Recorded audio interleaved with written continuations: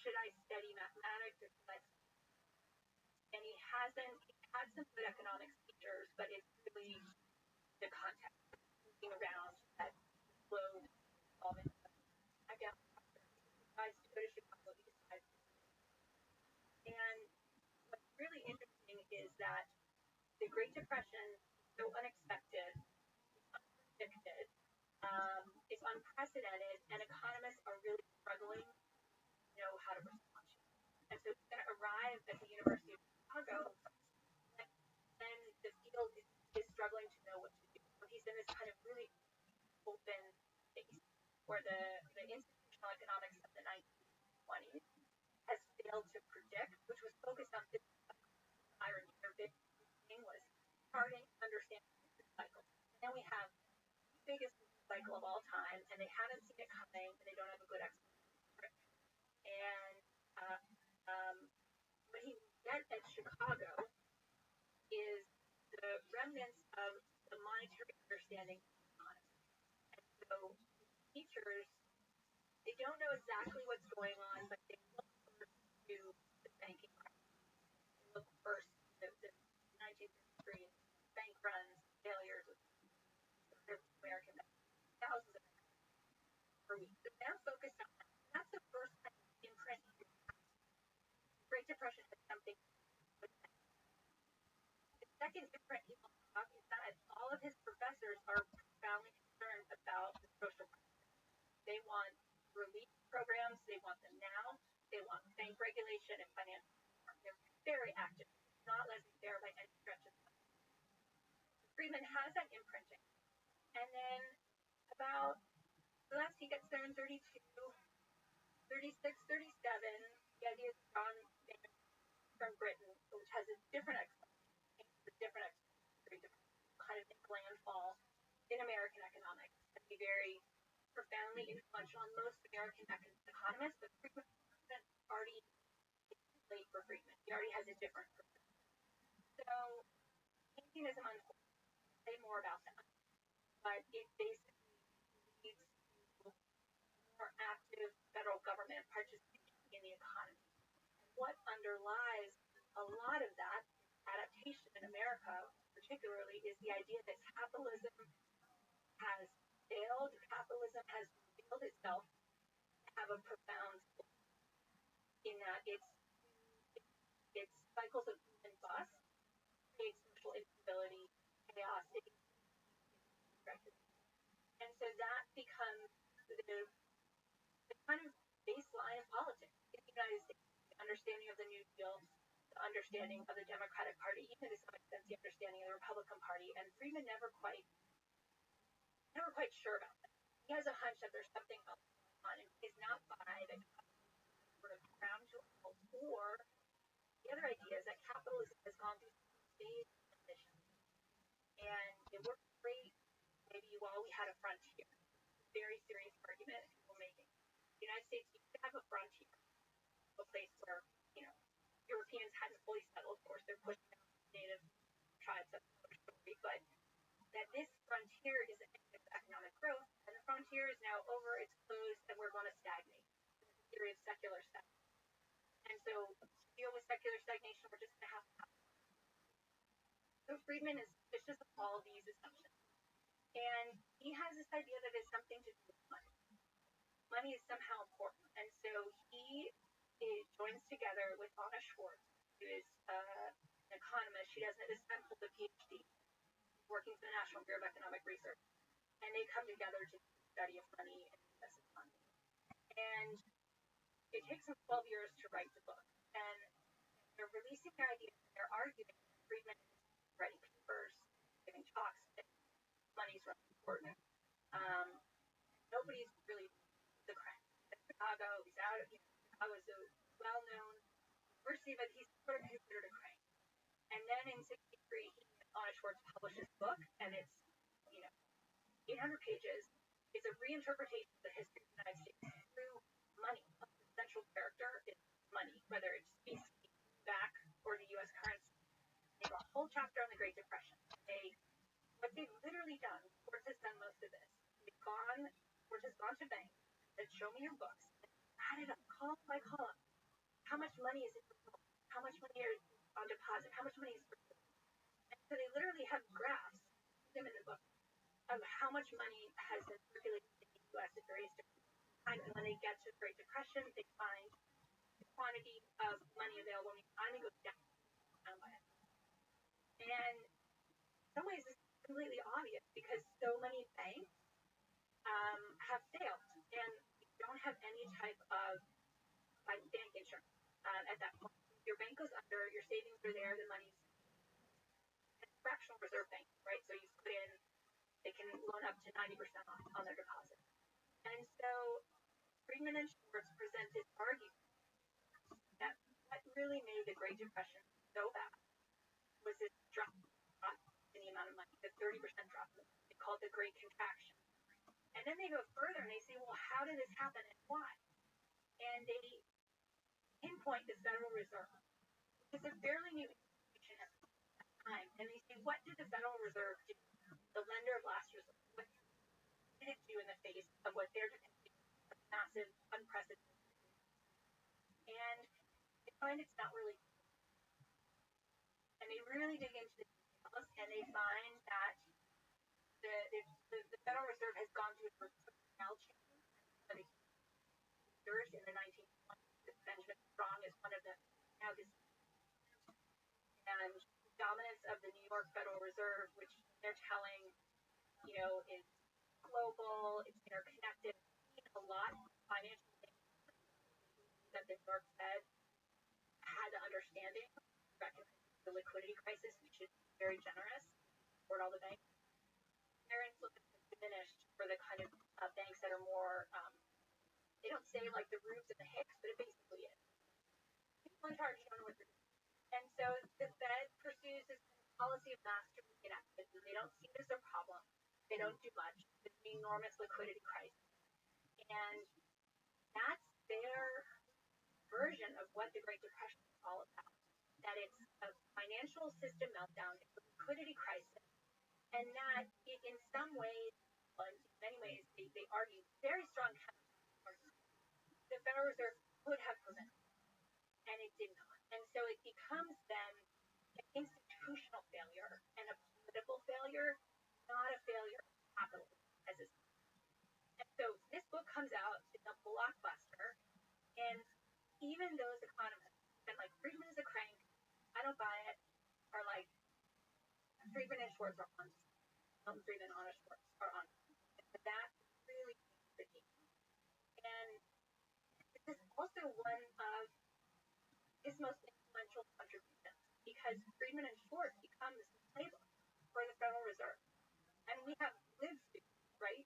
Financial crisis, the Federal Reserve is COVID, the Federal Reserve is all kinds of things because no Federal Reserve chair wants to be Friedman and Schwartz 2.0 that somebody writes. They're the bad guy who let the economy melt down. So the specifics of what they say they do have obviously evolved as and has changed, but this is the playbook for how to deal with economic crisis. It's Friedman and Schwartz. And so it's absolutely fundamental, and that is really going to be the place he makes his mark. There's a lot of things. The first book we're talking about, the monetary history of the United States, part for which Milton Friedman won the Nobel Prize. You've also mentioned the Great Depression. Rewind to that. Yes. So he went to college in Rutgers. That's right. And he was, mathematical proclivity. He was kind of wanted to do mathematics. So it's kind of a crossroads. Interesting how the right time, the right person arrived. Right? So he describes this really well that he had this choice. Mathematician, economist at the University of Chicago, mathematician, Brown University, whatever. And then also the beginning, as you described, of mathematical economics. Nicely. I think the number of equations that are going up per paper. So really, the right person at the right time trying to solve this puzzle of the economy melting down. So one it's from just zooming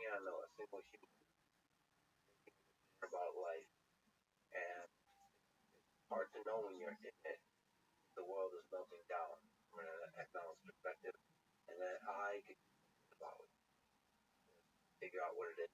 And also, I'm going to reject the main narrative about why this happened. Yeah, so the other piece of the puzzle goes to Rutgers. He'll be an actuary. So Milton Friedman's family, his parents are immigrants, Jewish immigrants from Eastern Europe.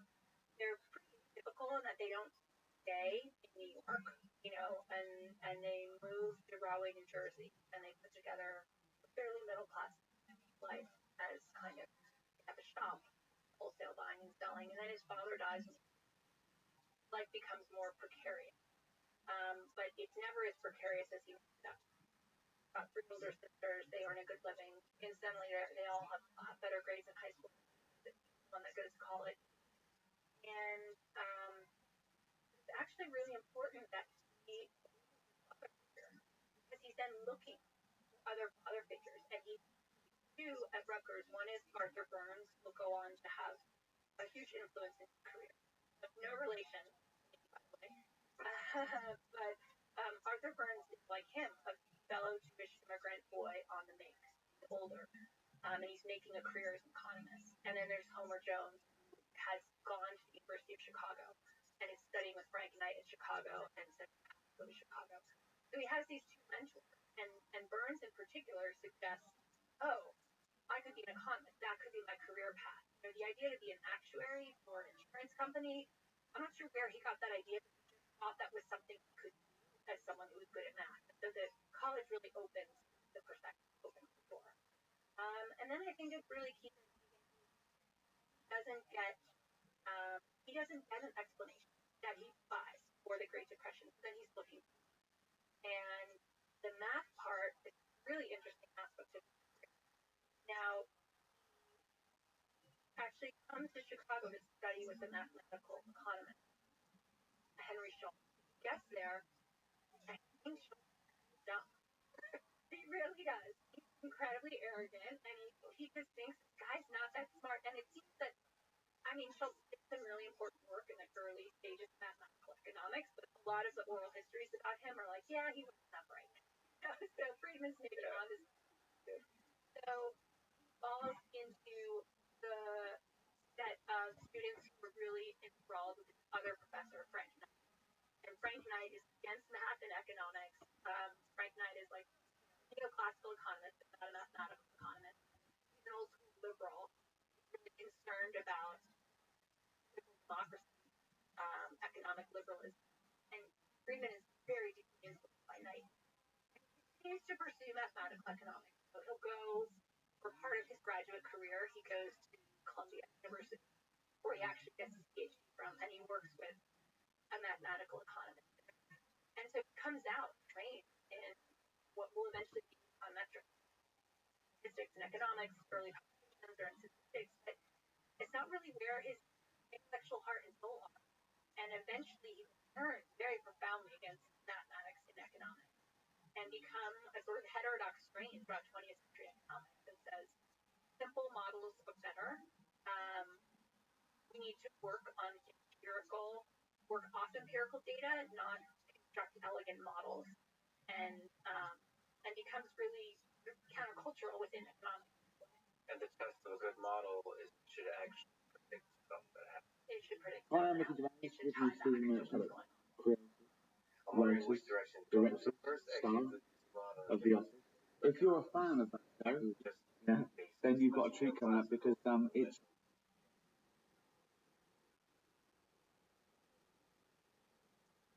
there's Austrian economics into that pile, Marxian economics. And can we just linger and try to redefine Keynesian economics, graduate school of economics, neoclassical economics, Austrian economics? There's First, okay, so schools of economics. So start with classical economics. Classical economics, you can think of kind of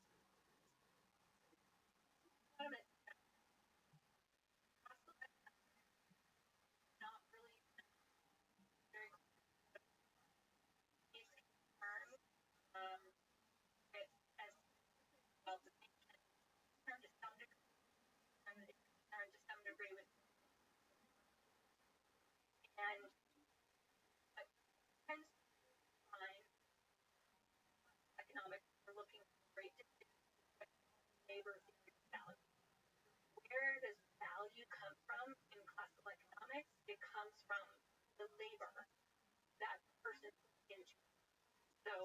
see this in some ways as comes from Locke's notion of property that you can entangle your labor in the natural world. You can say labor theory of that. So economics concerned with arguing against mentalism, trade, often goes by the name of political economy, thinking politics and economics. You can still read these things today. Sentences are long, the words are different, but you can follow along. So the real big transition from classical economics, political economy, economics, as it's understood today, comes with the marginal revolution. And the marginal revolution is a scientific revolution that happens in a couple different places simultaneously, right? This is one of these things that you see in the history of science. There'll be some breakthrough, like Darwin has a breakthrough, but like somebody else has sort of the same breakthrough at the same time, even totally, differently. So there's a version of marginalism that's continental. There's a version of the German lands in the French-speaking lands and in Britain, and they all kind of come together. And the shift is in the theory of value. So the theory of value in marginalism is on the margin. So say you have one apple and you want the second one. How much is going from one apple to two apples worth for you? Probably quite a bit. If you had 10 apples, maybe going to 11 apples doesn't matter that much. So what marginalism does, so most importantly, is it opens the door to math and economics. Because it means you can graph it now, depict relationships, graph it. And there's some really interesting work in the history of economics that shows a lot of the people who developed marginalism were looking at physics as a model, the science. And so they were thinking they imported terms from the natural world to describe social world through the lens of economics. Terms like equilibrium. With the idea being that if you looked at a market is equilibrium, when everybody is bought and sold all that they want, or the price will settle at an equilibrium price when it's really the demand and supply. These ideas are things we pick up at a microeconomics class. Oh yes, this is still out there, sort of the basic foundation of microeconomics, marginal analysis. And so in the German-speaking intellectual tradition, this is the root of Austrian economics. And people picking up the marginal revolution in the German-speaking lands are the historicists, who are thinking in a more evolutionary way about how societies grow and change, and they have a vision of economic ideas as applying differently to different types of social systems. Where the marginal, remember, are inspired by physics, and this set of natural laws that applies anywhere to any sort of human society. So that's this first really big fissure that we'll see again and again. Are you historically minded? Certain traits of economic life adhere, and become expressed in certain types of societies, or are there universal economic laws that will go through any society? That's kind of a juncture, a break. And so marginalism, first, people start using early geometry to kind of graph things, but marginalism is also opening up the possibility of calculus and the possibility of creating models. But at that point in time, late 19th century, a model is something like a physicist. Like, think of like an inclined plane and how fast does the ball roll together. It's a physical representation of the world. And eventually economists will start to create mathematical representations. But we're not quite there yet. So we're late 19th century, we have this fissure, we have this introduction of marginal analysis that marks this juncture from classical economics to economics. So let's say now we have economics, but we still have this fissure between historical thinking and let's call it, natural law. Right? Welcome. Dude, there he is. How you living, pimp?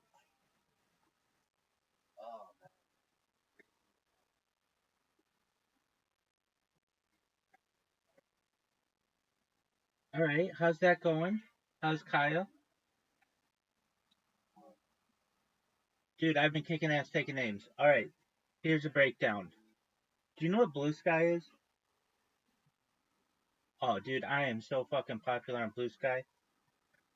Um, well, first of all, I had this credit in Fiverr that from like a year or years ago, and it was like $13 or something.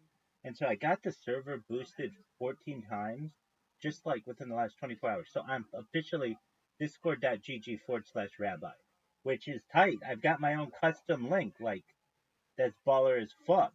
And I really thought, like, what other thing could I do that's shorter? And it's like, there are titles for rabbi, but it's just like nobody's gonna know what Rove is or Rav or any Rebbe, nothing like that. So, but Rabbi, yep, yeah. So I think it's pretty perfect. And I mean, I got that within the last like 2 hours. There's this guy, and you know what? I highly recommend. Yeah. So type discord.gg for all you have to do is yeah,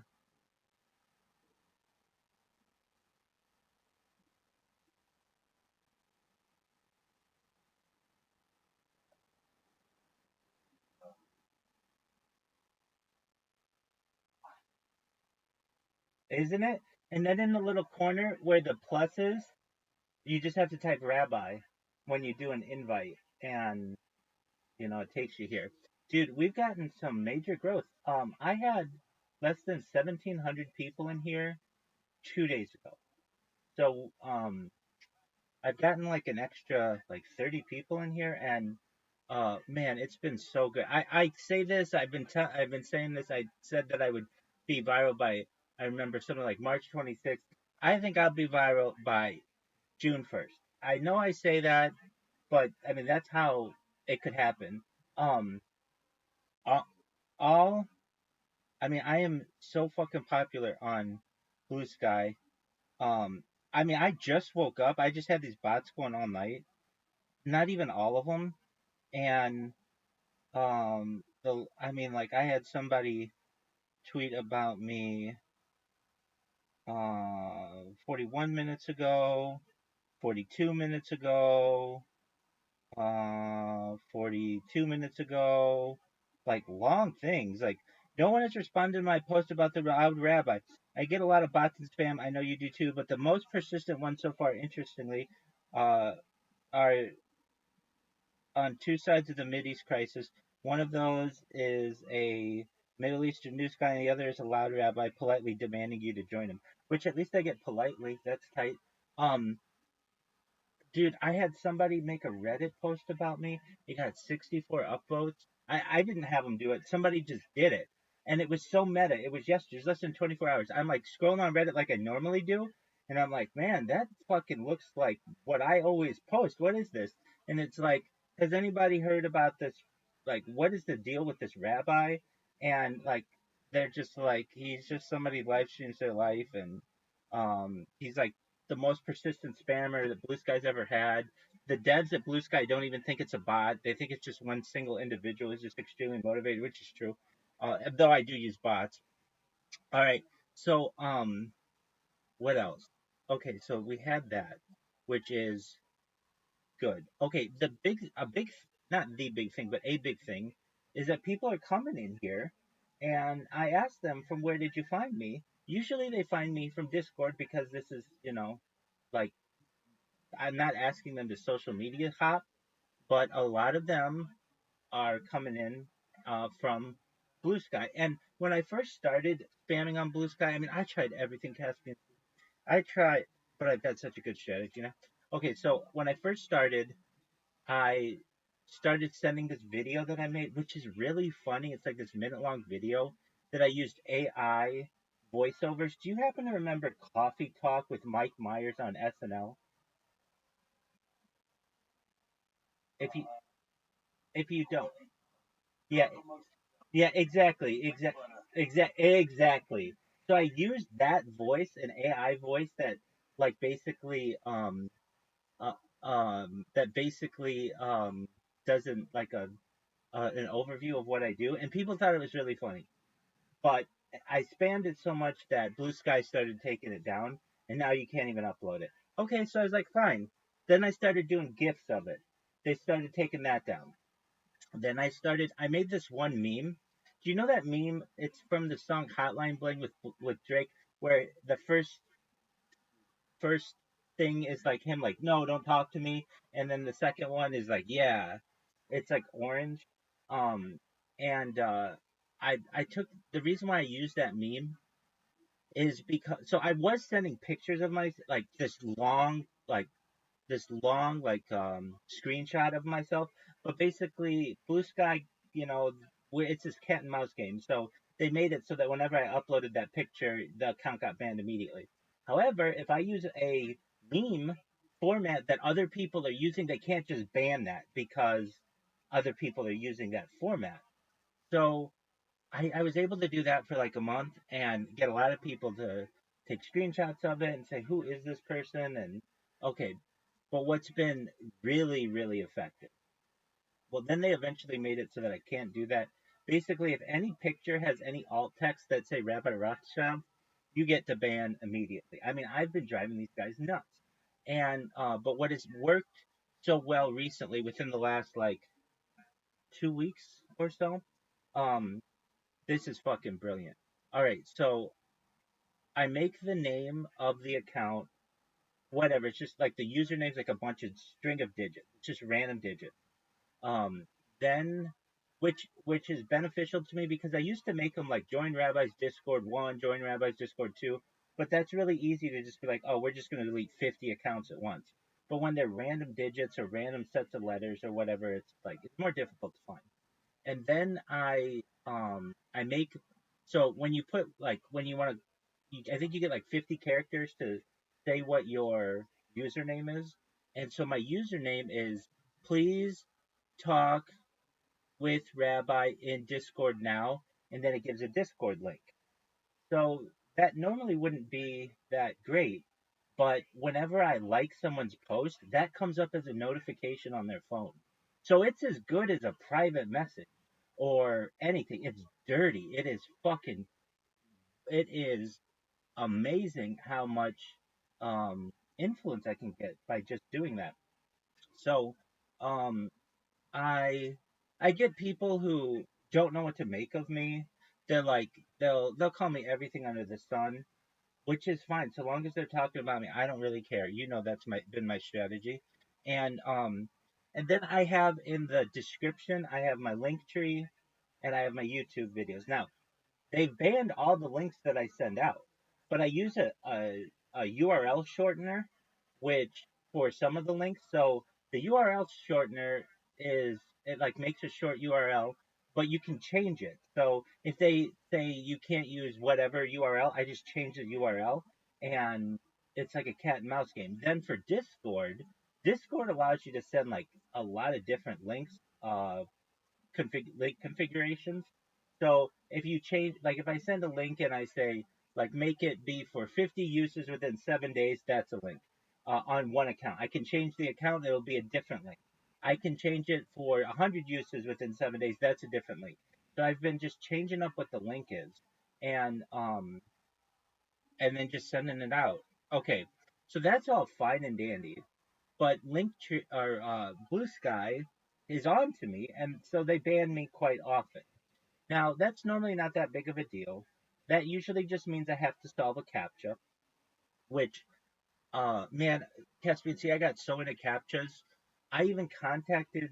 Okay, so I do have bad vision, and there's something for people with like vision impairments where they don't have to do CAPTCHAs. Sometimes they have to do like sound CAPTCHAs where it's like name when the dog is, and the first one will be like a bubbling brook, the second one will be like meow, and the third one will be like rough, and then you just like put the number three. But those are really easily solvable with AI now. So this captcha company that I contact, they're the ones who run the captchas for Blue Sky, though they're not affiliated with Blue Sky. They are like we have an alternative. You can get a cookie that basically allows you to bypass any CAPTCHA that works for like 24 hours. So I'm like, oh, that'd be perfect. Well, I contact them. I'm like, look, I've done everything that you say to do, which is to like download this cookie. It's a whole pain in the ass, and it's not working. They're like, oh, I had to do all these things. I had to use like different devices. I had to use different browsers.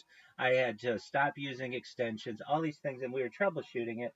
And by the end, I'm like, actually, at the beginning, I was like, can you guys just try it? They're like, no, we're not going to try it. We'll do all these things. By the end, I'm like, can you guys just try it? They're like, yeah, we tried it. It turns out that you can shut this feature off if you're being inundated with spam, which apparently Blue Sky is, so they've just shut it off. So you have to do captures, which I feel like is a violation of the probably a violation of EU law, but it's also a violation of the Americans with Disabilities Act. But nevertheless, so I have to do the captchas, and the captchas are they're not that hard. And fortunately, it's not like Twitter, which can just be you have to do like 25 different captchas sometimes. It's just incredibly difficult. Um, Blue Sky, you just have to do two at the most.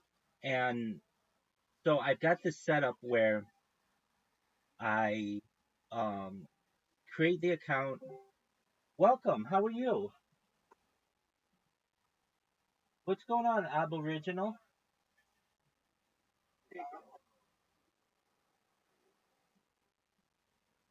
What's good?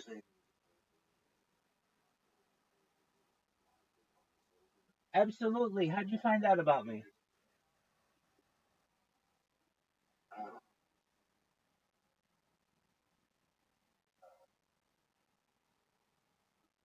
Oh, very well. So Abo is your friend, Caspian Sea?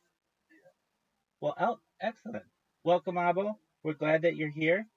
Do you mind if I tell you about myself? Oh, you've been here before? Okay, did I tell you about myself? Okay, so oh yeah, yeah, yeah. Now I know. Okay, yeah, yeah. Okay, yeah. You know exactly what I do. Okay, yeah, I recall that. Excellent. Well, how's your life been going?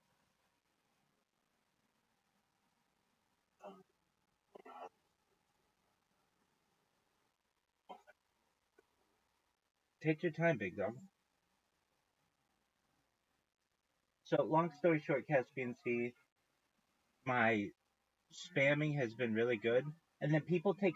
This is the funniest thing, is they take screenshots the of the like spam that comes into them, which has my link in it. So it's like a fucking free billboard on their platform that, it's like, okay, well, this is the link. That's all I care about is people knowing what the link is. And I had somebody last night, which was like the slightest worry to me. They're like, it is kind of funny to me.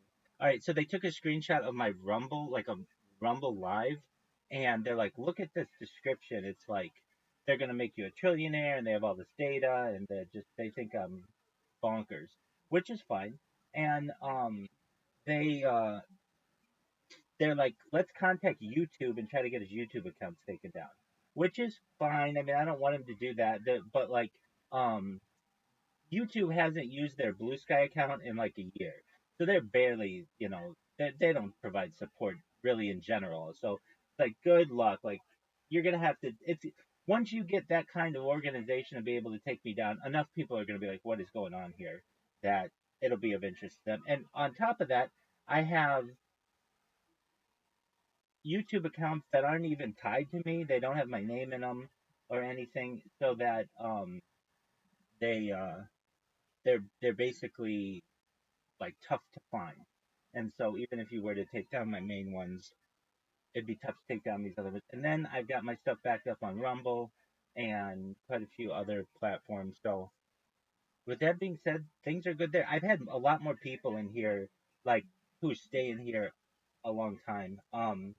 I have two women who stay in here. Uh, one is named Miss Aquarius. She comes in every night and we play we play games together. Yeah, yeah, yeah. If you met her, um, she she's very consistent coming in, and she'll be here all night. She sleeps in here, and then we have Audie Dusky who stays in here a lot of times during the day and at night. So that's kept me company. And then Zoot's been in here. He's in here like many hours a day, and we play a lot of games together. And that keep as oh dude, yeah, Zoot is in here a lot.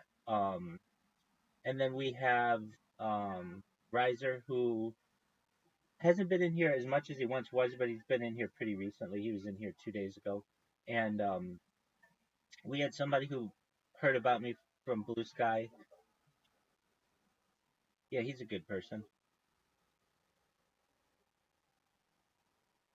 Um, so I'm pretty giddy. I mean, this person made this Reddit account or Reddit post about me like 48 hours ago. It had a bunch of people who upvoted it, gave it some good visibility, but my goal is just keep these these bots going. So what does that mean? Usually with a platform, you don't have to worry about the platform going down, but sometimes Blue Sky has some growing pains. So they've been pretty consistent for the last month, but like they've had over the course of the last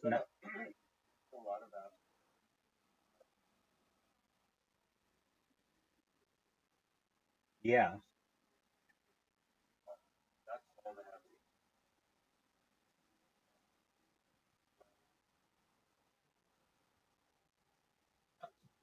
Blue Sky, Blue Sky, Mastodon, and Truth Social are the big ones. And of those three,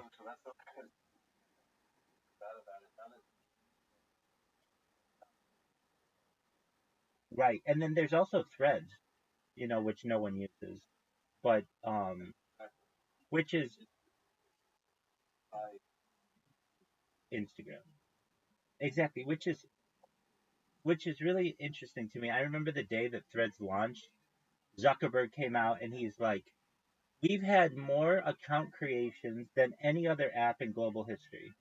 And it's like, "Yeah, but all you had to do was like press a button on exactly." And I, exactly. And I don't know anyone who's ever been like follow me on Threads. I get things on Instagram where I'm just like on Instagram and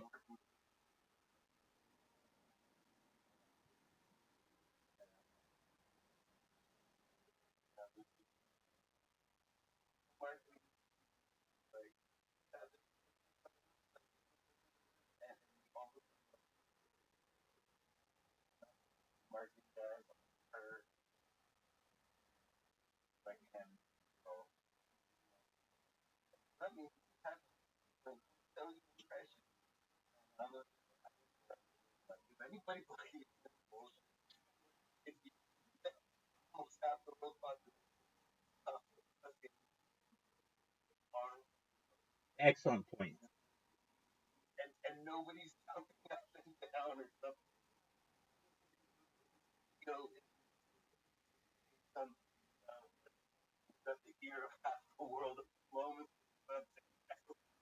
That's absolutely that's absolutely correct. Oh, the idea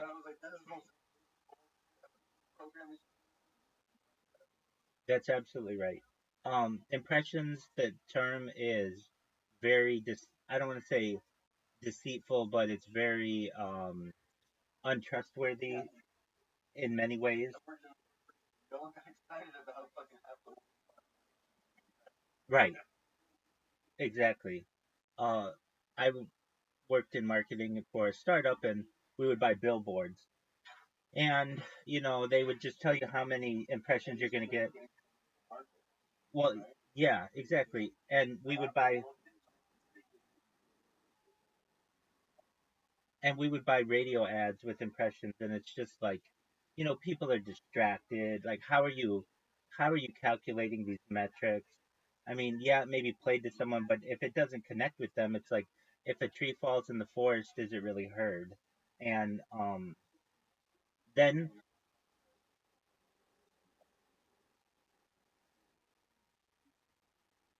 the you always talk about this. I always think it's in insurance, but I can't.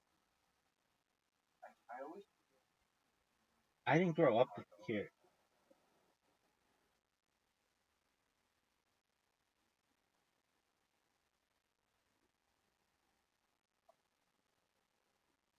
Yeah.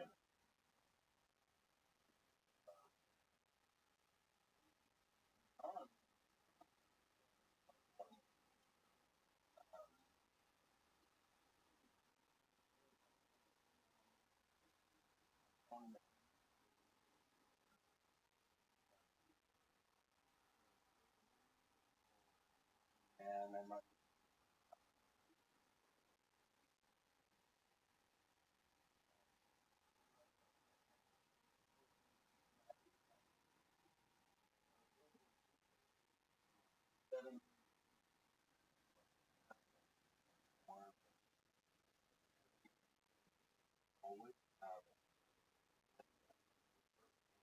Yeah, I see these. Kind of like fun. And that more coverage.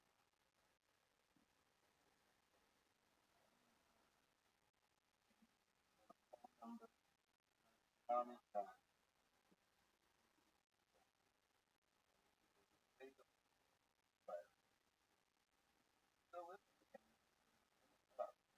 long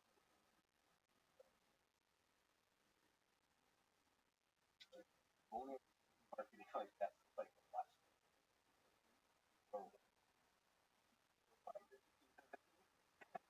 Like,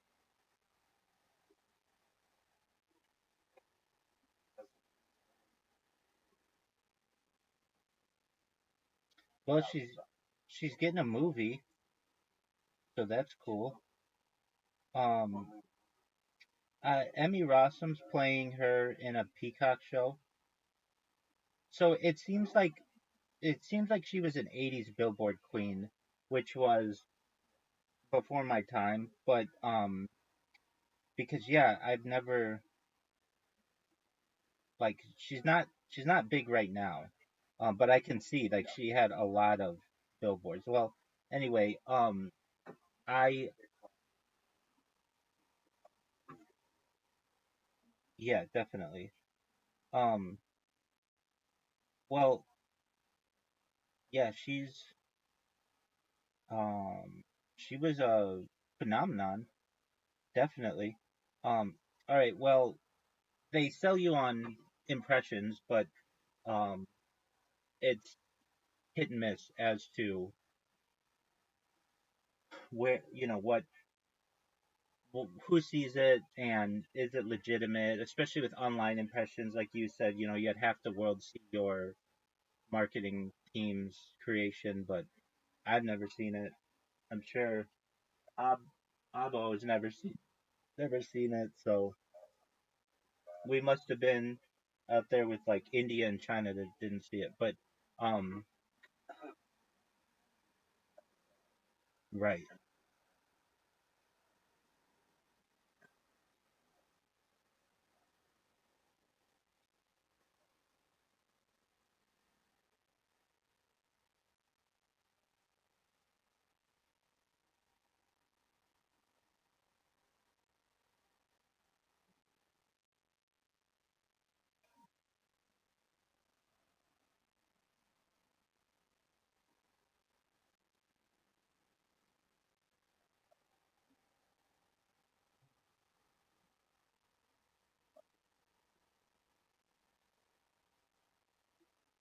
Have you? I don't know if I told you about this website.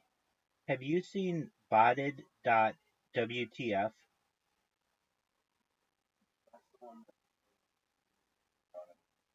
Yeah,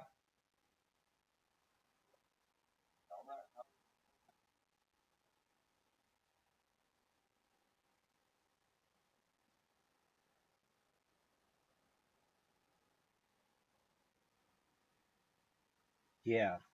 Um, but I do it kind of the old-fashioned way and just spam market and um the way that I tell that it's working is, are people taking screenshots of me? Are they making posts about me? Are they complaining about me? And when I start to see it happening multiple times an hour, I know it's working. I know right then I'm putting pressure on the jugular of social media, and it's just a matter of time until it pops. And so I was saying that I was in this battle with these captchas, but then I figured out, and that's only really an issue when I'm asleep, because I've got like 8 hours that just sit there and don't do anything because I have to do captchas if they ban my account. So I came up with a really good strategy to counter that, which is I create like 10 accounts on each device, and then I have this thing that creates separate sessions from each of them. So basically, they don't interact with each other. Usually, if you do like incognito, if you open up a new incognito, it's the same session. But there's an add-on for Firefox that allows you to do separate sessions, like they're known as containers. And I create 10 different accounts, and then I can fall asleep. Because what happens is if they ban one of the accounts, it just opens up one of the other accounts. And by the time I awake in the morning, it usually hasn't banned 10 accounts on 3 different devices. And that's what happened last night. So I was able to sleep, and when I awoke, it had only banned 5 of them on one of my devices, and that means it's working when I'm asleep, and that's the best when you don't have to pay attention to it, and it's just all automated. And so I'm pretty thrilled with my spam campaign. I mean, it is so um constant that most of my day the is on their search, and I just okay, so here we go. 8 minutes ago. To whom it may concern, I do not want to talk to Rabbi in Discord now. Link below, followed by a string of janky numbers. I mean, that's cool. I mean, that was 8 minutes ago. I was talking to you guys. I wasn't doing anything. um, so that's just, and those are the ones that I know about. There are people who take a screenshot of me and just say like WTF. Well, I'm not going to find that because they're not using the term rabbi. Um, but I will find it if they do use the term rabbi. So I just know I've taken over this platform, and to the point where it's starting to bleed into other platforms like Reddit, and I've become a meme. Like there are people who are like, um, I'm the blue sky rabbi. I mean, that's the best way to put it. And I will get people who come in here. I would say it's usually like at least one a day. It's become pretty close to one a day who just come in here, and I'm like, how'd you find out about my blue sky? There's some people who don't want to tell me how they found out about me. But when I look at that number of how many people joined the server, and it's right now 1728, and 3 days ago it was like 1690. That's exciting for me, and that tells me I'm gaining like 10 people a day, which on um, Discord is really strong growth. So I'm very happy about that. So, with that said, what's new with Kaya? Is she all grown up yet?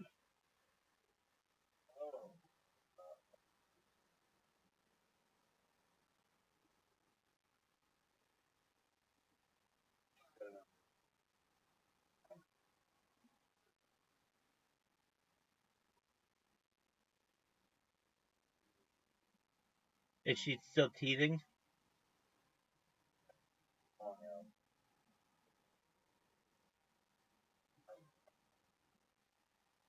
Are her teeth dulling?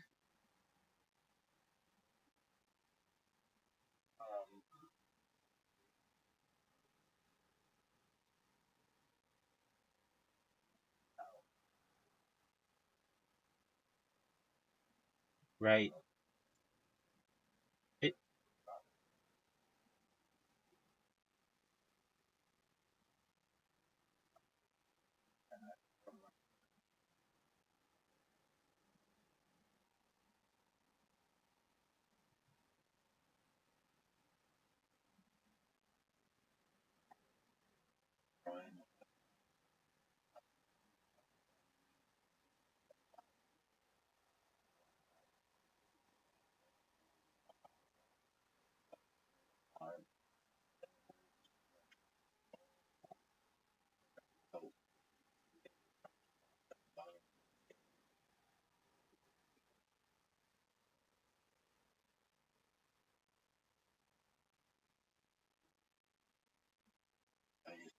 my dog because of American these days.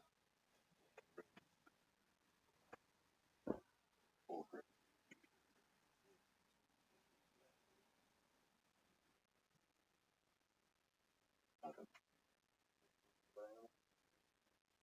land rib you got America because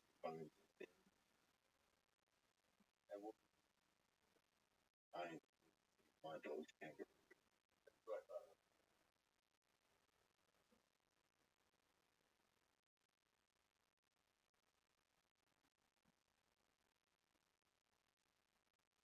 beef ribs are too thick, tough, chicken carcasses are too thin. You need and deer ribs even.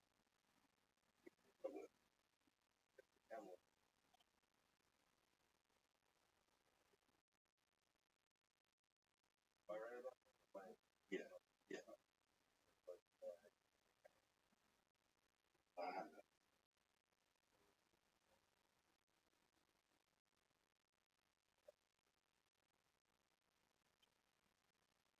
See, Australia so we have native Australian bush. Yeah.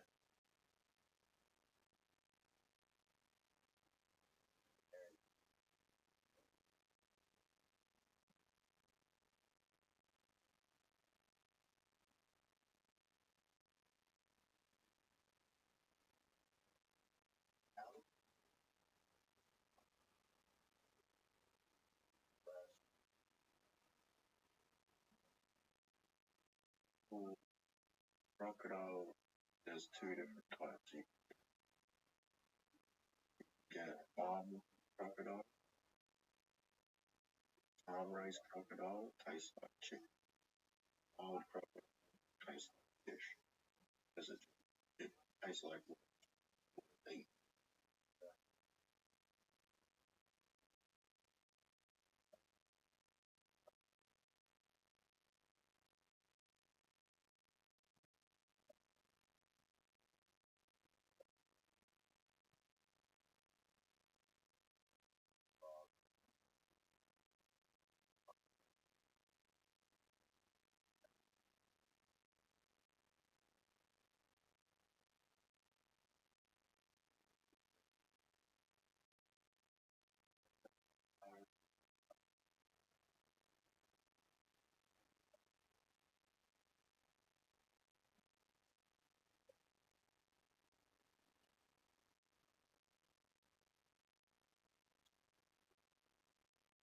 Sure.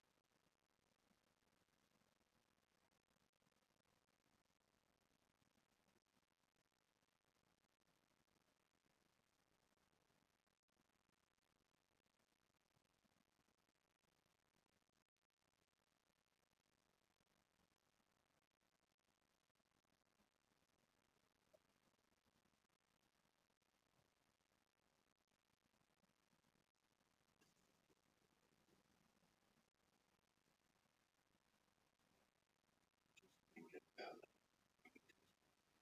the unique lamb, that'd be the his teeth.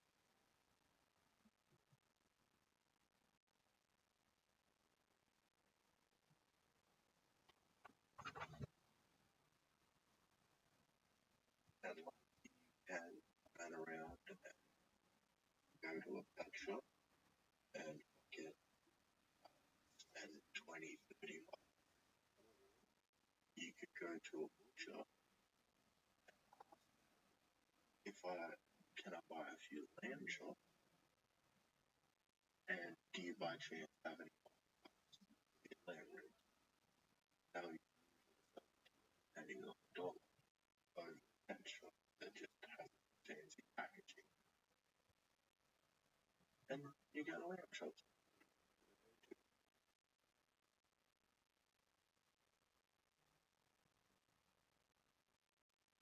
You don't have a bookshop, go into a supermarket, has a lamb chop.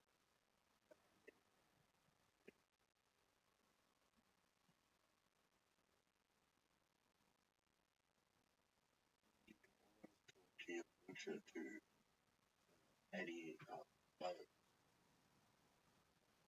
butcher will be able to split cow thing, get all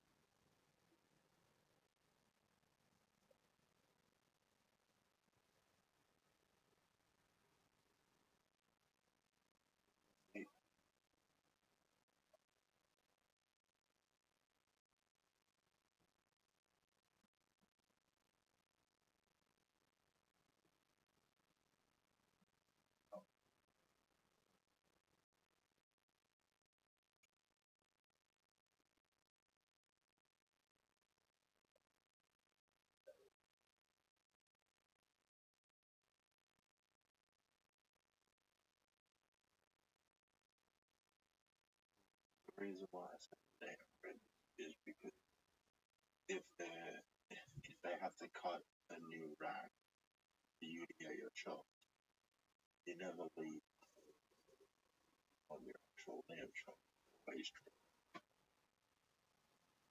So usually if they cut you to get some chops, you can get some free off free lamb.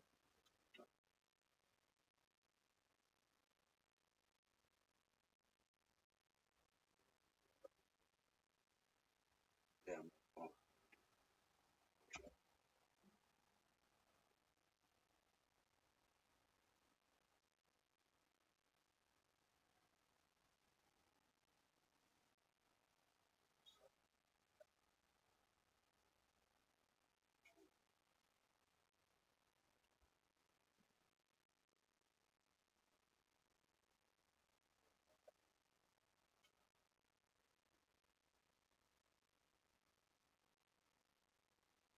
ground.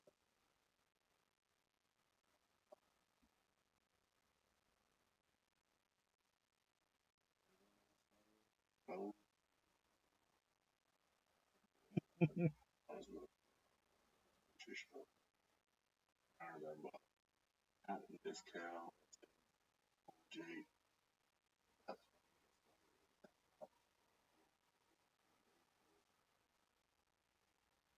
drowned by leg. I went to do hospitality.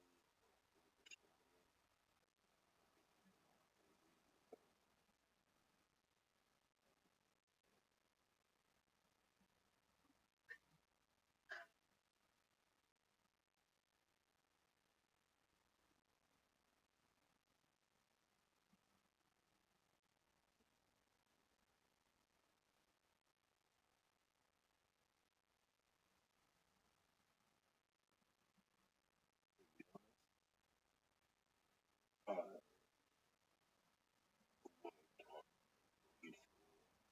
talk, uh, was get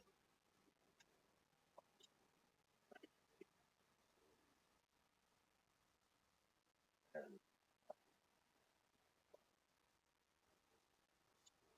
artist, just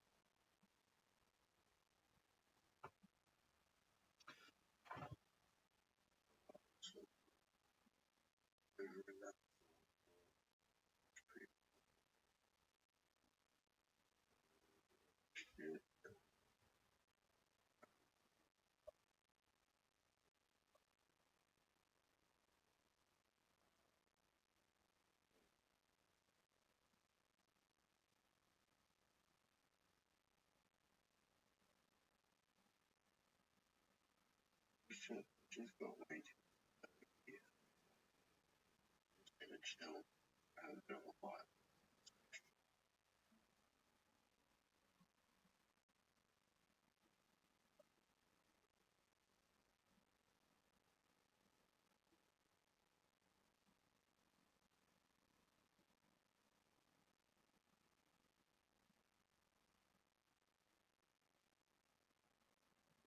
I am too state of that. It's because Kim to do it.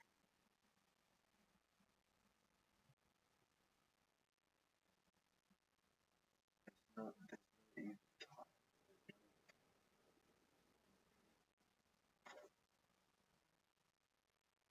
just awful reputation.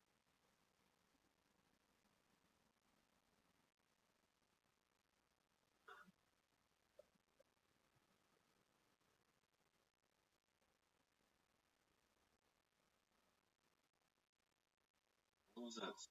If I'm in your house,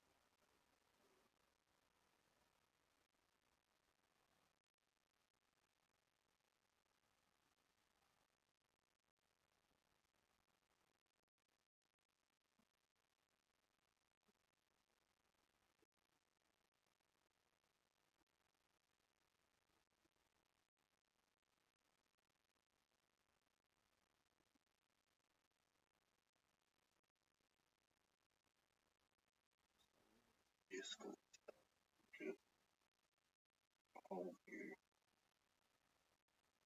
shit. They accused me out of Trump. Accused me. I think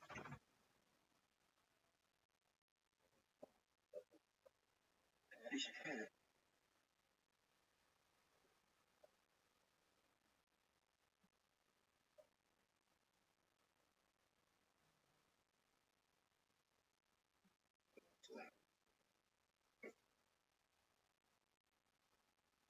Did have hair that they have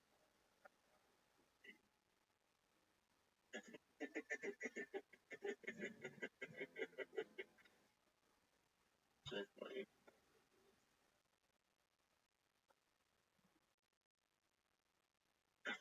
didn't leave that kid well sure wasn't okay. One position get a subpoena request to do a journal. They didn't hear anything back. Accused me.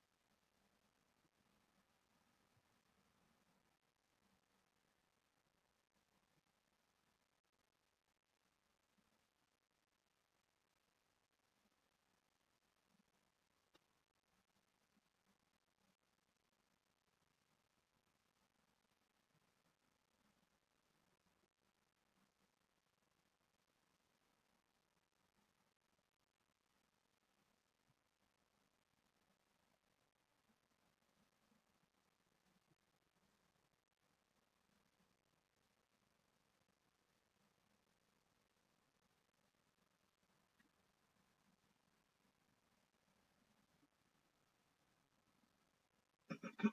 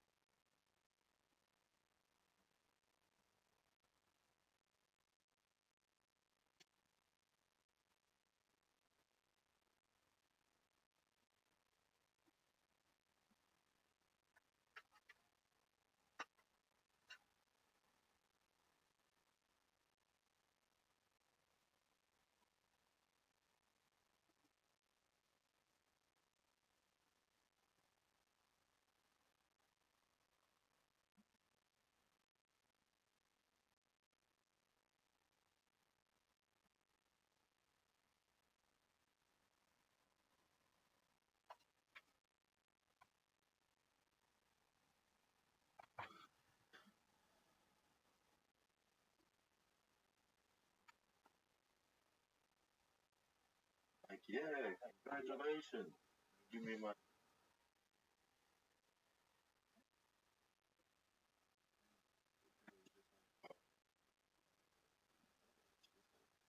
If you're gonna go through that much effort, just go to the code and realize which city I'm in. You can at least be a bit more.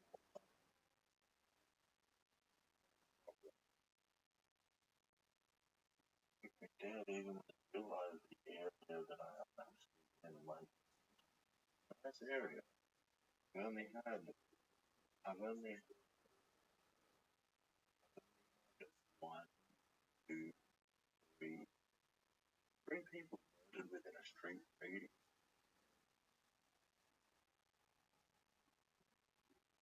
One of them was shot, one of them passed to death, the other one stabbed and drowned. All the 16-year-old kid, they're a fake head, and a bunch of other kids put it in the house, stomped to death. Um, no, supposedly he stole a pair of fake hair, and that cost his life.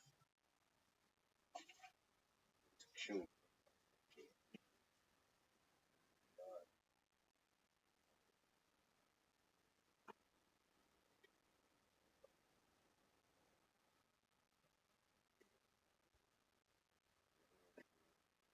fucking house, and then like next to stomp the shit out of.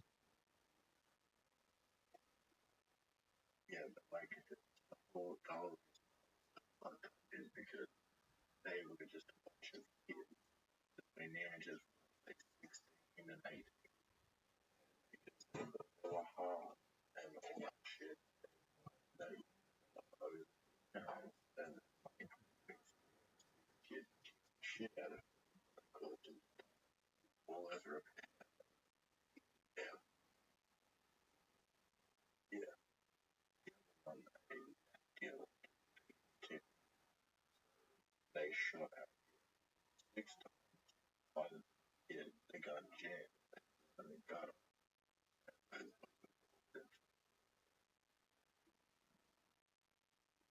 the other one was another meth dealer. If It was stabbed around down the front of it. Another boy had his house broken into. We came back, whipped out a gun, went to shoot him in the street. Officers came down, walked to the street, arrested him. Still haven't.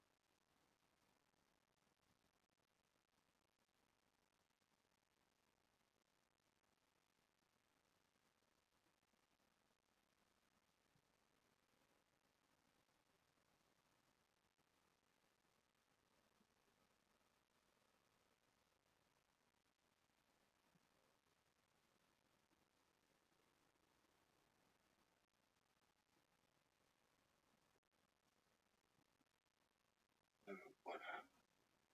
I don't think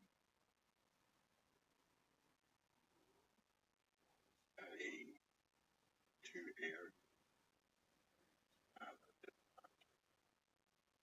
just happened to run into each other.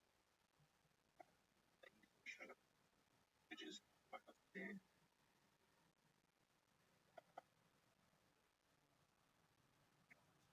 Yeah.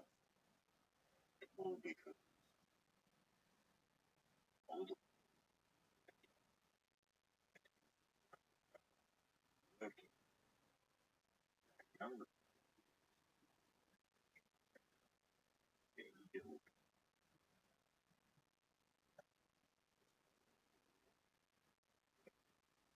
People did around the area. Well,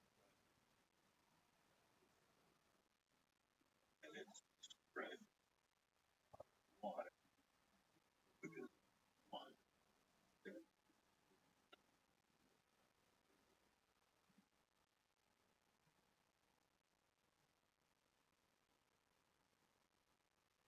yes,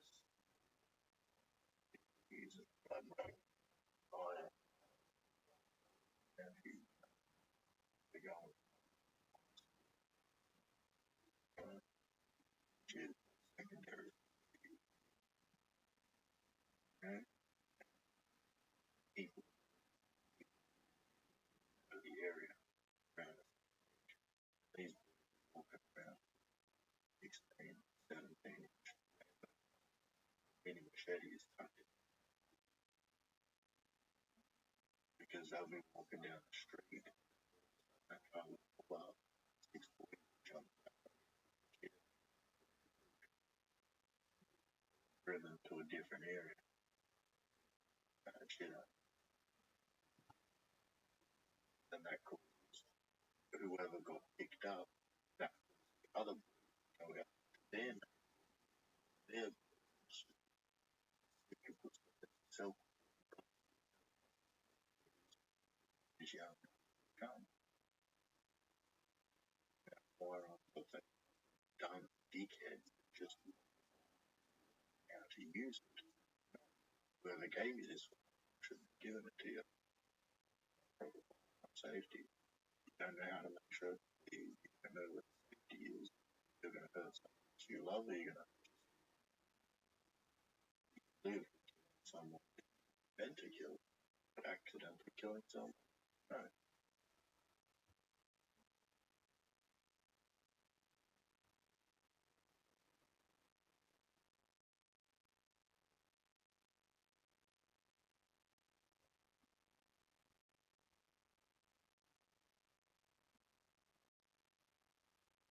else's way, it can be kind of in the I need it. But I already know. You don't need it.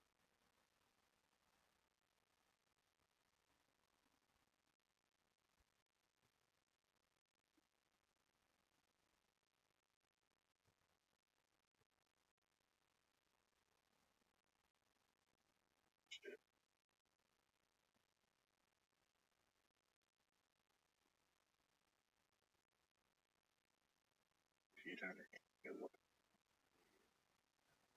you're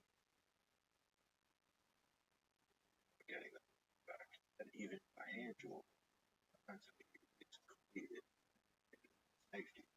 If you don't check for yourself, safety, you won't be getting it. Rip it out of your head. Sorry. Just because I say it clear, I say you need to have your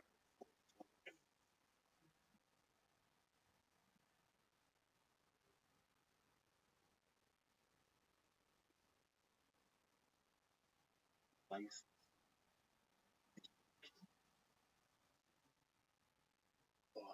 Place that I haven't taken the magazine, so I don't need to rack. I don't need to rack the actual fire, rack it up to the thing or because complacency tells you you're just gonna take out the magazine. Gee, I don't remember racking it previous. It's still that's like action chamber.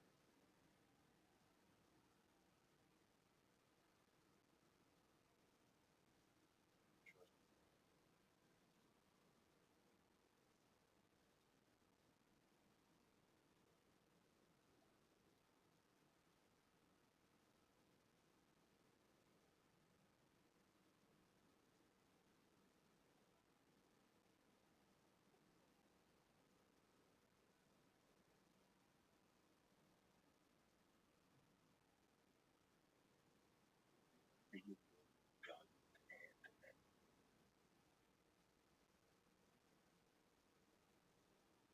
yes.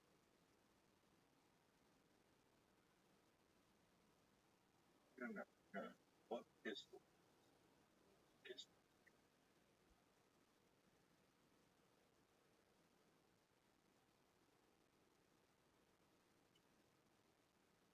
not a garage?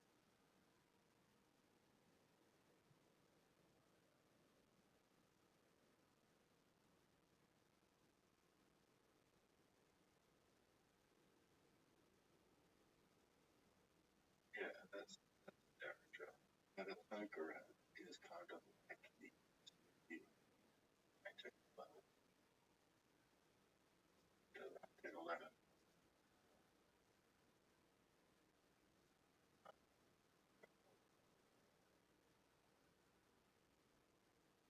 That's the American version. It's a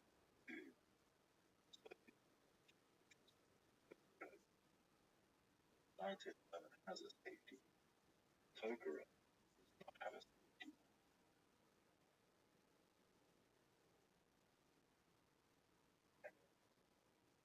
Yes, for you to check safe, you have to off the gun. Either at a high, let the slide go too far, it can fire around.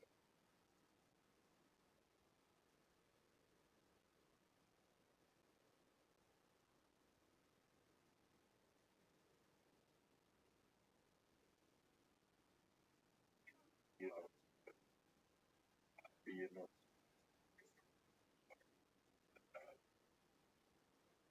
Tokara being the issue is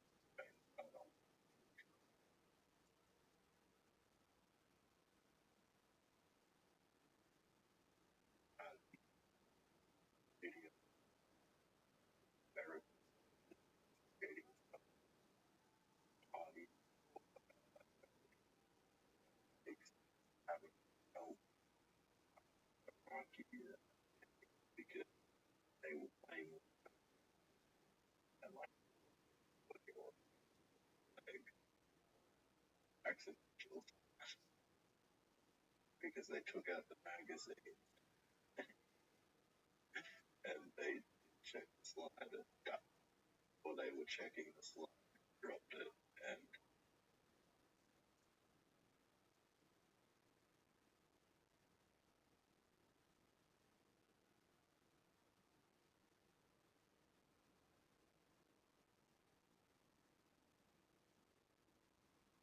then I got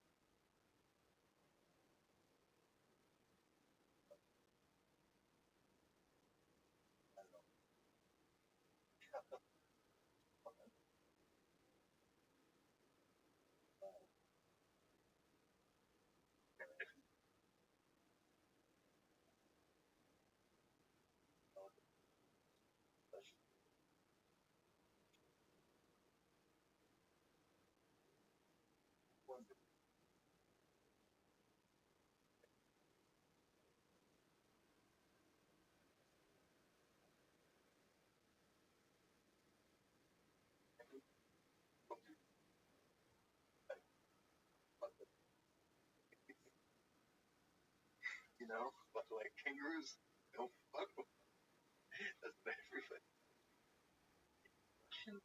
Gigantic. They are friends. And I wonder tonality. Oh, previous. Yeah, that's like long to me, you know?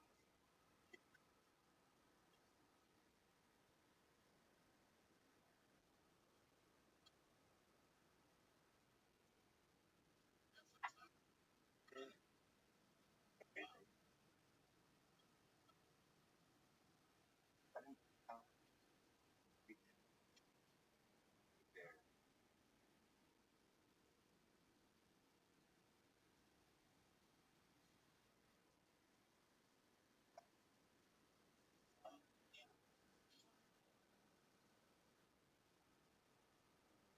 Really unit of friends, the family, because they matched and strided.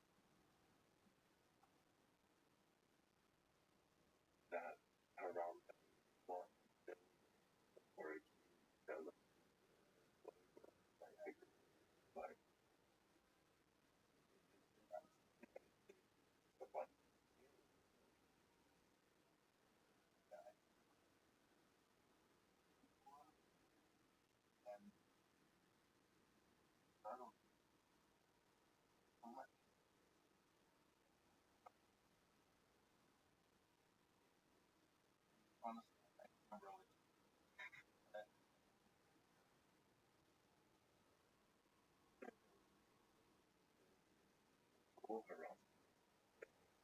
down, and the girl actually helped all that boy out. And they took it off.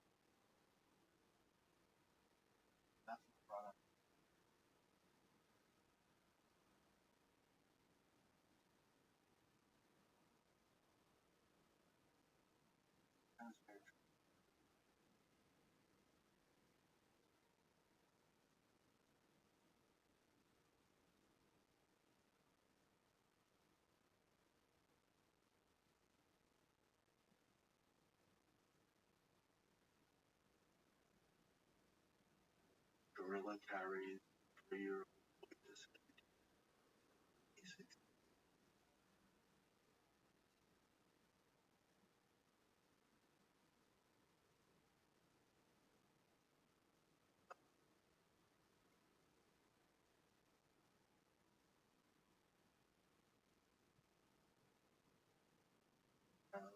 Gorilla carries an 8-year-old girl. While she was a female, it will headlines which carried doctors.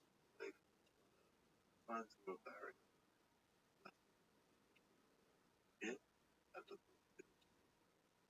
focus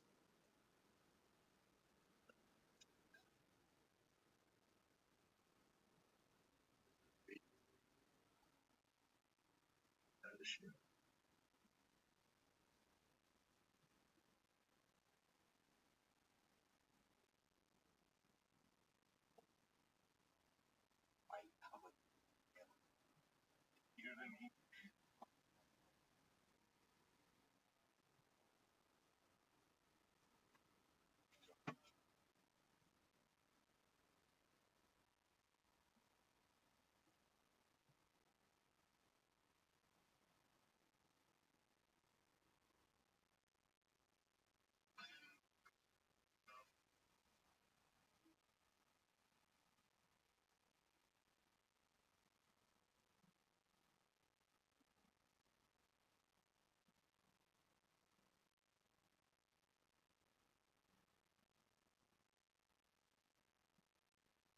I can't post it. Check send you.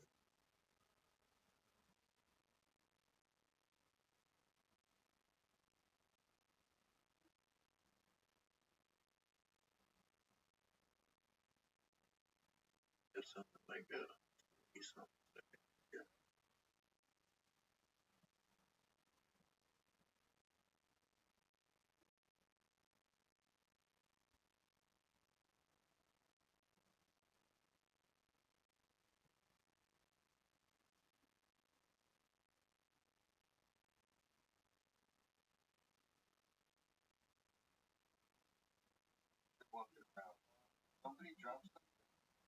Yeah, she just picks him up like, oh, okay, I guess I'll talk to you for a bit. You alright? Around. But he realized, child. I like that. Yeah, and the line pushes like, hey, read the signs. Lion, like,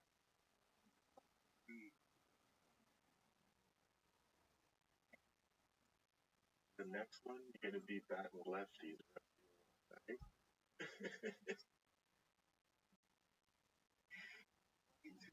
Eyeball. So many warnings. Finally, not even, you know, where you could, oh,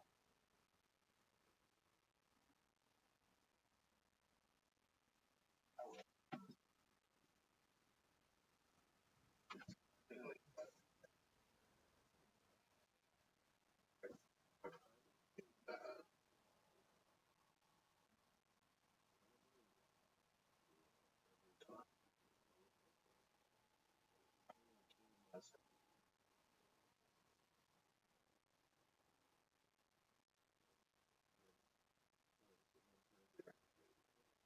so it was Tiger and Butter, and like they actually did a project that's one like on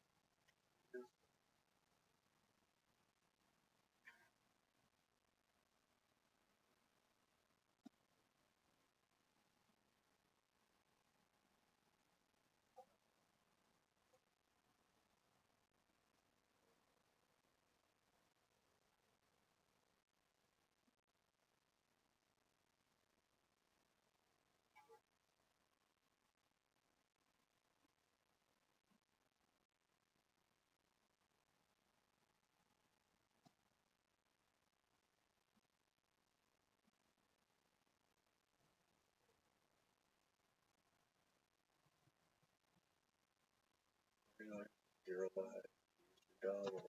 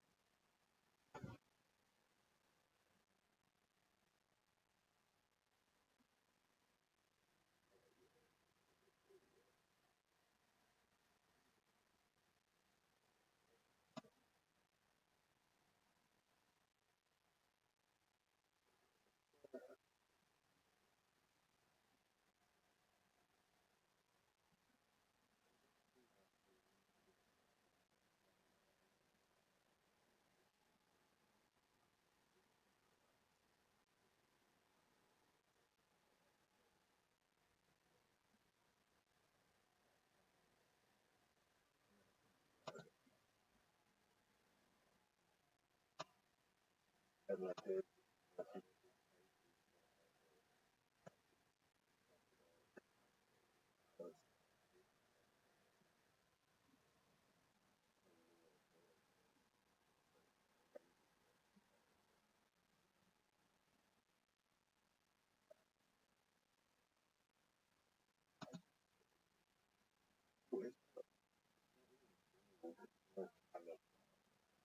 realize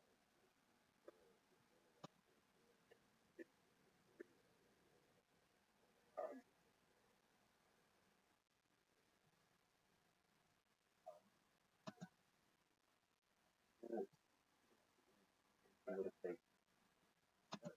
take the cuddle doesn't satisfy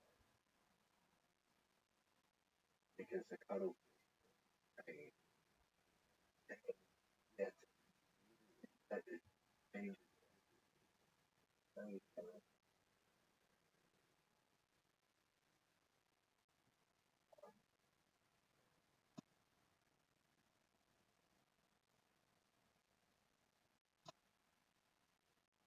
every cuddle change colors face the like president stomach ego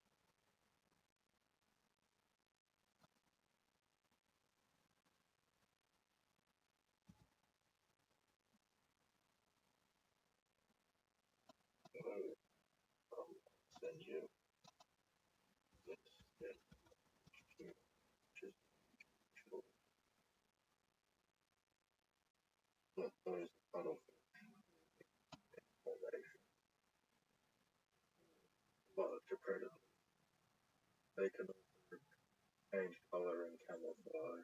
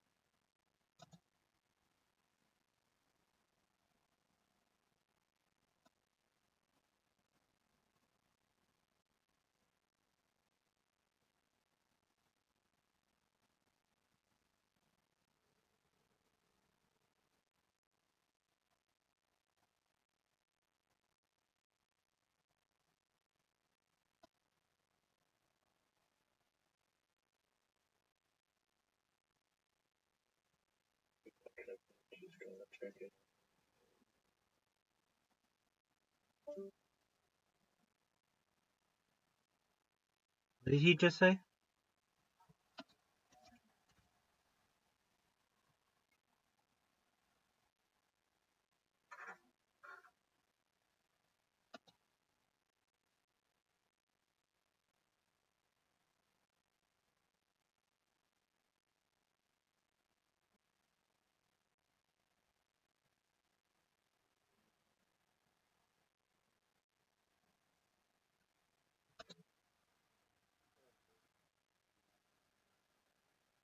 No, no problem at all. If you would, just keep from where I am on the DL. I don't want people harassing a family that I have there. You're good. You're good. No big deal. I'd rather take that. Even as we spoke, I had people who say they want to butt rate me on Blue Sky, so it's one of those things that, yeah, exactly. I can always call the Irvine Police Department and have them protect me, but I don't know about my family, so it would just be like aunts and uncles, but nevertheless, I do my best to protect them. Uh, if I may ask, how have things been in with Music Biz Marty and such? No, no, no. I of course I know that, but I mean like his server and all those people.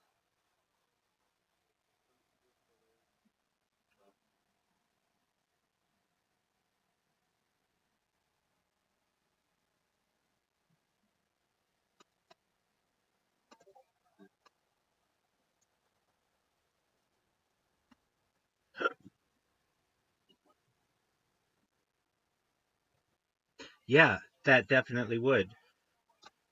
So somebody went to Cyrex's house, or Cyrex?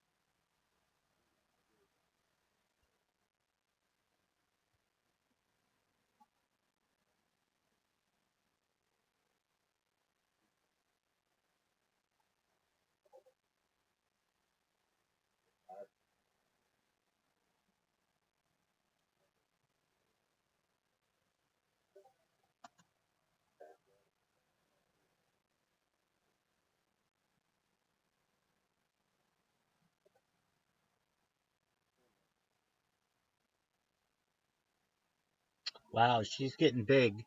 How many pounds does she weigh now?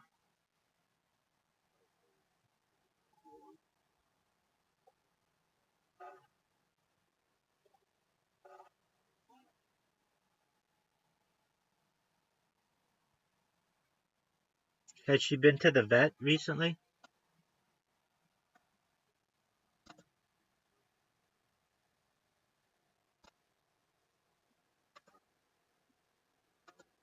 How did that go?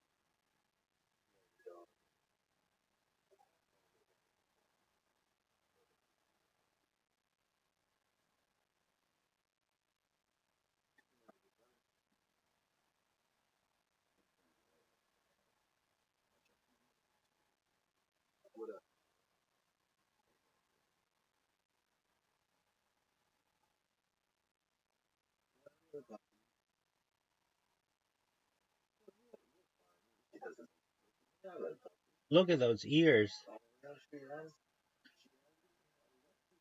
Exactly. I was just saying the same thing. Does she hear very well?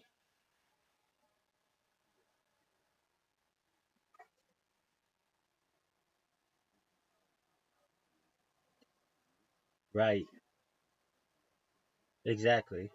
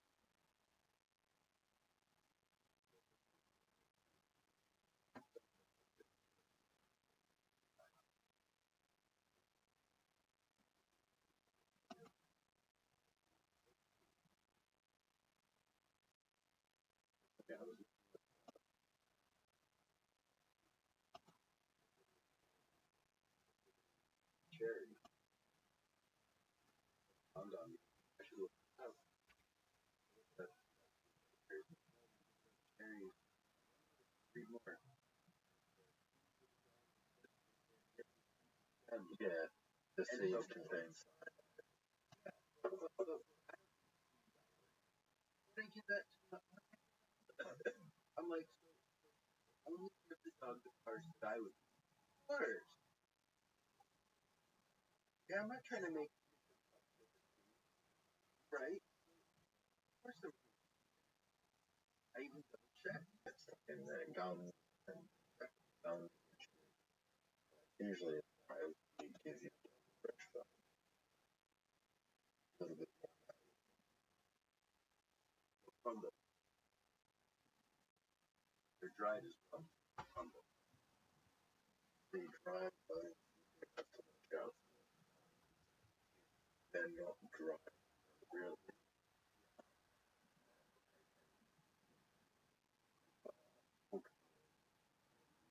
they can have it. Have a bit of fish and odds that you can house to get stuff. Road, red, production, that's wiring, all up. Like, that has all my, and I open my hand down. Just right out. I've had,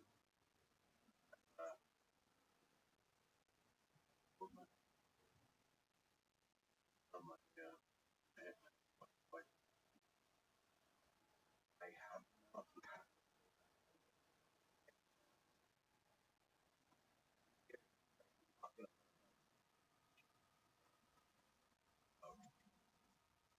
stopped, like, if you don't pull it out, mm-hmm. And it's like sometimes it just, like, you're at you, next thing you cross, like a chicken. And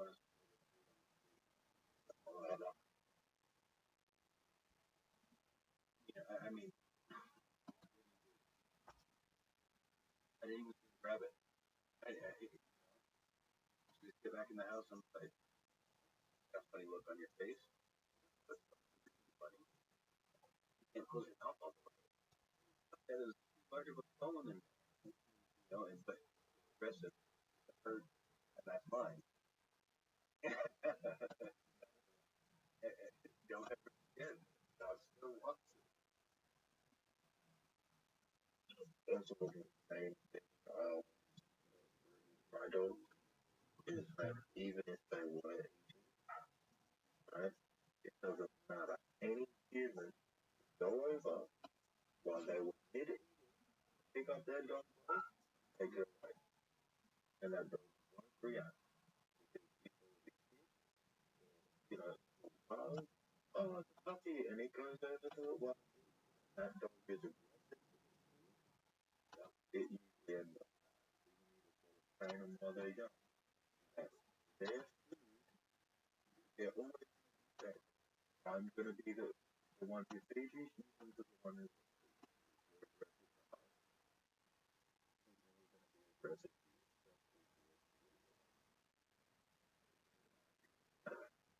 Yeah, yeah. Like,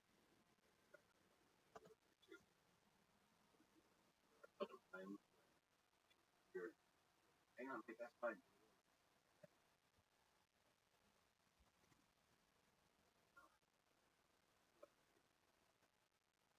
It's it's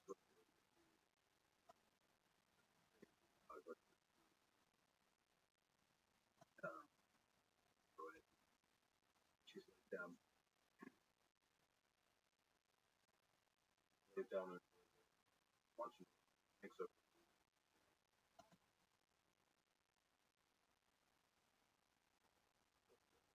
telling you, telling her definitely.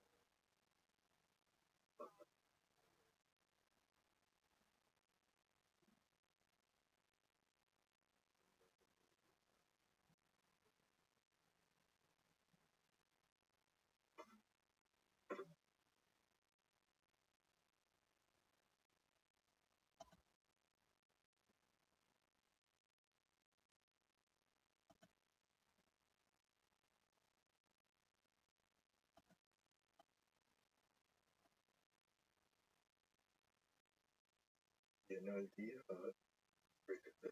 the scratching behind both pieces dopamine in the brain that usually makes them placid and lethargic.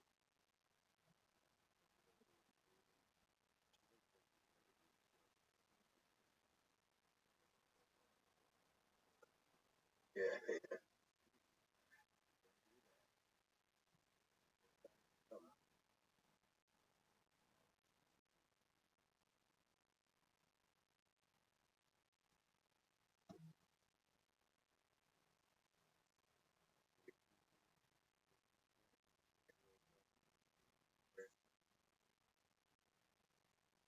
Every time I ask them about the chili,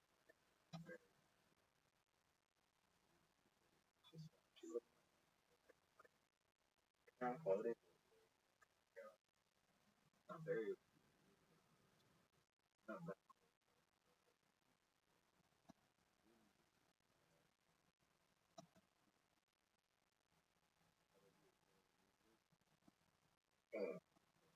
It's just getting colder.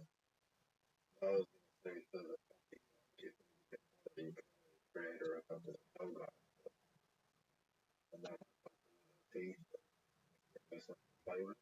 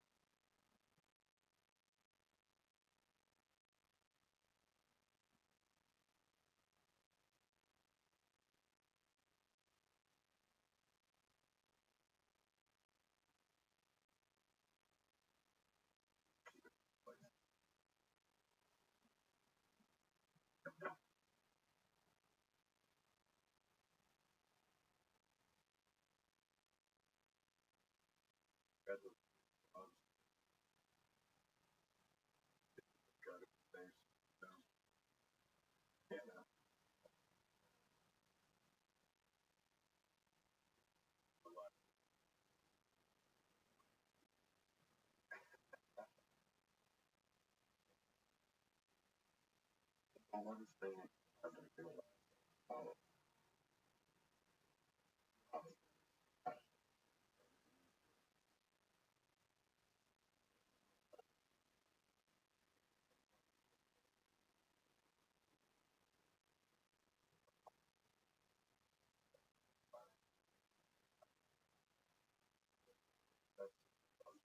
sometimes,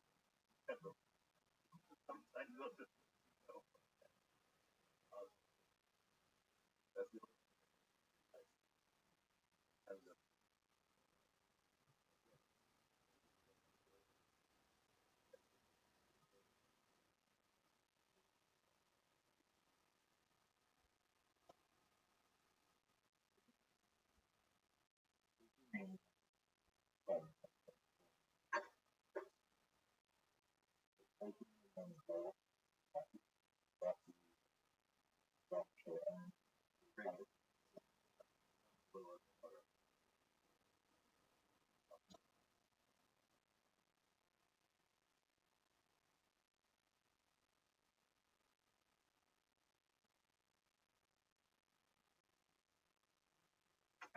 I didn't hear you said it. Like,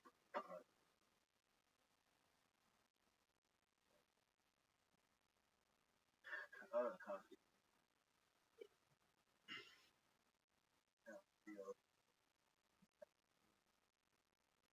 Oh yeah, I had one show going. I was gonna say like taking it. So, like, travel to all that, like I can down. What it really helped one sort of cut to come back. So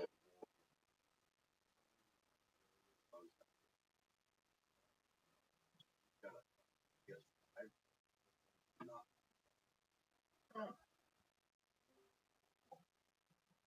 Welcome, Marty.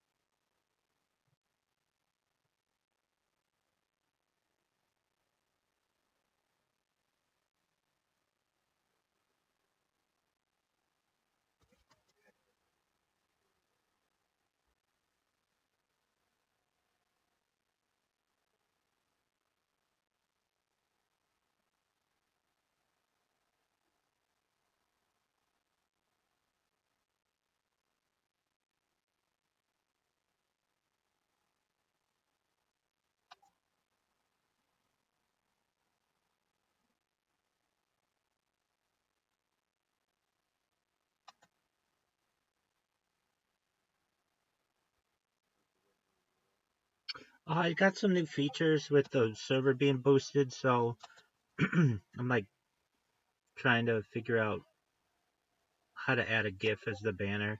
I think it'll only last for like a month, but nevertheless, I'm gonna try to make it cool. Yeah, I don't know if the link lasts that long or if they take the link away, which doesn't really make sense to me that they take the link away, but I don't want to keep having to boost it, but we'll see.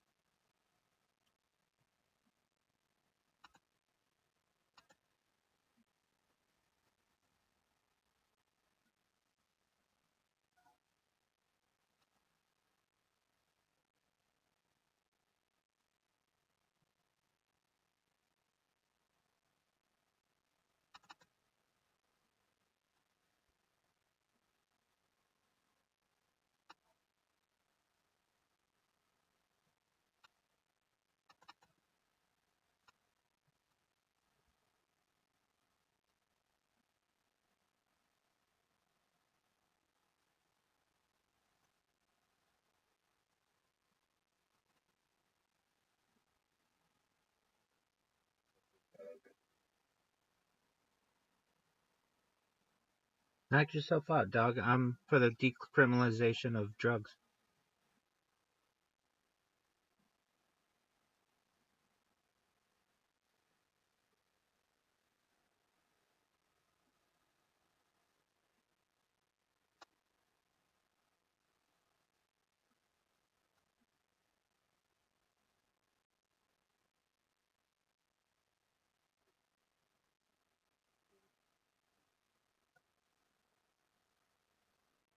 Peace out, man. Thanks for coming.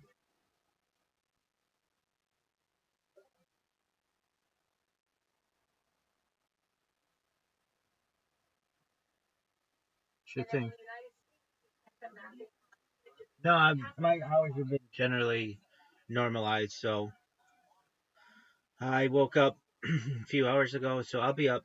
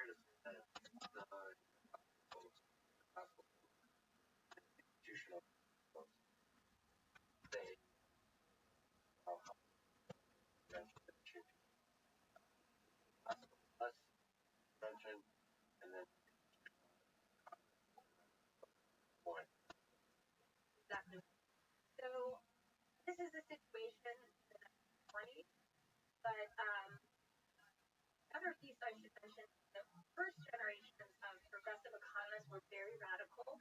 They were allied with labor radicalism, and some lost their jobs. Kind of connects to the early dawn of academic freedom, before academic freedom, and they were much. By the time we get to the 1920s, we don't really have radical from much less important than it is. And fairly peaceful, because the 1920s are fairly. So this is the situation when the Great Depression. And as I mentioned before, the kind of most important economist was Mitchell. And he has said, he's written a whole book on business. He doesn't see this business cycle coming. It's just not a good idea. Now, perhaps you can't be on this. Irving Fisher is speaking stock market. Irving Fisher says sometime in the summer 19 Milton Friedman in which the greats have been competitive, and there's this economic crisis all around. And everybody figure out why. Yes, and the other thing that the world was in the great deal cheaper and capitalism, the system, rising.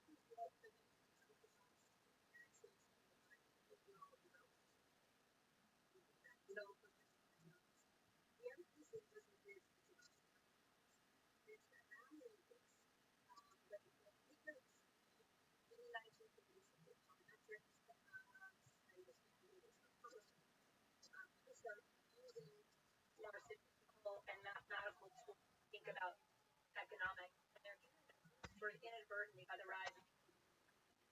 So Keynes is trained in the neoclassical tradition. Absolutely fascinating figure. He called World War II. Hey, war here by Germany. It's done in such a good there it happened. And so when the Great Depression was basically was and the previous neoclassical understanding is when things go up and go down. And when they go down, there's a natural mechanism to bring them back. When the economy is going down,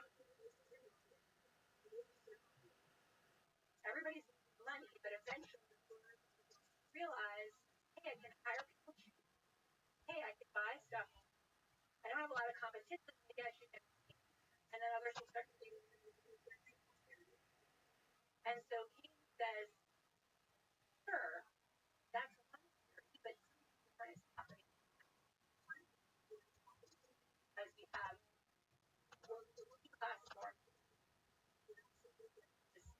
low wage drive them down. But also he says people might become too anxious then, might not want to invest. And, as such minimal fear, right? Still enough of a political economist to think not just in rationality, what are some other things? And people might decide to sit on their money. And so what happens then is you get stuck in a bad equilibrium. So in the neoclassical model, equilibrium starts and sets itself. It says, no, we just get stuck here. Stuck in the direction. In that case, what has to happen is the government stimulates it, and the government itself. And then he argues that, it's rich on the government invests a dollar spent by the government kind of buys out the government and puts it as opposed to the financial. And for many economists of Friedman's generation, he's just like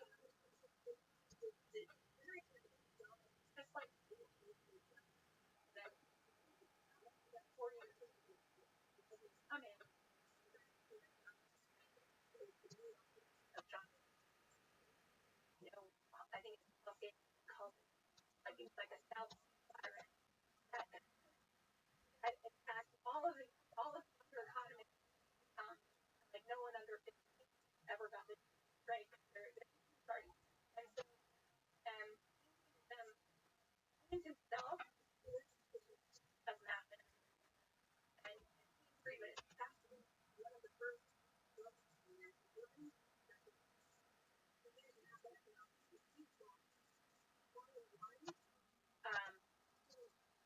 volume Friedman. So they're in the same thing, but what happens is Roosevelt is not really a Keynesian. He's accidental or experimental Keynesian, and there's a bunch of different ideas that I see that are very similar to Keynesian, not pure, but they're similar to government. But this all comes together, and American economists realize that structured models in the Keynesian perspective, and you can use numbers models to go to Washington with numbers, and you have a lot more. And so math becomes twin to economics. The numbers are used. Really know what the hell's going on. Right.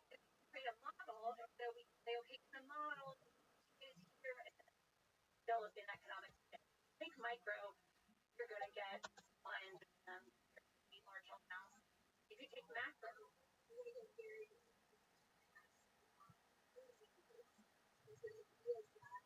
and this makes sense from the way acting so there's this an easy piece where economists are using kind of neoclassical tools to analyze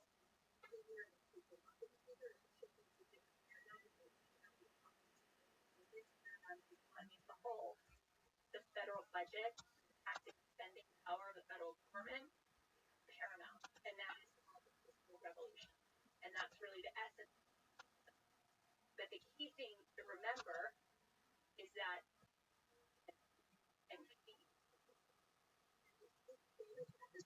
John Maynard Keynes goes to dinner, and he comes back and he says to one of his friends in London, "Oh yeah, it was really interesting. I was the only non-Keynesian there." Yeah. Yeah. So there's more government.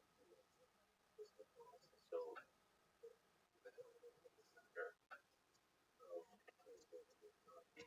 and then different flavors of whether it's Austrian economics or Chicago economics. But to put less government intervention and trust the market more, and the formulation of that from the Friedman is trust money more, not trust the money supply is the thing you should focus on.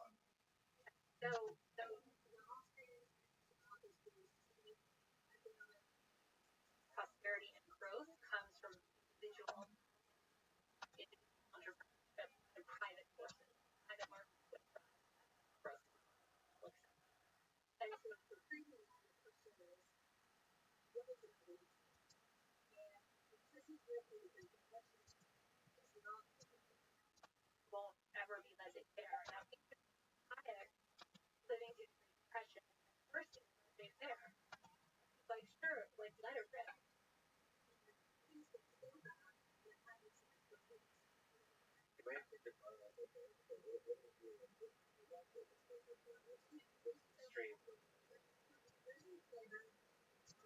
In France, more often used than actual. That would be the pure the state does nothing, or the state is there. But it tends to, if I could maybe make it more precise, be focused on freedom of contract, and that means like the buyer of labor and the seller of labor must have absolute freedom of contract. So that means no minimum wage law, no working hours law, no employment law, things like that. That was obviously a lot of things are right. Imaginary 19th century America, farm, hire someone to do farms.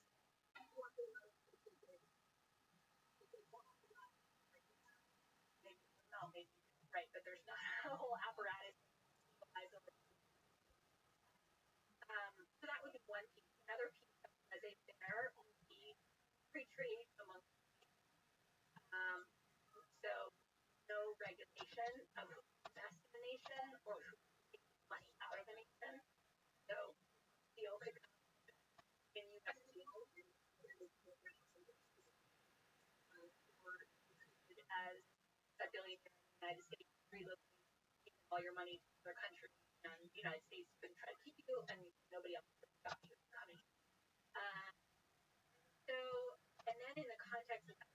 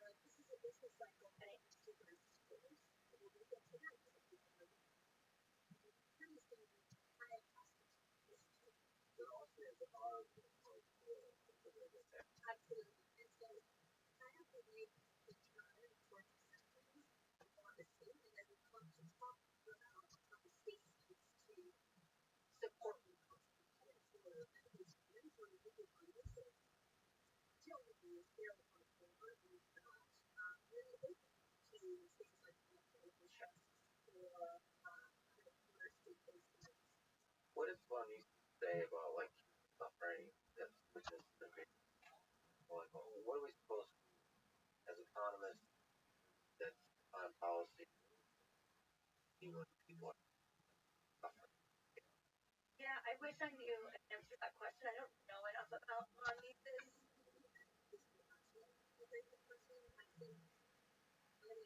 Hazard that would look more to the down the road and say, well, if you start here, you're going to go places that are bad. But I don't factually know what you said. I do know that I experienced last very long. Not maybe you could hold to it in other cycles. The other thing that I found very few Americans this, and most were kind of small town electives or the thing that Andrew Mellon quoted by Herbert Cooper, so not directly, they don't have it on record saying, but apparently reports memoirs that Mellon said something like, liquidate real estate, liquidate stocks, purge the rotten out of the system as a healthier. And there were members of the Federal Reserve who felt like it would create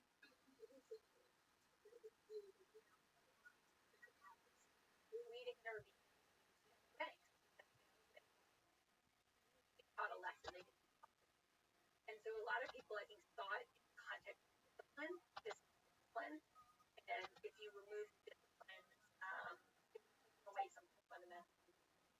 Most Friedman never quite went all the way. Was it there? No, he didn't see that. And what's interesting is the number of incredibly radical proposals that teachers were putting. So I mentioned right another really important on Friedman was Henry, was a junior professor at Chicago, and Simon had this idea for what he called 100% money, which would be a law that says banks have to hold 100% of deposits. They can't loan them out on the margin. This would completely and totally have overhauled the U.S. banking. He would have said there's a category of things called banks where you get deposits, and then there's a category that will. So similar to what happened in some ways in the banking reforms in the 1930s, the investment bank flipped from deposit banks. Banks that took deposits were much more regulated, but they were supported by that. But the point being, Chicago School had these very radical reform. Go off the gold standard, restrict the currency, change the bank. Immediately, what is important to note, though, is that they thought of all of those emergency measures to get through the emergency, not as permanent alterations, state of what had to be not permanent alterations in state market. Where the key assumption is things have changed, times have changed, we're in a new situation, and we need a new relief. So Friedman is very, Milton Friedman is very differently in the state of emergency. We'll have different ideas during World War II and any other time, and that's why arguing have been supportive of at least the first round of coronavirus. His emergency at so in that way he was definitely more flexible. Hayek, guy, what's his relationship with Milton Friedman and ideas in the context of the Great Depression? What that was.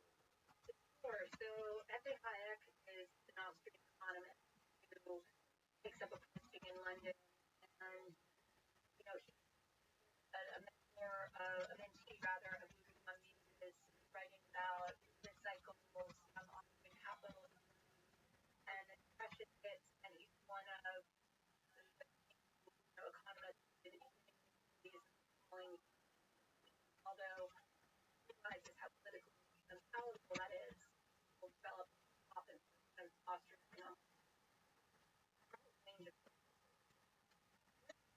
About Hayek is that he is happening and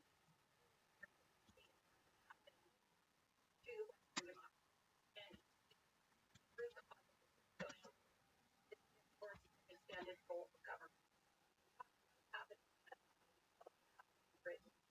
And so he writes a book that's incredibly famous, The Road to Service. Taking these steps towards a planned economy or an economy that's a modified form of capitalism could rid of this instability, but the same steps are policy end up in the worst of so this becomes enormously popular, and first of all, he didn't touch with Friedman's teacher before this book comes out.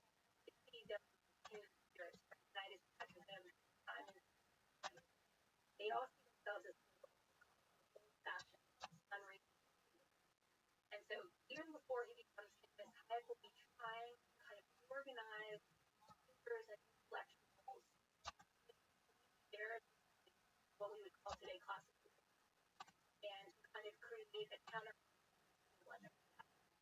Now, Hayek also not talking against those that huge opportunity should have staked out against because he not people come to believe there is no case, literally unanswered. So Hayek will have this great regret. He will channel some of his regrets into community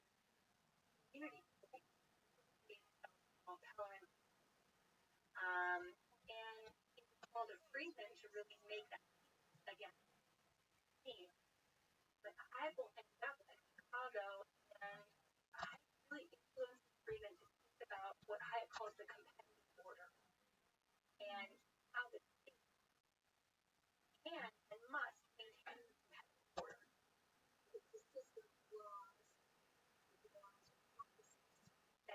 possible for markets to come. And this is one of these key differentiators between the older philosophy of laissez-faire and the newer reconceptualization of liberalism. Because yes, we need a state that's not markets under social democratic auspices, but is structuring and supporting markets that function with maximum freedom. There aren't social supports needed. The market is to generate a type of either inequality or social instability that we call the whole. Hayek is really key in promoting this modified liberalism. But from being a very prominent economist in the 1920s and 30s, as mathematics becomes the language of economics, Hayek is completely left out in the cold. Now, Friedman to some degree is left out in the cold, but Friedman proved mathematical economist. He knows what they're up to, and he's rejecting it. He literally drives the mathematical economists out of Chicago, clustered in a group called the Coles Commission. They're like, well, they have to give me the system on spot. But then when Hayek arrives at the University of Chicago, he would like to be considered for a position in the economics department, and Friedman says, no way, you're not really an economist, you're not empirical, because you just developed. So he has an appreciation for Hayek as a social thinker, but not as an economist. But what Friedman decides to answer to empirical, but will also be theoretical, and it will create an alternative intellectual world approach for economists who aren't satisfied. Almost single-handedly, will introduce political and ideological diversity into the field of economics. From his head in Chicago, he will develop monetarism. So what is monetarism? The easy way to summarize it is Milton Friedman. Inflation is always everywhere, a monetary phenomenon. And it's fascinating that he becomes an expert in inflation because the first research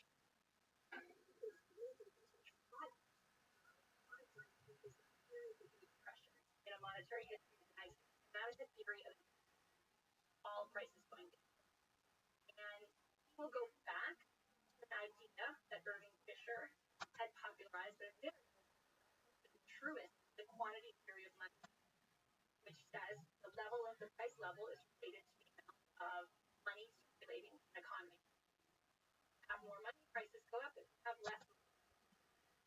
Now this seems like very basic to their thing, but Friedman is saying this very basic relationship holds true in the advanced industrial economy. And that is what has started to play out. And if you think about money, you think about banks, you don't think necessarily about the federal budget, spending, taxation. And what you see happens in American economics, the textbooks previous to the Canadian Revolution, they spent a lot of time on money, spent a lot of time on interest rates, word count, and other scholars have done the word count. And then word count money after World War II. And you start seeing things like taxation, budget. What happens is the economic profession looks away from money and other things. And Friedman is one of the few who say, no, money still matters, money still counts. And it's very counterintuitive argument. It's a very historical argument. And it's absolutely fascinating. With Anna Schwartz, he developed a 150-year time. Also has students working on episodes of different periods of time, looking back ancient history, very episodes. Saying this is a law of something that occurs in time. It's not historical, right? It's not contingent. It's a law of economics. And his Keynesian counterpoints are saying, no, that's not relevant anymore. Maybe once it's relevant, but it's not relevant. Now, in some ways, they have a point because in order to pay for World War II, the federal government sells a lot of bonds, issues wants to pay get back at a low interest rate, and it wants people to buying it. It wants the low interest rate with better interest rates. It wants in general low interest rates to the economy. And the Federal Reserve has been so discredited by the Great Depression that the Treasury basically runs the Federal Reserve. Says keep interest rates low. And so that's what it's doing. So the Federal Reserve has stopped Department of the Treasury. But in 1951, they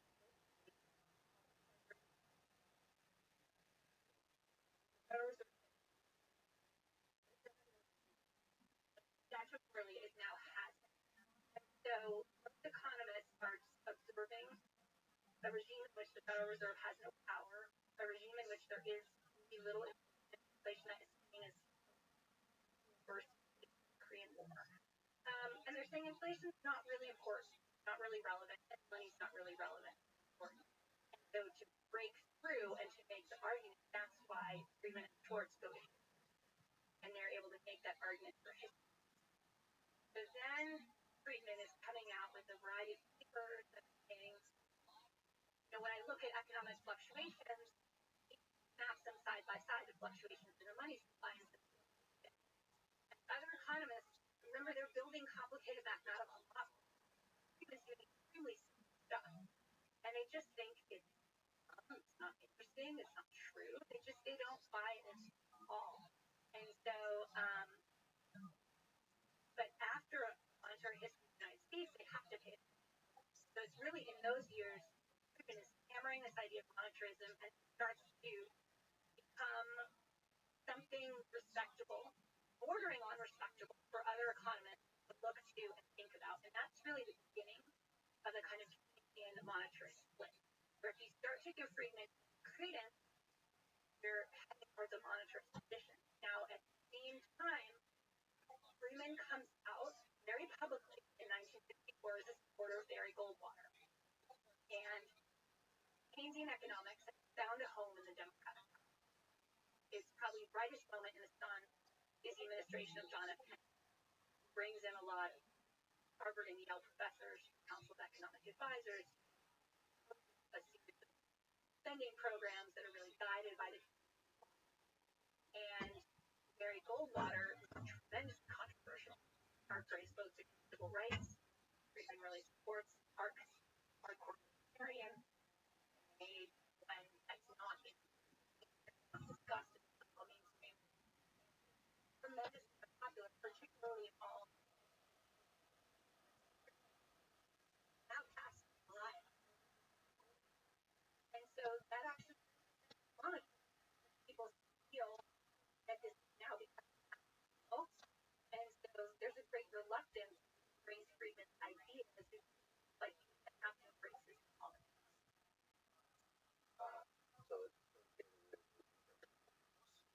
So this is the years when conservatism, there is a movement that calls itself conservatism. And Friedman is very tightly allied with this movement from the beginning, partly friendship with William F. Buckley. And a lot of people say, yeah, but Friedman's not conservative. Like a bigger, a whole separate platform. But for now, I'll just say that conservative in the United States becomes a political brand that contains elements of conservatism that are recognized across time and space, the embrace of tradition, comfort with hierarchy, etc. It also has something different. Friedman's ideas about Milton Friedman's advocacy, more free market, less government regulation, benefit capital, benefit freedom. That gets folded in conservatism, in part because Friedman is such a powerful figure. And after advocating Goldwater, he realized guys, he is really interesting. He's a great copy, great guest, and he starts writing a column for News United. Very digital, in a much more consolidated media environment. Quoted all the public profile really starts to rise, right? Monitoring as an alternative to just around what is monetarism? What is money supply? So money that even no consumption where people buy fascinating and then contracting each other away on headquarters someone else. Yeah. About the nature of money. Money's fascinating that way. But I think people love the trusting the flow of money and those that pricing money provides important. So yeah, and some of it, I could take some of it back again to Frank Knight. So one thing Frank Knight said to all his students was the market best allocate mechanism we have. The market is what allocates resources. The market allocates them the best. I will add to that by saying pricing are information and price information to buyers and sellers about how they should act. And these are the strongest arguments for why the government should not intervene in the prices for information or because it will allocate differently than the market allocates will. So what Friedman is really add to that is going up a level macro about the whole economy, how money circulates that economy as a whole. And what he and Anna Schwartz can construct what are called monetary aggregates, adding together, say, all the money on deposit and all the money released in equality. You also have to really go back in time. You don't have credit cards. There is a stock market, but it's tiny. The number of people who invest. There aren't mutual funds. Like traveler checks or interest. So we have a very simple monetary system. So Schwartz and Milton Friedman start measuring monetary aggregates one and M2, and their favorite aggregate is encompassing deposits and circulation. The other thing we call the bind money savings accounts and money checking accounts, and money in accounts can earn interest. For money checking accounts, not at that time they're not usually very interested, so it's thought of as circuit. And then there's different institutional architecture. So, but Friedman is one to focus aggregate amounts and saying really have a lot to do with economic gains bust. When we have amount of available money, economic activity. When we have a contraction of available money, contraction. And so he says that this government is a mechanism of the Federal Reserve and its influence on interest rates. Either make money more easily available or more freely available in the economy, or can make money more expensive.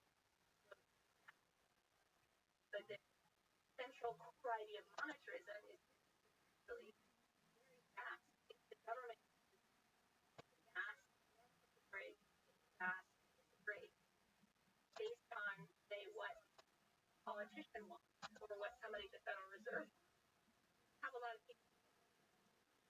And so, for policy monetarism, let's apply in the beginning Friedman says he doesn't even put a number on it. Because he said the number doesn't matter. What matters is getting it. If it's a steady growth rate, it will fade away, and then people will make economic based on the fundamentals, not based on what they think is going to happen, not based on hedging against it. They'll just be able to function. So sort of the paradox of monetary policy. When it's happening right, you don't see it, you don't notice it. When it's happening wrong, Friedman argues, fundamentally everything caused the Great Depression. cause an artificial. So he's making monetary policy at a time when most economists think it's completely irrelevant and saying this is the game of the economy. Now, we live in a world where we and the Federal Reserve chair can't open their mouth without headlines being generated. Freeman at the time, the Federal Reserve is not well known, not one of the only people who appreciate the Fed's power, like hardcore, after, who the bank and money power are the problem, like throwback. So Freeman has no concern for this policy, he has no concern for this analysis. So just going back to summarize,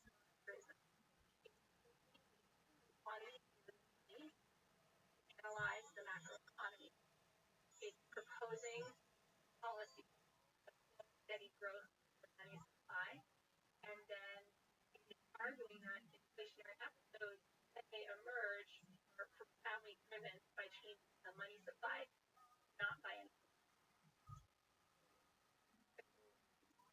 Up a level as we started.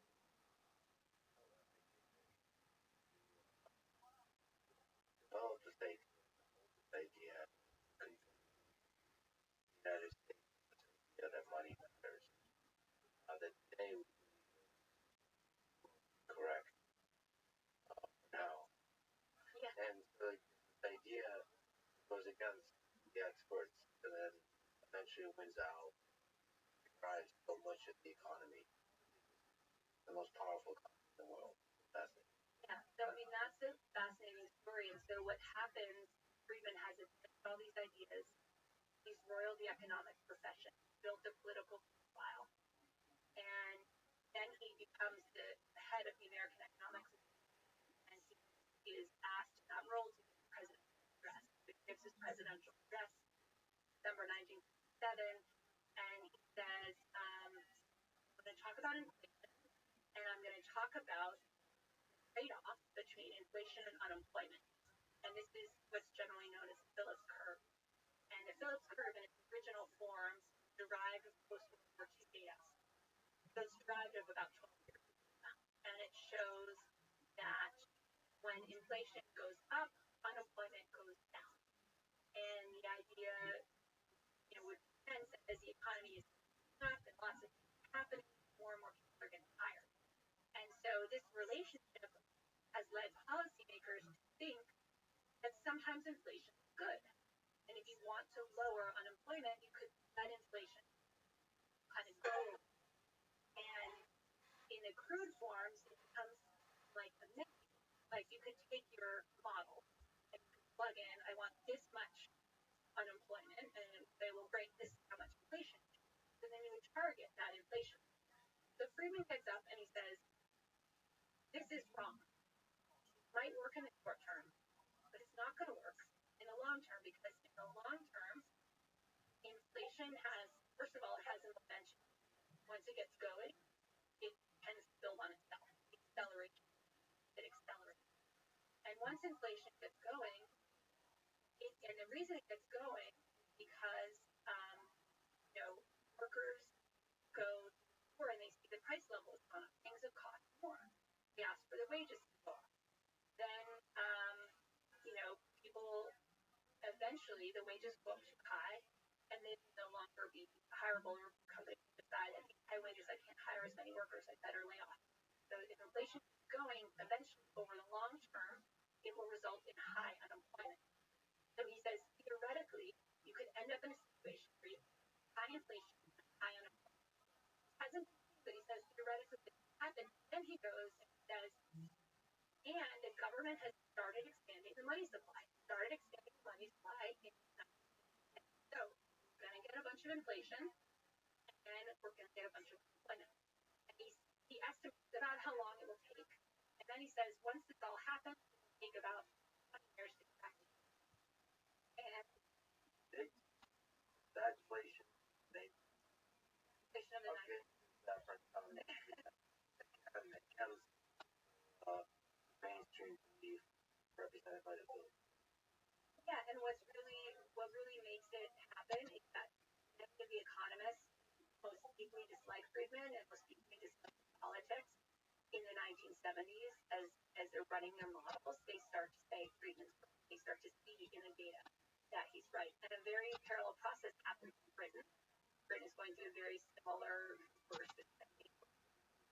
So Friedman is thinking in a very profound way, in a way that he himself said my theory. So that prediction of stagnation really the final breakthrough of his ideas. Also, their importance to policy and to thinking about how we should intervene or not in the economy and what the role of the Federal Reserve is. The Federal Reserve is incredibly powerful. And finally,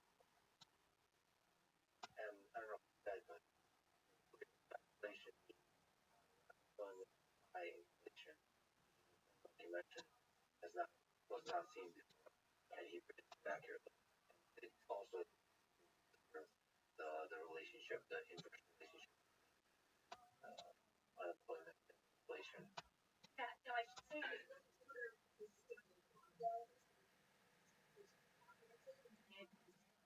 relevant in the short term, but Freeman's warning is still very much apt that if you get too focused on unemployment, let inflation out of the bag. That's still very reason the Federal Reserve's tradition on inflation, that's fundamental, and that will keep low rather than trying to lower unemployment at the cost. Go back to Frank Knight and the big picture thing started with. So as you mentioned, for a moral justification, Frank Knight was on the topic of understanding Asian capitalism. I think you spoke about Knight's case for capitalism was grounded in the idea that act in the face of uncertainty creates profit. Because you like the idea that taking risk and uncertainty creates profit. That becomes the ethics. Yeah, so Knight is talking about where does profit come from, and it comes from entrepreneurship. And so he kind of weaves that into why capitalism works best, why it's the most effective allocation, and why it's designed responsibility that socialism never could. Now, Knight, though, is not a booster of capitalism. It's hard to get this partly. So he's afraid capitalism will collapse and more fascist for conflict. And so he kind of bends the market. Friedman has more belief I developed a different approach to capitalism. The price of allocation, but still getting social support, still getting a minimum, things like that. But the moment he's here where he's struggling to figure out, like, how do I make whole conservative policy struggling and starts thinking about what makes capitalism work is that put forth effort, you get reward. So you could say what you get with capital. Kind of stuff because that's not really true because we're born with such different and there's a huge block. Right? Some people are just in the right position and some people aren't. So if I say capitalism is moral because they get what they deserve, that's not really true. And he also kind of has like an ethical reaction. He has a calling like an aesthetic reaction. Kind of like it doesn't feel right. And he struggles for a while with like, what do I say? And then he basically says capitalism, discipline of the market can't be the core to your freedom. Freedom, that's really the ethical core, and capitalism is individual freedom possible. Capitalism is dedicated to maximum. And so freedom and age and history very able to set aside that worry about inequality and say, when I look at the data, true, macro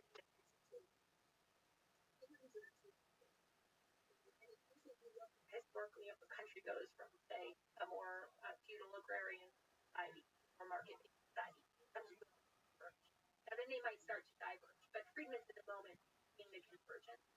And so that's what he's really about. So he believes justify capitalism through the ethic of freedom, and he also believes that inequality is a problem that can be addressed. Policy is not a fundamental feature of capitalism. In other words, he doesn't see capitalism as equality the way that Frank Knight, the way that maybe critics on the left. How did he do freedom, economic freedom, political freedom, civil freedom? What was the tension dynamic? So he really begins focusing on economic freedom, and he says it's really important to focus on economic freedom because the United States don't value it. So by economic freedom, the ability to what you earned, the ability to make decisions about business, work that you do. This will translate. There should be minimum wage has bad social effects, but he also believes you are free to accept a job and in which that you have determined.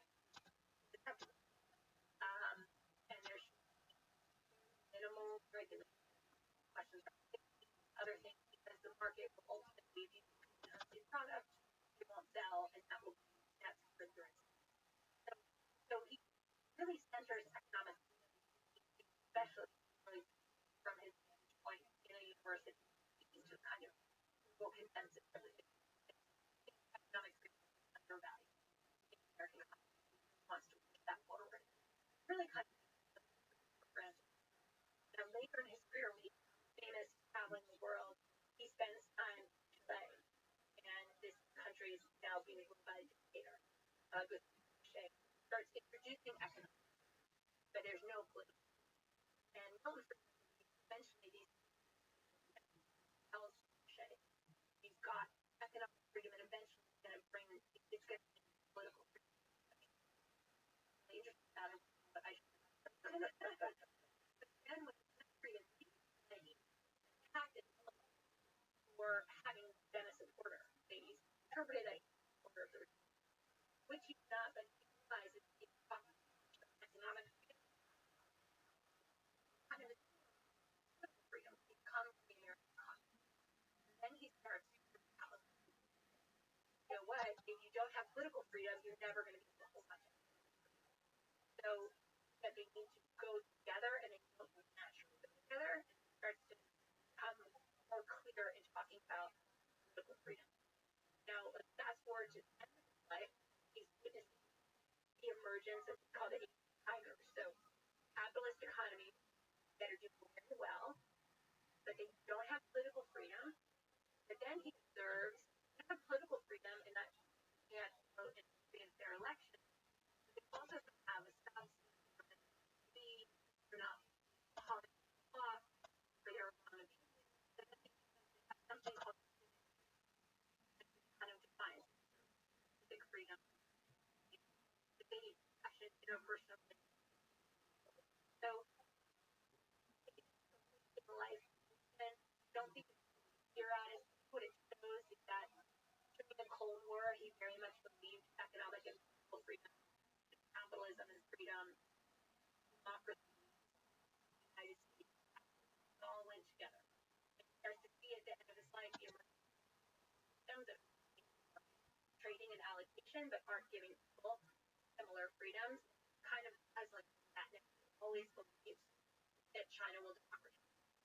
China's democratization, in part because Chile eventually is looking out.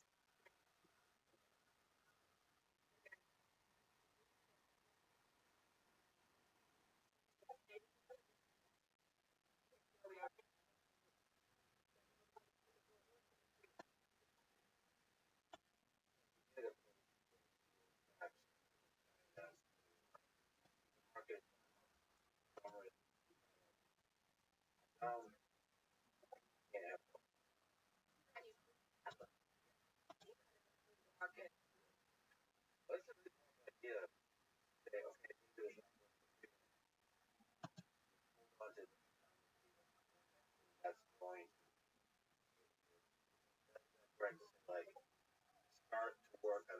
economic freedom, the political freedom piece take care of. That's what really, I think it's more complicated than that, right? The people out of a system of economic freedom decide to code or so, but that was again that's that core idea of freedom, right? And that core belief that people want freedom and that people are drawn to freedom. Go back to Frank Knight a little bit. For an essay called the metaphor that economic life is valuable. Are you a bit game? And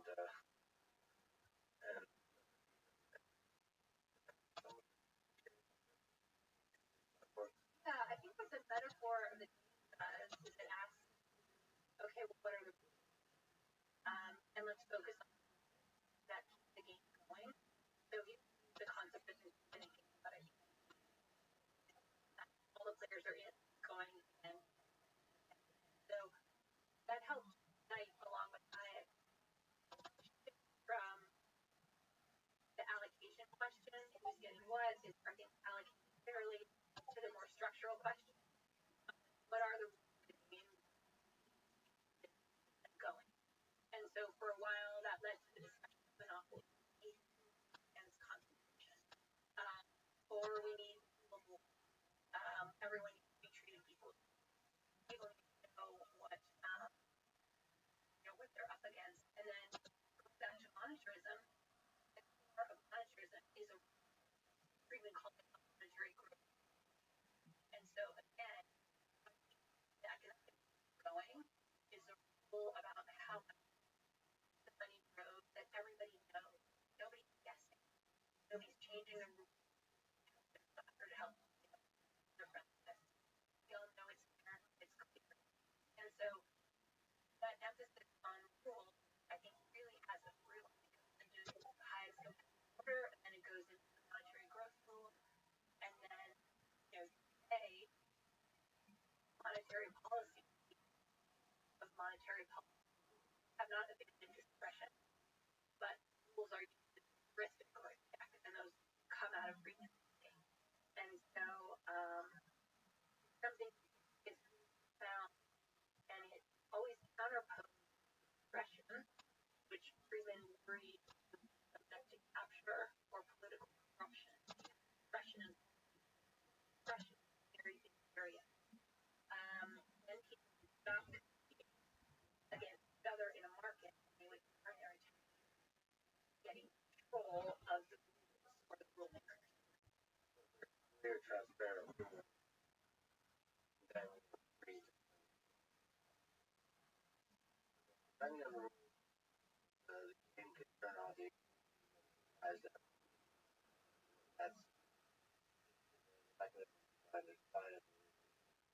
yeah, and that was again go back to the idea of separating neoliberalism or neoliberalism. What is the competitive order that how do we design it? That shift towards monetary policy, focusing on stable monetary important era is one of the basic economic functions becomes really important. The example of Latin America where monetary currency and different governments play politics with their currency, and that created upheaval and economic loss, economic disaster. My friend Rothschild has a podcast called and the whole purpose of the podcast, the whole way of being here is to find win-win economic life as having such win-win solutions, being able to find rules where you would always go yourself. I definitely believe in win, but with a big asterisk. Like you can have win, but it can feel like win. Not just getting more, it has a lot to do with you're getting more into have a situation, for instance, at the history of play, steady growth, steady income growth, diminution of inequality, high level of society, a high level that the society is corrupt. And that's what matters. How people feel about it matters. And that job is you can't just come out with a fix and tell people you're winning. That goes to all the non-rational factors, narrative factors that people have when they think about where they are, the other people in society. We're to our status, rising and falling is where we see others. And so that absolutely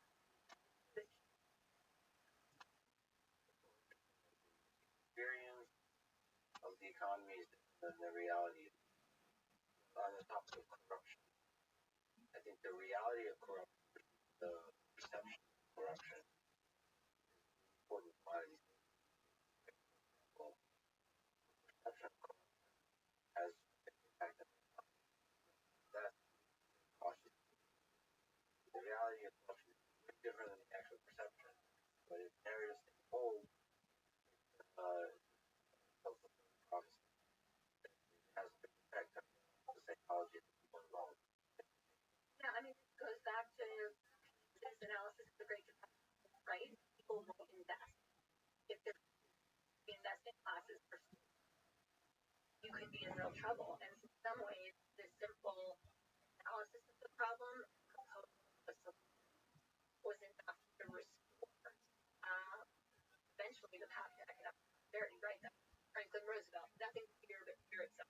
The sense of have a future, have optimism, then you and to go back to thinking about money, right? Money works because we all believe, it's trust. The other people, family breaks down. I mean,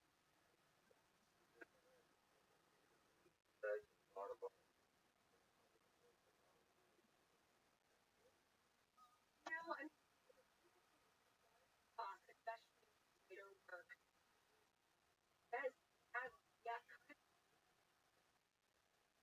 and we don't know how it's worked out. And not okay now, but we always have to another. And the first time. And so really know, so far so good. And he also is very later writing about this. Sure, I can define a monetary system different, but when I look at, I see the monetary system always incorporated role of the state. As it's so important, therefore my theoretical science really has to be covered by what it. So maybe we could speak to tension, how much government intervention will take. Just minimum wage for guaranteed income. It might actually. Yeah, so this was one of the discoveries I made in my research. I found a paper from 1938 wrote advocating what calls it universal minimum income. And part of the effort to create a new rule, right? And basically have societies, have prosperous societies decided how we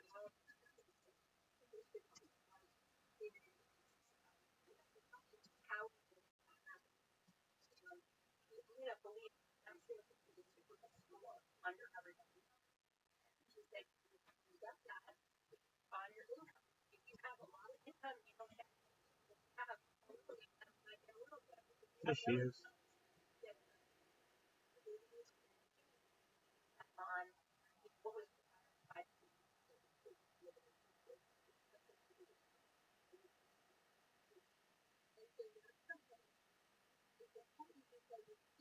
a liberal polity, not intervene in the intervene and does not require a bureaucracy to admit it is not in his require qualify for it by virtue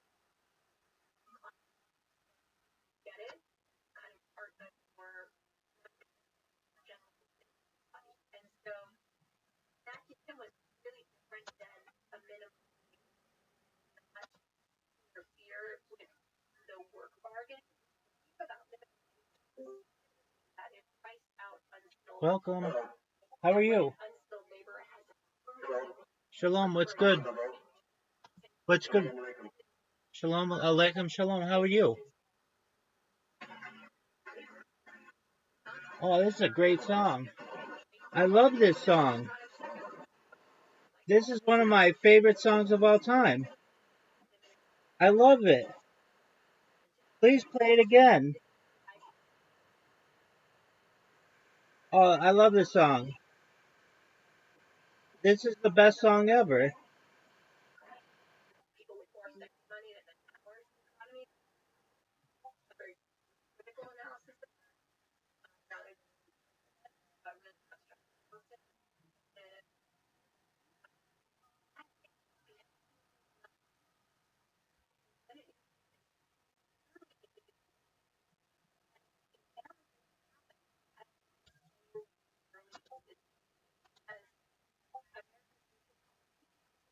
Identifies this group of people serving and then is better. All is money. That's the proposal. But on a ultimately, but it was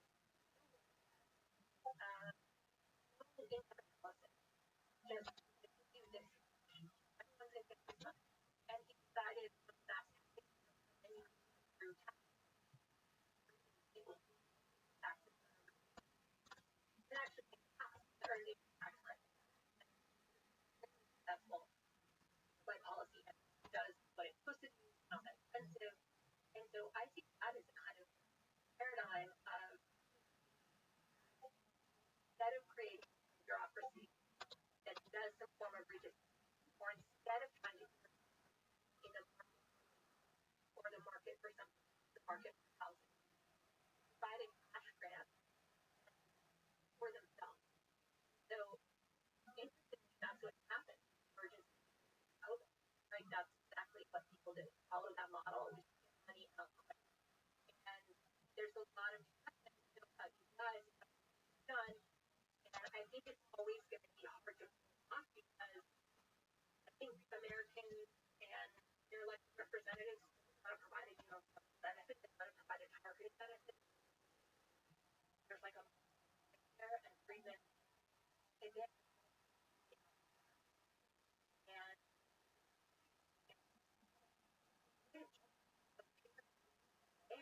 really not interfering with the market buys those. yeah, exactly. Now you could say, okay, how does this not interfere with the market, right? You provide people with one that changes work, etc. I mean, there's a big body of research on this. Most of you know, one is way better than the current benefits cliff, where you have to not work to get the benefits. Any incentive impact on working seems to be much lower than would be expected. But I'll let the economists science, but I want to figure it out empirically. Hopefully, we should be able to. There's been a bunch of how you could study how you can especially for empirically minded. Because a lot of the things I saw was pretty small. Right.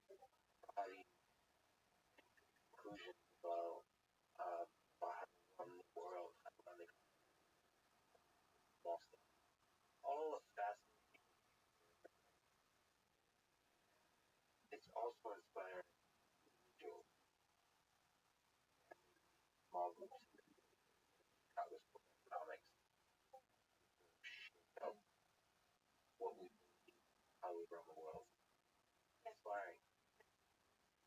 Calm. Last conservative. Maybe a little bit controversial. To get it. What do you mean by that? And what makes So I was really thinking of that in terms of kind of American political identities, and particularly the 20th century conservative movement, which people are always saying conservatism. Yes, America conservatism is different. It looks different. It feels different. Conservatism big components called libertarianism, pro-capitalism, anti-government ideas, and critics will say that conservatism is about conserving institutions, practices, and has a role for the state and organic community. But in the United States, we've always had 20th century. Also, this anti-state, let's let the market grip. Not worry about what the market does. Established. The market is our truth. Capitalism is our truth. That was really synthesized. Many people were there, but Friedman and Port's books, Free to Choose, Capitalism and Freedom, the television series he did, all of these were like core components of this American conservative law. And I really see that as having broken down. It's scattered into different pieces. You don't know where they're going to come back together. But, Freeman's push for open global markets, better free trade, and getting pushback on both the left and the right. That I think is just a major sign that both parties. But the way that Friedman brought them together, I think that's what I was trying to talk about. The book title. There's another way, though, in which I think him also conservative is that in the field of economics, he went back to the older idea of quantity theory of money and said this still has value. It applied in a modern day is something. And he, pushed back against and towards that. So he kept writing books. You can still pick up a Friedman book and read it. There's lots of economics articles, outputs, unreadable unless you're. And so I think in that way he was trying to conserve methodologically and intellectually of the work that he and particularly Anna Schwartz did, that sort of recounting of and the analysis made of back to the data, but help bring that forward and preserve it. So I think kind of conservative mode of his thought. So I think conservative is one who makes them fresh for a new time period. Exactly. Like often had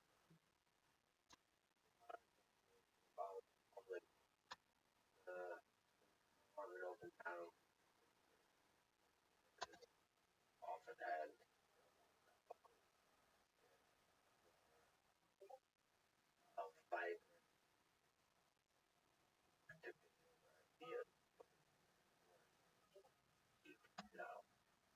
that is the thing that is hard, especially like students like there were arguments about conservative when that happened. One set of arguments about economics, like okay, this idea of stimulating you spending more, it has a downside. The downside's called inflation. Downside is called much regulation and gone too far in kind of bottling up economic growth dynamics.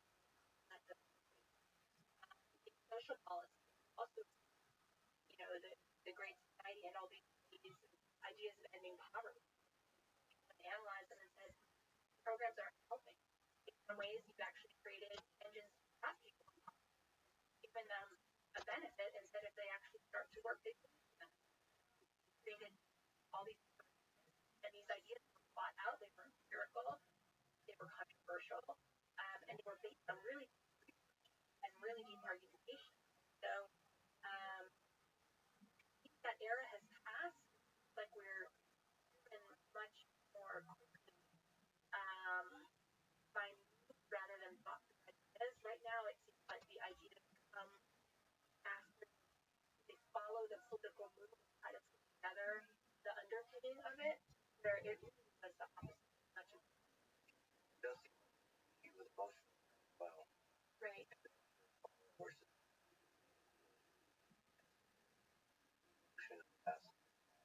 Right, exactly.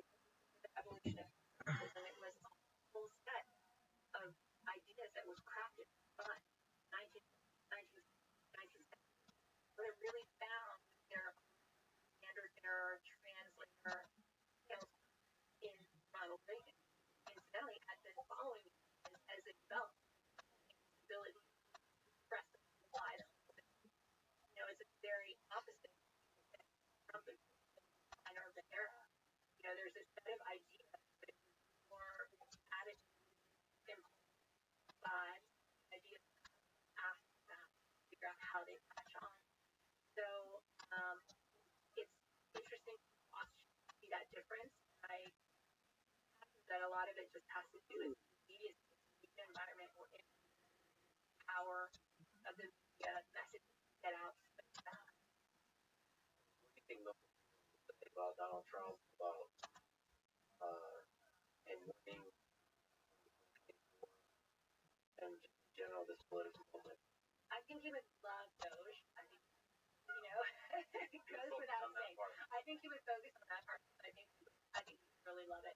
He would be very alarmed by the idea of very alarmed by the return to protect system. I mean, I think that part of what made the world full in the second half during World War II was the world was together more by trade, and that was the great hope. People traded with each other; they wouldn't fight. He's also, a proponent of the free movement of capital. He'd absolutely opposed the idea that the Constitution allowed him. I think he would struggle, and he wholeheartedly embraced Reagan and worked to minimize the parts of the Reagan legacy. Like, I think he would find it harder to embrace not of that style, different style, but I'm guessing he would come around to, I think he would say, okay, chance to revise the government. At the same time, the spending plans of the are not conservative anyway. And that was the concern, not so much with debt, but with that there's no mechanism to stop the growth of government. Grows so he ended up leaving like deficit so bad because they made politicians cautious about it. After learned about the threats to the U.S. currency or currency with the level of debt and spending, he was concerned about low, in the China, I think it's 2004, 2006, he didn't see the zero low bound, but he saw low interest rates. Fairly good. Everyone's talking about low interest rates as if they're good, but there should be a price of capital. There should be on this low. So, he had some of still the kind of macro. Journal essay titled "How Inflation Ended." To weave that into this discussion, inflation and Trump was the main idea. So the main idea is kind of looking back and saying that today we have been living in a world where people have been, focused on monetary policy, steady monetary policy, free trade, reducing regulation. It's all called neoliberal era. And my argument was a lot of that arose by inflation. So you have Milton Friedman predict inflation in 1957. Starts breaking out in the 1970s, Britain, United States. And every institution designed around prices. And once inflation broke out, we're no longer. So, for example, tax rates weren't just your income went up because of inflation. You might bump a low tax rate, high tax rate.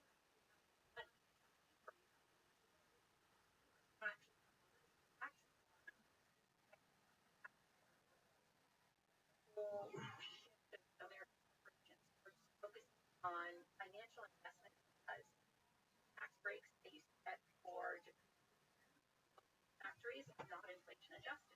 They no longer pay for environment. And then when Volcker comes in 19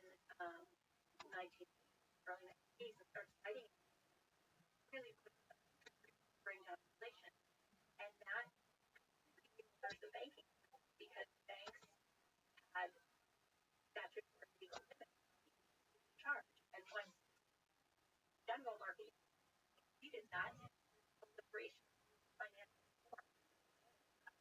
My point was, where are we ushered by, and then everyone turned again. All the formulations had said, well, we followed out our industrial base, have got much liberation, got much economic. We need to reshore, we need to focus, we need to turn against all these things. And the methods of turning away are about inflation. You had a whole set of on the left modern monetary theory. And what we go and be back. And so my argument is that it's now open for President Donald Trump, which is potentially transformative that will change the size of government, that may change our foreign policy profoundly, that may our immigration policy, demographics of our country, all of that, and my thesis has all been impossible. And so the great mistake of the past years, forget how fundamental it was, the rise of the last political order, and just soundly underestimate how much would current political orders. I just think it's one of these things. This is why I think study makes aware. So easy to forget, just like the banks deposit never go up. So used to it's only a 10, 15-year thing, but to them that's like forever. So history teaches you to have a much faster growth, and then count the possibilities happening in what's happening today. So I just hope we don't forget about inflation entirely, but here's the thing, there's quite a strong chance that Trump's policy will make worse inflation than they will prove to be unjust. So the irony is inflation. Like you said, treatment would be kind of different. Hey, roll on us next. What advice focus on in terms of where to cut, how to cut, while cutting? No, his policy, I talk about this, is the price mechanism and trying to make that policy. And that's sort of obvious just today, but in the era that so there would be red pimples,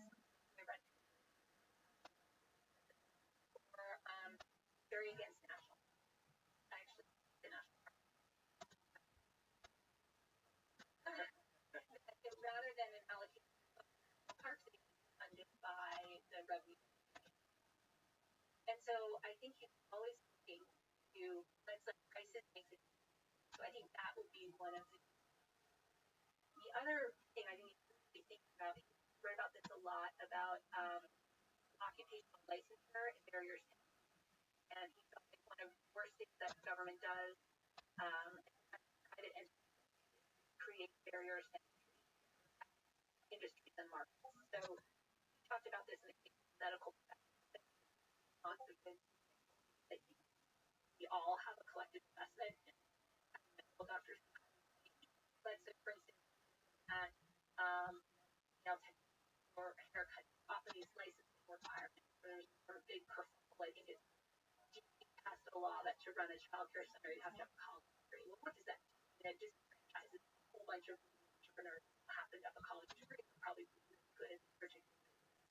So I think he's saying, look out for where private interests have used itself and clear away those types of barriers and let competition guide outcomes. So more competition and allow for more signal from the drive. Yes. Yes. Actually, naturally lead to a lot of traffic. I think the other thing you could probably be arguing for is that they go back to the decline of the minimum income, the negative tax. That there's a way, and ultimately you said it's run into tax. Right? The government's already collecting. They already have their information. They can send the money out rather than having a you have to fill out forms, you have to document a car, what's your income, the household. So I think you would process that was that the bureaucracy, that process, that paper, that implemented forms, that if you pull that out without having a drag of work, but administrative, and what you have then now is the technology that and the ability and benefits that would be a smartphone or to handle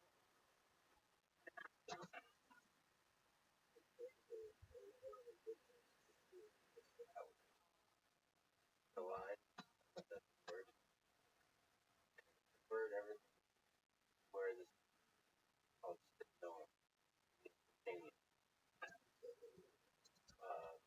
no paperwork goes in, and that means that the signals of kind of are just really that's the low hanging fruit government, IT systems, vastly. well, that would result again with a lot of fires. They had a question. Where's your thoughts? I'll come back.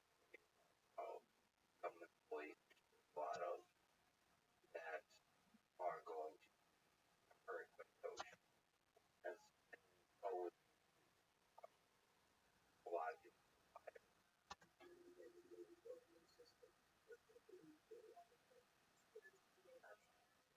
I don't know what this is. I think that's also part of why even labor talked about as being sort of counter cyclical. In other words, when things were really bad, the spending level on it would naturally go up, what economists call an automatic stabilizer. And then when it's not needed, the cost of it goes down. Um, I mean, maybe there's a way to make it make honey and have people buy out or something like that. Better way.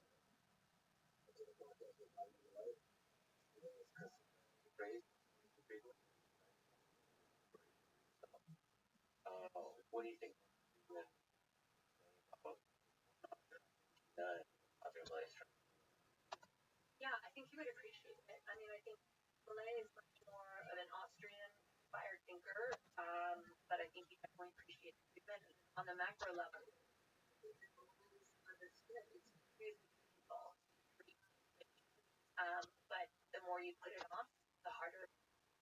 So I think you would be trying to get him trying to just message that short-term pain, long-term gain. And he'd be thrilled. Also, that Malay is very good at explaining abstract ideas in his policy in the framework of the bigger picture. That was really I don't know how politically persuasive it is overall. It's very intense. It doesn't have the same sort of gifts and salesmanship and setting people at ease that someone like Ronald Reagan has. But that's what his country was calling for right now. He's changed all us from blanket. Javier, this is accurate, but trying for equality over freedom, you often get there.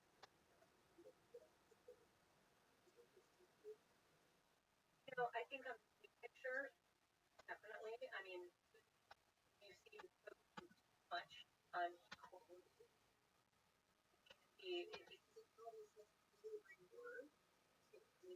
downgrade all kinds of other things that are really important. But I really think it depends on how you're defining freedom. It's big and broad, right? So,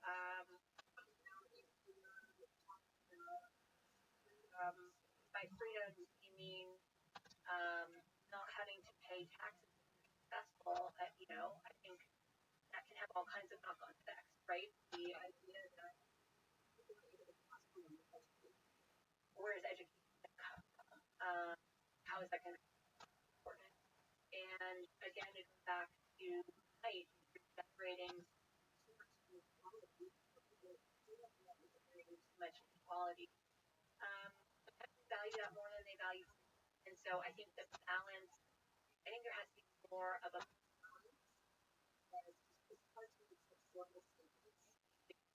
to break that down into what actually means. But again, Malays come from a very different country that has seen so much political turmoil. He's probably thinking about it differently than freedom is thinking about it. Yeah, I mean, was probably still is corruption or the capacity of corruption. So Javier Malay likes to put the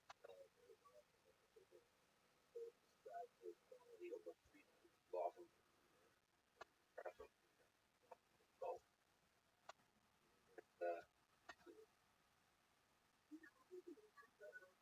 I mean, really was equality as your goal. It's such a seductive ideal, and people believe in it so much. It can carry out horrible crimes. These words are big, they're so hard to define.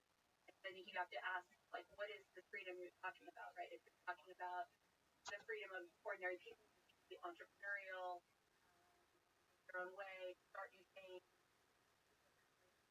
earn, sure, overall. If you're talking about lower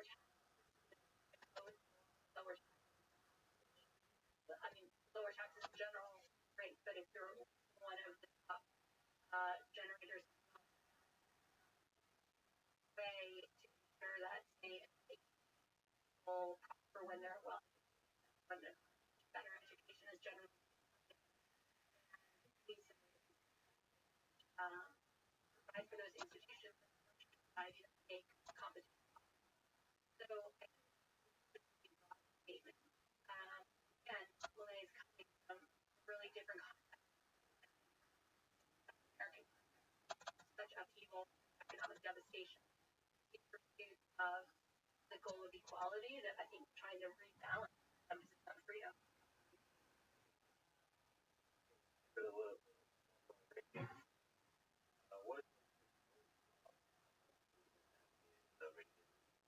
even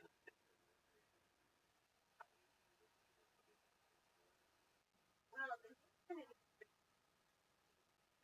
I've been talking about inflation and different consequences of that. One consequence of that is that it began to undermine the Bretton Woods currency that was established in the wake of World War II. Now, Bretton Woods did basically, it ended up inadvertently putting the U.S. dollar at the center of the world economic system, but other Bretton Woods countries of the industrialized West agreed their currency set rate that government set. So, a franc was francs, and then also under the countries who come to the United States trade dollars that they held for gold. The U.S. was on modified gold was money, and so the system was set up very quickly.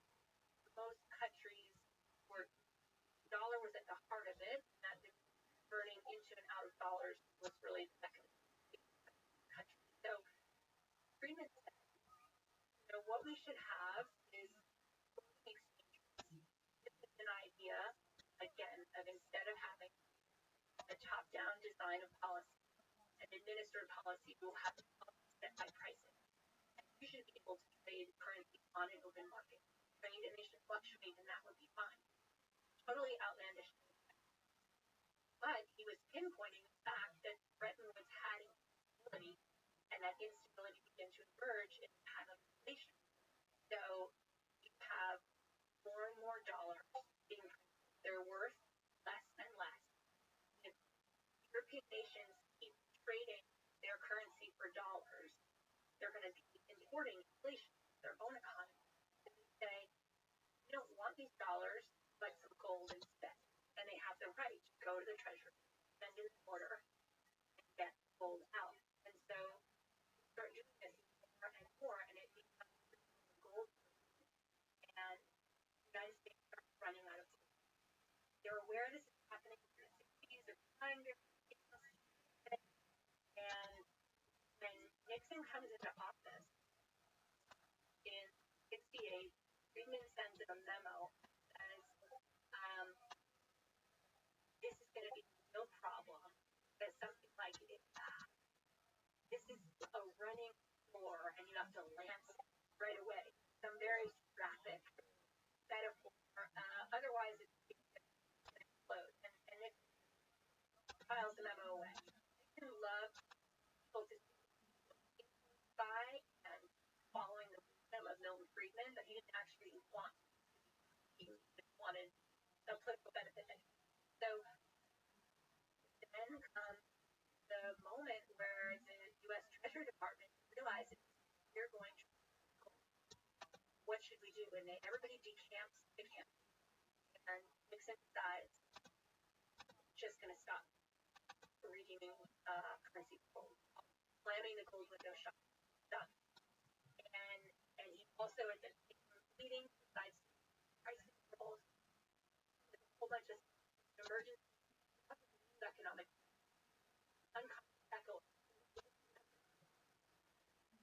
problematic, and Friedman pivoted the price control, but he's like, actually, it's great that you closed the gold window. Let's go all the way to exchange.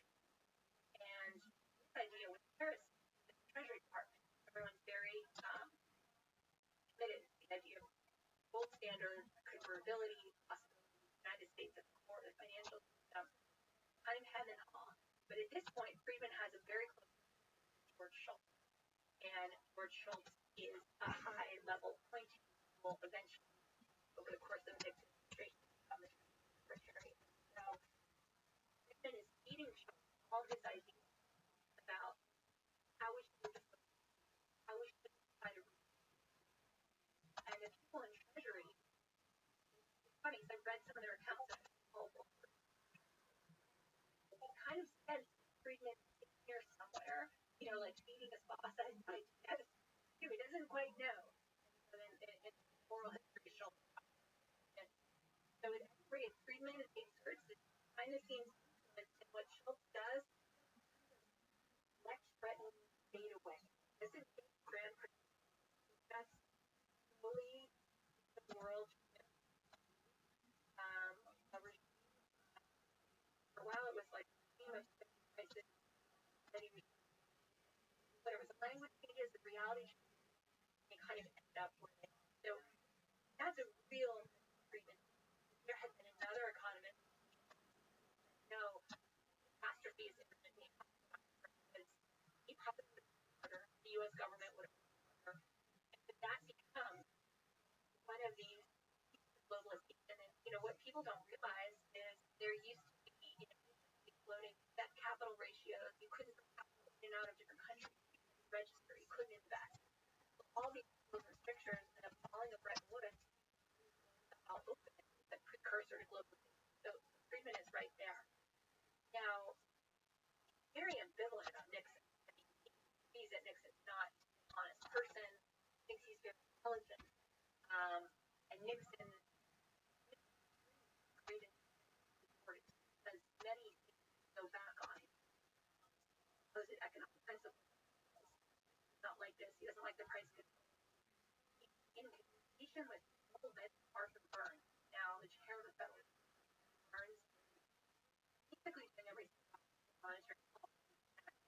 Described this in some detail. These anguished letters back and forth. Basically,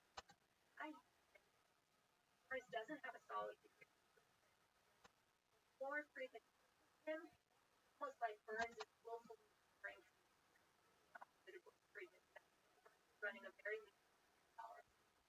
Inflation is quite considerable. We were all by what is like that for a very short time. Inflation, 10%, covering an 8% whole decade, going up extremely elevated. And so, Carter presidency largely falls foreign policy part of it, failure part of it, and then Reagan comes in. And now Reagan loves Friedman, Friedman loves very peaceful feeling. Reagan finds an economic board, hired. He really has Reagan here. And here what he does is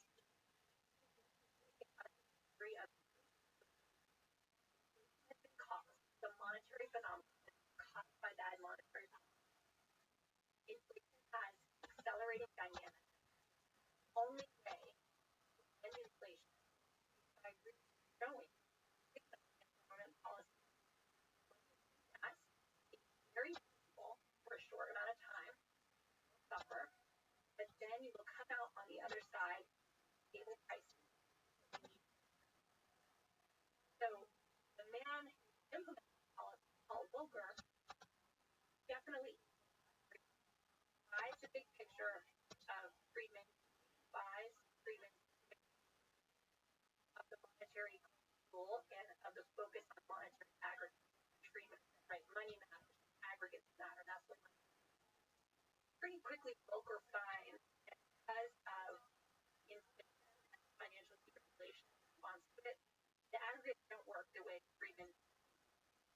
And so this policy Friedman recommends, Volcker tries it for a year or so, doesn't super well. But what does work is letting interest rates go high, go above inflation to a point where both the general citizenry and the financial markets like, oh, because you've had a decade of inflation, all these presidents saying forward, we're going to put inflation out, the policy is lost. Why people so much on technology today, once it's lost, it's really hard to get back. One way Volcker gets it back, interest rates over 20%, unemployment very high, is 5% in construction sectors, and as it's happening, Friedman is whispering in Reagan's ear, this is right. Data course is going to work. Now, interestingly, he hates Volcker or Volcker hates him. And Friedman will never give Volcker credit for the policy he gives Reagan policy. But he owes credit himself for keeping Reagan from wobbling on this topic. And he also tells Reagan very pragmatically, you better do this. You've got a 4-year term. Do this in the first 2 years of your term. Things will have turned around by 1984 when you run for re-election, and you'll benefit from it. And that's absolutely what happens. If we take a small tangent, then the question I have about Brett Wood, the gold standard may have a general discussion about inflation. A lot of people today that talk about cryptocurrency. What do you think that cryptocurrency, what role crypto might play in the economy? Whether it's for against the idea that today, and 100 years. There's a clip, I think it's in 1992, where people say, oh, Friedman predicted cryptocurrency. Because they're talking about how payments will be. So in some ways, definitely money. You put together in some way. You know, I think you probably would for crypto definitely would not buy the stronger forms, I think, of crypto ideology in which we could be heading towards a future in which there's different currencies or that are distributed or there's different currencies. Addressed very, very clearly because Hayek's national money is paper in the late 70s. You know, Hayek argued for this currency model. So responding to that, responding to writing a free decade. And he basically says, look, even if you develop a variety of competing currencies, essentially deciding to converge on them. That's because people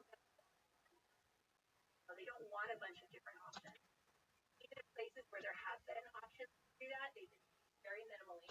And then he says, second, he says, technically, theoretically, I could buy you a bottle, I could tell you about how this is, but in actual balance, all human societies, time and distinct essentially become involved in the vision of as certainly not us. So, sure, I think it's fine if you but I don't think you would get going to have a variety of the other thing he really stresses that change in monetary system happens in a great crisis. So again, you see in countries where the state is not controlling right more turning to crypto, but because money is fundamental, there is so much political pressure on any country that the currency profoundly wrong. The government will fall and another one will, right? So if you look at episodic replacement, they don't go on very long. Second time, impression, Chicago, these folks that get consigner, Frank Knight, Henry Simon, all seven situation in Chicago. Back there, I mean, just almost philosophical case, or you argue that might be stories about that time, and how somebody like Milton is planted wildly. Yeah.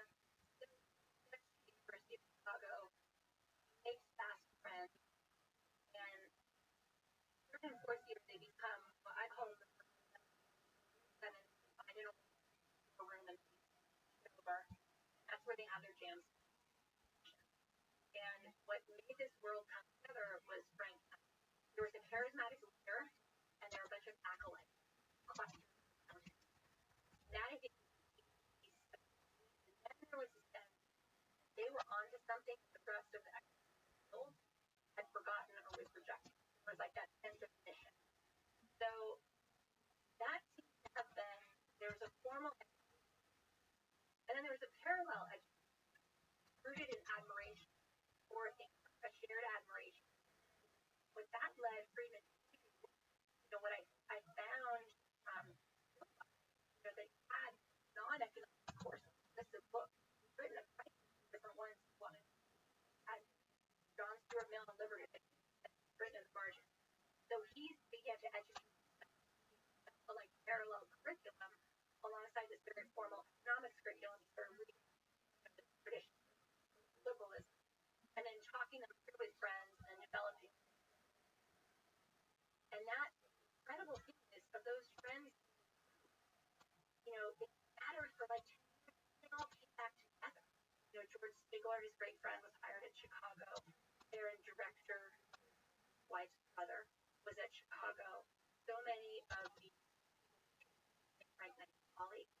So that was what really that really profound peer group. Now the other piece I talk about a lot is Freeman was a collaborator, an open-minded collaborator, and he had incredible connections with economists who were with him. He basically found first in the figure of Anna Schwartz, later in the figure of this group of women who were his wife's friends, this kind of untapped talent. And so he immersed himself in this whole other world of consumption economics. And that resulted in technical work on the theory of the consumption function, the theory of permanent income. So for Friedman, intellectual work and intellectual production always done in this very context, in a context that blended friendship and intellectual partnership. And he really only had a handful of friends, not also economists, interested in the same question. So he just ideas all day long. Session, about in a room. Are they analyzing how they read papers and papers or yeah,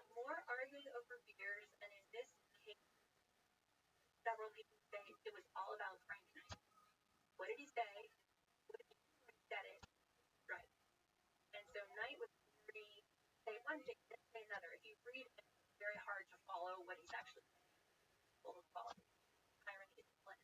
So he would throw out pieces, and then the students would kind of clutch at them, and they would come back together and try to. And then Frank Knight fell into terrible depression. And to cheer him up, they planned a big party.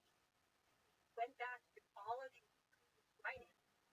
He assembled a book, published at the production of Archival Freedom. So not only were they talking about Knight, then they started touring. And one of them described it as like a general equilibrium. Had to like know all the parts, and then all of a sudden they're in a hole. So if you step back, what they were doing was getting inside the mind of a great thinker and understanding the ways that all together, and then kind of night. And what's fascinating is one of the first papers that Freeman publishes in '66 is a rebuttal of Frank Knight. He publishes a rebuttal of Frank Knight's about risk. And Frank Knight kind of took the black swan. Risk, calculation, uncertainty, and like existential philosophical. You can get your hands on. And Friedman published this paper, and he said, I can put uncertainty on the graph.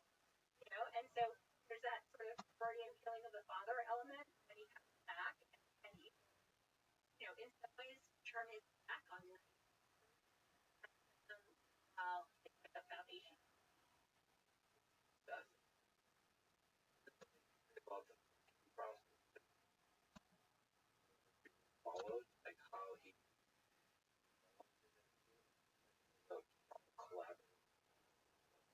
Others I saw about, I think, called about the argument Yes. mentioned. Yes. Which by the way, that is awesome. I think it's like number one, if the other person is right. Number two means you were right and I was wrong. And number system evolved in some ways to be quick and efficient, but in other ways they also were really clear about it. So, you know, something like there's kind of like three ways to find it. First is if you use a number, it reminds the listener that it's really hard to say the words I was. So you're kind of calling on their sympathy by using a number, reminding them that you're doing a hard thing. Then it's also reminding them that they're in the family code. And so you're signaling your membership and your really.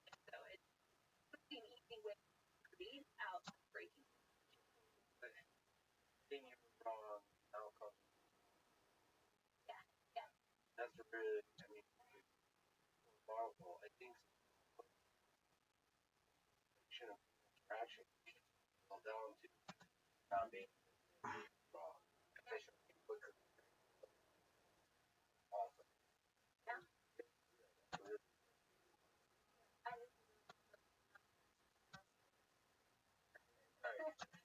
There's a fun collaborate involved like a process. A lot of these in Chicago months have months off. That border. And so when he's in Chicago, he's teaching, arguing. So some people love his style, very much in charge. Others find it overwhelming, shut them down intellectually. And so I think it was kind of go time when he was teaching. In that case, that was a lot of social kind of interacting, talking, going out for arguing with people. Then he would go and very deep dives over the summer. He would also regularly in New York be on a Schwartz, 12-year collaborator. They didn't have phone calls were really expensive. Quite as correspondence that they would do. So basically come in summer, going to Raleigh, stop at New York, and then get on the way back. The other thing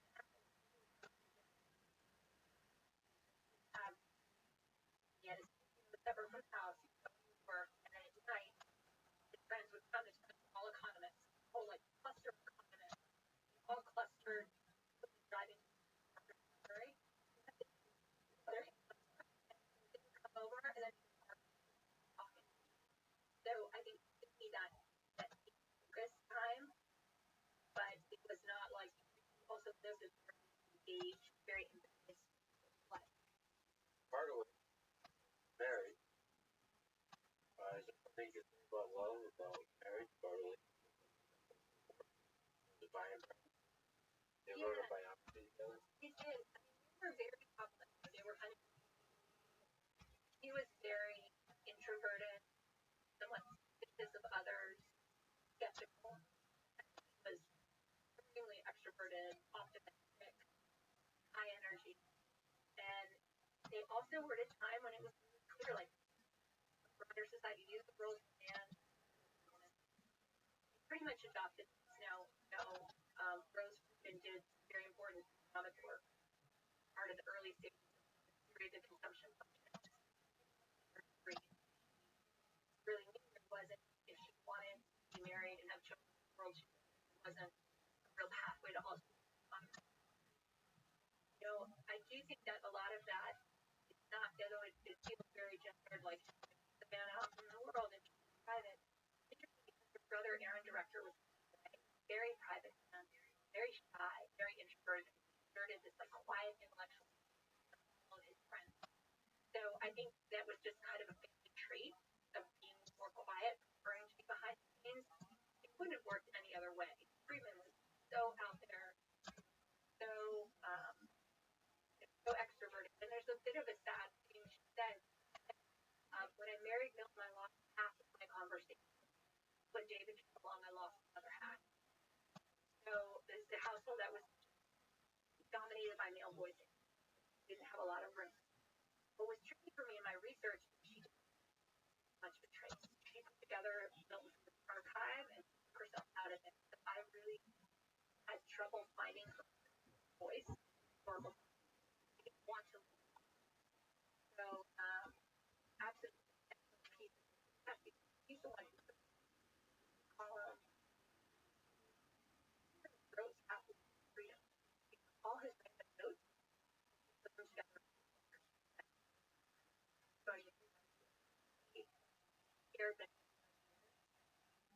without, when I think of Freedom, way or on a short Rose Freedman, or the other woman who collaborated, have a much thinner resume than what you have.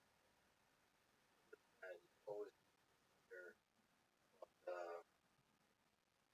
private partners. They might not show up in the record, but they probably those file conversation.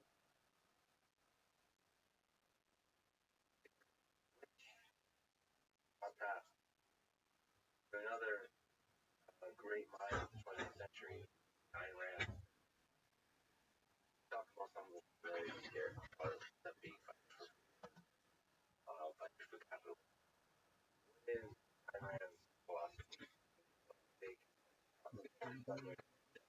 Yeah, she called it objective, kind of stand on one foot and say it.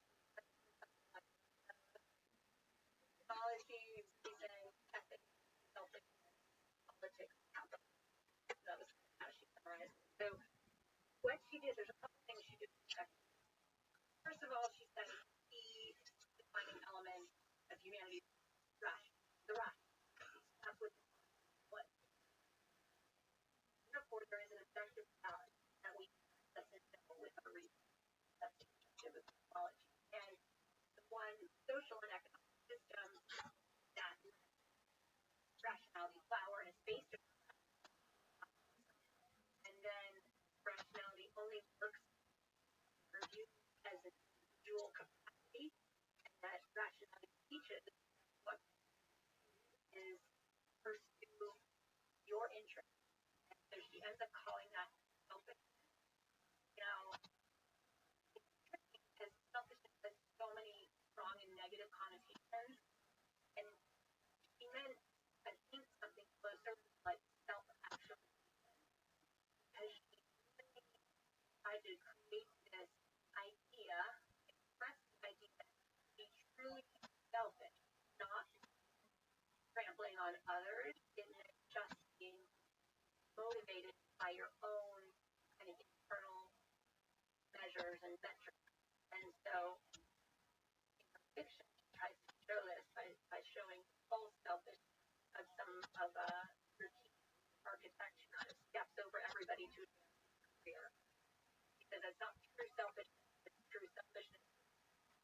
says it's false. Others work in that realm. Now, the other big piece of objectivism is a very approach that's really inspired and related to Friedrich Nietzsche's idea of value, theology of moral. Because what's happened here is Western culture has verged on this idea of altruism, selfless altruism, and this has led us to communism. It has led us to value neglect. What we need is a moral code, elevates selfishness, elevates takes all the things that we have told are bad and actually what you I mean, it is about as ambitious an intellectual project as there can be. And that's what really draws people in. And it's the same flying in of the way human morals, ethics, and society have evolved. And she's not able to handedly recreate them the way she wants. Yeah, I mean, not doing herself any favors by like taking on the trying to rebrand them completely. Selfish, like call it self-activity. Yeah. There's a negative connotation, a positive. Sometimes it's on the hardest possible form of argument.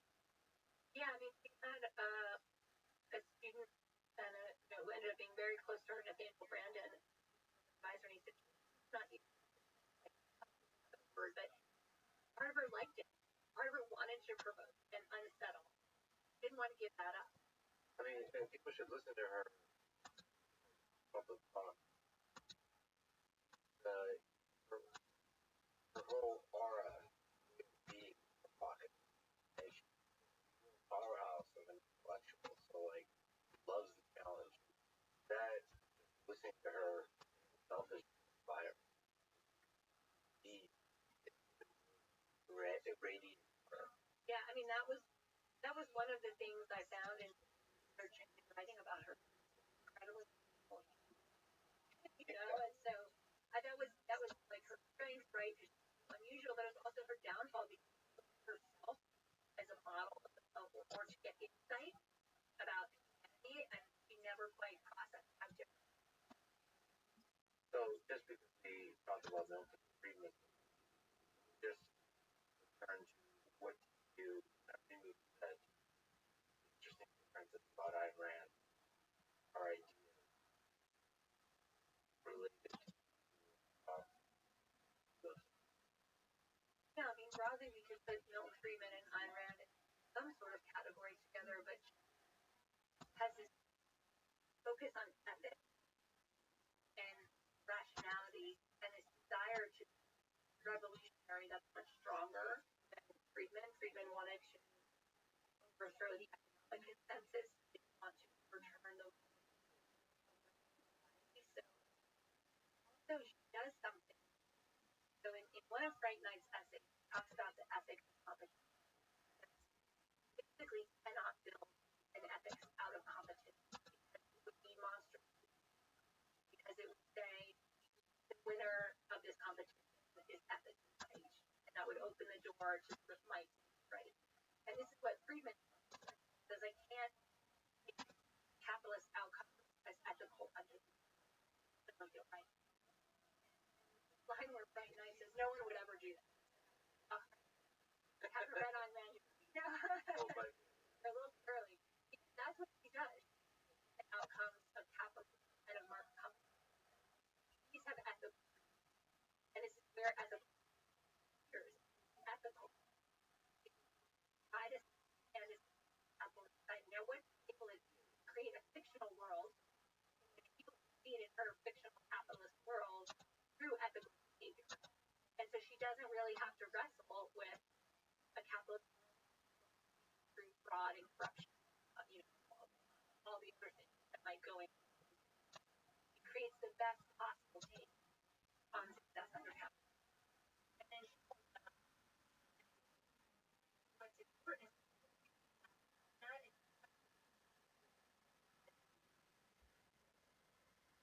another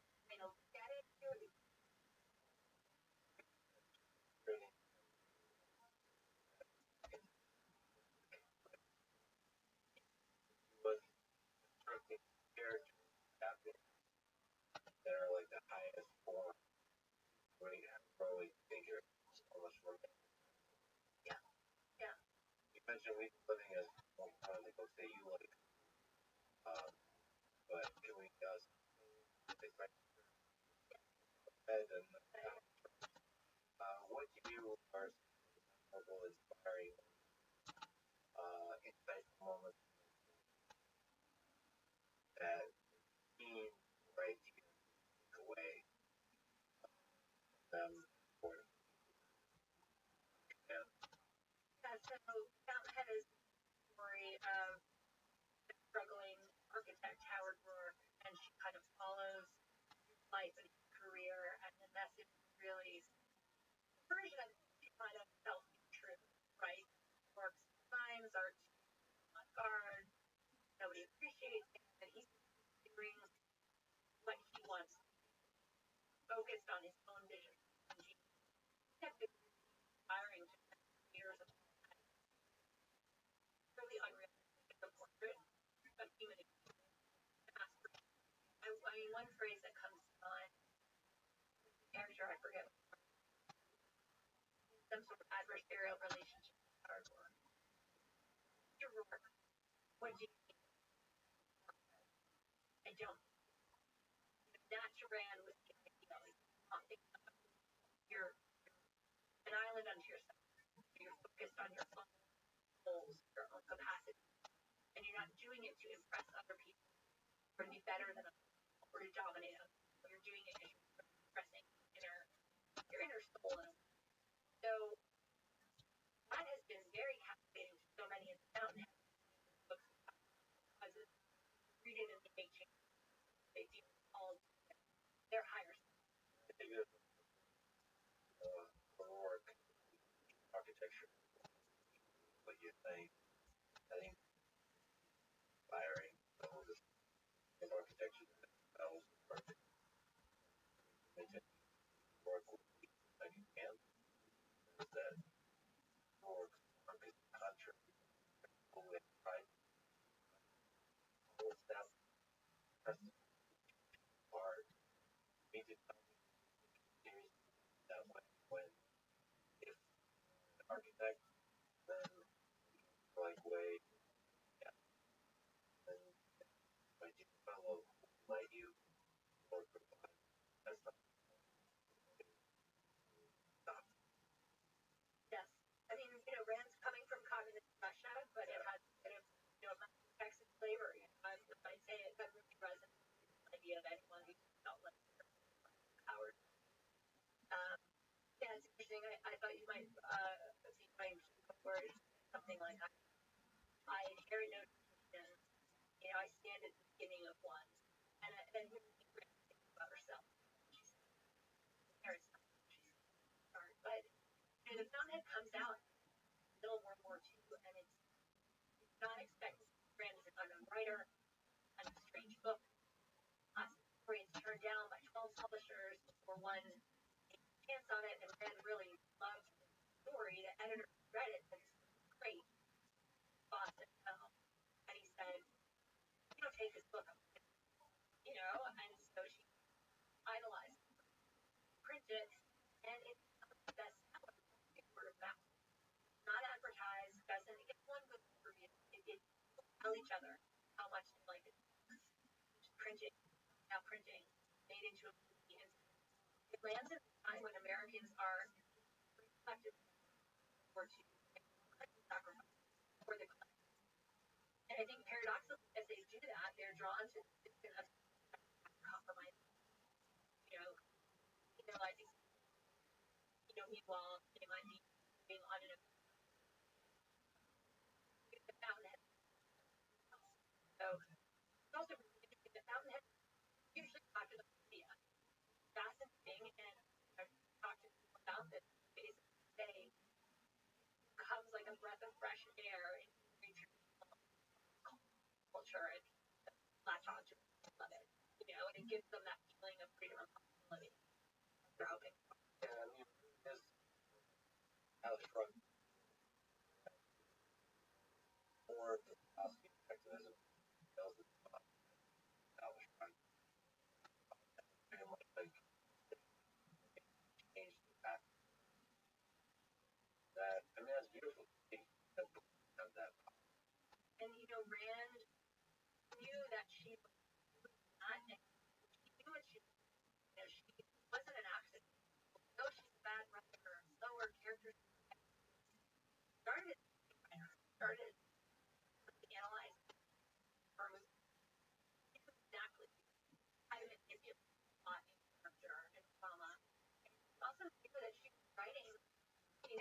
a brand is for adolescents, a brand is kind of crucial writing. If I'm writing for people as they start out on their life, not writing, queries and writing songs. So people think that's making that brand, but also about the alchemy. I know a lot of people who have adults that are out to change their life. I sometimes get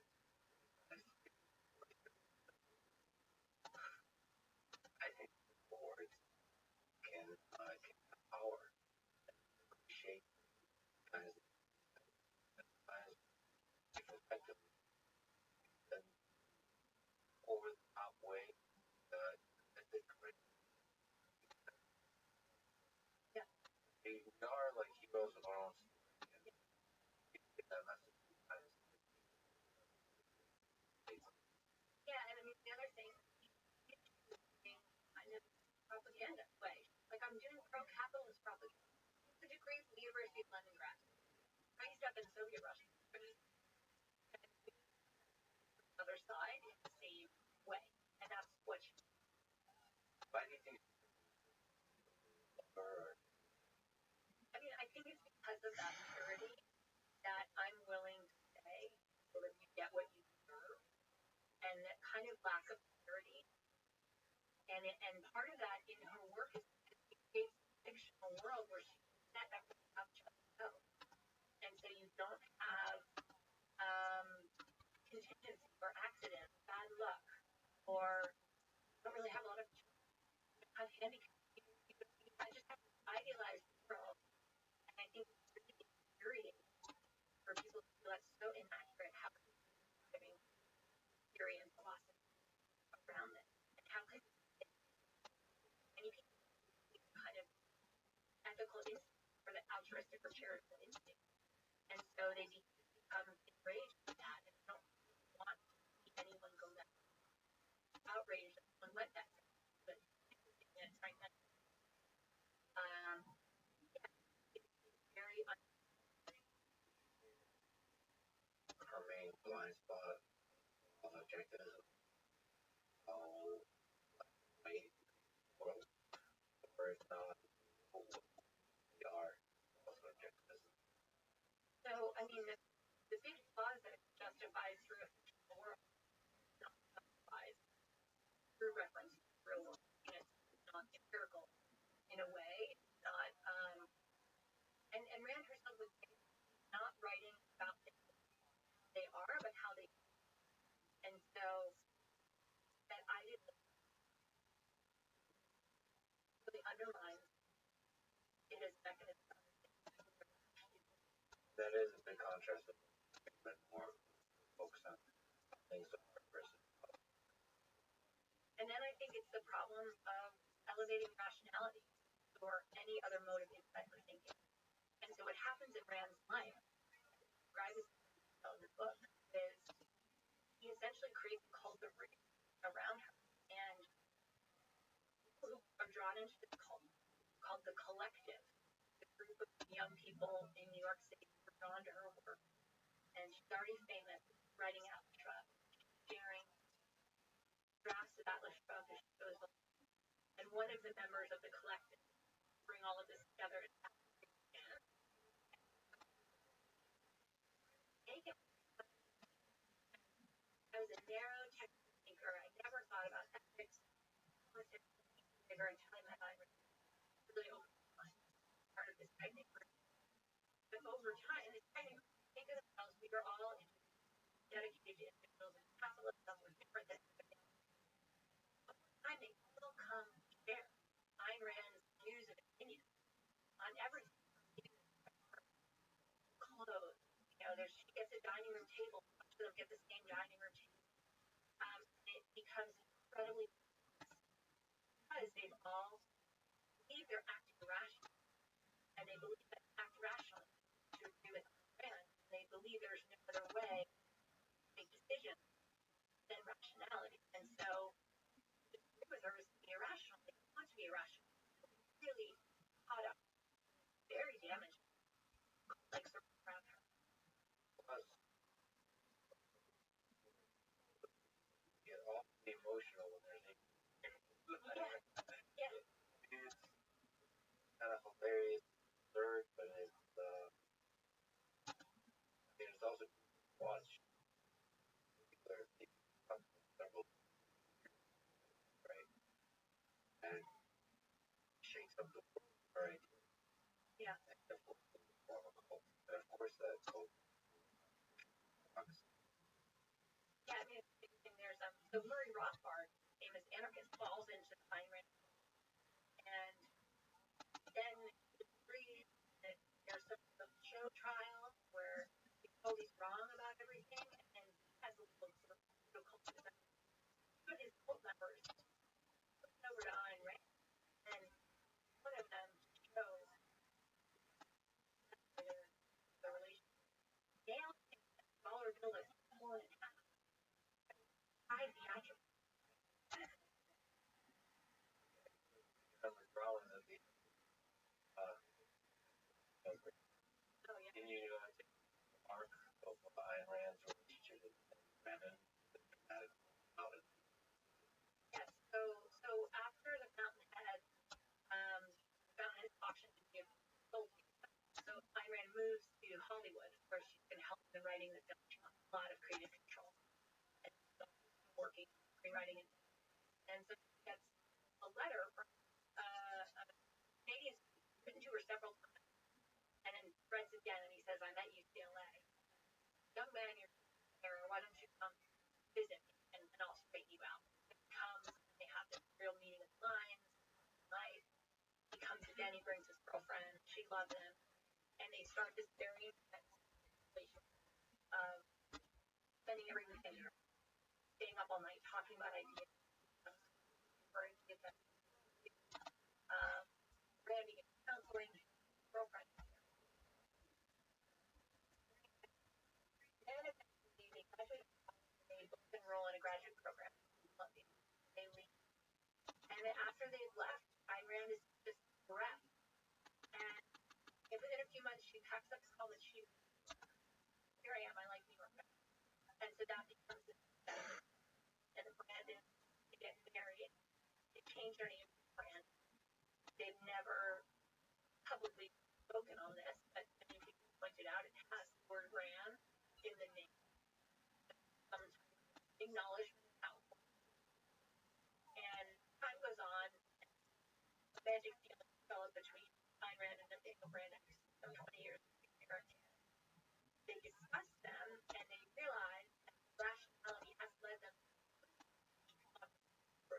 right, rationally decided it, but because they're rational, or at least form, They're both married. They're both married.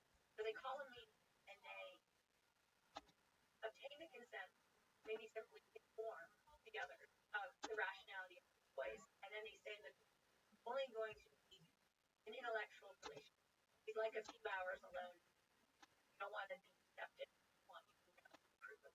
The spouse is bought into rationality, and prove one thing leads to another, and becomes a romantic and sexual relationship. And although it's open within these four people, it is not open. And so in all these themes of the collective, other people coming up, drinking coffee all night, talking, they all know that Daniel Brandon is number one. They just know that there's a romantic sexual relationship happening. And then when Atlas Shrugged comes out, it's panned by review. Absolutely. And Rand is not hard work. She falls into depression. Master projected. And then romantic relationship ends. The personal relationship. And over time, Brandon is married to his wife. He ends an affair with that woman. And at this point, he started making good money, famous, Supported. and at first, it was to help her in her depression. That the world needs to recognize your genius. Atlas Shrugged, but I will bring it. And it's very successful. It becomes its own business, it has a newsletter,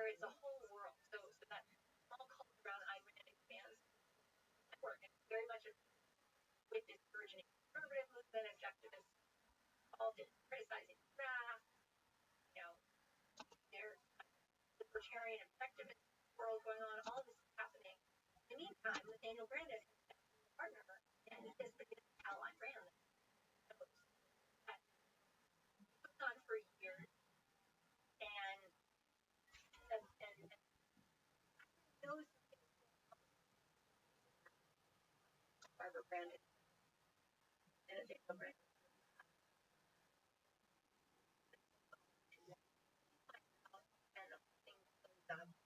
Exiles, breaks up contact. And nobody has ever told what happened, how the objectivism breaks.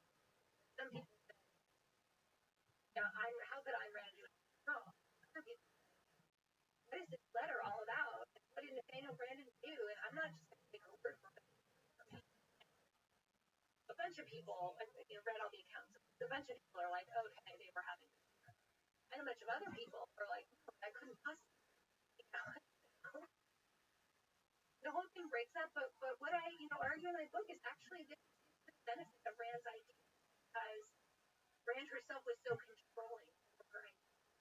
And now that she's stepped back from a public role, objectivism flows and objective conservative just kind of spreads out. Really, you have to drink the Kool-Aid. You don't have to do the course. Daniel Brandon goes on to be part of his movement. And Ayn Rand lives, another 10 years or so, but she doesn't do work after that. Since we're talking about some of the, although rationalized, some sexual partnerships or engagement, I have to ask about the Bobhead and the quote-unquote rape in the Bobhead. Was she intending that they're controversial? Was it into Ayn Rand's sexuality? Broad on sexuality outside of power dynamics. Yeah, there's also an objectivist theory of sexuality that probably the least of all the parts of objectivism, and it goes something like your sexual desires express your highest value, and they are related in some ways to your rationality. So for her, that explains her attraction to Daniel Brandon's attraction to her was a function of their highest value. In fact, Brandon imbibed this so deeply that the fact that he was later drawn sexually to a woman who was not particularly accomplished, but was beautiful, caused him deep anguish and guilt for being non-important. So this is the objectivist theory. Then the gender politics are just crazy. We have to kind of back up and think of who is Ayn Rand, born Elisa Rosenbaum in Russia. She is someone who stands out from the crowd, never really fits in, not conventionally beautiful by any stretch of imagination, struggles with her weight, doesn't consider herself to have a beautiful face, very independent. She meets none of the metrics of tradition. She finds love with a man who's very handsome but very passive. Yet she writes in all her strong man. So this seems to be like a projection. She's actually not a strong hero. The hero she writes about probably would be in the room with them for more than 1 minute before they got in a raging argument, right? And then she develops this theory about women and men, that a woman should worship her man, and a woman finds her true expression in worshiping the man. So again, this is not at all how Ayn Rand lives her life. Like, I would say that compensatory for her lack of ability to conform to the gender norms of her day, she then articulates them in a very strong and almost distorted and exaggerated way to compensate for the fact that she doesn't actually meet them and actually act them. Race to some degree embodies that idea. Some degree that the women tend to read it more in terms of literary genre. And Rand is a screenwriter, you know, of, and that race theme is like paradigmatic for the romance genre. In other words, like pulpy romance novels. The hero rapes the hero, and then they fall in love. That's just the trope of how it works. So it's crazy when you, but if you're reading a bunch of novels in this genre, you would find very similar. And so that is a huge part of its appeal at the time. There's of evidence needs Susan Brown Miller, and she wants to write an angry denunciation. She goes to get the Fountainhead, and she's wondering how is she ever going to 800 pages library copy. Want to buy it? And it falls open. The rapes, everybody's gone and read it. Very racist, explicit at that time. So I'm almost positive that, like, if I put in this kind of taboo breaking scene, that's also why people come to it. So I think it's a mess. I think all of the gender and sexuality stuff is just a total mess. It also reminds me of another guy related who had strong opinions on women and wrote about what society should be and how dynamic relationships and all that kind of stuff. And so really had trouble. Yeah. And so just to sort of maybe chuckle about how upon that has failed in many regards, private life. You mentioned feminism. Would you Ayn Rand? I mean, she's almost an anti-feminist because she then goes on and someone writes her a letter about like should there be a female president? Says no, no woman should ever be president because if president is able to look up to a man, she would be so powerful. Therefore, she would be like corrupt and like rotten and like be earnest. It makes no sense. But that says she's a woman.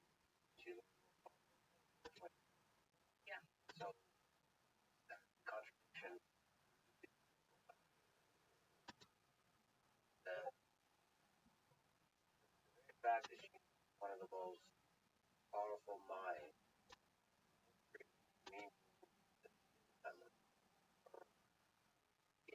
spiritual bodies Well, she represents. I mean, live the ideals of individual in her life, size and norms in her own life. Not see yourself as part of any. Not see yourself as feminist for the benefit of other women or society's views about women. There was no collective essence.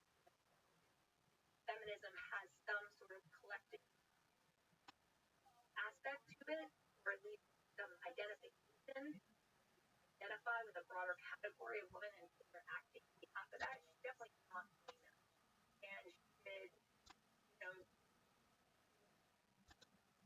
fair to women in her life, promoted them in her life, but did not very negative.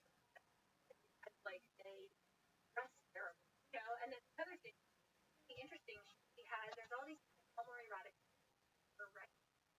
And for that reason, any from her right. And then she would say, like, homosexuals are dirty, terrible people. Now, people for being homosexual. There's a whole actual literature of, like, gay men wrestling with Rand, how she, like, what about it. So, yeah, it's hard to make sense of, and I just think of the enormous pressures. I want to be fair, but I just think the enormous pressure she's under in the culture she was raised in, expectations that were placed on her, and her just utter inability to do any of them. And it came out in a very tortured set of ideals that she had to promote.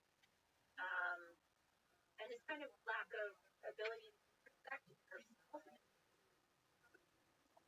Just try to rationalize through it. Why do you think that I read correctly, but as far as I can see, in the list of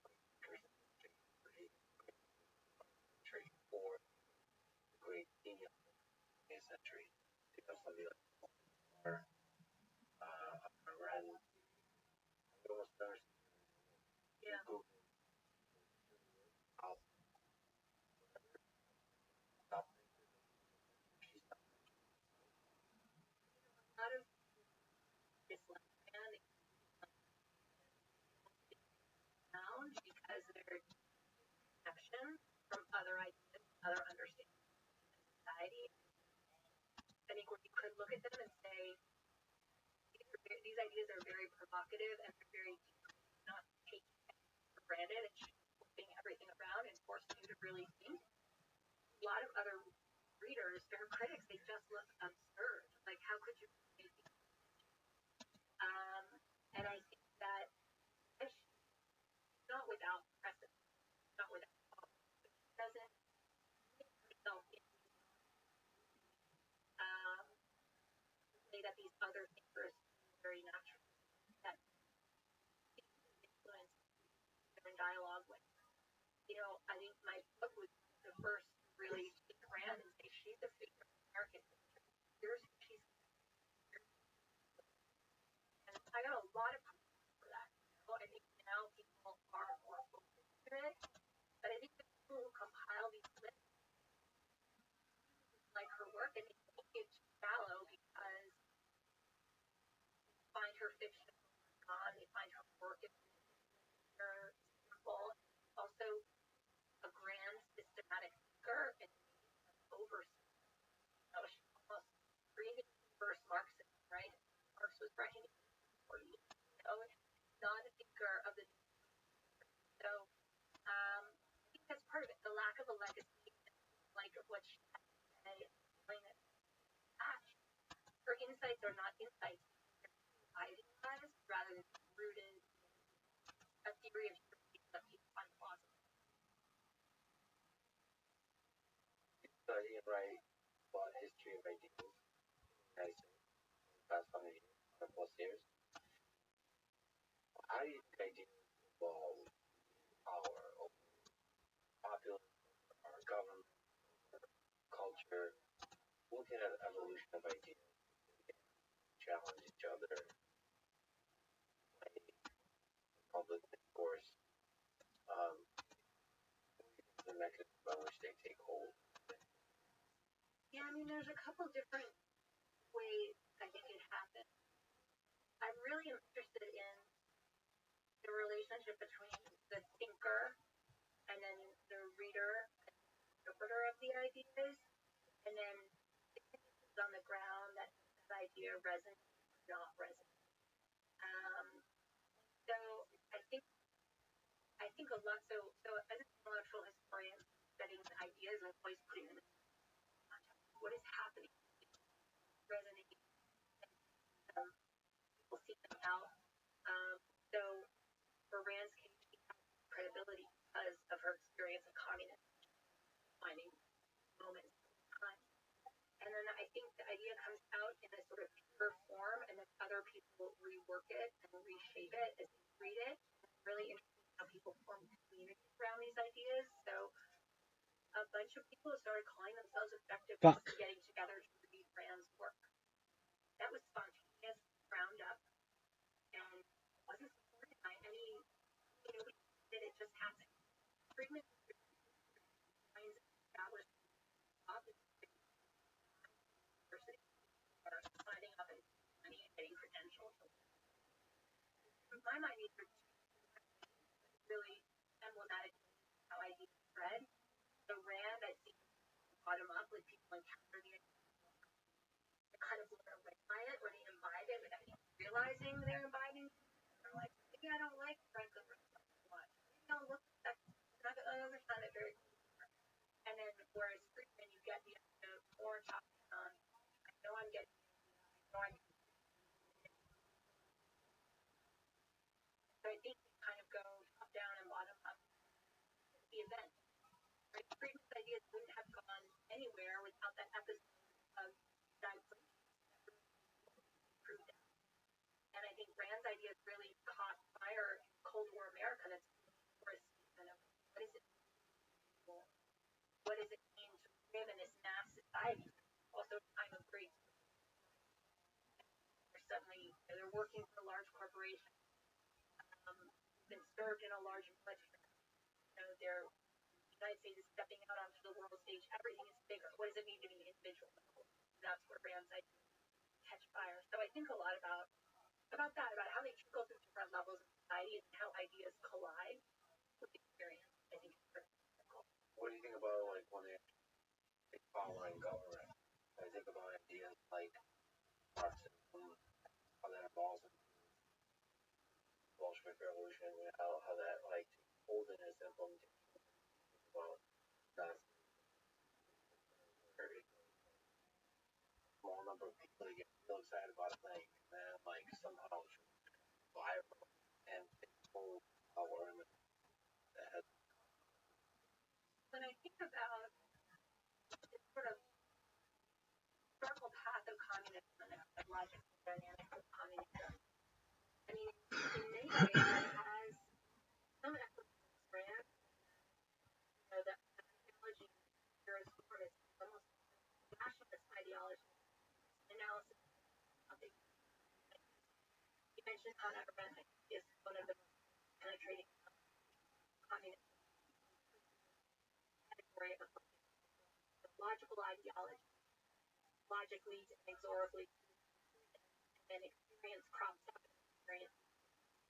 And what is a sort of cult of rationality when it hits experience? Well, it tries to bend experience as well. And I think really the story of communism writ large. So the question though is why does it fire? Why does it draw people into political positions? I think in the case of communism, dream of a more ethical world, equality, dream of the powerless rising to the powerful. I mean, that's very that's drawn in so many. Then you had the whole agenda of Leninism, which is the kind of international path to that, and help think about what are the relations between poorer and richer countries that happen through a framework for about that in a time when those becoming more interconnected. Fascism unleashed more something primal, something sort of dark and primal, and it's more a perfect structure to indulge in that is normally not there. They're normally channeled or held down, and it seems fascists come into power to give people permission to let those forces out. I think on communism, going back to that lecture that I read, I think what brings me a little bit is that kind of maybe not resentment, but envy towards the people that have not versus that, and something not seeing the same, some resentment. So, if the environment of hard times, hard economic times, combined with the primal, just not having and has a constructing narrative around that, that can become a real viral idea. Yeah, it seems like communism is more animated by this idea of injustice. If the world is unjust, it should be different. And fascism seems like the process of scapegoating, right? We've identified this of the problem, and it's group, and they need to be punished for what they've done to the rest of us. There's a primal thing, go back to literature, 1904, when it's hate. Get everybody real like excited about like the thing. Something primal about us humans. Once you're in that state of hate, anyone can direct that hate towards towards any idea of things. Get caught up in that area of the dangerous thing. You floated the idea for your next book towards writing, which set of ideas the opposite. So, maybe explain your curiosity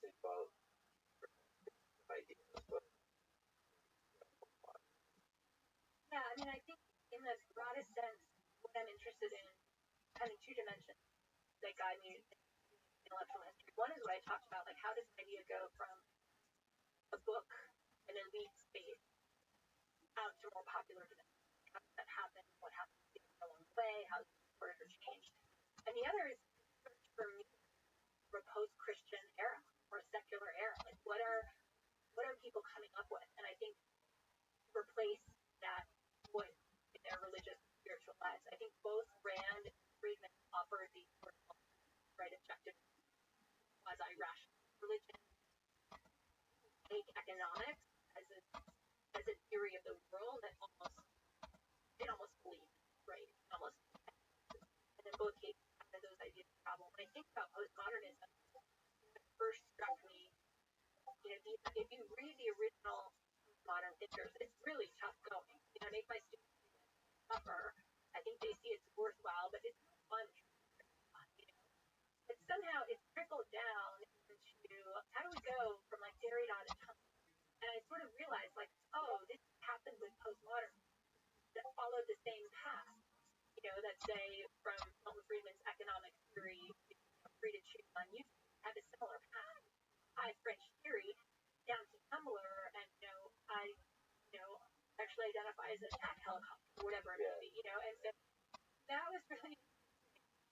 And then I also thought, well, at the same time, clearly the structure of media, and I actually think it's followed the same path of objectivism, which is turning into its opposite, like distilled down and then turning into its opposite. So if objectivism was a group of people who considered themselves individuals, ended up deeply conforming to the dictates of charismatic leaders. Postmodernism started about constructing binary. That was going to be fluid. We're going to go beyond the border. We're going to construct the binary. And it's evolved in popular forms with re-inscribing many different binaries. Oppressor and oppressed has become this paradigmatic set of glasses on to understand. But the dynamics are very, very similar. So I think it's something in the trust of the idea from pure form to popular form, and then how it gets politicized or mobilized in different ways. Behind it all, I think it's longing for meaning and the inadequacy of traditional ways that at this point in time. By the way, that going was remember college reading Derrida, not knowing at all. I'm able to read pure encapsulation of an idea. Well, that kind of you realize if you actually take the form of that idea, around, realize that like, oh yeah, no, I don't. That's not. I do. Myself. Identify. Okay. Process searching for biography, like try to course of that is required to persevere. Yeah. To go here. Yeah. So I mean, I go to the archive. That's where I feel like I feel like I'm communing with the dead in some ways. I'm seeing what they saw in some ways, reading what they felt. And I tell my doctoral students, it's got to be something that gets you out of bed in the morning. There comes a point in your doctoral career where there's nowhere to go, there's nowhere to be. You got to be getting up because you're interested, you want to study. And so with Rand, it was a real sense of discovery. I am discovering. I want to know about this woman. I want to know where she sits, and the only way to find out is research. And so yeah, I like to compete. It's really interesting. And I should say in both of these cases, I've done it in it. I don't know that I would do it in. First was the graduate program in Berkeley, and so I had coursework, and then I had structures. I did have people check in and read, but I had a great deal of latitude. Very grateful. People are like, you wrote a dissertation on Ayn Rand at Berkeley? I'm like, yeah, I did.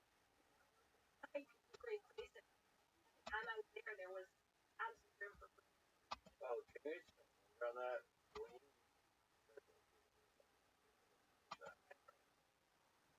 there, get upset? No, I did have a friendly critic who took it upon himself to throw at me everything the outside world would throw at me. I think maybe 5 or 10 years earlier it would have been possible, but the most important thing the person I really had to convince this was worth doing was myself, because I knew it was an unconventional for the field, for the season, but once I convinced myself, well, we're going to do this, and because it was unconventional, it ended up sticking out.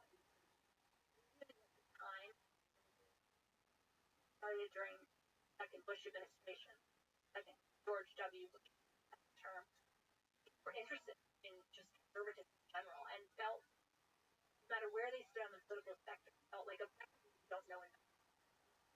But they were open to learning more. Really kind of caught that wave in leadership and caught that wave in American culture. I ran at the very least.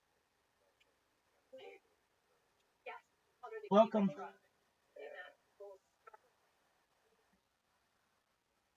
way, the world Milton Friedman what capitalism can accomplish economically, and then so let it register, and she fictionalized. So once people have absorbed that, they want more. They go on to learning more of the ideas behind it, or they have become true believers. They convert it, and they head off, work for politicians, work for a think tank, party. Absolute traffic. Now, not everyone. There's plenty of people who read Ayn Rand who don't take to politics. It's a nice story. An episode in their life, but for others, it's really really. So those were the people I wanted to track very deliberately. I wasn't trying to do in the round everything about Ayn Rand. I was like Ayn Rand and American right, goddess of the market, Ayn Rand and the American title. Where did they take her? Those who took her in this political direction. What difference? Bring return to the actual process. Yeah. You're showing up. You're like kind of like the process of discovery. You're kind of like taking it all in. What finding ideas emerge, or special moments that create an idea emerge. Yeah, I mean, I know with the biography of a person, I am already given a start and a rough narrative of what happened. I have a kind of structure, and then both with Rand and Friedman, I started by reading their major book before I really read anything about them, because I wanted my own experience material to be fresh. And I had read some Ayn Rand, but not a lot. Similarly, I had read some Friedman, but not a lot. First, let me read the major oriented, and then just dive into the archive. Who are they talking to? What's going on?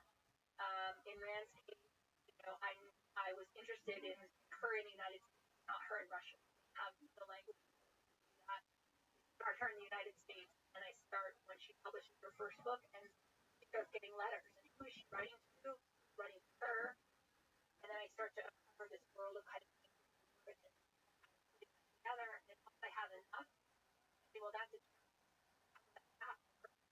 and then there's going to be, the book come out, and I need to start a different chapter, like after the book has been published, and then I look for that. But I'm really, although I have this very high level structure, it's coming out of archive, but material I'm finding. And if I'm not finding the material there, I won't cover it. Or decided it's outside but I'm not going to go into it. Trying to understand the relationship as I read from Darko, trying to from kind of light on what letters. Interesting. Yeah. I mean, correspondence is really cool. Fast correspondence, and someone famous. They have oral histories. Other people write about them. So you're reading all these different things, kind of triangulating and trying to put them together, and then think about how do I present it? What do I need to explain? And then also for me, what was really helpful is that because I teach and I am explaining the kind of broad sweep of 20th century history, so I know that brands involved in a labor action, Warner Brothers. But through my teaching, I realized, oh yes, this is a moment of labor strike across the country. And so then that really changed the origin story of Atlas Shrugged and labor action. Originally called bonding, real time, inspired by what happened, in the mid-19th. And then I can kind of take that and run with it. Your passion, you mentioned a very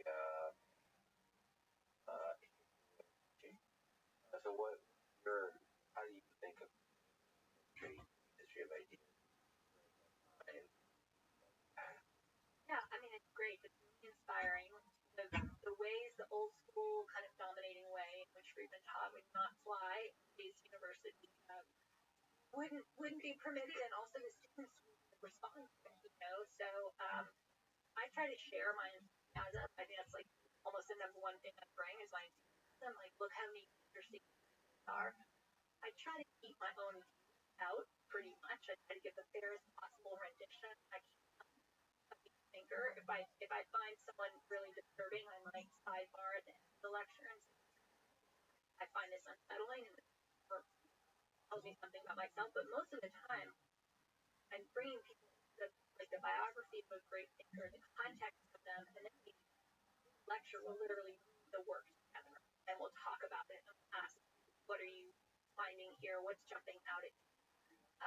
Kind of breaking down the language and really teaching them how to do reading. I feel like that is contradiction right now. We're having trouble reading collectively.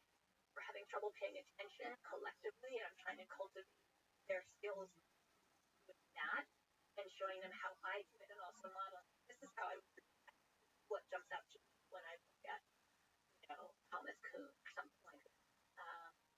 Just show them that I studying my history by really thought I feel incredibly privileged. And the other thing for students in college, figuring out who they are, their minds are developing, growing, really, and they don't always have the context. Give them the hard ideas and then show them is the context of what's happening in the world. Really, I'm showing them a landscape. I don't have time to go give a 10-week quarter. I fly over, and then I want them to know how to go deep, know where they want to go deep. Parallel. Yes, do their own parallel curriculum. What advice there's a lot of ideas? I mean, even though I think the passion is important of the idea, this passion is more important than reading. So a lot of people like, I never write about Ayn Rand, like she makes me so angry. And I've never become, I don't get angry reading. Like I'm like, oh, again, or like that's gonna cause trouble, or it's so. I guess I'm approaching it with sort of charity, but also with this. I'm not expecting to have the light shine on me. I'm not expecting to agree. I'm being very cautious about it. That's what works for me. It might not work for others, and then I just try to find the humor in it. Like how funny is it? Like these different aspects of funny. Like I'm teaching my students about Oliver Wendell Holmes. Like his dad wrote a poem about him, called him the astronaut, about how he came from outer space.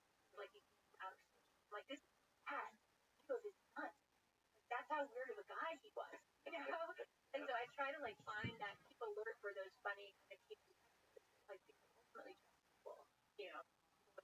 That they spent enough time polishing up and developing that we still want to read about them 100 years. What about the dramatic formulation question? Some idea good. You could draw such lines, or is it more complicated?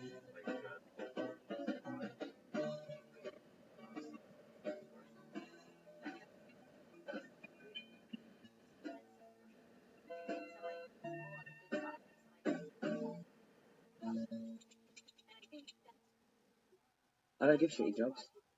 If a good man comes to me and says, thank you, David, for the opportunity and continued support, done that. I want to better myself. I want to move on. Then I can make that dream come true. AKA, is you somewhere you have privacy. And jobs in personal friend of mine. Why? I made him out of the job. Sammy, you old slag. Brent wants general. Have you ever tried to talk with drivers job? No, good. Don't bother. I've got the man here. He's perfect. Have you tried to talk with drivers? Yeah. First aid training. We'll get a CD over to you this afternoon. I'm seeing you Sunday, aren't I? Sins. Oh, he's Elaine. She left you yet? Oh, see you then. He hasn't thought about that. Thank you, Brent. 12 years. When I'm hardly 8 days. Mikey. Oh, 14. It's crazy, isn't it? Yeah. Oh, another. Everyone's like, what's the cracking on? And the man.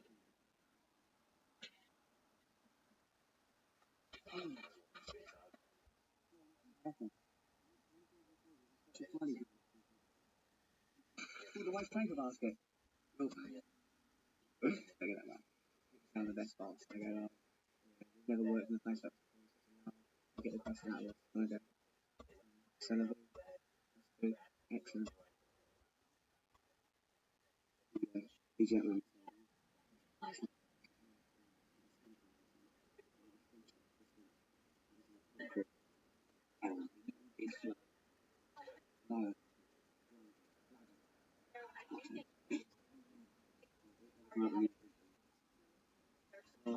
Okay. And I look. I don't know. Yeah. Drinking a bit too much. If every single night of the week's too much.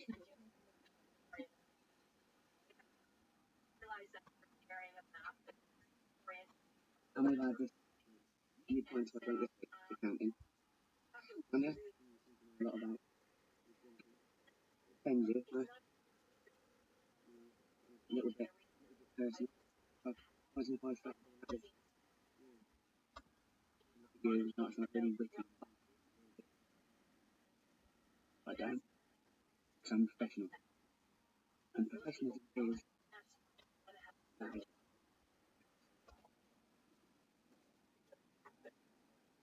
okay.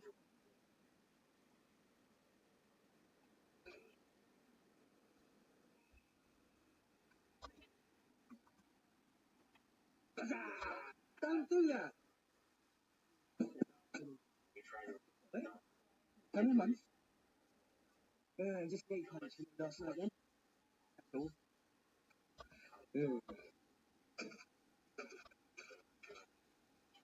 Oh no. God. Boss and team leader in drunken night out shot horror. Yeah. That'll be a quiet night in the library. Not. Think.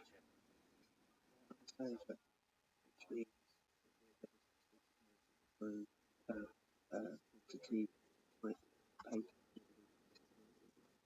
whether pay and I'm open. Don't be bad. Hey, what's that? You're fine feeling drunkard. Hypocrite warning. Oh, been saying. True. It is charged. Oh yeah, when here it is next to it. He goes, well, tag along if you want, but they did get a bit rowdy after a few times. I went, oh, see if I can stand it. I was worse than them by the end. They go, my boss. How about you going? They just left, didn't they? Oh, God. Absolutely mental. It's all.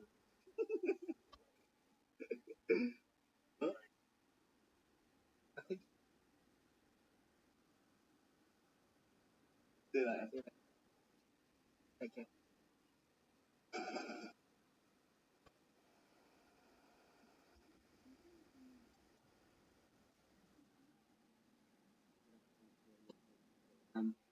Jennifer,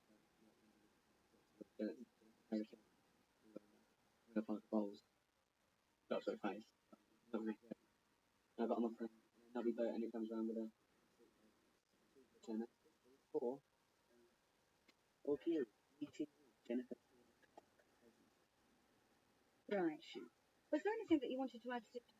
Did no get an agenda. Did not get an agenda. Did faction? Then we got faction.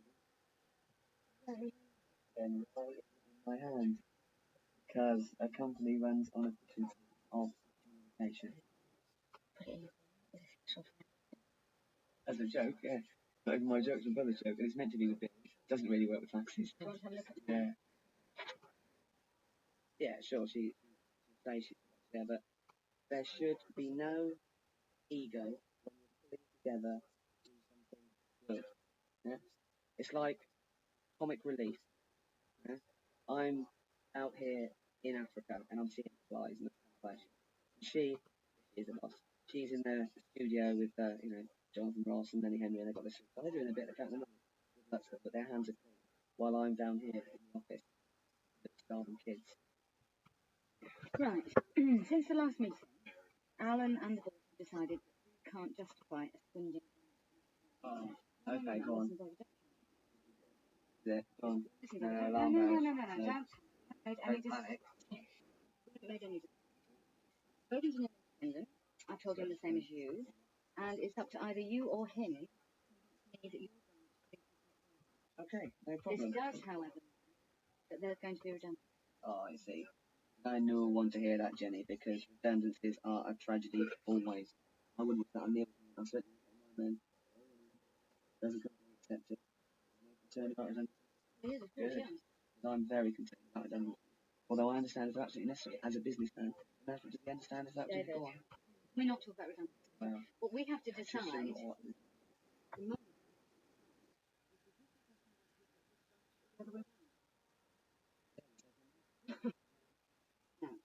No, I just. Is there a time limit on? Don't ask me.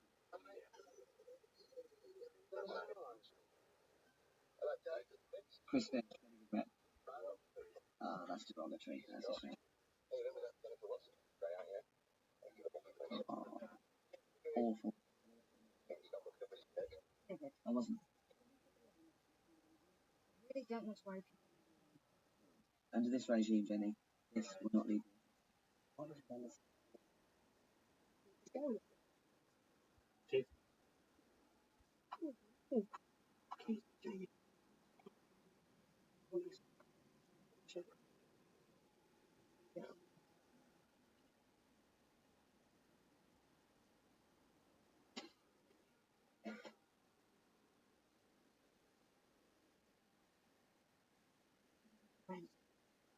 right, fine.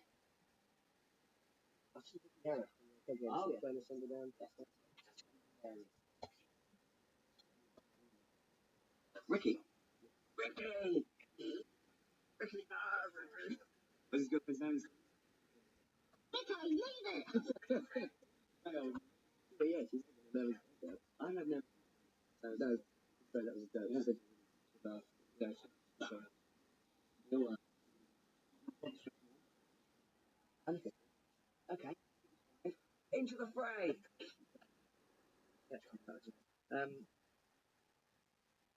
Wasted time.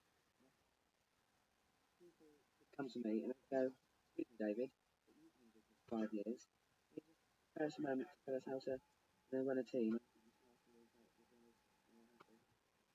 They don't. It's a tragedy.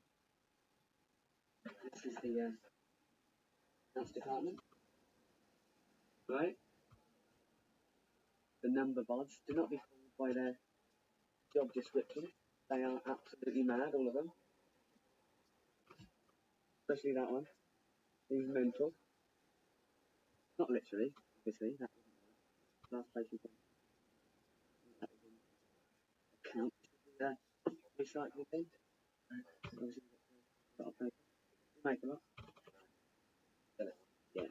Doesn't grow on trees. You know, it's not good. It's good. I thought you might something just come up. 2 minutes. Thanks very much. Bye. But then, that's what I'm doing. She's my desk. Why is this all overlapping? It's all coming over the edge here. Right? Word. Demarcation. Right? That's Brent, I presume. I just have to leave that up. Okay.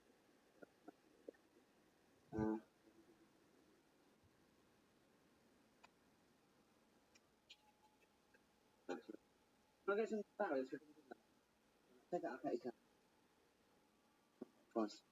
Comedy. Track, guys. Right, no, Ben. Right. Get a cup. Yeah, Alex. Got a work we're doing. Cartoons. My bum looks like these. It's got sex with the blokes out there. That man. All for that.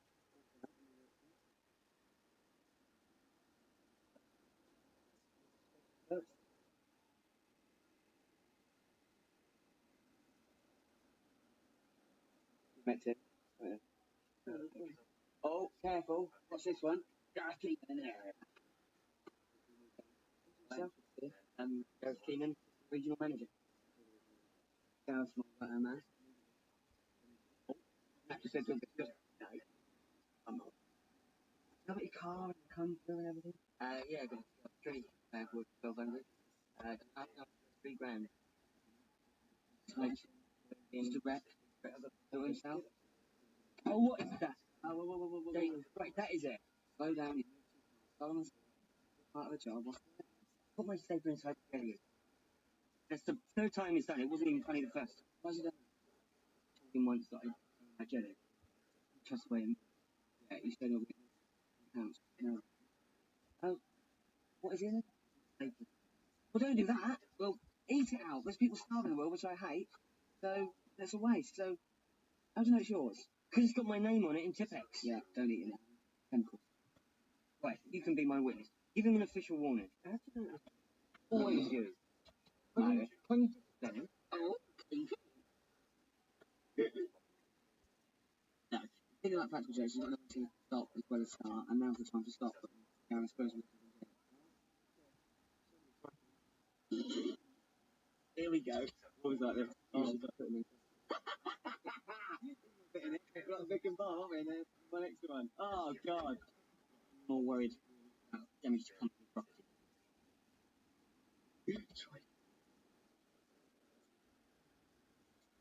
I just can't think of other desserts. Yeah, it's alright here. But people do sometimes take advantage. You know, I like to have a laugh. That's ridiculous. But it's a case of work. You know, I was in the territorial army out there. That's sort of one of the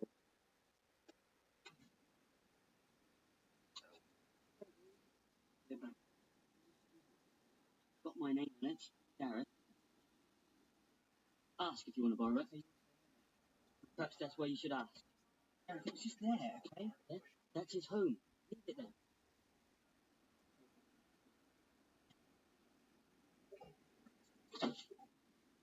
Philip, get that off him. Get that off him. Well, you won't. So, well, I have. So, what's that kill someone? Oh, killed, well, the thing or the murder, it's got your name on it. Why would a murderer put his name on it? To stop people borrowing. David? I'll wait, leave it. You bring me down to this, mate.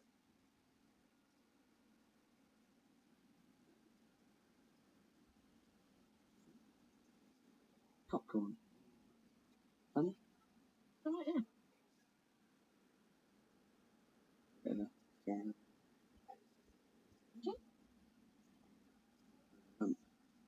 Rosa? Okay.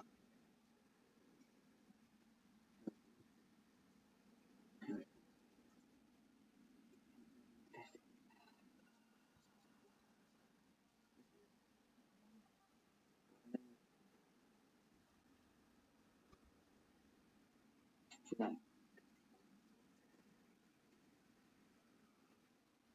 I'm just got very important client. Saying it wasn't wrong, and yeah, it will be. Whether come down to calculate. Oh, I don't know. So who? Okay. I don't know where you're. What sort of little bird from? All right, you give me some. No, no. You give me some. I'll try it out. All right. Yeah. Plus 141. All right, with that 1 second. There's nothing showing it. I'm being straight with you. I'm gonna be straight with you now. But I can't carry it. You know what I mean? I don't. Can't do it. Often take it. Why is it crashed my car? Number one, blocking out light. Number two, light. Yeah. That was time to wait then for another day. I will set my phone. Won't do it like that. Get the knife in behind the windpipe. Down. Yeah. Oh, I could just apply for another job.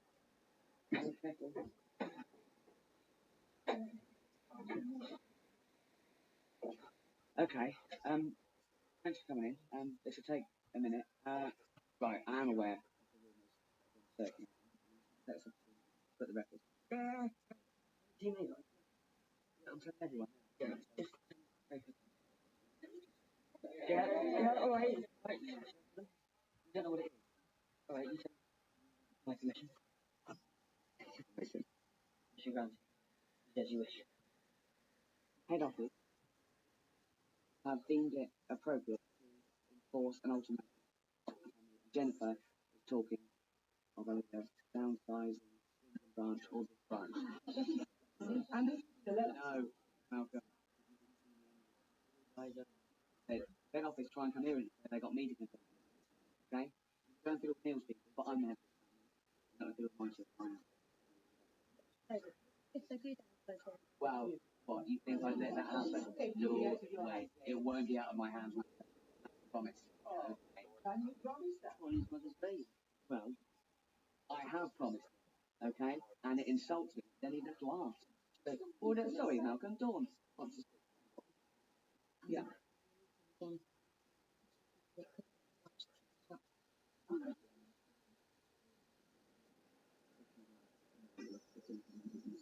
Adhere to the ongoing agreement of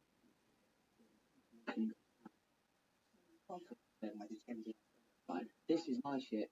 Can't go wrong. Yeah, it is a question of trust. Yeah, it is a question of trust. Do you trust me? Do you trust me? Yes or no? So, meeting adjourned. Okay. I would have said much the same. I would have said it very simple. Can I just ask, do you trust me? Hands up if you trust me. No, trust them.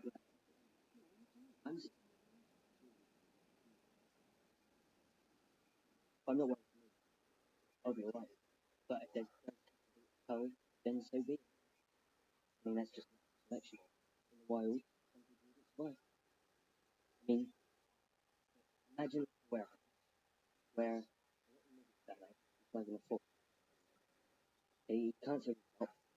He's got great big platform shoes, pedals, legs. I mean, Anton's a lovely bloke, don't get me wrong, but he won't. You've got a price for Matt Coty SRA1. Yeah. Just tell me, will you? No, I can't hear you. I'm right here. Tell me that. Speak to me.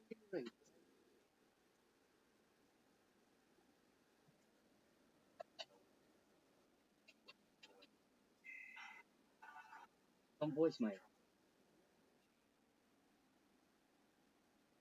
Hi, hey Gareth. I need a price on Matt Coty. This is stupid. Sorry, mate. What do you want? I need a price on Matt Coty SRA1. So I got 160 here. I'm sure, right? Earlier on. Right, I know you're not there. Obviously, you can't do that, but myself, because they're filming.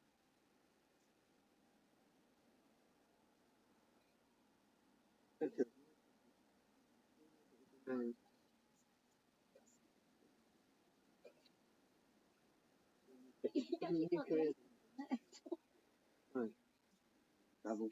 Dan. Look at it. Does best Ali I have to do it. Go on. Oh. Sorry, no, it's not you. Yeah. The other what? Oh. Spicy. No, I don't have a great many ethnic employees, that's true, but it's not policy. I haven't got a sign on the door that says white people only. You know, I don't care if you're black, brown, yellow, Orientals are very good workers. Can I get a drink? Well, where are we going out? Can I go in drink? Also, that's right. Ready, yeah? Come on, let's go. Cool then. Couple of Come on, be alone. No, I've got to, mate. No, you're alright.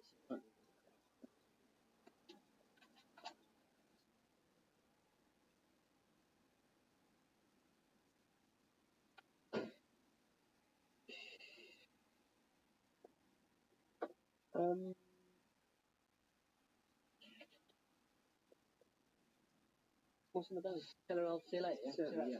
See you later. Alright, mate. Take care.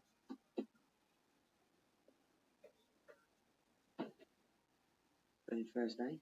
Yeah. Right? Yeah. Right, yeah. Yeah. Chilled out. Oh. Work hard. Play hard. Play hard. Working hard sometimes. Partly down to me. Sure.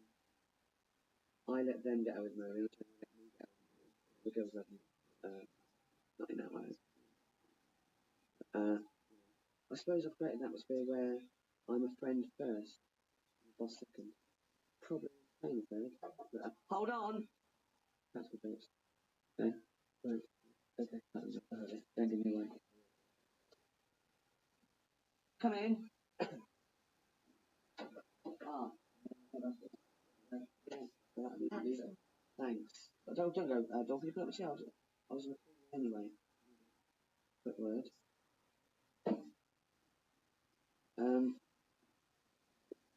As you are aware, there are going to be redundancies, and you've made my life easier.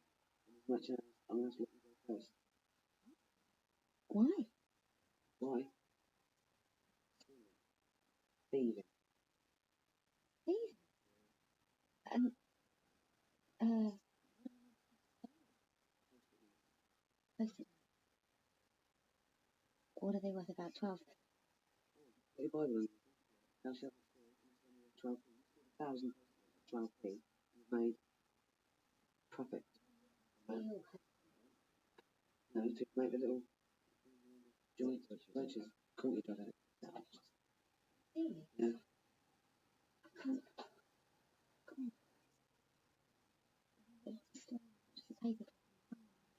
Good news is, I don't think you're on the fitness because it's gross misconduct. So you can go straight away.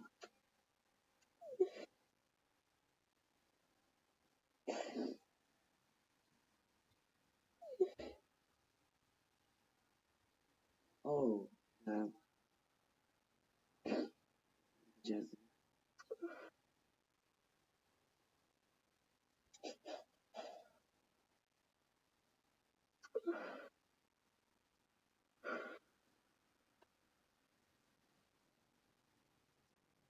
Good girl. That's a joke. Don't set me in. Practical jokes that are good. Check them out. I do actually.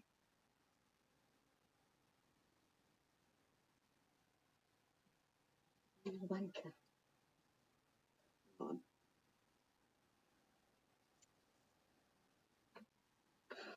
Right.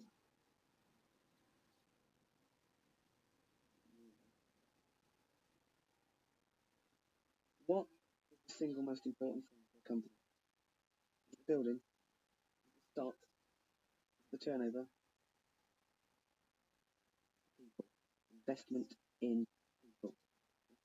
My proudest moment here wasn't when I increased profit by 17% or cut expenditure without losing a single member of staff. The young Greek guy, first job in the country, hardly spoke a word of English. He came to me and went, Brent, will you be the godfather to my child?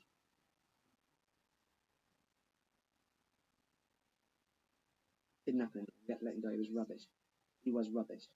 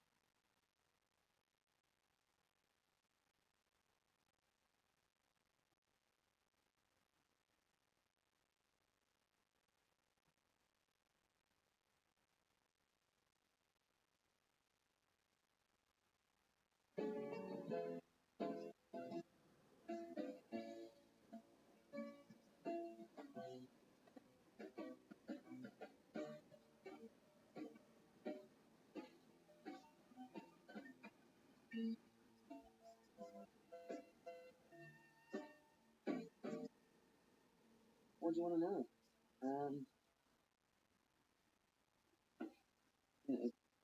Calculating. That's great. Thank you. Oh, here we go.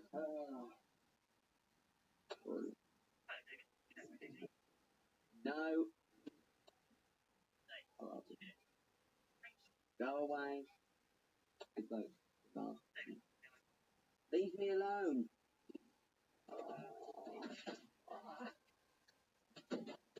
It's fine. It's fine. That one. They sat there, mate. That's the old office. So, started. Oh. No one is going to lose their jobs. Yes, head office are talking of downsizing, but they've said clearly that the most efficient branch will incorporate the other one. We are the most efficient branch. Cogito ergo sum will be fine. Why should they be worried? Yeah? They trust me implicitly. I've said there's not any redundancy. That becomes gospel. Unconditional trust. Nice. Yeah. Mutual, likewise. My only worry is that powers that be don't come down here and pop their head round the door with their rule book and go, oh, hold on, what's going on here? These people are mucking around, right? Whilst getting the job done, they're having a laugh at work with the sword of Damocles hanging over them, right? This isn't in the rule book. Who's in charge here? Guilty. Get a new rule book. All right? It works with the turtle. Okay. Finally, this young lady is Donna, daughter of my best friends, Ron and Elaine. She's lodging with me, so she's my responsibility. And her dad's not only a copper, but he's a bloody big bugger, isn't he? So, hands off. I've got some. Oh, don't worry about it. You want to receive some swollen good?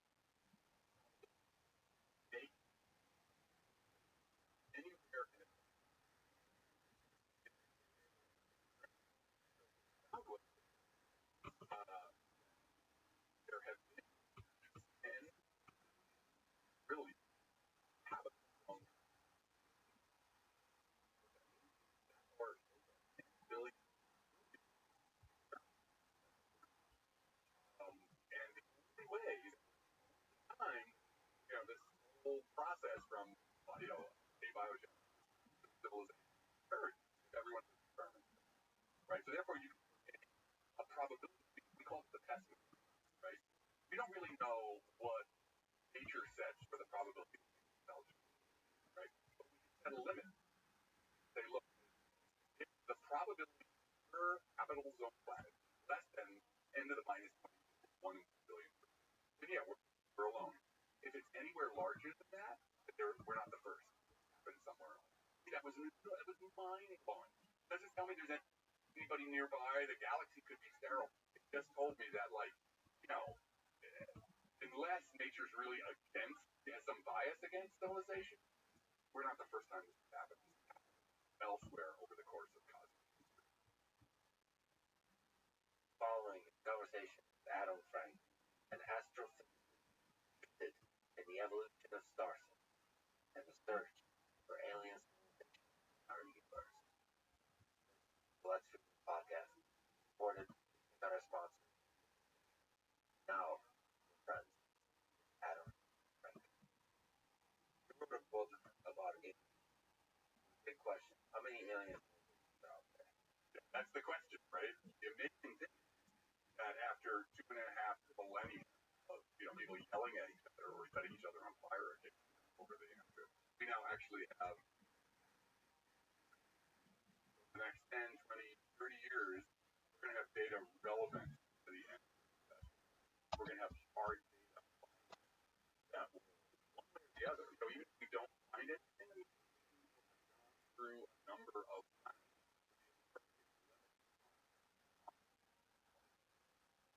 one answer I can tell you,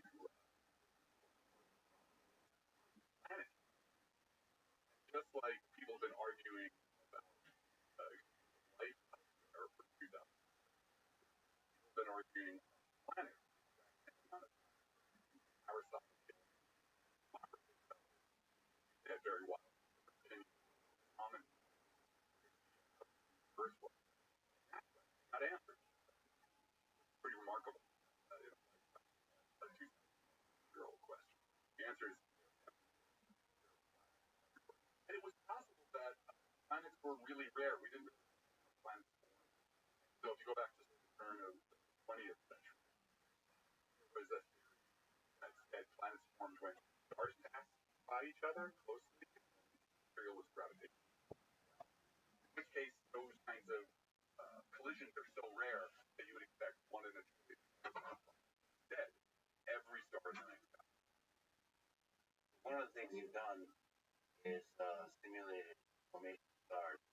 How difficult do you think it is to simulate planets? Simulate the entire kind of a numerical simulation. Question of That actually we're able to do. There is can-run simulation of the planetary system. If you run the simulation, where you want to start cloud of giant interstellar planets, and they have, millions of times the mass. So you run a simulation of that, it's turbulent, gas is boiling, and every now and then you get a place where the gas is dense enough that gravity gets hold of it, and you'll start to form a protostar. And a protostar is basically the young star of this ball of gas where nuclear reactions are getting started. But it's also a disk. So as the material falls inward, everything's rotating. As it falls inward, it'll spin up. It'll form a disk. It'll called an accretion disk or a protoplanetary disk. And you can simulate all of that. Once you get into the disk itself, and you want to do planets, things get a little bit more complicated. It gets more complicated. Now you got to start worrying about dust. It's actually dust, which is the wrong word. Smoke, really. These are the tiniest bits of solid. They will coagulate in the form pebbles, right? And pebbles will collide to rocks. The rocks will form boulders, etc., etc. That process is super complicated. But we've been able to simulate enough of it to begin to get a handle on how planets form, how you accrete enough material to get the first proto-planets or planetary embryos, as we call them. And then comes the next step. Those things start slamming into each other to form, planetary bodies. And then the planetary body, Earth, came about because there was a Mars-sized body slammed into the Earth, basically blew off all the material that eventually formed it. And all of them have different chemical compositions, different temperatures. Yeah, so the temperature of the material in the disk depends on how far away you are from the star. So it decreases. But it's a really interesting point. So when you go close to the star, temperatures are really high. And the only thing that can condense, that can kind of freeze out, is going to be stuff like metal. That's why you find mercury, all of iron. Then as you go further out, the gas gets cooler. Now you start getting like water. Called the snow line, which is somewhere in our solar system, out around Mars and Jupiter. That's the reason why the giant Jupiter, Saturn, Neptune, actually Jupiter and Saturn don't have moons. Remember those more water. Uh,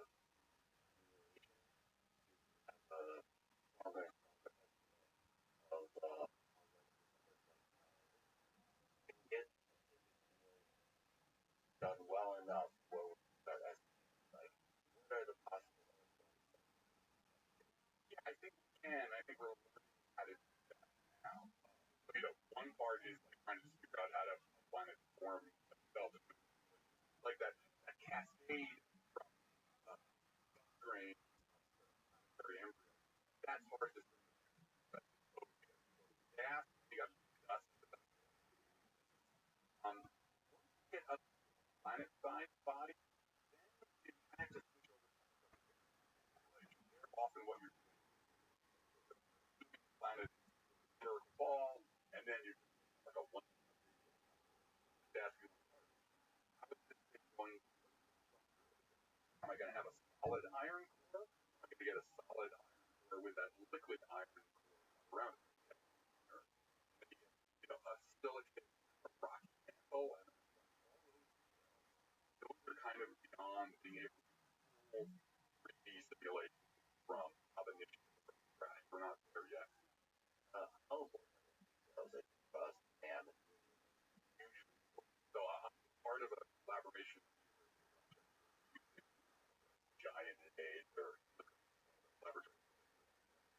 Got a huge grant from the like lamb tiny to understand what conditions are like at the center of the earth, or even more important, the center of like this is what's what the most common kind of planet in the universe we don't have in our which is amazing, right? So we've been able to study enough, observe enough planets to get a sense of, we kind of have an idea of what the average is. And our solar system is weird because the average planet has a mass somewhere between 3 times the mass of the Earth, maybe 10 times the Earth. That's exactly where there are no planets. So the smaller ones for Earth, the larger ones they're anybody's guess. We don't really know what happens to material when you're squeezed to those pressures, which is like tens of millions of pressure. So those details really will matter what's going on here because that will determine whether or not you have, say, for example, plate tectonics. We think plate tectonics may have been really important for life on Earth, for the evolution. So it turns out, this is sort of the next generation where we're going with the understanding the evolution of planets and life. It turns out that you actually have to think hard about the planetary context for life. You can't just be like, oh, there's a warm pond, and then some interesting, chemistry happens in the warm pond. Kind of, it's gone. Or is it really the planet, the place or not? Why do you think plate tectonics might be useful? The formation of complex life. A bunch of different things. One is that the Earth went through a couple of things being a snowball planet. Like we went into a where pretty much the entire planet were frozen. Early on in Earth history, there was barely any. There were actually a water world, with Australia-sized cratons, it's called the proton. So those went through the snowball Earth, and if it wasn't for the fact that it had a lot of volcanism on it, you could have been locked forever. Like once you get into the had life form, but then because it's so cold, they never get anything more than just so plate tectonics fosters more volcanism. That you're going to get carbon dioxide comes into the atmosphere, warms nothing. But even more, I just finished a paper where we were model that's been out there for a long time. Reports say intelligent life in the universe, and it made all these about the Earth's history, particularly the history of life. And out probably early on, more about a billion years ago, and that ramping up everything. The Earth, but not Earth is out there. What I mean by that, there really were mountains of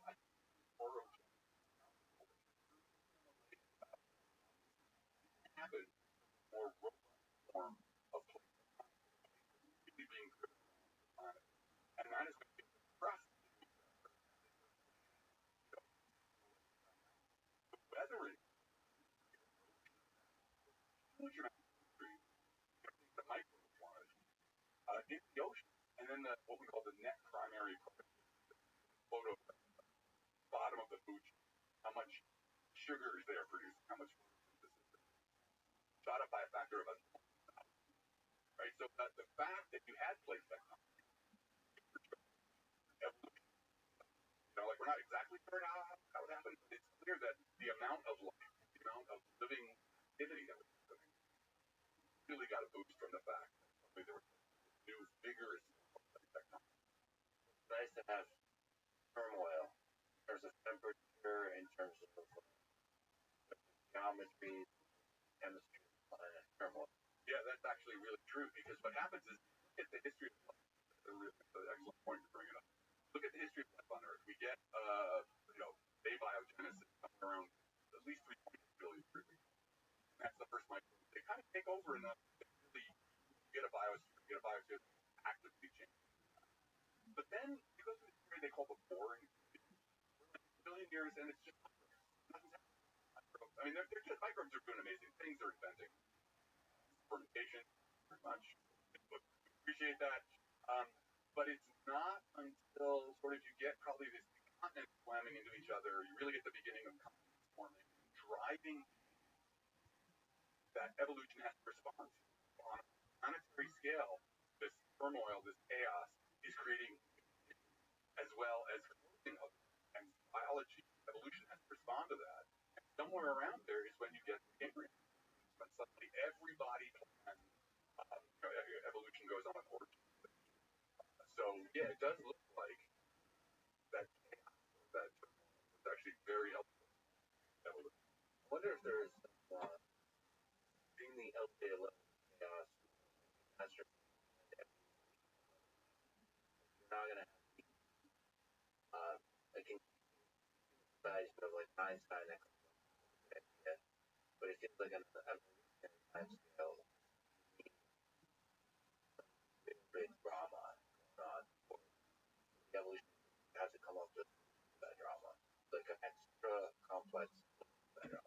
Well, I think I'm not sure if that's true. I don't know, like almost, right? Because it's certainly true that we have gone through almost where we had 5 massive, but you don't necessarily see that like there was this giant evolutionary leap after those. So with the comet impact, the KT boundary.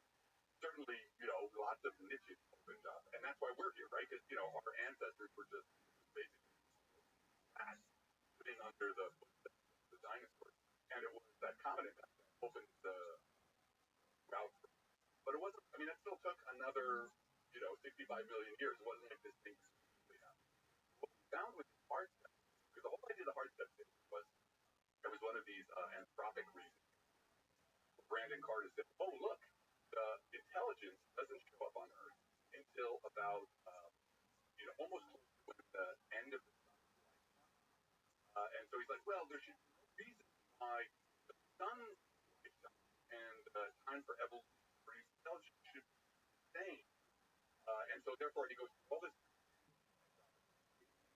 ends up with the idea that like, oh, it must be that the odds of getting intelligence are super low.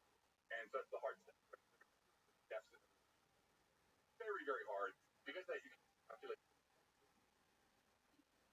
Everybody loves a good probability distribution, a long way with it. But it turns out that the whole thing is because, when you look at it, where's the time scale level? And the time scale for evolution of the Earth is coming out the same. Life of the Earth as a state of life. Really important for astrobiology. Life that on a planet. As Prince our Walker both say, so I agree with this. It's a really nice. So, plate tectonics, the evolution of oxygen, of an oxygen atmosphere, which only happened because of these things. So these are things that are happening where life, the planet, sort of sloshing back and forth.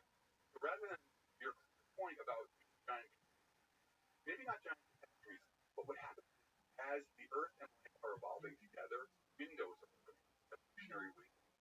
Like, for example, life put when life invented this is 2.5 billion years ago, that broke water apart to do its shenanigans. Broke water apart and pushed off. That's why there's oxygen. Because that opened up these things for evolution. But it also changed the chemistry of the planet forever. So the introduction of oxygen photosynthesis changed the planet forever. And it opened up a bunch of windows for evolution that wouldn't have happened otherwise. Like, for example, you and I, we need that amount of oxygen. Brain creatures need an oxygen atmosphere because oxygen is so potent for metabolism. But you couldn't get intelligent creatures 100 million years after the Really, on a scale of a planet, there's a billion, trillion of organisms on a planet. They can actually have planetary scale. Yes. The chemical shenanigans of an individual organism when scaled out to trillions actually make the planet. Yeah, and we know this for a fact. So there was this Gaia theory that was Lovelock in 1970, with Margellus biology together. So this Gaia theory planets pretty much life takes over, hijacks in a way that the sum total of life creates the planet, the life. Such that is the planet habitable. Kind of a homeostasis. I can go out like outside. And I go outside, but my internet, I can go back to Rochester, New York in the winter, 0 degrees, but my internet, that's homeostasis. The idea of Gaia is that life, the biosphere, exerts on the planet. That even as other things are changing, the planet will always stay the right kinds of things. Now, when this theory came out, it was very controversial. Oh my God, there were all these Gaian festivals, Gaian dances, and so it became very popular in the New Age. But Lovelock, actually, they were able to show that, no, this has nothing to do with the planet launching or about facts, that the biology, the biosphere can exert these effects. And now that's become, whether or not, we're still unclear whether there are true effects. The planet can really exert complete control. But it is absolutely true that the biosphere is a major player for its history. So the biosphere fights the whole thing. What I would say right now is I don't know if I can say that scientifically. I think the biosphere does a huge amount of the regulation of the planetary over billions of years has strongly modified the evolution. Whether or not Gaian feedback would be exactly right. The biosphere is somehow, and Sarah Walker and David Abrams, without the planetary issue. And I think that actually is often not the biosphere in some sense knows what's happening as a feedback. So it's still unclear whether we have these full Gaian feedbacks, but we certainly have semi-Gaian feedback. There's a perturbation on the planetary scale, temperature, from the sunlight coming, the biosphere will start to have feedback that will damp that temperature goes up, the biosphere starts doing something. I wonder if Gaian feedback or elements of Gaian feedback technosphere will also fight some degree for homeostasis. Open question, I guess. Well, I'm glad you. That paper that David, Sarah, and I wrote, what we were arguing that we have a planet. When life first forms, 3.8 so it's kind of thin on the ground, right? You've got the first species, all microbes. And they have not yet, they're not going to enough of them to exert these guys. Call that a word. But then as time goes on, it's like robust, and we exert these planets in a place where it needs to life. We call that a mature biosphere, right? The important thing, I'm sure later on we're going to talk about definition. There's this great term called that neurobiologist brings relevant. He said, one of the defining things about life is the property of self-creating. Life does not create the condition to destroy itself, right? It's always trying to itself and create alive. So the biosphere, from this Gaian perspective, has been auto-created for the years. And we just invented technosphere in the last, couple of hundred. And what we were arguing in that paper is that it's right, because right now with climate change, the other things we're doing, the technosphere right now is sort of destroying the conditions under which it sustain itself. So the real job for us, if we're going to last over, geologic timescale, we want a technosphere that's going to last tens of thousands, hundreds of thousands, millions of years. We've got to become mature. Not undermine the conditions, to not subvert the conditions that you stay alive. So as of right now, I'd say we're not auto. Well, I wonder if we look across thousands, dozens of thousands, hundreds of thousands of years, that perturbation, technosphere should create perturbation as a way for developing greater defenses against perturbation. Sounds like a ridiculous statement, but basically, go out and play in the yard and hurt yourself. Strengthen the, or like drink water from the pond. From the pond, yeah, right. Take a big time. Well, we're just emerging here in terms of planetary time. That's really I love that. And keep a creature like this for the first time over the entire history of the planet. Stuff is awesome, right? Everything fell down, all the meteorites fell down. But now we're starting to put stuff out. Like the idea of planetary defense and such, automatically start exerting on the solar system as a whole. We're engineered if we take it. We get through climate change. The prize at the end is the solar system, right? Engineering. But what you can think of right now with what's happening in Anthropocene, great acceleration that is the that is a giant perturbation of the biosphere. But you can't do the atmosphere is on top of the biosphere, and the atmosphere undermines the biosphere for its own condition. Right? I mean, the biosphere is not going away. Nothing like the idea that we have Earth for this, not a body, but it's the condition for us, right? Humanity emerged out of the whole of the last 2,000 years of glacial period. We can't tolerate very different kinds of Earth. So that's what I mean about a perturbation. Oh, forget, I gotta ask you about this paper. Liberty is an interesting about parts, abiogenesis, for the gassing, all kinds of steps, Homo sapiens, animal intelligence, land ecosystems, high precursor, information is high, complex, there. Yeah, so interesting. I mean, about the chart, there are all kinds of people talking about what is these steps. Right, and so this was the idea. So what Carter said was, using anthropic reason, there must be a few very hard steps for evolution to get through to make it intelligent. Right? So there's some steps you're going to see. So every generation, roll the dice. Yeah, it won't take long to get that.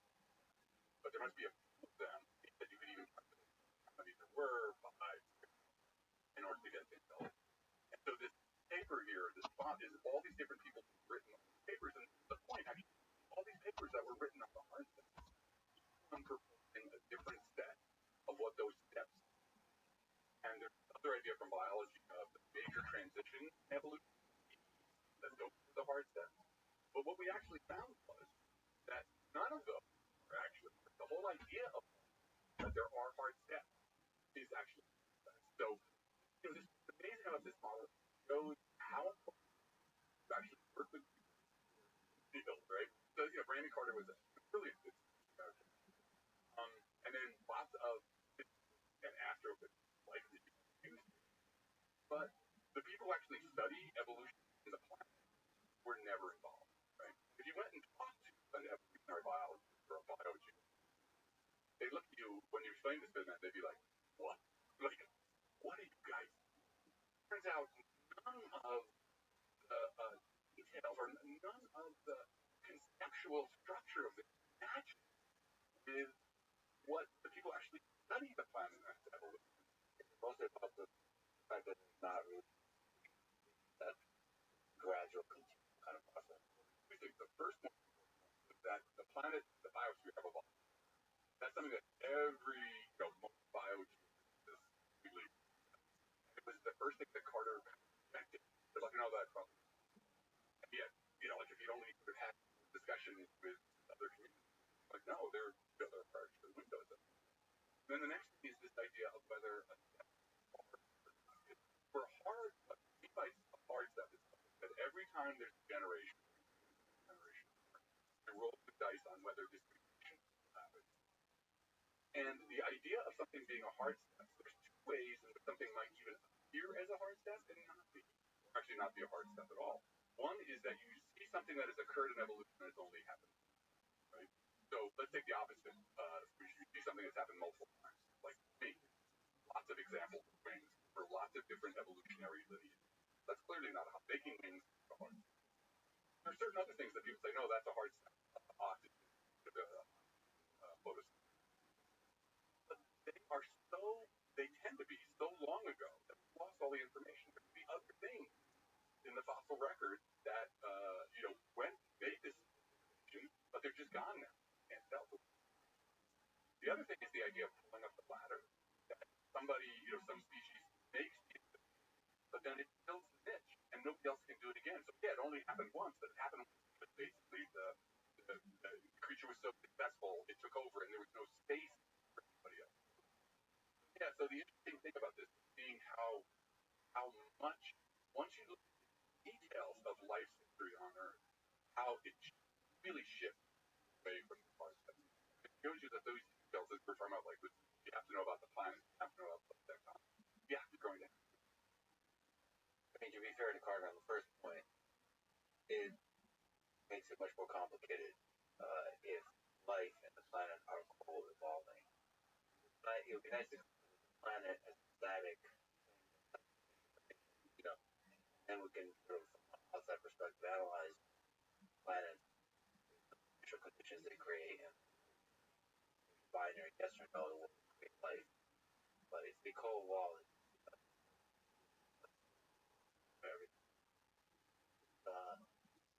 becomes much more difficult from the perspective of study out there, trying to figure out which one I actually. But I think we're at the point now, so now there may be other that actually, because co-evolution actually has no, not deterministic, done with determinism, but complex have patterns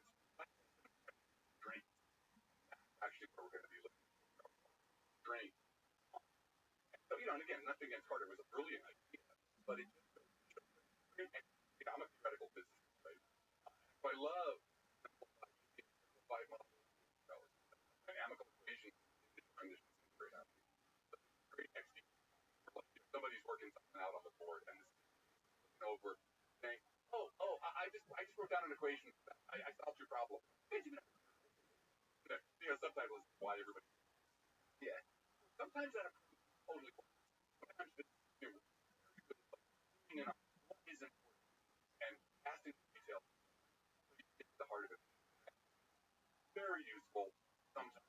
Other times, right? Other times, but when it comes to Simplifying everything down to let's return back to the question of how many aliens there.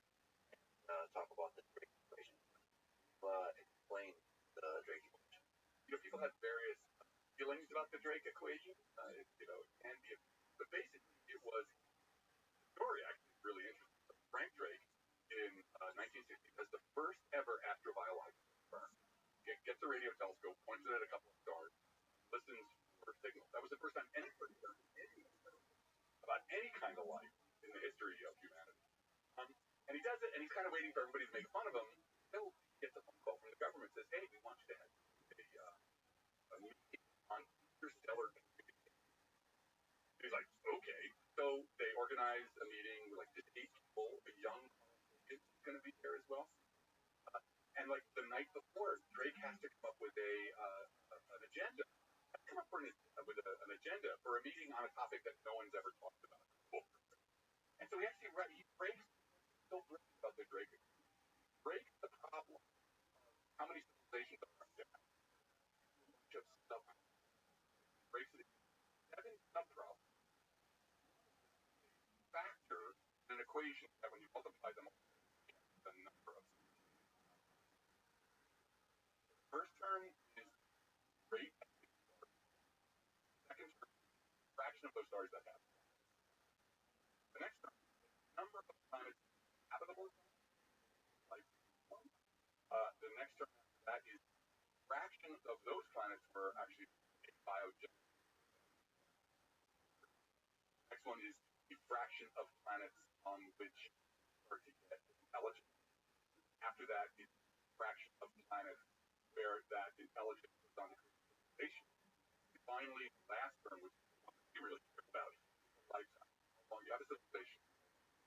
Because we're staring at war, climate change, AI. So, how long on general this? One of the terms brilliant about what quantifying our ignorance, right? By breaking the problem up into these 7 subproblems, he gave astronomers something, right? And it was a new research field, research program. We also just have a bunch of vague questions. You don't even know really what you're trying to do. So, the star people could figure out how many stars were forming per year. The people who were interested in planets could go and find techniques to discover planets. These are their own launching. That's exactly astrobiology was the term a roadmap. Like, okay, you guys go do this, you go do that, you go do that. And it had such far-reaching effect on astrobiology. It did break the problem up in a way that gave people sort of marching orders for all these different groups. Like, for example, because of the break something that involved in study, NASA developed the technology for planets. Basically, 70, driven in some part by people who were involved in getting NASA together to say, okay, look, let's put the roadmap for us to develop that. So, the Drake equation is absolutely foundational for astrobiology. We should remember that it's not a law. It's not something. It's not equal to where it is. Being a few some generated papers are good. Those papers are bad.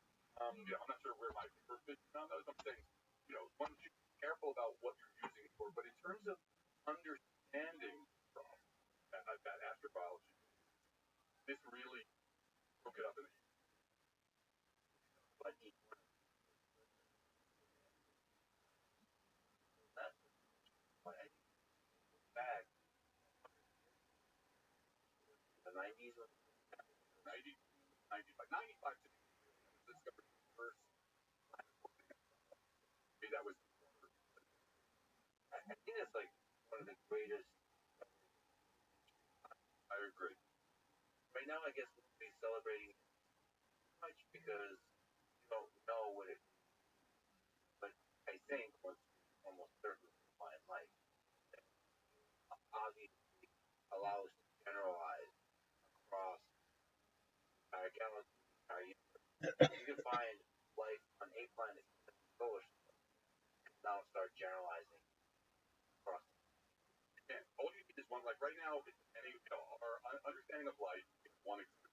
Any one life. So that means it could be right. It could be that we're the only place in the entire universe where you're saying life occurred. One more example. One more example. Now you're not to find all the other. So that it's happened more than once. Now, if you are, from a Bayesian perspective, you can start thinking life is not something that's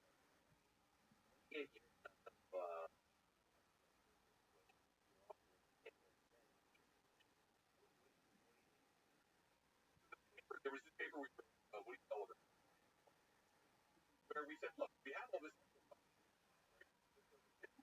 that exoplanet dense now F sub t fraction it's one. Every freaking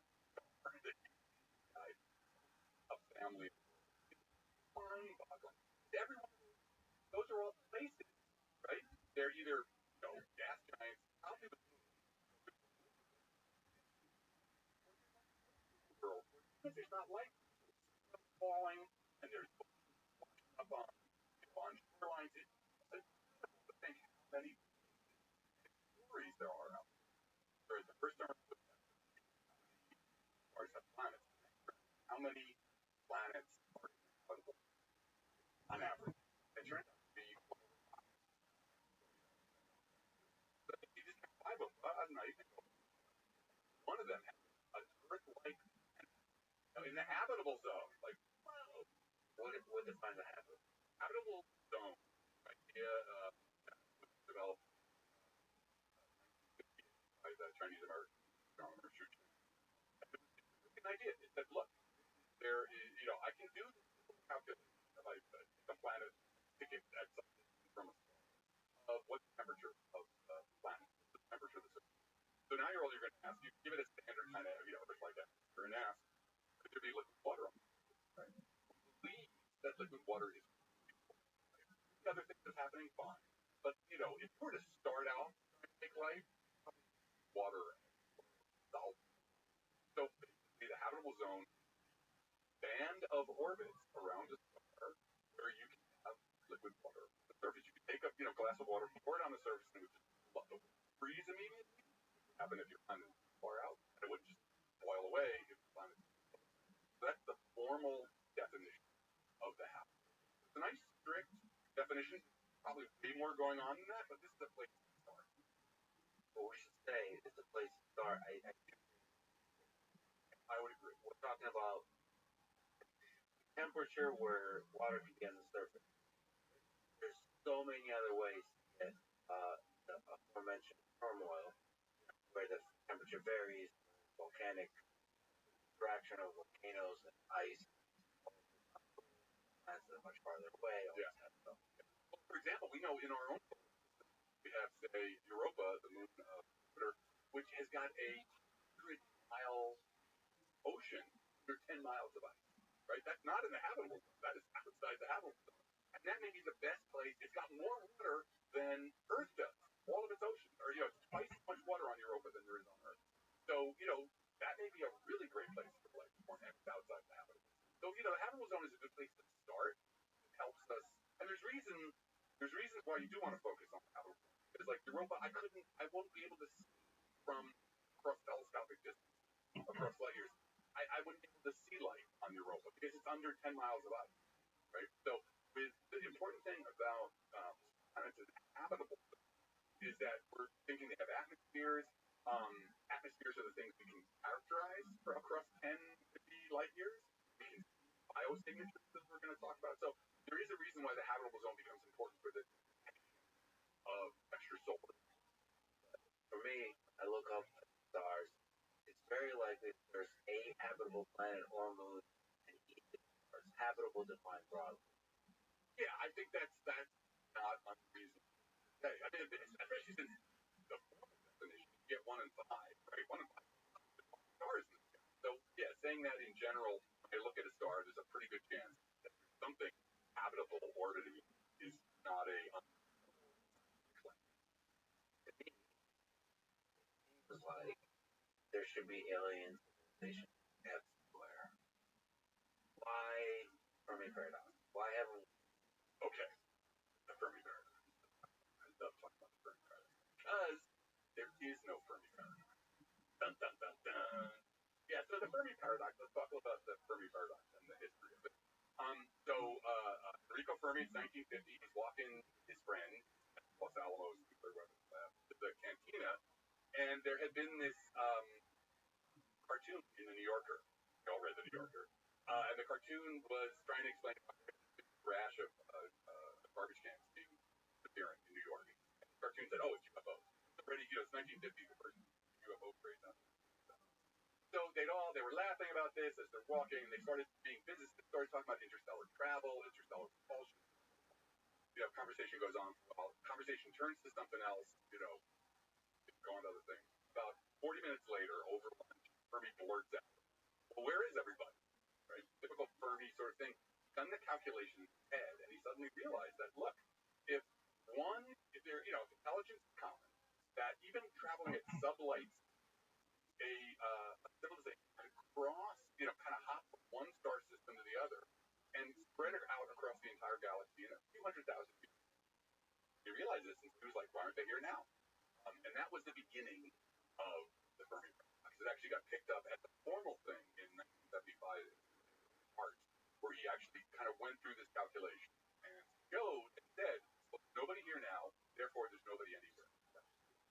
Okay, so that is what we call the direction. Why aren't we here? But something happened where people, after SETI began, where people started there was this idea of the Great Silence. They got this idea in their head that, like, oh, we've been looking for decades now for signals of extraterrestrial intelligence that we haven't found actually. Therefore, there's nothing out there. But we call that the indirect. And there absolutely is no indirect. The most mundane of reasons. There's never been any money to look. SETI was always done by researchers who were kind of like scabbing time, some extra time from their other projects to, look a little bit, at the sky with a telescope. Telescopes are expensive.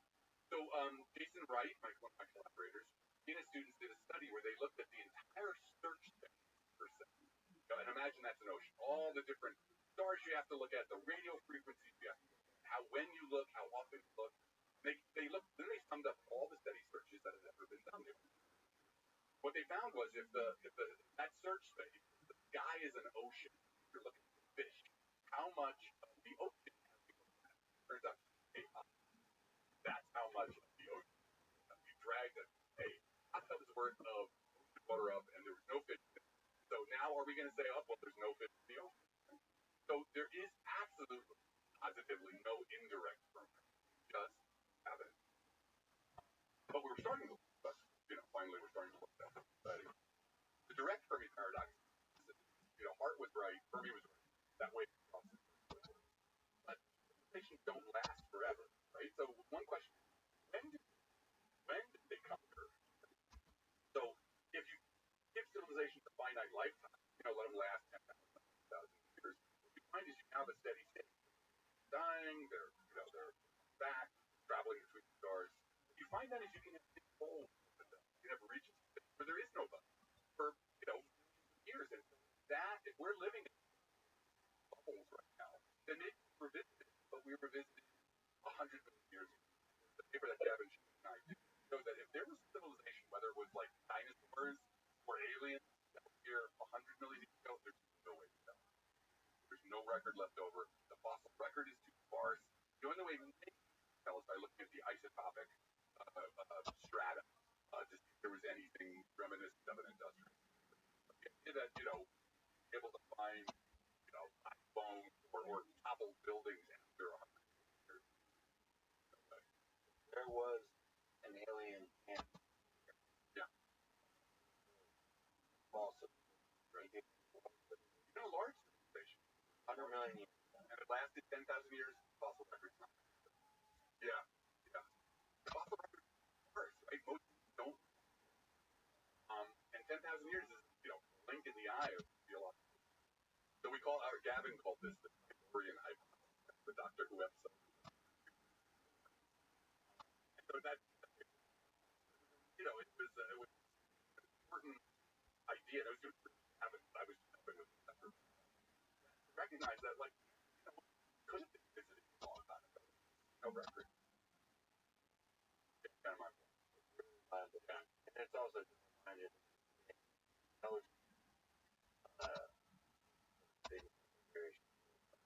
sure. This is not to say that there was. Whenever I get, I was on Joe Rogan for exactly this paper, and I had to always emphasize, we're not saying there was Ivorian, but we're just saying that if there was. That's why I love Gavin's question. Gavin's question was, how could you tell? Right? It was a very beautifully scientific question. That's what, unless you did a very specific kind of search, done for, there was not an obvious way to tell that there's I've actually been reading a lot about ancient civilizations, and it just makes me sad how much of the wisdom of that time is lost. Yeah. And how much guessing is going on in South America. Like, what happened in the jungle? Yeah, like the Amazon. The Amazon problem. That was, the conquistadors came to wipe everybody out, especially like the plague. Yeah. And there's a lot of theories. Because of archaeology, there's a lot of really interesting, a lot of countries. It's fascinating because it's so little. It's basically, you're assembling a picture of very few puzzles. It's fascinating. It makes me, it's humbling, and it's sad that it could be entire ancient civilizations that are either almost entirely or entirely. Yeah, well, like the in North America, they're kind of like, this European, but it was, they have only been empty because the plague had swept up, from what happened in Mesoamerica. So, and they didn't really, but they didn't build wooden or stone systems. Every building, and they're really damn good at it. I don't know what to do with it. Why does that apply? What architects are? And it's also really, speaking of archetypes, is that independent civilizations formed, and they had a lot of similar kind of dynamics. Human nature, when the hierarchies in a certain way, pyramids in a certain way, goes or all this kind of stuff independently. Santa Fe stuff is Santa Fe as complex origin of hierarchies. In general,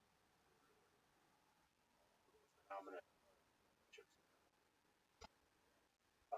Back to this paper, empirical on the prevalent technological paper that expands on the dream. What's some interesting? Well, so the thing we're trying to do today, where you say, look, we have all of this exoplanet data, right? Good for something, especially the terms that have been nailed down in here are terms of the Drake equation. So F sub P, that's the second fraction of and N sub P, the average number of planets inhabitable. So Those are the second and third term in the Drake equation. So what that means is all the astronomical terms. We're like, okay, how do we do something with the Drake equation? And we realized it's, well, okay, so we got to get rid of time. The lifetime thing, we can't say anything about that.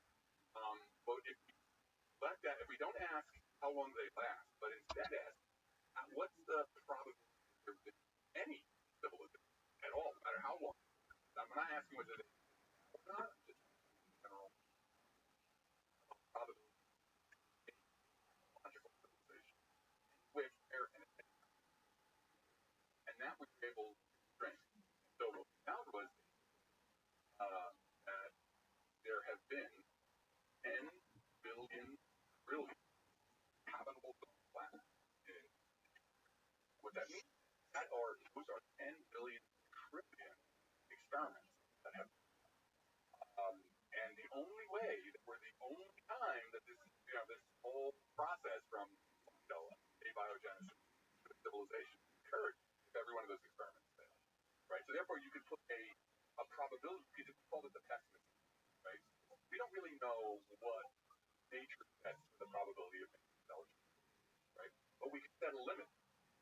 Say, look, if the probability per habitable is less than 10 to the 1, then yeah, we're larger than that, we're not the somewhere. That was mind-blowing. Anybody nearby, the galaxy could be sterile. It told me that, like, nature's really against the bias against civilization. We're not the first time this happened elsewhere over the course of trillion experiments. That's a lot of it. That's a lot. Right. 1,000 is a lot. 100 is a lot. If we normally saw 100 experiments, at least one time there was a successful civilization. So I mean, who would say for sure? 100 years. Yeah. So that's what I mean. That's why. So these kinds of arguments have to be careful with what. But what it really, I felt like what this paper showed was that the burden of proof is now on, right? So that's why we called it the pessimist.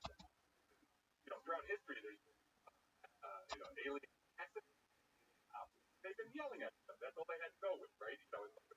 Giordano Bruno and they burned the guy at the stake for being an alien. But nobody really knew what pessimists are optimism. This, we sort of thought this was like the Planck length. This is sort of the Planck length of astrobiology. Full number that if you somehow calculate what the probability of forming a technological civilization was, this thing sort of shows you where the limit is. As long as you're above 10 to the minus 22, then it's absolutely absurd. And other civilizations are absurd. I think at least the big question is basically biogenesis. How hard is it for life to originate on the planet? All the other ones very likely. Everything seems very likely. The only open question is how hard is it for life to originate? Lots of ways that, again, don't know unless you had Sarah walk around not long ago. Very interesting. Lots of people are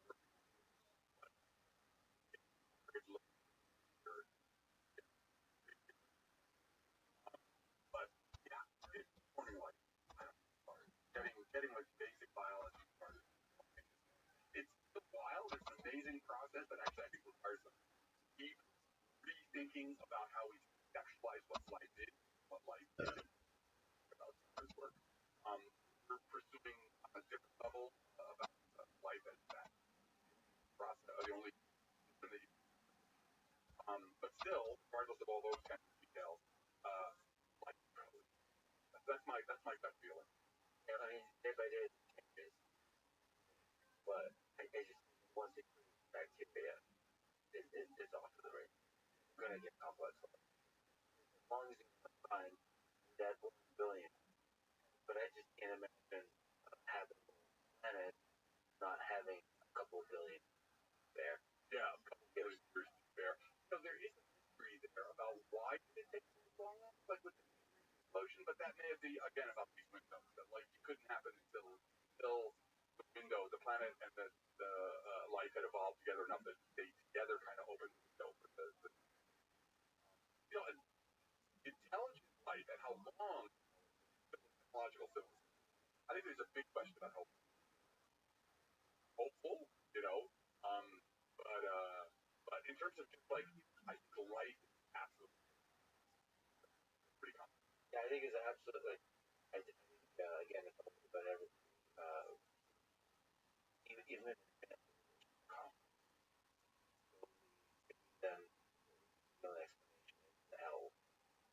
Our galaxy is a graveyard of. He's just been around. I mean, when we think about it, Drake's definition had that radio telescope that's been 100 years. And if we got another 10,000, 100 years, that would be possibly pretty amazing, right? That wouldn't be long enough to really top up the number of civilizations in the galaxy. So really need that raises the question very how do we talk about how do we hypothesize or think about it in kind of systematic way? What happened to a lot of civilization across How do you simulate the trajectory across that kind of time scale? All the data we have is 10,000 so 20,000 years. And I don't know what you think that 100 years been technological. Ready to blow ourselves to bits or drive ourselves off the planet. Yeah, no. But there's got to be a way. I think that's really a frontier. So you had David Picking on go, and David and I did a paper in Cable Star. David really drove it, where we, it was Bayesian calculation. Sort of asked the question: if you were to find a signal or a techno signature, would that come from a civilization younger, your age, or and you could see. I mean, this is not hard to do, but it was great. The formalism part, but the formalism part show that they're old. So that means you really do need this. Like, okay, how do billion years of manifest themselves? What signatures will they be? And I mean, what's so cool about it? It's so much fun. It's kind of like you have to imagine the unimaginable. And, would you still? I mean, obviously, biological evolution on those kinds of deals. So you wouldn't even really be the same thing you started out as. But social form, what kind of social form can you imagine that would be over that? Or maybe they wouldn't be. You should drop out. They destroy themselves and they come back. So maybe it's it's a punctuated evolution. We got to sort of the fun part. We have to sort of. But I mean, one way to approach that question is like, what are ways to achieve homeostasis? Is you get greater and greater technological innovation. So like if you expand out into the universe, you have Kardashev scale.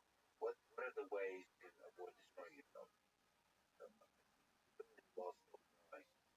And I mean that's an interesting question. I think it's probably simulatable. Could be. I mean, agent-based modeling, you could do it with that. So our group has used agent-based modeling, something like the Fermi paradox. That was.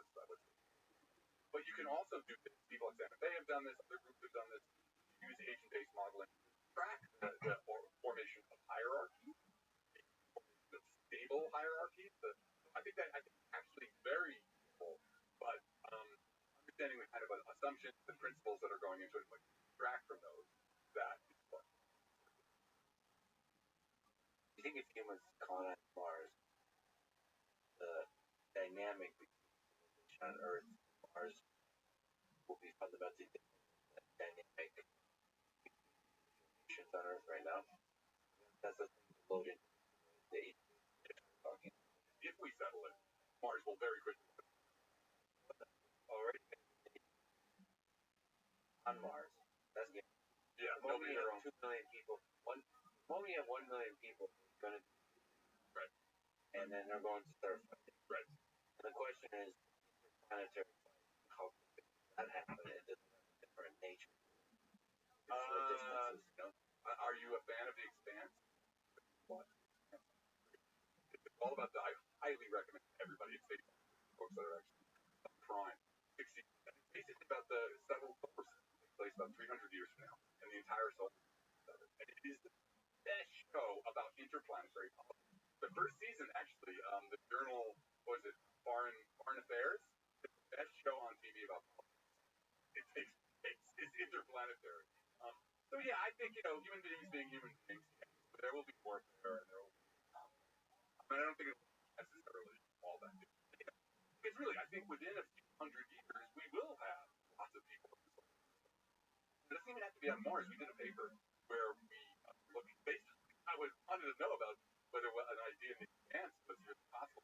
In the expanse, the asteroid belt, what they've done is they have colonized the asteroid belt by hollowing out the asteroids and picking them up and living on the inside, right? They have the Coriolis. I'm like, wow, what a cool idea. And when I ran the blog for NPR, actually talked to the guys and said, how do you like this? Whether it's possible? Sadly, it's not. The rock is just not strong enough that if you try to spin it up to this, you get 1/3 gravity. The minimum you need for human beings, the rock would fall apart and break. But came up with another idea, which was that if you take small asteroids, put a giant bag around them, a bag, nose up, complete the bag, even a small kilometer wide asteroid would expand out. You get like a Manhattan worth of material inside. So forget about even colonizing Mars, space stations, right, or space habitats, billions of people.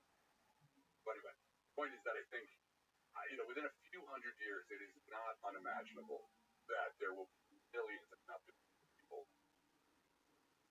It's most of them on Mars and planetary surface. It's a lot easier on some level, right? Depends on how, like with fabrication. But getting down to gravity, right? So there's a certain way in which it's a lot easier to build the asteroids. But we'll probably do both. I mean, I think what will happen is, the next, should we make it through climate change, nuclear war, all the other, and AI, the next 1,000 years of human history. So, I think we'll settle every nook and cranny. And it's, it's beautiful. What I love about it is this idea you're going to have all of these pockets. And, I'm sure there's going to be a space habitat, like, there's going to be whatever you want. Libertarian space habitat. Everybody's going to be able to create or build lots of experiments. Learn.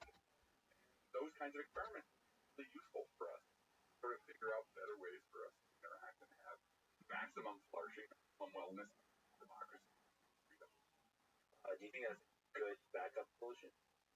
Go on to space to avoid the possibility of running themselves completely environment? Well, I think, I want to be always careful with that because, like I said, it's centuries that we're talking about. Right? So, the problem with climate change, and same with the nuclear war, it's breaking down our necks. Not trying to establish a base on Mars is going to be so hard that it's not even close to being self-sufficient for a century at least. So it's not like a backup plan now. We have to solve the problem of climate change. We have to deal with that. There's still enough nuclear weapons to really are terrific things to the planet for humans. So I don't think it's like a backup plan in that way.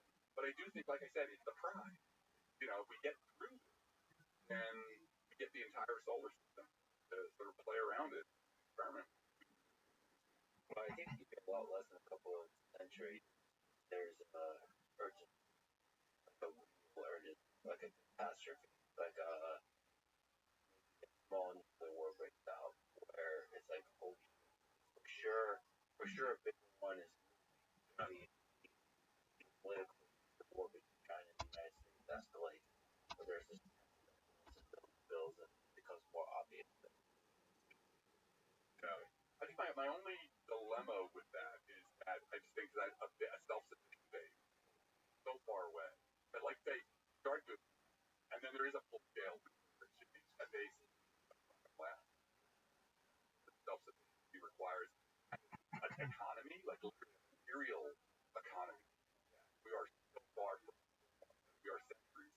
Like I said, 3 centuries, which is not that long. 2 to 3 centuries, look at nobody had traveled faster than miles an hour unless they were right? And now we travel at 500. But it is sort of centuries long. That's why I think we'd be better off trying to solve these problems than, I just think the odds that we're going to be able to create a colony on Mars before that threat comes to head. So we'd have to deal with the threat. That's an interesting scientific question. Mars or out in space, like where Earth entirely gets. Yeah, because it's really what about, thinking about complex systems, right? Space habitat, would have to be as robust as an ecosystem, the kind of thing you can on all the different webs of interaction. That's why I always think that, this process of going out into space is actually will help us with climate change and with thinking about making a long-term sustainable version of human civilization. Because you really have to think about these webs and recognize the biosphere has been doing this forever. The biosphere knows how to do it, right? And so, how do we build a vibrant, powerful sphere that also doesn't, mess with the biosphere, mess with the biosphere's capacity to support our stuff.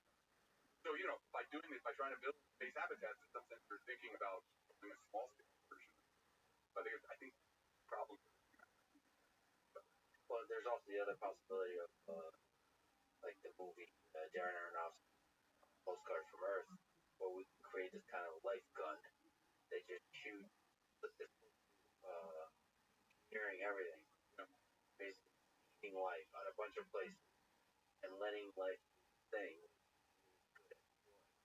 Like, as opposed to like space habitat, basically have to build the entire biosphere and technosphere, right. the whole thing. Yourself. The aforementioned cockroach and bacteria, place it in Europa.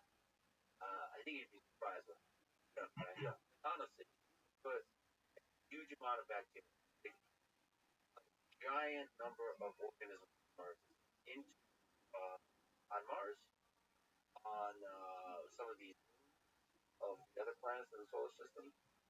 Like some of them would actually find a way to survive. The moon is hard because the moon.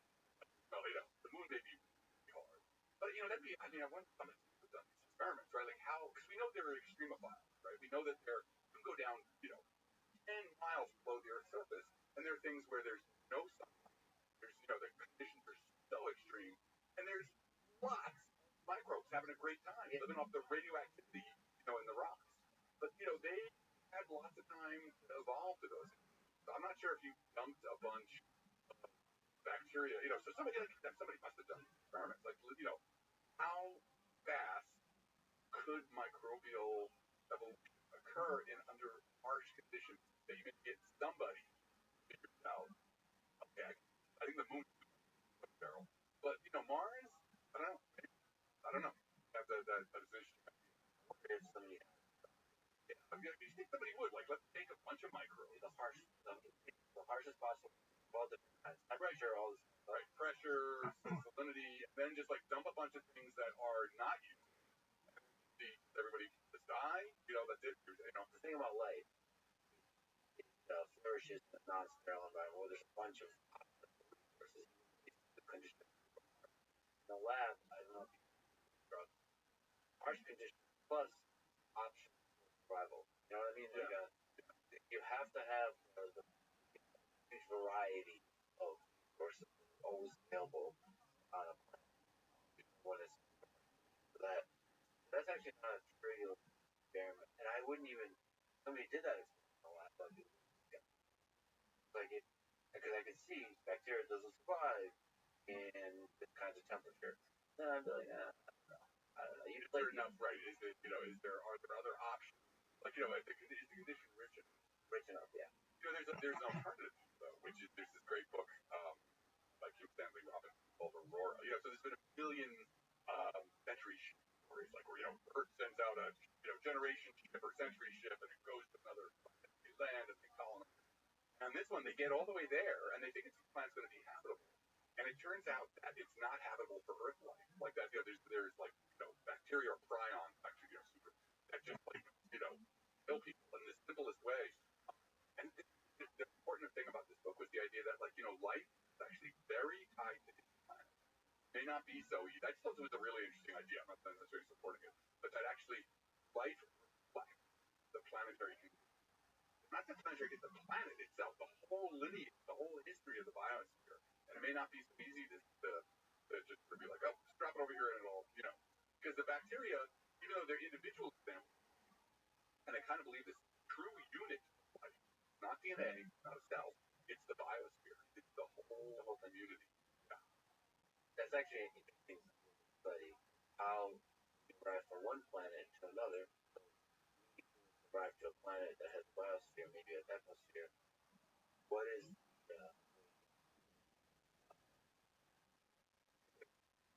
without cell phone?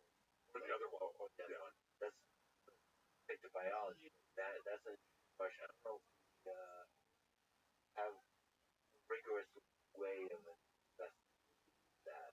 Because everything on life is, has the same lineage. We all come from Luca, the last ancestor. And you see it often in science fiction. Things like, oh, well, it's okay. Because, like,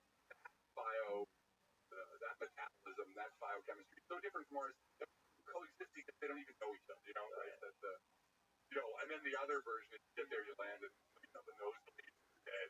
I think it's the latter. Yeah, it sort of feels like we're alien. So as we look out there, pointing dust everywhere, how do we look at that? But my science cat and say, gut feeling is that some I am a little agnostic about. I phase in which intelligent civilization, but until we got to go look. It's all armchair astronomy. That's from a sort of rigorous scientific perspective. From my bro science perspective, again, spoken to the aforementioned, it's After the bomb, yeah. I mean, honestly, it's really potentially dead, but advanced everywhere in our galaxy. Yeah, the potentially dead part, I think. Right. It could be that, like, making civilization pieces, they just don't last. So when we went out there, we find a lot of. Yeah, the apex predators don't they get better and better, and then die. Anyway, so just I was So SETI, Search for Extraterrestrial Technology, is a term that I am not fond of using anymore. I mean, some people in my field are, so I'm sorry. But what I really like is the idea of technosis. I think for me, SETI is first of all, intelligence. We're not really looking for intelligence, we're looking for technology, And SETI, the classic idea of SETI is the radio telescope, contact, Jodie Foster with the headphones. That whole thing is still it's still active, great things going on with it, but suddenly, we discovered exoplanets. We now found a new way to look for intelligence, for life in general, in a way that doesn't have any of the assumptions that have to go into the radio. What I mean is, we're not looking for somebody sending us we really needed that with the classic.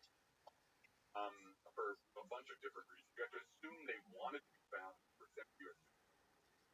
Now, because we know exactly where to look, we know exactly how to look, we just go about looking for aspects of this, going about civilization and business, without asking whether they want to be. So this is what we call a biosphere or a technosphere. It is an inference in the light from the planet of the activity of a biosphere. That's really important. That is why kind of the whole Gaia idea of being astrobiological, that biospheres, technospheres are so close to change the entire planet. You see that from life. So let's give an example of a biosphere. Start off with a picture of a biosphere. Oxygen, right? On Earth, at least, we know that oxygen is only in the atmosphere because life is there. If life went away, oxygen, methane, it would disappear, very quickly. They'd act away, all gone. So if you find a planet with oxygen, that's a good bet that there's a biosphere there. What about technospheres? Technospheres, so I'm the principal investigator on the first grant NASA has ever given to these kind of exoplanet technospheres. That was kind of the reason we talked about that.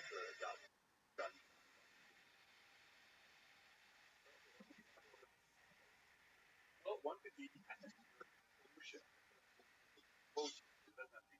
But gases like fluorocarbons. We dumped a huge amount of fluorocarbons into the atmosphere. Climate is affecting the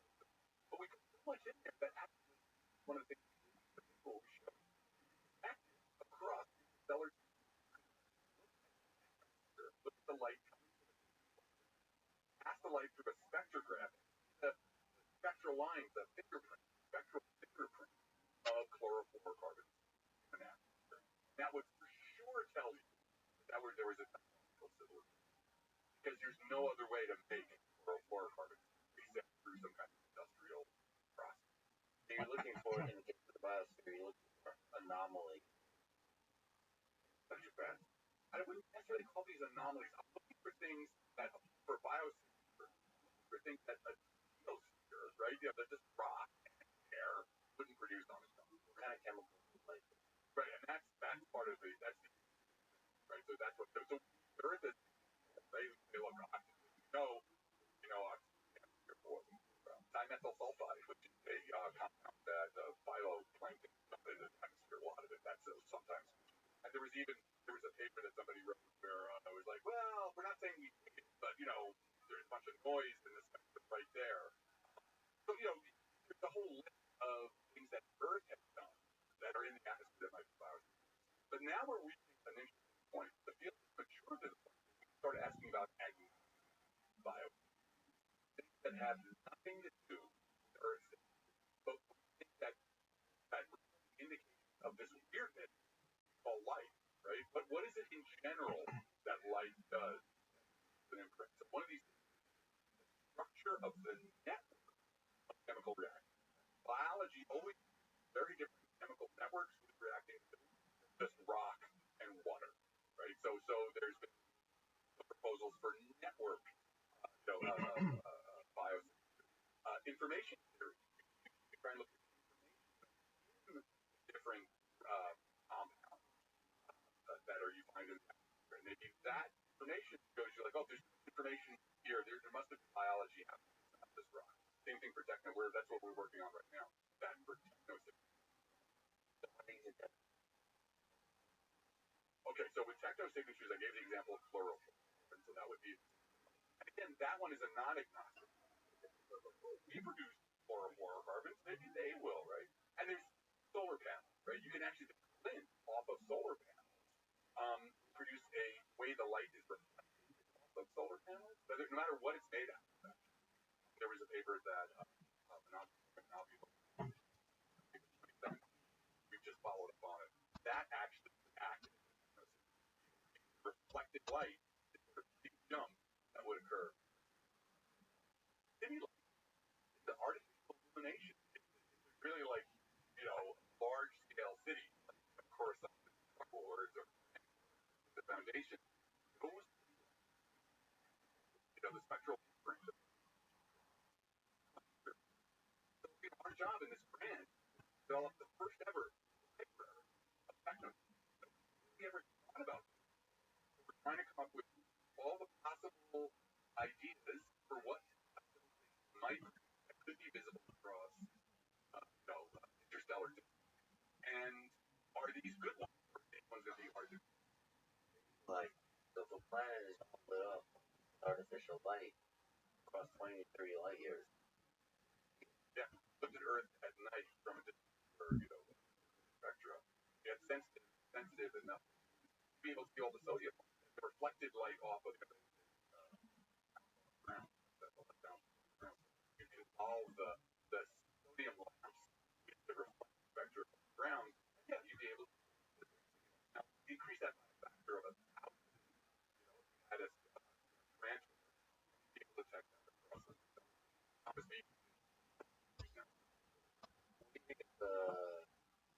Most wow, we just it's fun. Just have some fish. You were looking at Earth for a bunch of different techno signals. How close have to be? And most of them turn out to be pretty close. But actually, it is our radio still that is still most sensible. So we used to get pretty close and they forward cloud. That's not very close, but you mean like interstellar. We really want to know is like I'm looking at the planet, your star or light. That's like the minimum. So what could be if I'm looking at exoplanets? What kind of stuff? What is the technical about Earth with our current technology from the near solar system? Oh my God, there's all kinds of stuff. Well, like our the chlorofluorocarbon. You can see Earth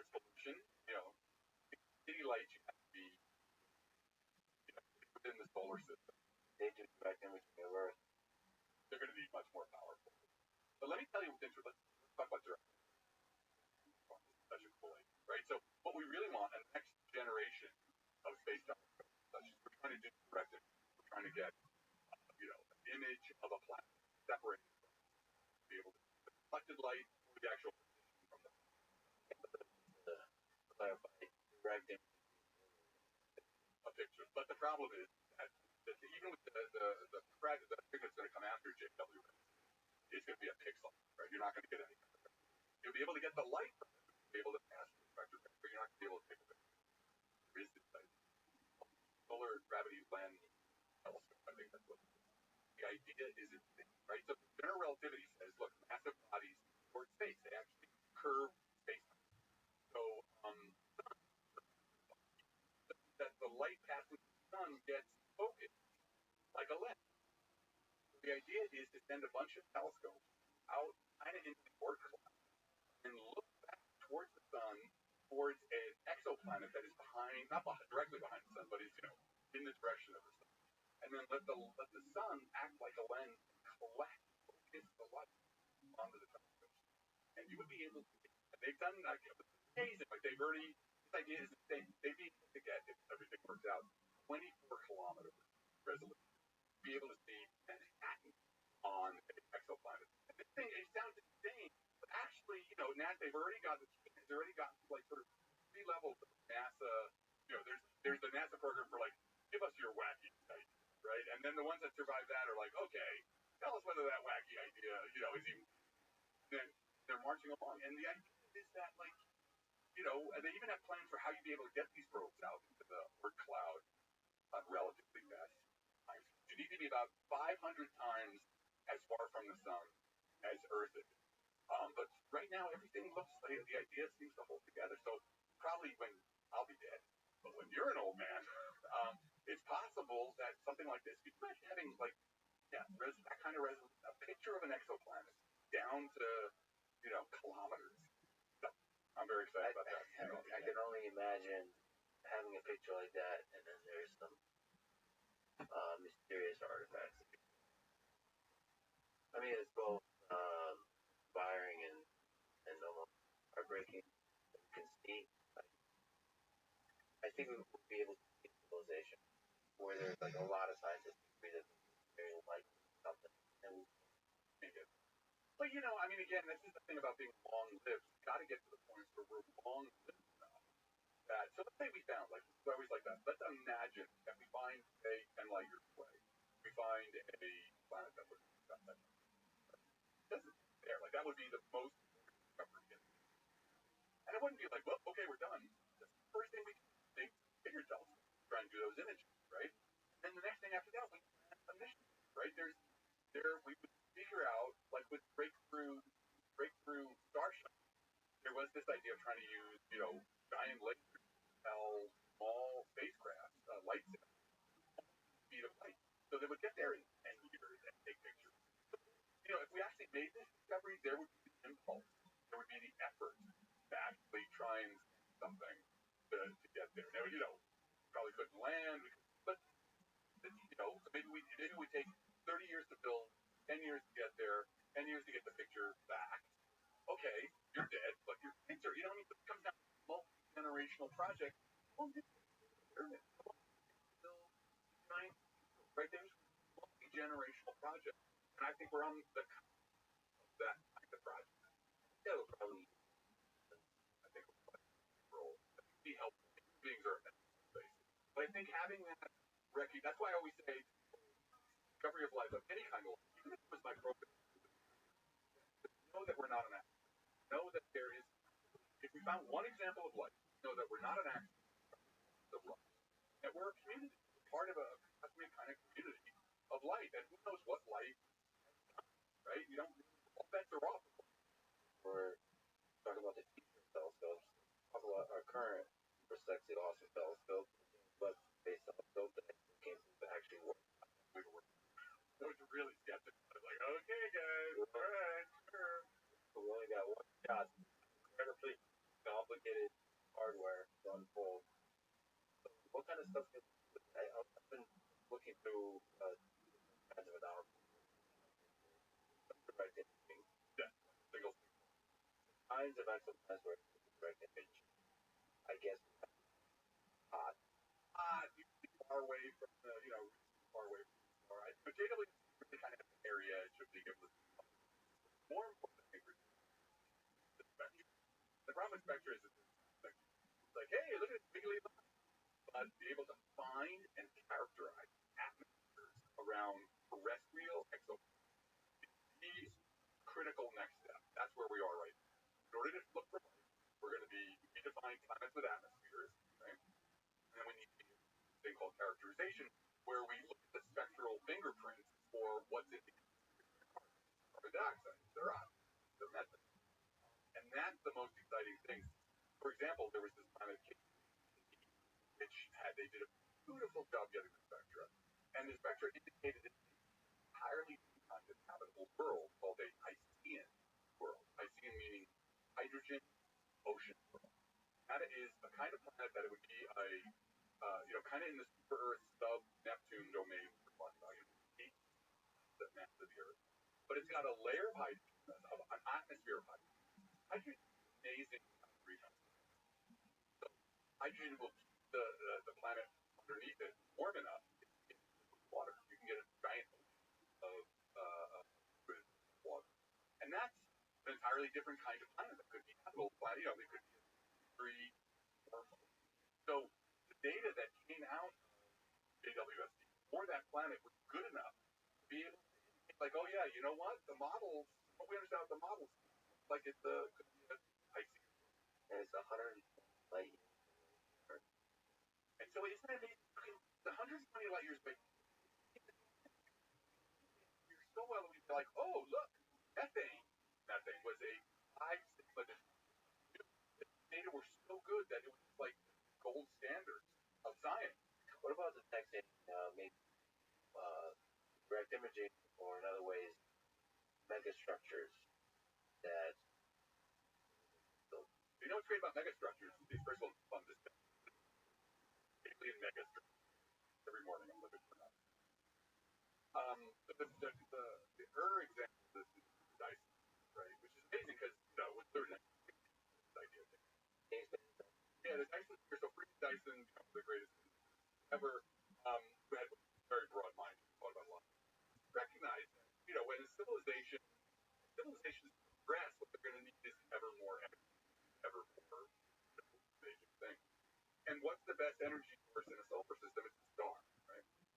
So surrounded the star with solar collecting sunlight.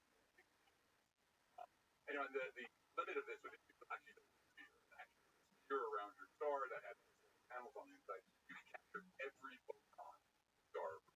Insane amount of light. You have enough power now. Any engineer your solar. That was a Dyson. It turns out that a Dyson doesn't really work. But a Dyson farm, and that's really what this large collection of large orbit that were like. Yeah, so he didn't actually mean a structure that's a form. So, like you said, the limit basically starts to. People started to say, and we actually almost thought we might have. Joint, where we saw, the way we detect planets, transit method, where the planet passes in front of the star, there's a dip in the starlight. We know exactly what they and one star, there were these really weird transits where, like, dragons, and then there'd be another one, and another one, and another one, and then nothing, and 3 more. In the paper that was written about this, yes, they went through the list of comets. Could also be an alien megastructure. Of course, the news picked up on this. Like everybody's, news the next day. Alien megastructure. Turns out, sadly, they were not alien. They were probably like gas or dust clouds. But it raised the possibility, like, oh, these are observable, and people have worked out the details of what they would look like. You don't really need direct imaging in transit, right? They're big enough that when they pass in front of the star, they're going to produce a lot. That's what they're supposed to do, right? They're moving starlight. So people have worked out, like, well, a square one or a triangular. But that wouldn't be a Dyson sphere. That would be like one object. One object, right? If it's form, you'd expect like the light to be like blinking in and out as passes.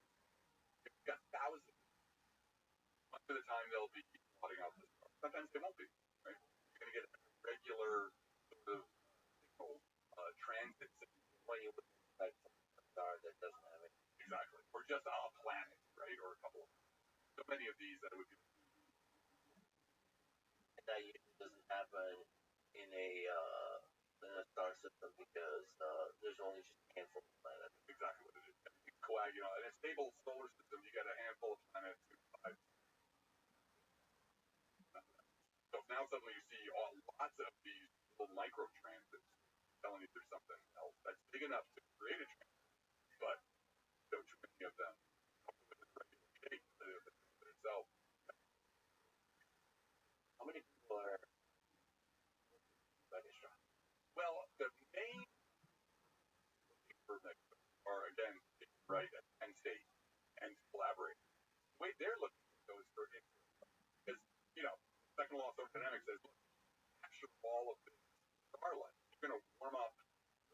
Your thing's going to warm up and emit infrared. It's going to be waste heat and waste light. It's like a louder, clearer way to put it. Right. And that's actually, Dyson. That's actually what Dyson proposing.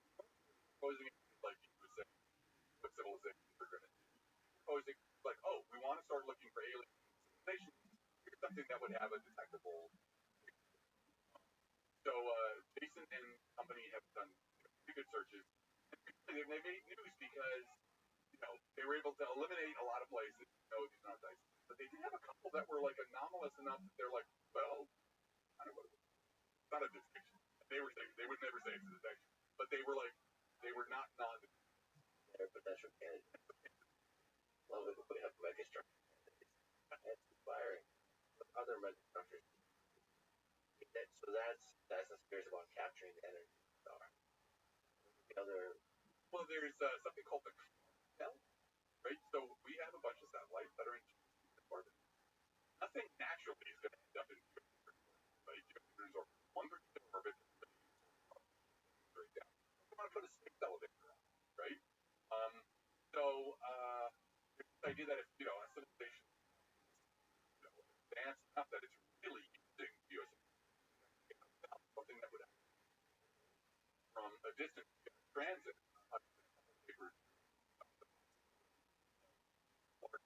densely occupied part.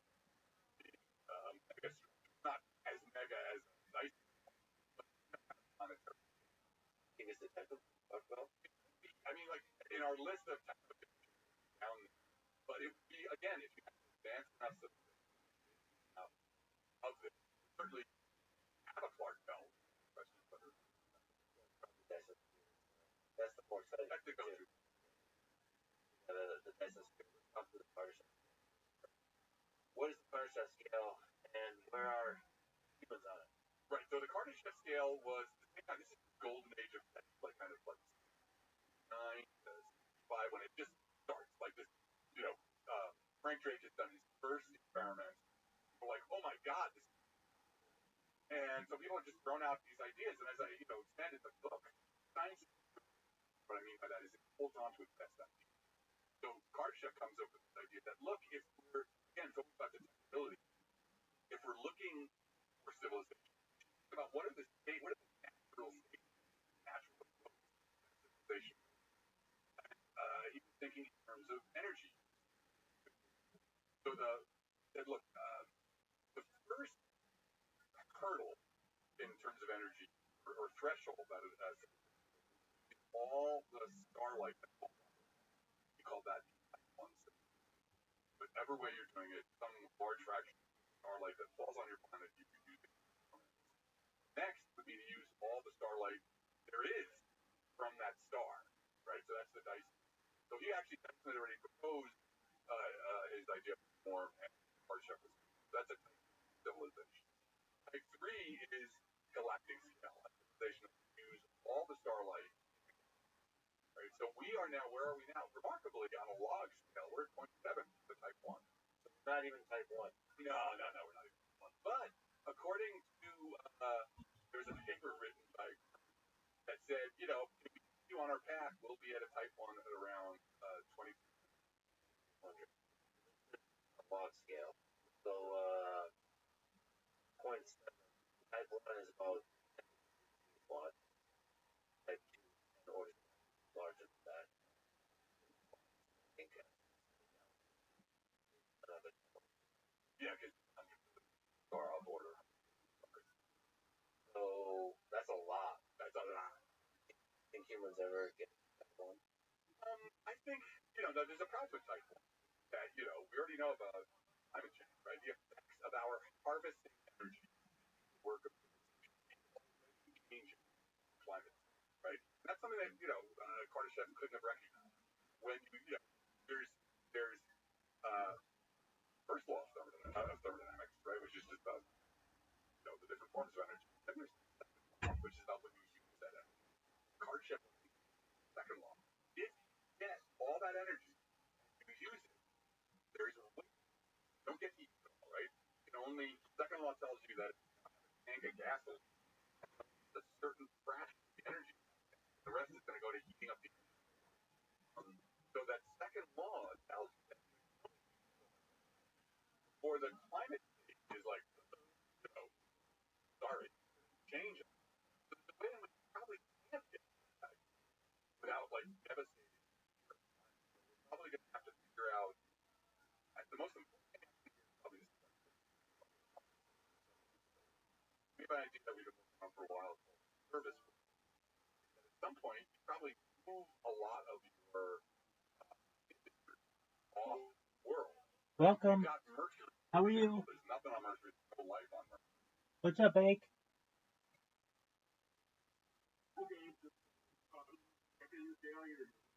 Taking ass, taking names. What's good in your neck of the woods? Alright, well, we're watching Kill Tony. What Discords have you been in recently?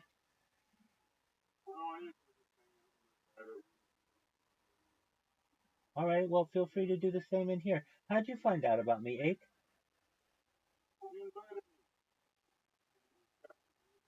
Oh, okay, excellent. Very well. No, I know who you are now. Yeah, absolutely. Well, feel free. We're just watching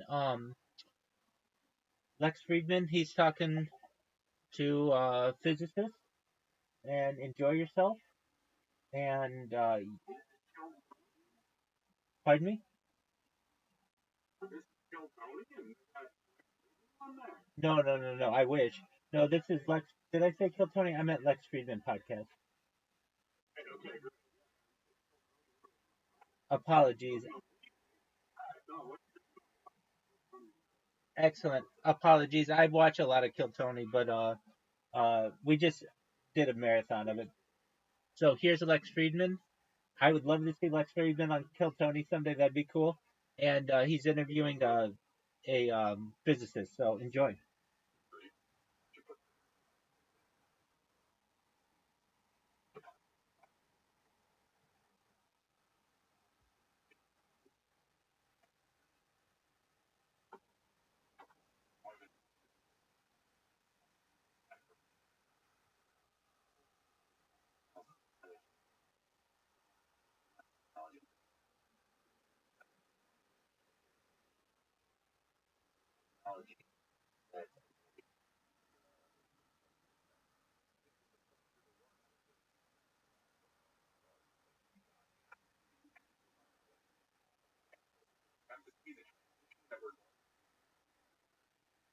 Kind of very and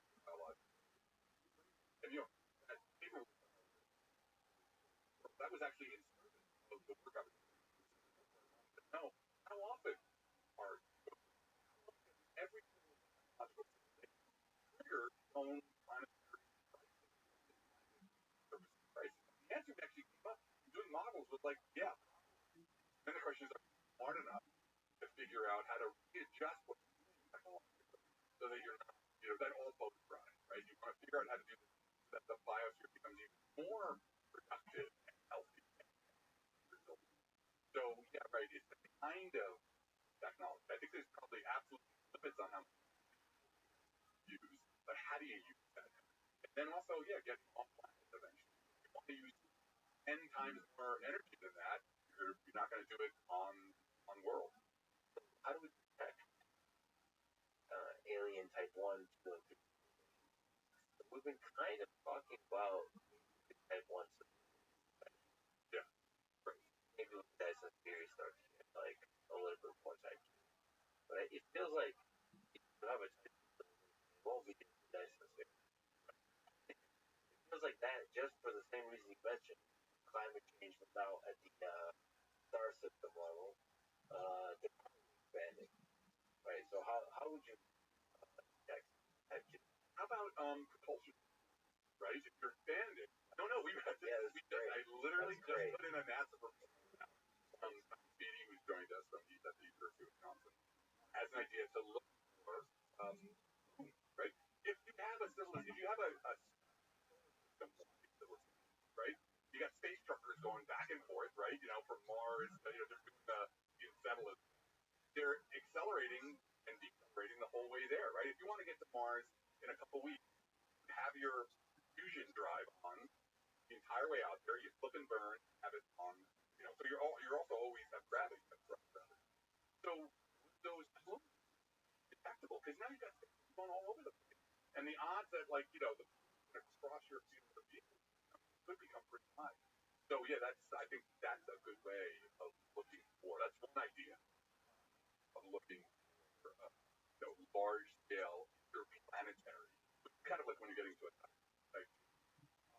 Another possibility is looking for the tailing of asteroid lines. It was an idea the group at Smithsonian that be able to, or if you're really chewing up asteroids to build space assets, and there'd be dust particles around, and would they look different from say the dust from just regular collision? So pollution of all different crash. Okay, so crash is when you come to the actual source, right? We are actually there's a whole other field of that kind of signature. There are things in the solar system. What if somebody came by a billion years ago, and left some stuff, right? So the Earth has been showing biosignatures for billions of years. A species like us, looking at our level, looking at Earth, would have been able to know that Earth had life on it, had a biosphere for billions of years. So maybe somebody sent something by, half a billion years ago. So this idea of looking, say, at the moon for artifacts that have been there for a long time. It's something that a number of people are doing. We're just working on a paper where we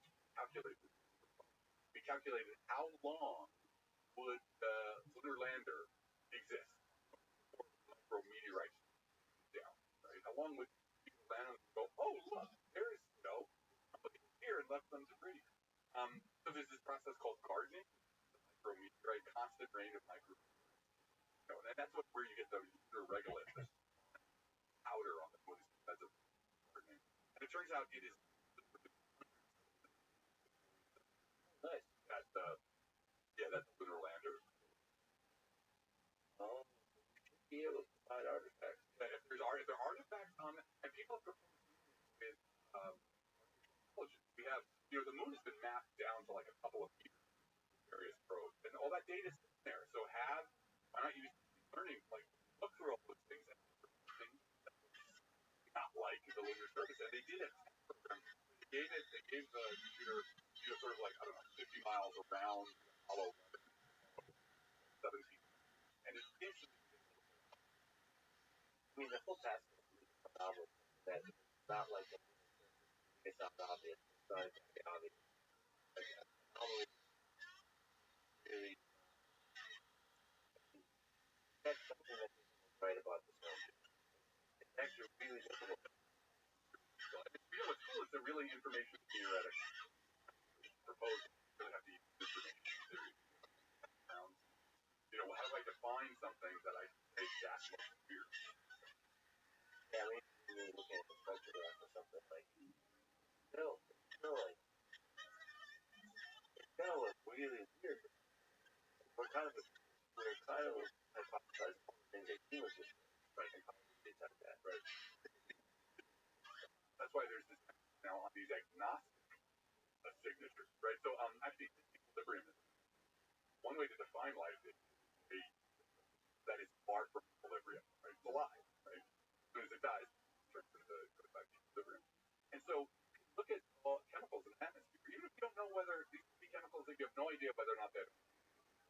But the degree of disequilibrium, the degree to which they show that atmosphere has not, the chemicals have not all kind of like just gone down to, they've all acted away to equilibrium. You can actually tell that in very general ways, called free energy. And that's kind of a signature. Like if you see an atmosphere that is wildly out of equilibrium, that indicates that there's something happening on that planet, biosphere or atmosphere, that is pumping gases, into the atmosphere, that is keeping the whole system relaxed. So is it possible to get that anomaly? Well, you could, and there's some work on this. Kubre drive, these proposals for warp drive. We can talk about that later. I'm skeptical of those, but it may really be possible to go fast. But people have done work on, what would be the signature of a Kubre drive? What would be the signature? Could you detect if you're using a drive like that? Then you certainly are distorting space-time. Any light that's passing by has gotten, the trajectory has gotten altered because it had to pass through the distorted space-time. So yeah, there are possibilities along with that. The funny thing is, I don't know if they've gotten past this, but nobody calculated the problem with the Kubre drive or this warp drive was that if it dropped out of warp, there would be this spray of gamma rays that would sterilize any planet. So it's well, yeah, you probably don't want to do that, but that would be a great bios or techno signature. Another planet obliterated. So you think it's not possible to travel faster? I wouldn't. But I think you look at physics to understand, right?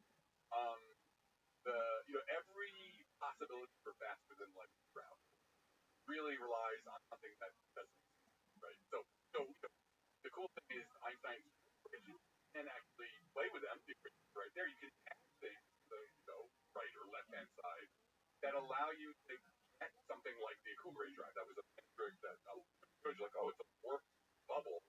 So warping of space-time that space-time faster than right. There's nothing across space-time faster than light, but space-time itself can move faster than light. But here's the problem with all of those proposals. They all need something. The thing you added, the little fictional term you added on the equation, is called exotic matter, and it doesn't exist. It's really just something we dreamed up to the equation we wanted them to do.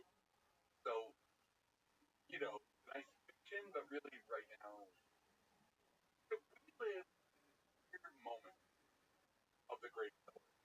We're technology we use now is, completely different from the technology we used 10 years ago.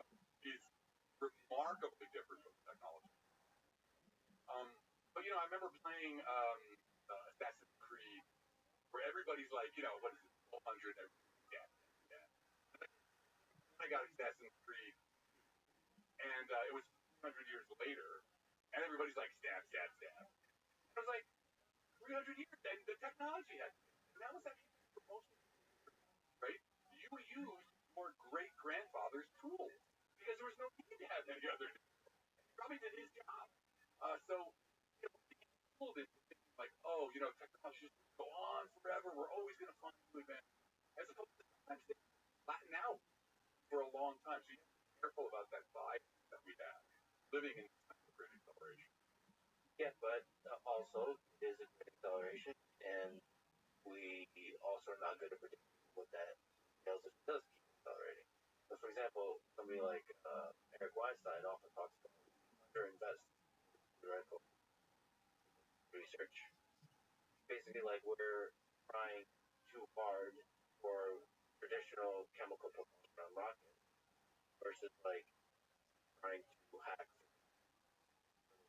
drives because it's hard to travel. And it seems like in the long run, survive travel on the thing. Right. So it's not going to be an engineering problem. It's going to be a fundamental physics.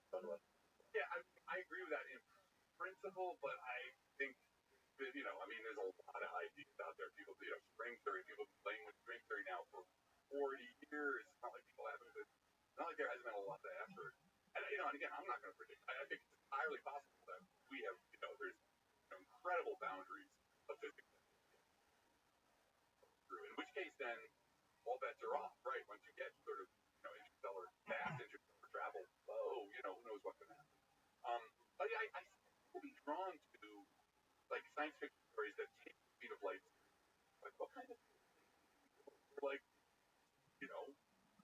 years to get to where you're going, and I'm 50 years back. Like, so I don't know. I mean, yeah, there's no way I'm going to say that we won't get to.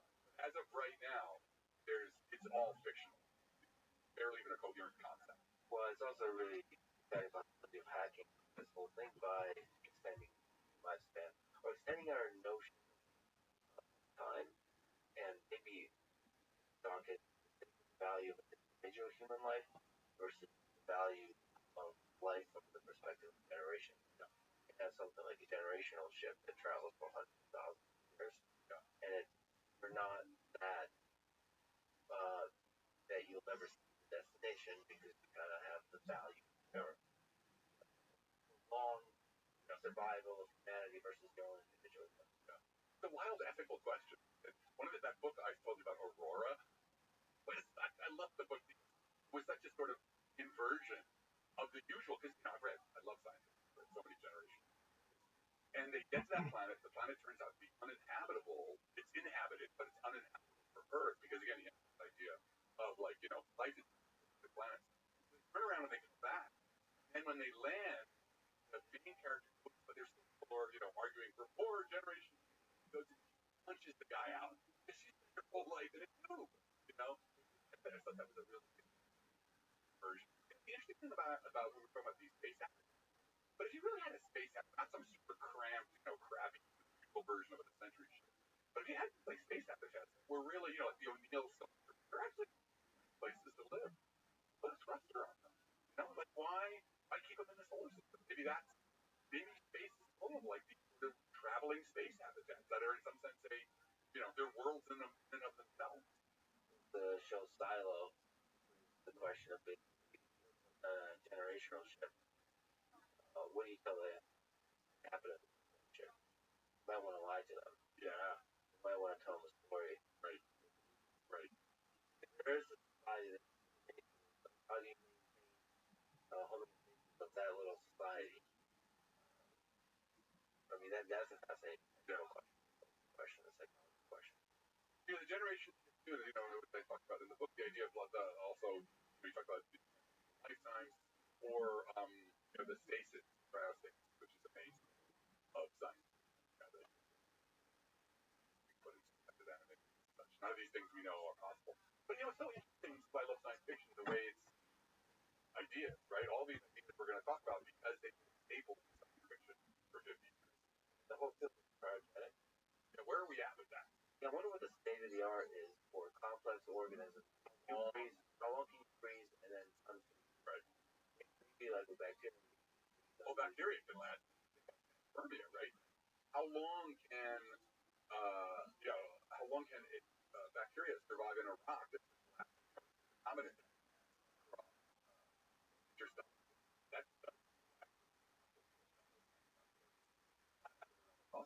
But a complex organism, multicellular, multi-emic, or multi with organs and such. What argument there for humans like what morality? Feels like you want to preserve that memory. If I woke up in a different body, memory, I would like I'll get that person. Altered Carbon. That's a great series. Think about that. Like that's a really great series. But that's exactly the idea of sleep. Everybody's able to leave the body, and it's exactly this question. It's not the greatest cyberpunk, but it's pretty good. It's got some great acting. It's better and better advancement in large language models that are able to find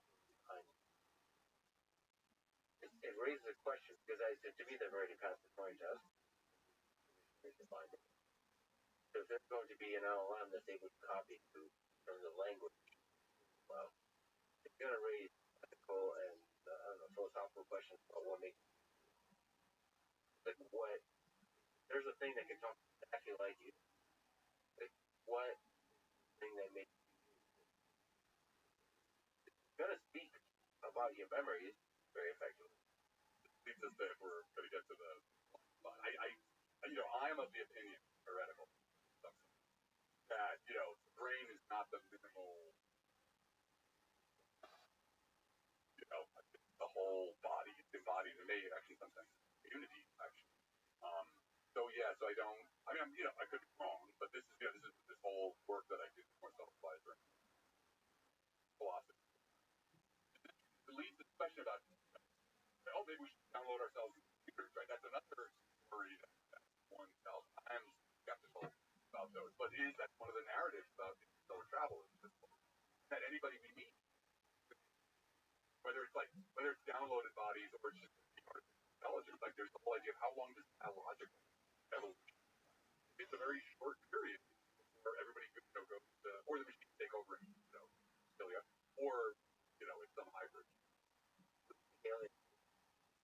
So we talked about all kinds of biological or technical, but what would they look like when we show up? Are they gonna have arms and legs? Are they going to be recognizable at all? Are they going to be carbon-based? Yeah, no, great question. This question gets to the heart of thinking about light, right? About what light is. The physical part of that. There's also sort of the information part of it. But let's just talk about the physical part of it.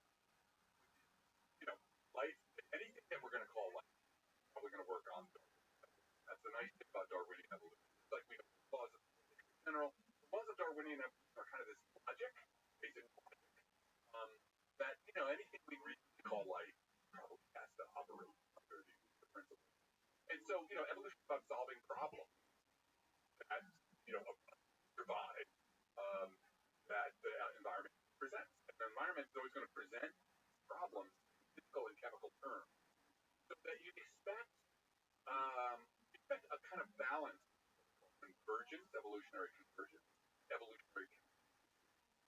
So if you got to move along a surface, a surface between our surface and air, then the idea of some kind of jointed stick, right? Like makes sense. You're probably going to trigger that. If you look at Earth multiple times, multiple lineages that have nothing to do with each other are going to solve the problem of getting towards energy using some kind of stick-like apparatus. That's about. Yeah, so that's one problem that has to be solved. One problem that has to be solved is they got to get to food, right? Another problem is they got to get away from predators. Wings. The line that went through dinosaurs, the birds evolved wings, insects evolved wings, mammals evolved. That the gas is dense enough that a curved surface, if you move to the curved surface, is going to produce lift. Yeah, there you go, evolution grip on that. So I think you can expect certain classes of solutions to the basic problem that life is going to be presented, stay alive, produce. But one of the weird things about with the UFO things that you always feel like, oh, they all look like humans. They're just like basically humans with triangular heads, and that's where we get to right. So what we've been talking about is convergence. You expect that evolution will converge on wings multiple times, but presented with the problem that wings can solve. But contingency is accident, right? That you've got something that's evolving a certain kind of wing, a leathery wing, right? And then the climate changes and they all die out, or an asteroid, total accident. And so contingency accidents play also a role in evolution. And one of the things that lots of evolutionary biologists have talked about is that if you ran the tape of Earth's history over again, would you get the same creature? Now, Google is of the opinion that no way. You wouldn't find anything on Earth that resembled any today. They've done experiments actually on this with E. coli. You take a bunch of E. coli, let them evolve for a while, take a bunch of them out, freeze them, let that population continue to evolve. The other one's frozen. Now start it over again with the frozen. And it seems that contingency tends to win, right? Contingency, at least what we can tell. I mean, that's not a hard result, but in those experiments, what you find is that accidents really do matter. So the idea, and this, so yes, you should expect legs, jointed sticks. How many joints they're going to be? Anybody's guess. Do you expect humanoids? Things with a sensing apparatus on top of a shoulder with arms and legs. That's probably a pretty random set of occurrences. That's what I guess what is the brain versus the nervous system? Like where is most of the cognition competition going on? Yeah. You can see that in organisms. Actually, I don't know how the brain evolved. why does it have to be in one place? Doesn't have to be. So my favorite word of the day is liquid brain, right? This idea of distributed cognition, which fascinating idea, and we've come to understand how much distributed there is. Obviously, social animals like termites, etc., and that's an example of distributed organisms. The whole colony has been really the state of the study when we come to recognize that human intelligence, it's not actually the kinds of things that go into intelligence are distributed all across the biosphere. Lots of different examples. So various pieces. Jason Wright will describe it like a deck of cards. The cards are all there. You got the hand that actually led to the kind of technological progress that we see. But the kinds of the basic idea of using tools, the basic idea of recognizing each other eye to eye, all the things that we define as intelligence, you can find many places, other places across many other lineages across the earth. So it could be, they could be very, very different. Something like, yeah, maybe the hive mind idea, or bacterial colonies that actually manage to come to their own version of high cognition. Well, I wonder if there's stretch out on across 10, 20 billion years, whether there's a Darwinian evolution in terms of the biology, chemistry of the world, which I much more rapidly you're operating, I guess, kind of evolution, whatever it is, technology as things operate on, and thirdly, markets can operate. So basically, a planet working hard to get to the first kind of organism that's able to be a nice platform for ideas to compete. Yeah. And then it kind of stops there. And then there's ideas that go. Right. Because, cultural, like, true, it's amazing that cultural level totally disconnects from the Darwinian. But I'd be careful to say that, like, a planet is working hard. Because, it's really impossible looking at us. What we think of as ideas and culture, and, it's quite possible we're going to make it another 200 years. Right? Because it actually was very, very ideal. Don't know. So maybe the idea generation. Not the biosphere together, but it destroys itself. It may not be very long term, maybe very for a short period, but that it's not sustainable. It doesn't become, like we were talking about before, very hard to make it integrated into pure bio/technos. And of course, evolution is not working for anything.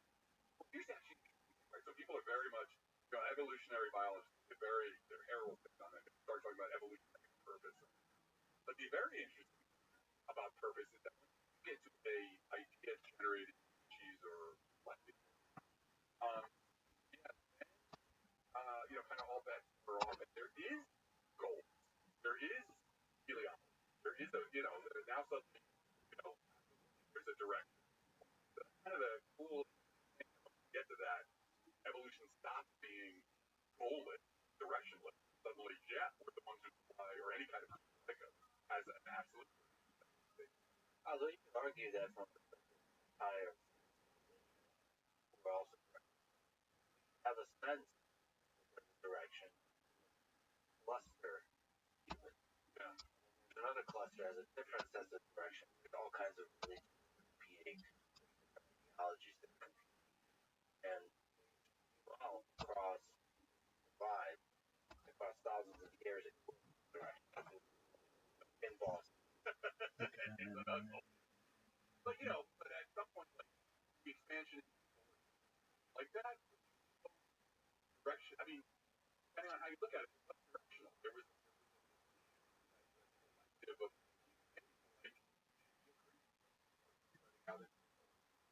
there was definitely a goal that may have been crazy, non-linear way, but it was still right.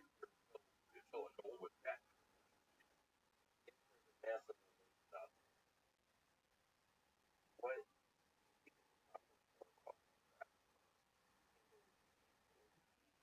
More like detect civilization all the time. Direct image really strong. Come up with a strategy how to actually get there.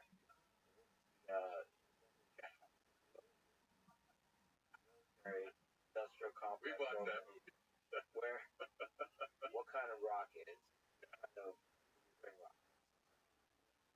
Well, I think, so this was also general question. Eddie, I am definitely,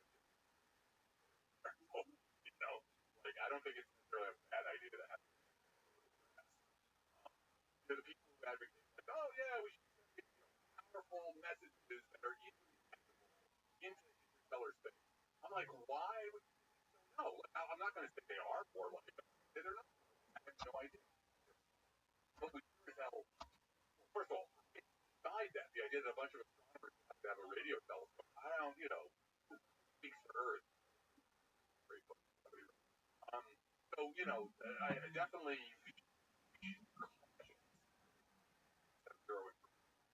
the idea, you used to have the idea, well, if they're advanced, they survive, so of course they're going to be wearing and I just would. It's also possible that, like, their cognitive structure is so different that we're not even in the same universe. I think we have to be prepared for that. We may not even be able to recognize each other some way and cognize it. One of my favorite movies is Rival. Because they literally have a different language, they have different cognitive in terms of language. Kind of language and everything. Yeah. But in the case of Rival, with recognize they're there. They managed to cross the language. But that's both sides of an interest. Kind of suppose that advanced civilization would have a curiosity. How do you become advanced without a curiosity about the other? But also, if they're long lived, they may just like we've done this. Like we 10 million years, say 10 million years ago, we were really interested in that. Young, but now we're not at all. And that's just, one of the beauties of this is how to think about this systematically, because you're so far past the area, right, of our experience that you want to think about, right? You don't want to be like, no, you think that's not, but you also sort of back to so one of the things I love about Arrival was, you can always have this math, our math, their math, and then, having knock jokes. And in the movie, like, they take a guy in and Carl says, tails. And it's only not just points to the idea that utterly cognitive. We have to figure out how to think about it, figure out how to make it not just how something makes action movies. Yeah. I see. I mentioned that we visited and started civilization. Nobody. But 100 years ago. Gotta look, gotta figure out ways to look. So I don't put it not high on my list of I think are need to be explored. And unless you look, you never know. So where would we find if aliens passed through any time in the last 3 billion years? Where would we find artifacts? Earth? Probably not. Weathering a good place. Certain kinds of maybe they parked a probe in an orbit that was stable. They got to figure out which orbit actually something there and it'll last for a billion. So that's the question. Like I said, it's not high on my list of thinking it could happen, but it could happen. Look, you don't know. What about biases?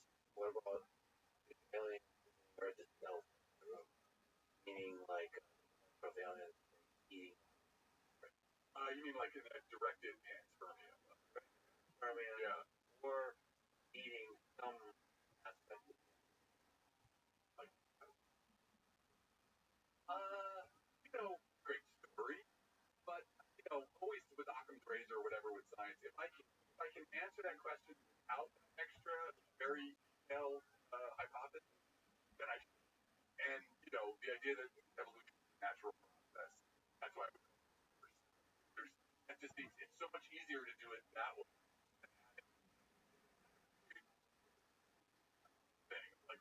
aliens came down and they solved that problem.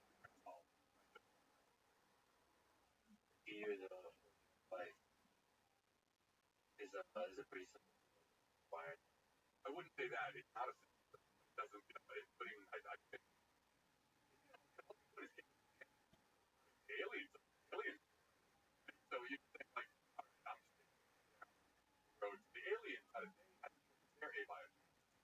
So from a different perspective, I'm just saying how they advance throughout the galaxy.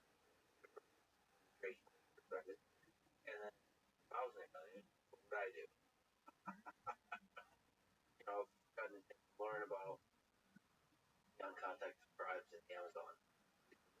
But understand how they function and how humans in the Amazon that are in contact, how they interact with the non-contact tribes. First of all, the non-contact tribes are very violent. They always play war. But everybody else is trying to stay away from them. They're trying to kind of don't talk about the location and that stuff. And I've begun to internalize and understand that perspective, why you're doing it. If I was an alien, I probably similar kind of thing. And of course, it's control our best is right. It's not from our perspective. Yes, here in the different show, like, but like also the Occam's razor from the perspective of the other, it have the ability to understand that interaction with the right. I understand the logic of what you're saying. But the problem for me with that is that right there, first you have to assume that the are common, which I'm not sure about. That might be where they're not yet. Like I think again, my bias, right? So now the problem is how do we sort out the biases we're bringing or the assumptions we're bringing from from the sort of causal chain out of that. I would first want to try and do this if we're looking at the origin or the evolution of life. I want to do it just on without asking for the third layer.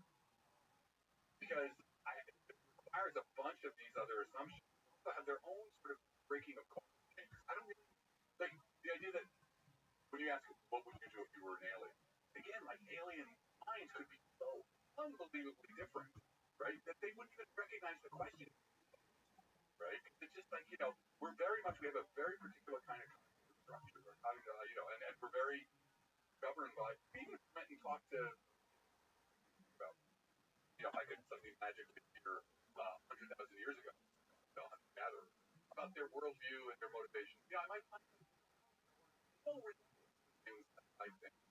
That's what naturally. Let me ask you. The time machine allows us to travel back, or we cover a primitive on a nearby star system. What would? Yeah, I think that's a great question. Just that even brings up ethics, right? That's the first sort out what are the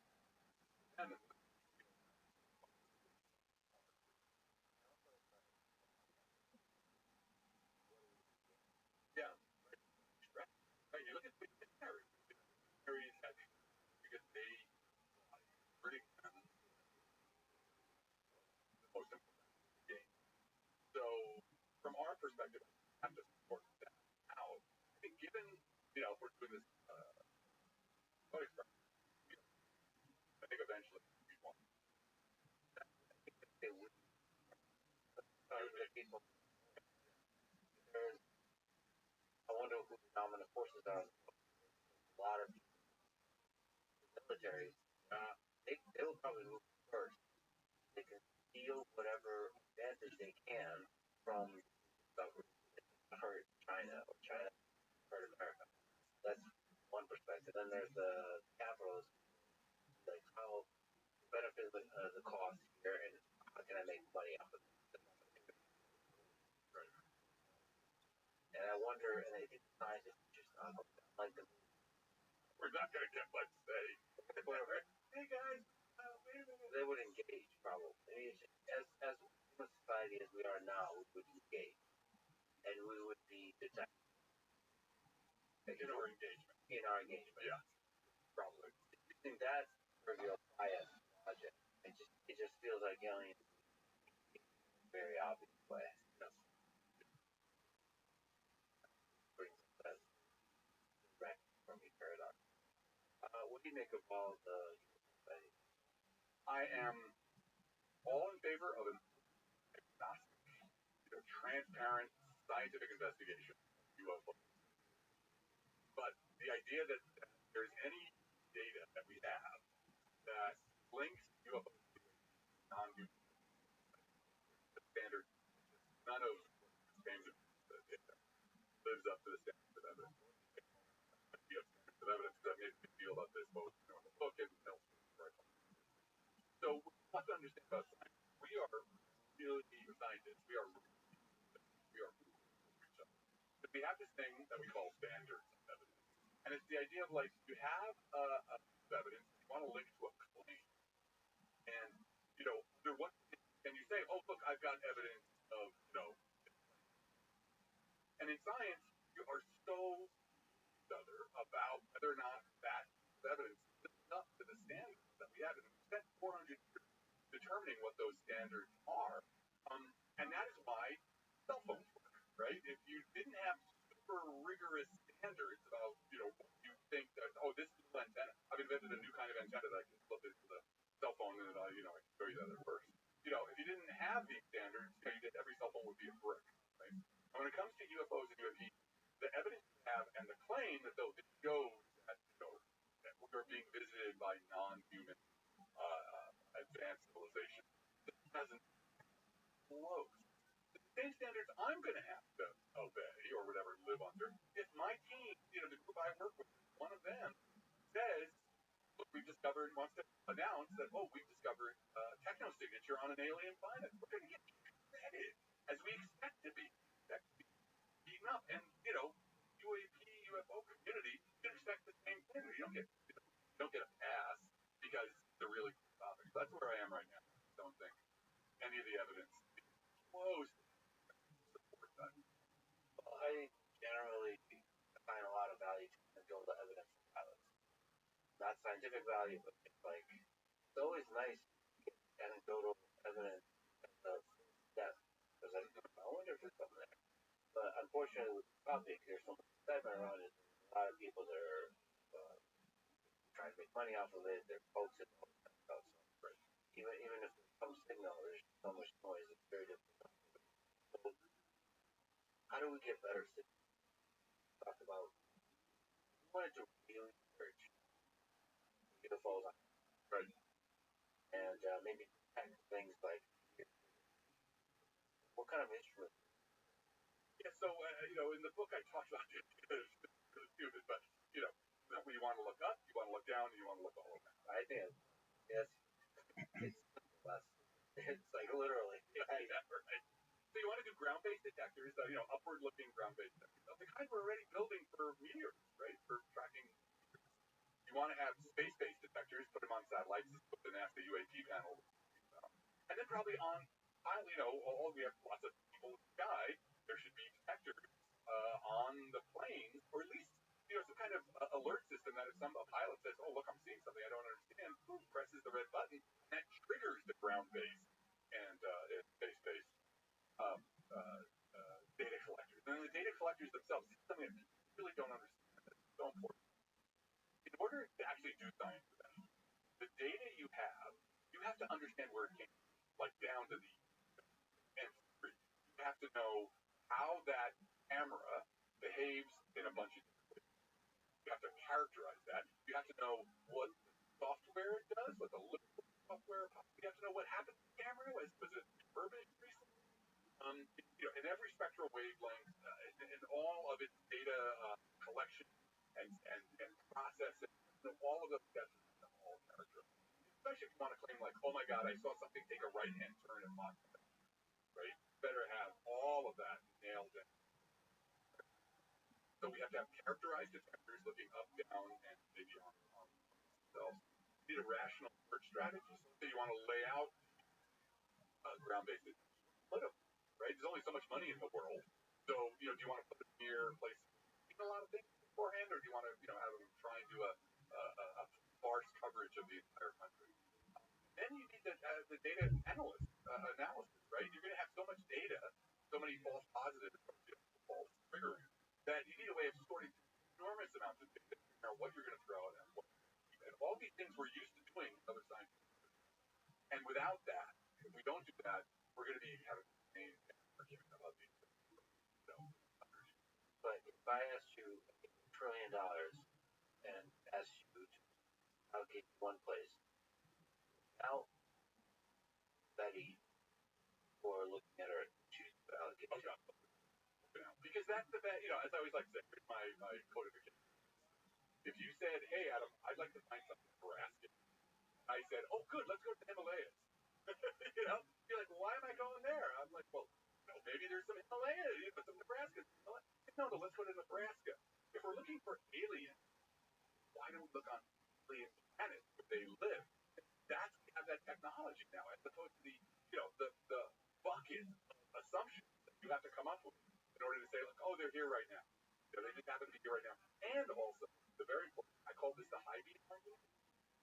To deal with the UFO stuff, you have to deal with you have to answer these weird, irrational things that are happening. Like, okay, they're advanced civilizations Earth regularly.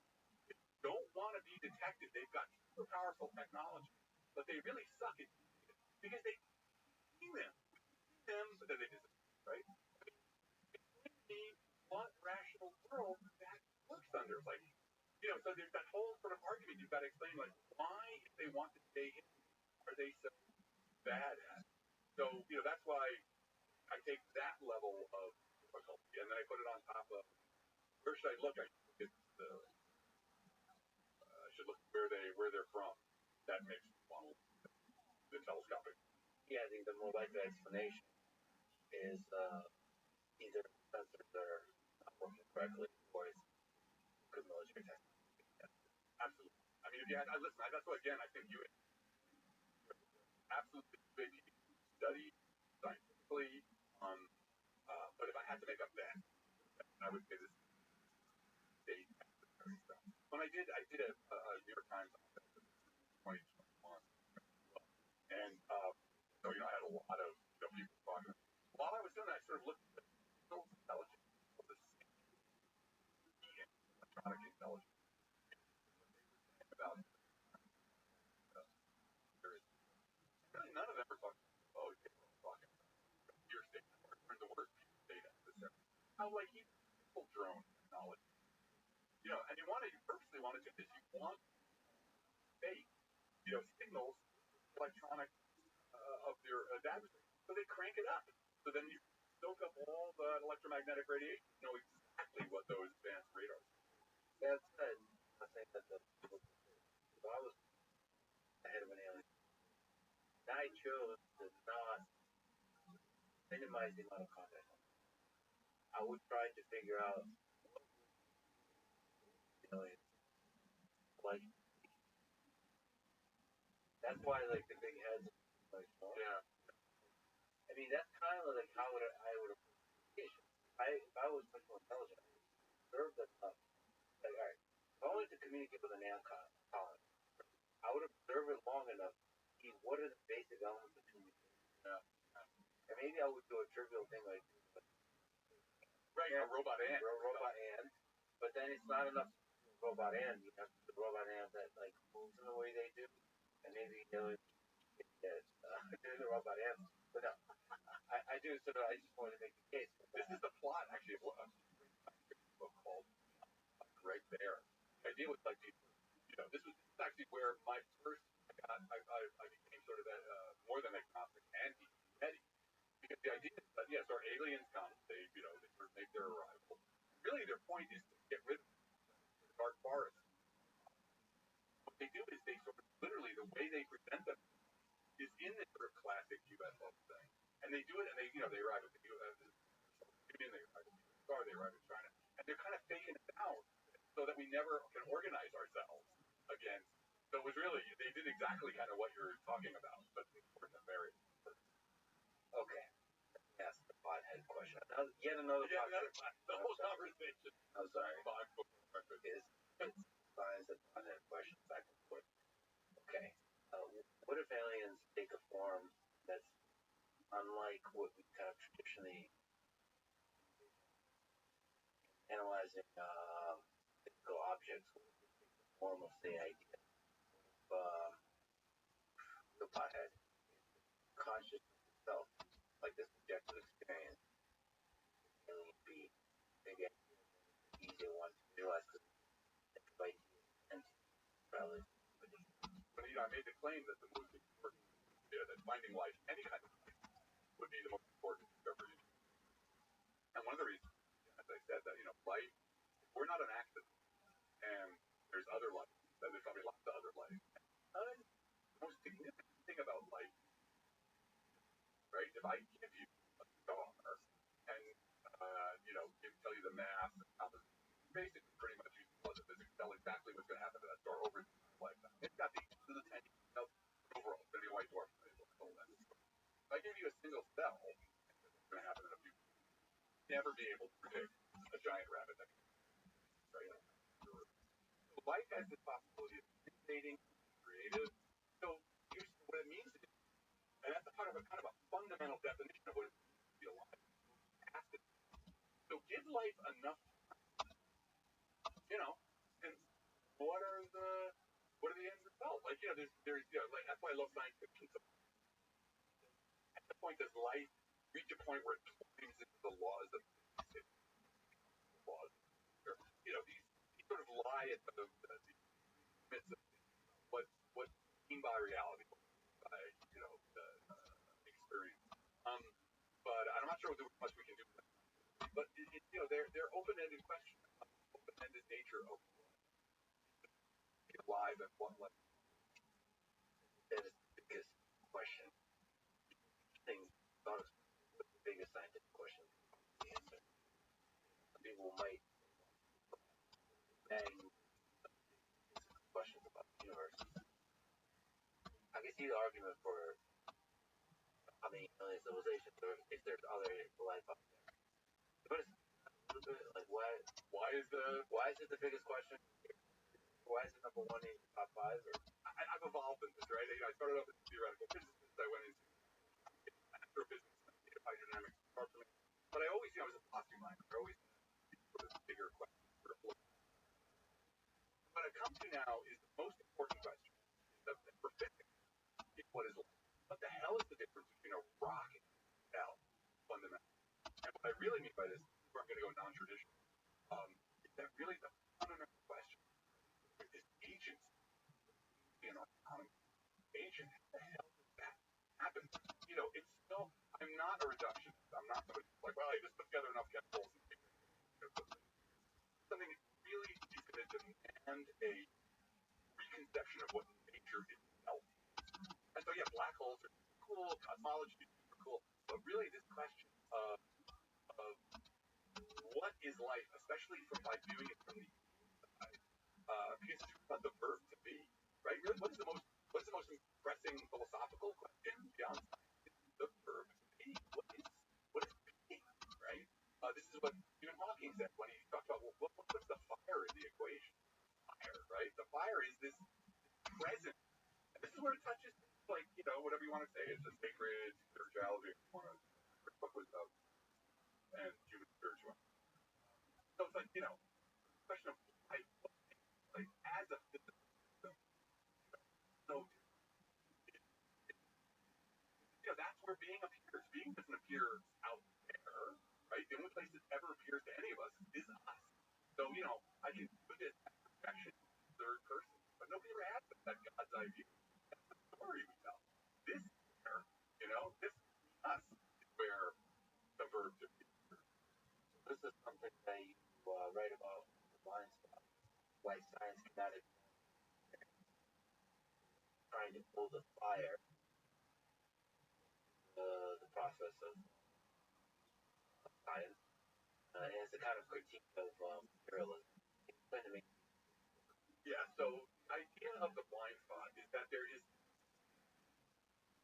that is central to the blind. We're using the blind spot. the eye has an optic nerve. The optic nerve is what allows it to happen. You can't have vision without the optic nerve.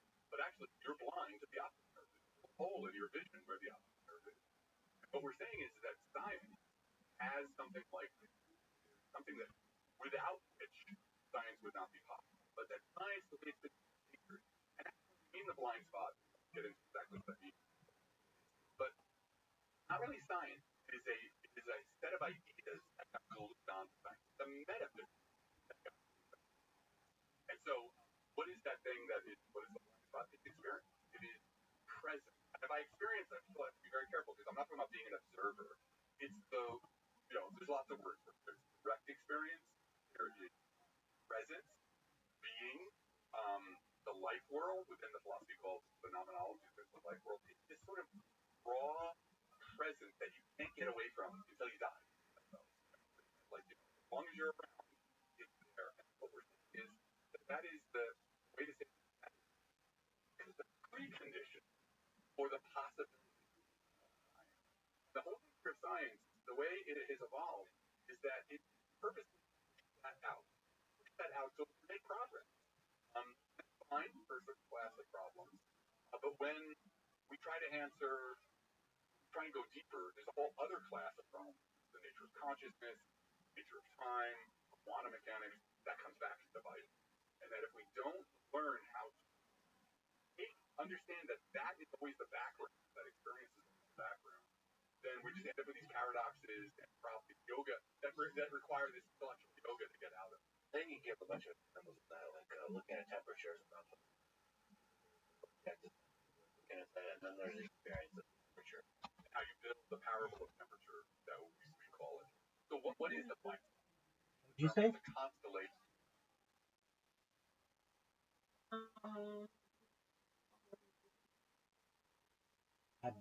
Apologies, I can't hear you.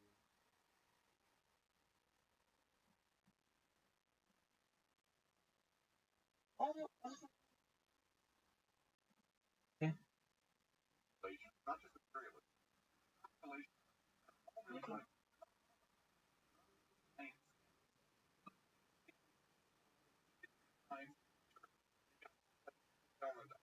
Sort of done.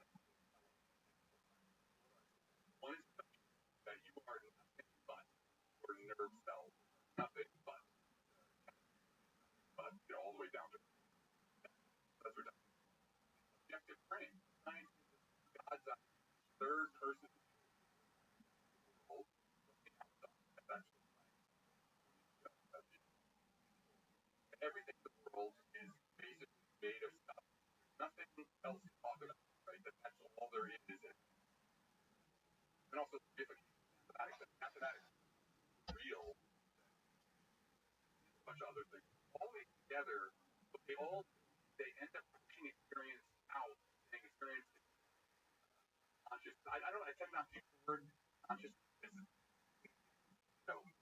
us in the wrong direction. Experience is the verb, the way. Oh yeah, and that is, by being blind to end up these paradoxes, really not only block science, but also have been detrimental to society as a whole, especially where we're at right now. Yeah, just that from a perspective of detrimental society, the crisis, and then we respond to that in a way that's counterproductive. Question three ways to respond to scientific triumphalism.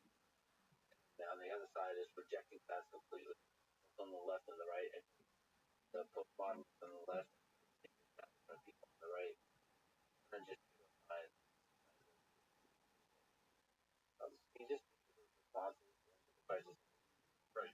So the crisis is that, on the one hand, science wants to tell us that we're insignificant, we're not important, just biological machines, and so basically an insignificant part. On the other hand, we also find ourselves being completely significant. Cosmology, we have to figure out how to look from the inside at cosmology. We're always the observers. We're at the center of this, collapsing wave from light. Quantum mechanics really comes the measurement problem just puts us front and center. We spent some people spent 100 years trying to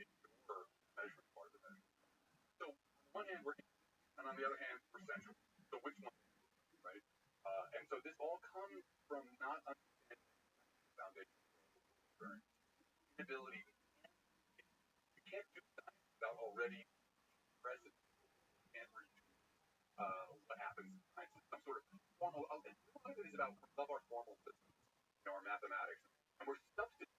That's one of the things that philosophers like are here. First of all, technology, whether it's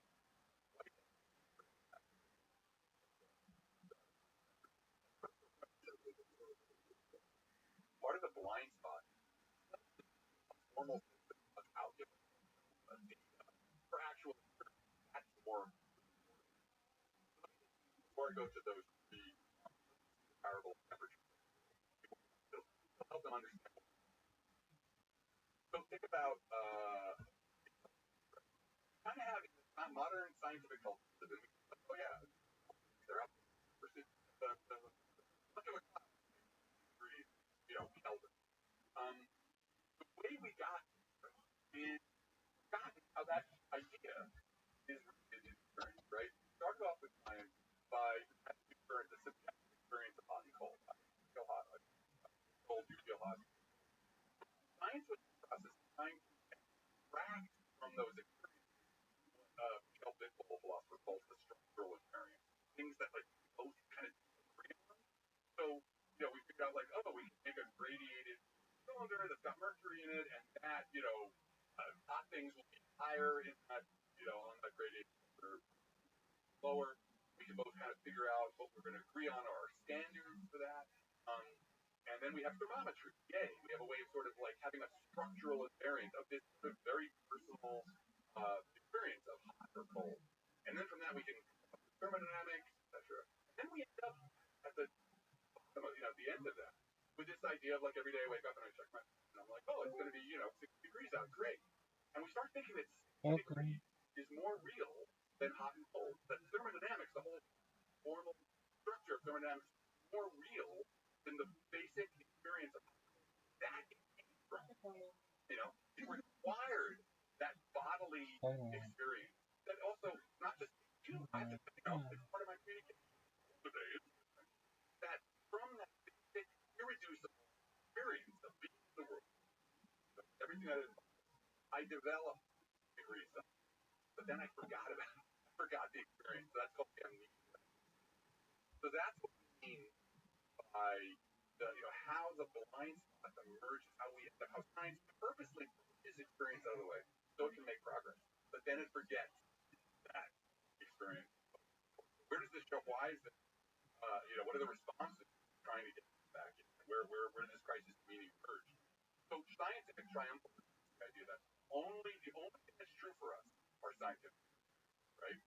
Unless it can be codified in a formal system, represented as data, captured in some kind of scientific causal network, it doesn't even exist, right? Anything else that's not part of it, that's formalized in that way, is an epiphenomenon. So, scientific triumphal response to the weirdness of you call it experience. That kind of just ignoring it. But there's no other truth. Art, human spirituality, it's all actually reducible to the neural correlate. So that's one way that. But the other way is sort of right. You got on the postmodern to the left, academic left, you get this thing like science is just a game. It's just a game from the powerful come up with. It's also not true. Science is totally potent and requires an happen. That's another way to push right, for response. The science denial that happens, that's also another way. Not understanding the balance of science that leads to experience. And then there's just pseudoscience.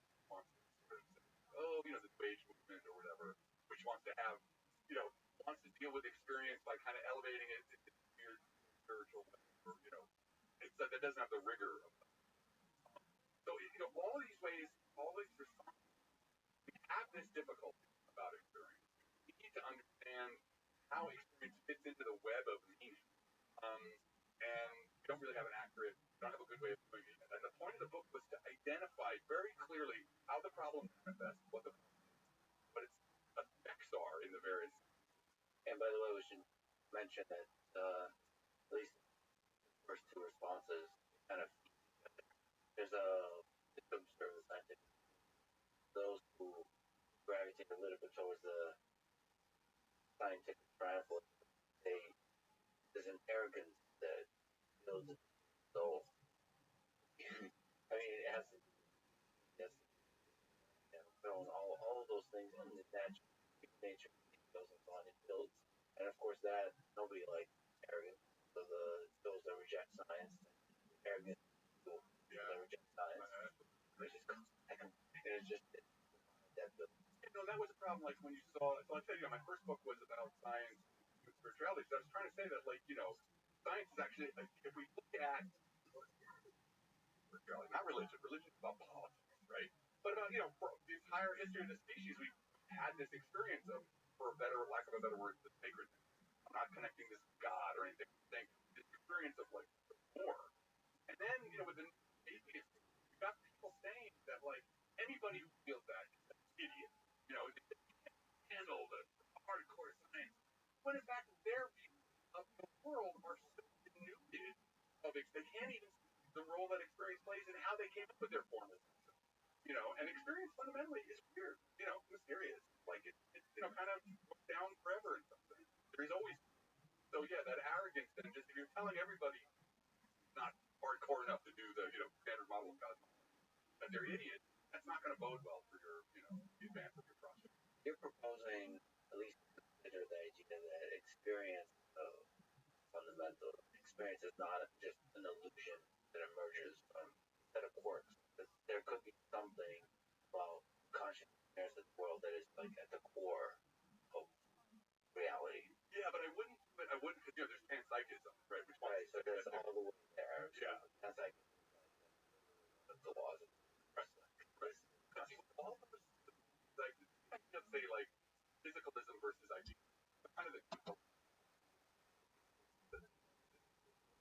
idealism we're actually saying, look, both of either of those positions is already project out into that third person view, right? And that third person view, we want to really emphasize fiction.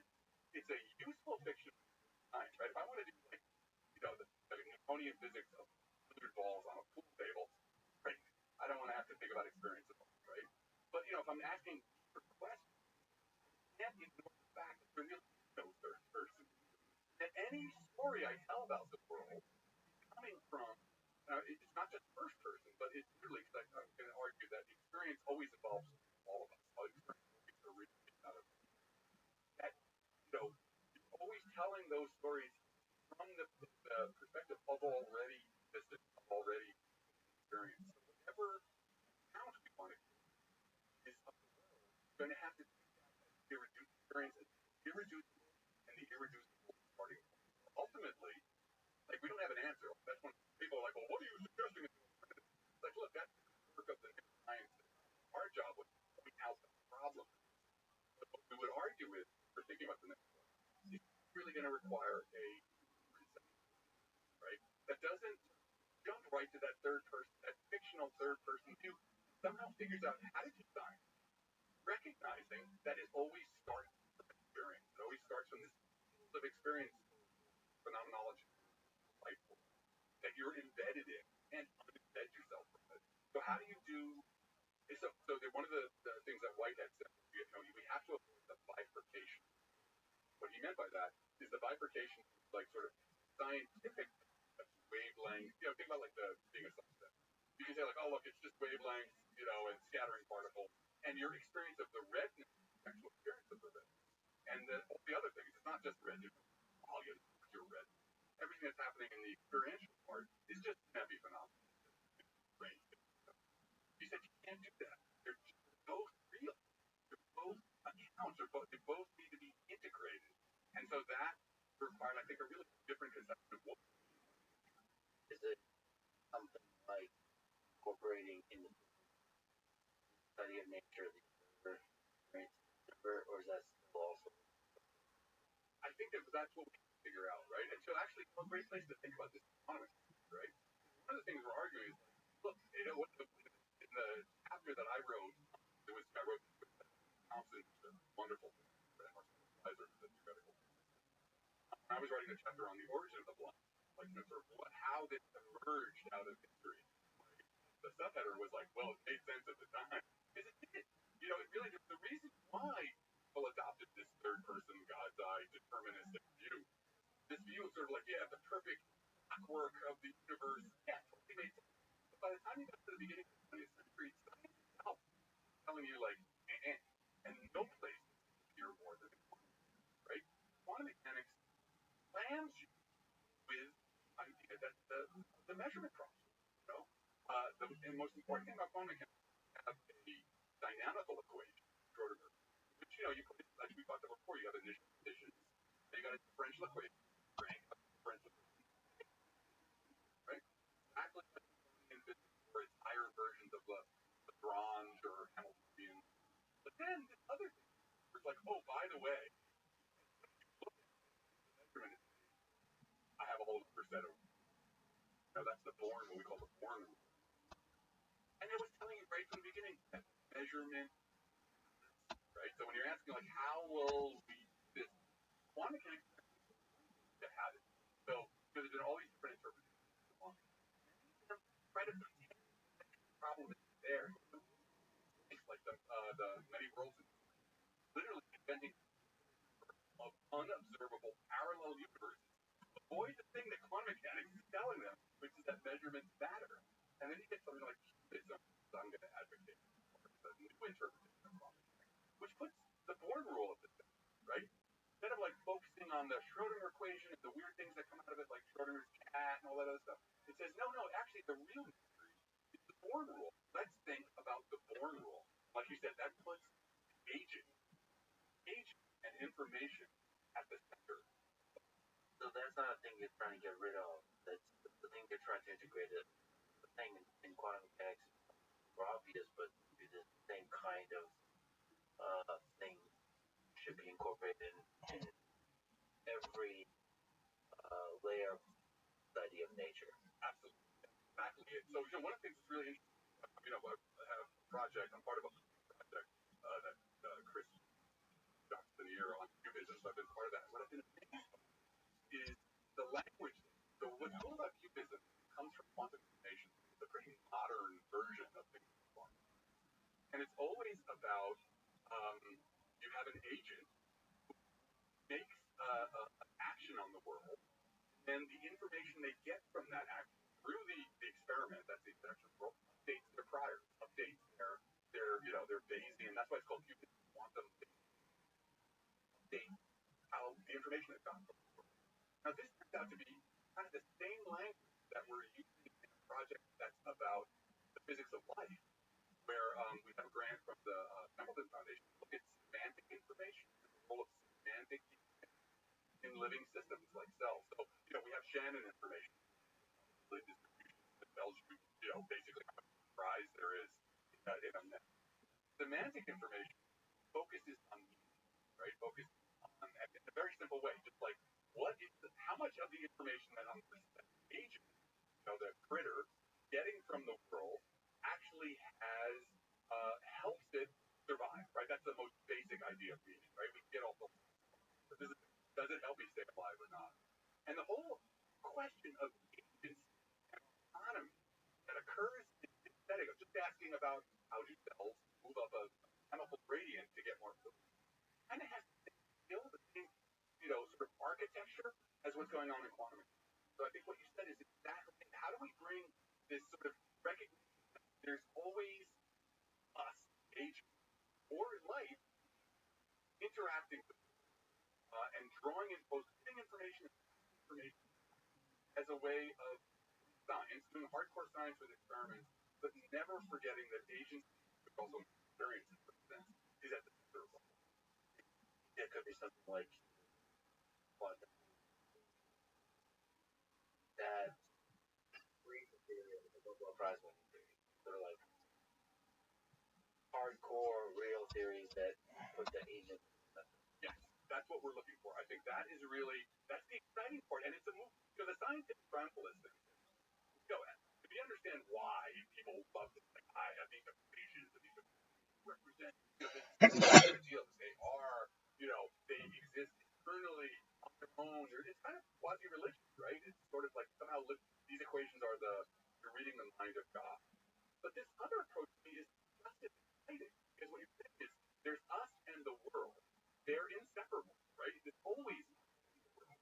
And what we're now talking about is this kind of co-creation, this interaction, between the agent and the world, such that powerful laws of physics account. Like, in no way am I saying these laws are important. These laws are, but they need an account, but not an account that strips, that turns the experience, turns the agent into just an epiphenomenon, that it pushes the agent out and makes the agent the important part of the story. On this thread, and one of them, putting the agent in the primary theory, and how possible it just like, but there's a whole effort of, unifying general relativity mechanics, of coming up with a theory of everything. What if they're like, the iceberg? What if the agent thing is like really important? So, listen, that would be like, I'm not going to be the one to do it because I'm more than that. But Marcello and I have for a while been sort of critical of where foundational physics has been for a while with string theory. It's my whole life thing to talk about string theory real soon, and it's gotten ever more disconnected. Data. People talking for a while that it's post-empirical, and I always wanted to write a paper or an article that was like smoking their own. Right? There's this way we've gotten used to, like, you have to out-weird the other person. So, like, my theory is 38 dimensions. My theory is 22 dimensions, but it's got, psychedelic swirls in it.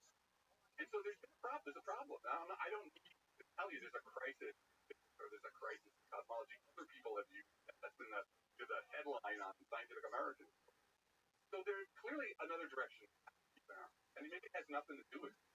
But I bet that because so many times the agent or the having to deal with the view from the inside, or the role of agent, like when it comes to time, thinking that you can replace the block universe with the actual experience of, clocks don't tell time. We use clocks to tell.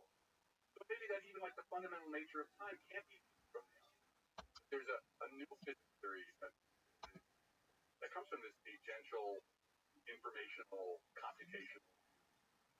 I don't know, but that's kind of what I think it would be fertile ground. Yeah, the time is really interesting. Time is really important. Yeah, that's it. Right. What is time? So the way we intended it, and this is what when Kurzweil talks about the third, we've taken Einstein's beautiful, powerful, formal system for viewing time, and we substituted that for the actual experience, right? But the block universe, where like next day is already written down, the block universe, the four-dimensional universe, all events are already there, which is very potent for making certain kinds of fiction in the sort of the scientific framework. But it is not lived time, and this was pointed out to Einstein, and he eventually recognized it. Very famous meeting between Henri Bergson, the most famous philosopher, like the early 20th century, Einstein, where Einstein was giving a talk on relativity. Bergson, whose whole thing was about time and was about duration, wanted to separate the scientific image of time, the map of time, from the actual frame of the word duration. Like we humans, where duration for us is full, sort of it's stretched out. It's got a little bit of the past, a little bit of the future, a little bit of the present. Music is the best example, right? You're hearing music, you're both already anticipating what's going to happen. You're remembering what's going on. There's a kind of phenomenal structure there, which is different from the representation of time that we have with the formal mathematics and the way we would look at this set. The problem with the third system, the blind spot, is that no, the formal system is time, but really the only place time appears is with us, right? We're time, So having a theory that actually start with us, and then stretch out the universe rather than posting this imaginary third-person view back on us. Could that's a route towards a different way of approaching the whole problem. I wonder who's the observer. You define what the agent is. Right. Any kind of frame is difficult, right? And so that's the good work of the science, right? What happens with this idea of the structural invariance I was talking about? So, we start with experience, irreducible. There's no atoms of experience, right? It's and we go through the whole process, which is the communal process, by the way. The philosopher Robert Creasy talks about Rothschild. That starting in like 1700s, we developed this communal space to work in. Sometimes it was literally a physical laboratory, where these ideas would be refined, argued over, and then validated. And so this idea of pulling out from experience the thinner, abstract, structural invariance, the things that we could actually do science. And it's kind of like, we call it an ascending spiral of abstraction. So the problem with the way we do things now is we take those abstractions, which came from experience, and then with something like, a computational model of consciousness or experience, we can put it back in.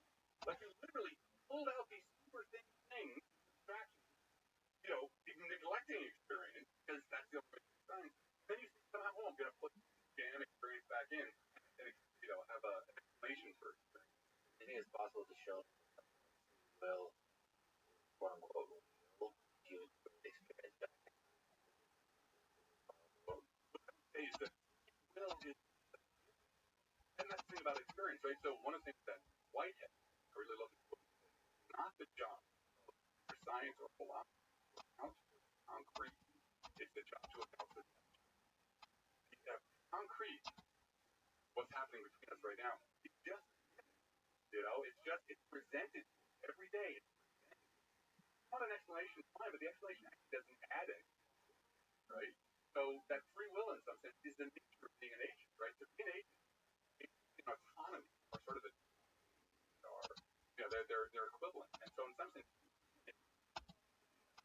So then the question really to ask is, do you have an account for agency and autonomy that captures aspects of its arising and the world but the idea, the reason I argue about free will often is we already have this blind spot view that the world because of our equations, which themselves treat the equations as if they're more real than experience. And the equations are a stellar, they don't corral experience. They are a thinner, representation. You like to say, don't confuse the map with the terrain. What's happening between us right now, and all the weirdness of it, that's the terrain. The map is what I can write down on equations, and then in the workshop do experiments. Super powerful, you can account, but experience overflows that. What if the experience is an illusion? How do we know? What if the agency of the experience is an illusion? An illusion from right, because that already requires to take that stance is you've already put yourself into that third person view, right? And so what we're saying is that third person view, which now you're going to say like, oh, I've got a whole other set of entities, of ontological entities, things that I think exist in God's living room, light, that are independent of living things I'm part of. You're pushing it elsewhere. Is it that eternal problem? If this experience, human experience, needs an observer, you always have to find an observer somewhere. Yeah, right, and that's why fundamentally the blind spot, especially the scientific templist part, is following a religious impulse. It's wanting the God's eye. What's really interesting to think about this, the way this is talked about. There's a line of philosophical inquiry that this language gets couched in, and it is actually it's only one version of philosophy, right? So it is pretty much what we call the analytic tradition, right? But there's even in Europe, or in the Western tradition, for Western, what we call Western philosophy, there's phenomenology. These are Husserl and Heidegger and Martin, which took an entirely different track. They were really in the structure of experience. They spent all their time trying to understand, trying to develop a language that could kind of climb into the soul that is experience, right? Experience, you're not going to be able to start with axioms. It's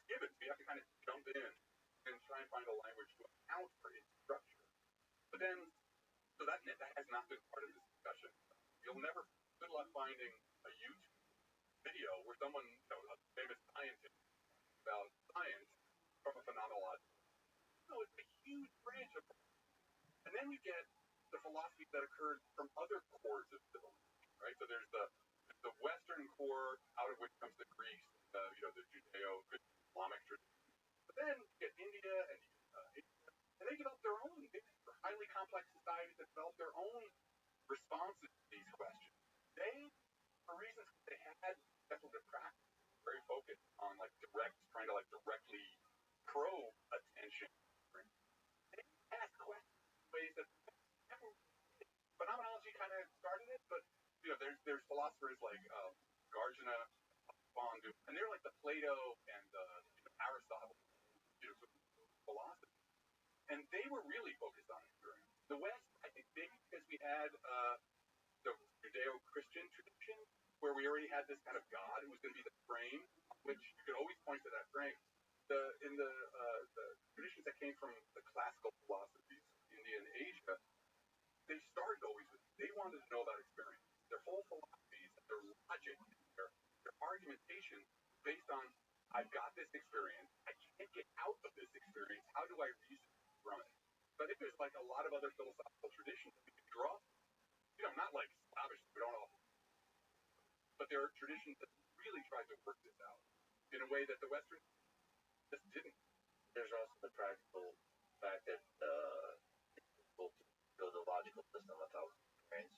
It's difficult to have rigor of science without experience. And so as science advances, we might get better and better. The same is very difficult to have any kind of mathematical or scientific rigor. Why complexity emerges, objects, question. I think there's that aspect of it. I mean, as long as you're never trying to I think that's kind of where we're, you're never going to have a causal account of experience because it's just given, but you can lots about, and that's what the good work is. How do I approach it in a way that's rigorous that I can determine? For example, I'm thinking about, this we're encountering with our semantic causal closure, right? The idea that we talk about autopoiesis, right? That living systems are they are self-creating and the membrane, cell membrane is a great example, right? The cell membrane, you can't have a cell without a cell membrane. Cell membrane lets stuff through, other stuff out, right? But the cell membrane is part of the process. It's the product of the process that the cell membrane needs, right? It's such a cell membrane creates itself. So there's this strange, it always was strange. So somehow figuring out how to jump into that strange is, the science that's ahead of us. And so this idea of causal closure, accounting for how we talk about downward causation, right? So reduction, everything only depends on the micro. Everything just depends on the atoms, right? That's it. You don't really, no Lagrangian for the standard model, we're done. Of course, in principle, you need God's computer, but fine. In principle, we've done. Also closure, and I was just reading this great paper that argued for this. There's ways that you can epsilon machine, all this machinery from information, that you can see ways in which can organize itself so that it's decoupled from the micro state. Now the macro state fundamentally no longer needs the micro state for its own description, its own account of laws. Whether that paper is true or not, it's an example of heading down that road. There's also Robert Rothschild, where he was a theoretical biologist, who he talked about closure laws, that living systems are organizationally closed, are causally closed, so that they don't depend anymore on the microstate. And he had a proof, which is very contentious. Nobody knows if it's, some argue it's true, some argue it's not. But he said that because of this, living systems are not church-Turing. They cannot be represented as systems. So, in that way, they're not axioms. They're not, living systems will not be axioms. They can only be partially captured by algorithms. Now, again, people fight back and forth about whether or not his proof is valid. I'm saying, I'm giving you examples of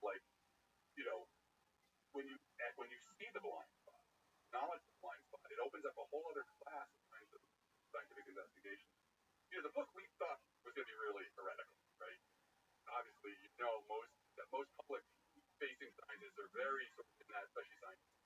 We were just like, and then the review from Science came out, and it was like totally it was very positive. We're like, oh my god, And then a review came out in Nature Physics. It was totally positive. Then a review came out in the Wall Street Journal. And I criticized, not capitalism, but we criticized their whole industrial economy that they were sort of touched by the blind. Doesn't matter. These extractive, sort of had that sort of view that the world is just reducible to the, The Wall Street Journal gave us a great review. So I feel like there's actually out there is some, among working scientists in particular, there is some satisfaction with this triumph and a recognition in order to jump past these hurdles that we've been arguing about forever, and we're not, sort of stuck in a port. So it is. I mean, I think there's a hunger to acknowledge that there's an elephant in the room, like that. Like it's everyone is doing it. And it's like, yeah, the experience, and then there's the third person perspective on the world, right? And so science from my scientific from the first person perspective. I mean, it's fascinating. I think it's also the thing. What's really interesting, first instant, right? Because science. So, one idea is that the idea that science gives us objective third person. Way of talking about it. It is all thing. Is that I can experiment. We agree on methods. We both get the same result. That is a very different thing. And it acknowledges that, when we talk about agency and individuality are right. So the great paper, they looked at sort of information theoretic individuality. What we find is pretty fluid. Like my liver cell, really it's part of the liver. My liver is, a separate system, but really it's part of. But actually I'm part of a society. And I couldn't without the entire community of say language, right? I wouldn't be able to frame it. And my community of language is part of the ecosystem, right? That are alive. That I am a part of lineage, like Sarah Walker does. And then that ecosystem are part of the body, right? We're never separable, as opposed to this very atomizing, the triumphal science is wants like Boltzmann brain. Brain floating in space.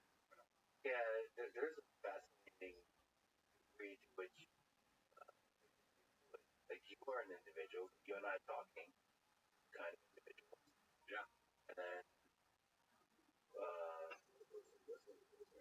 it's also an individual. Right. I mean, that's a weird thing. That's a weird thing, right? Because there's a broadcast nation too.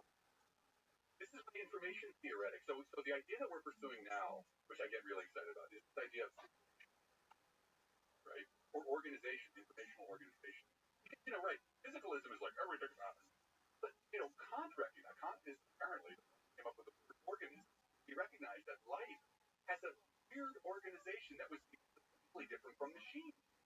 And so this idea that how do we engage with that organization, which is often can be cast in information theoretic terms or computational terms even, is sort of it's not really quite right. It's embodied in physical, in the physical as instantiated in the physical, but it also has another realm of design. Not design like intelligent design, but there's a organization itself is a relationship of constraints, information flow. I think that's an interesting way that we might get a very different kind of science that would flow out of that. Going back to Kant and organism versus machine. So I showed you a couple of robots. Possible for machines to have agents? I would not discount that possibility. I think there's no reason I would say that it's possible that whatever it manifests, that strange that we're talking about, that auto-cohesion, I don't think there's a reason to say it can't happen in I think whatever would be very different from us, like the idea that would be like, intangible nature. I don't think what we have now, like the LLMs, are there. I'm not going to say that it's not. I wonder how far you can get with imitation. What LLMs are imitating. And I wouldn't count there's a possibility of imitation cheap of caution or agents or the ability to have experience. I think for most humans, oh, that's just a topic. But there's some degree to which us are really come from being born in this world of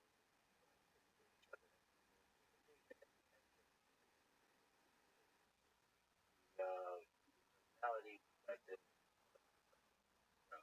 I think so. It's possible, right? Possible, but I think probably that I'm advocating would say that one of the most important parts of agents, what we call core theory of cognition, embodiment, inaction, embedding, extension.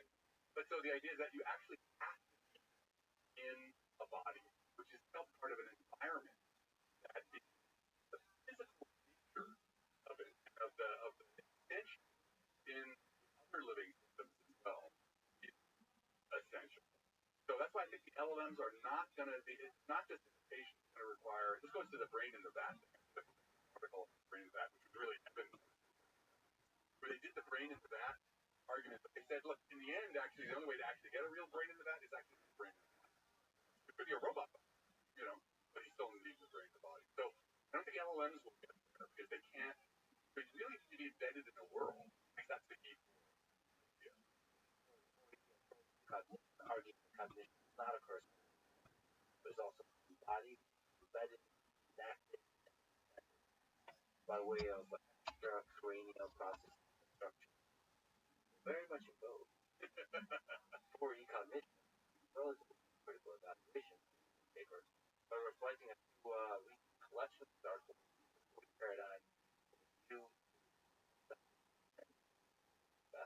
yeah, there's branches of what it does far, go real far. Right. There's a great story about an interaction between Jonas who was very much a reduction, right? And Gregory Bateson was a cyberneticist. And Bateson always loved to quote people. He said to Solomon, where's your mind? And Solomon, up here. No, up here. What he really meant was this extended idea, not just your cranium. Have experience. Experience in some sense is not a thing you have. It is a thing you do, right? It almost perform it. Why both actually having a body, but having the body itself in the world with other bodies is, from this perspective, really important. And very attractive. I mean, again, if we're really going to do science with them, we're going to have to have these ideas crash up against data, crash up against. You can't just armchair it, but I think there's a lot of possibilities here. Very radically different way of looking at what we by nature. What do you make of the fact that the observer only get a finite amount of time world? You said? Oh, actually, doesn't make no. Okay, so full reveal. I have been doing a wall 30 years, and it's taught me a lot. Right? I've really valued what that practice about the nature of experience. And one of the things very much, this thing I call Adam Frank is really, it's kind of a construct. There's this process going on, of which I am actually fundamentally. That's super cool, but it's gonna go. I don't know where it came from. It's gonna go. I don't really need to, and then who the heck? I'm not a like, dude, what I love is this idea of being reincarnated, but dude, you don't even really understand life. You know what I mean? I'm like this core level of your experience. So, your ideas about what death is are equally, the practice tries to focus on by Benson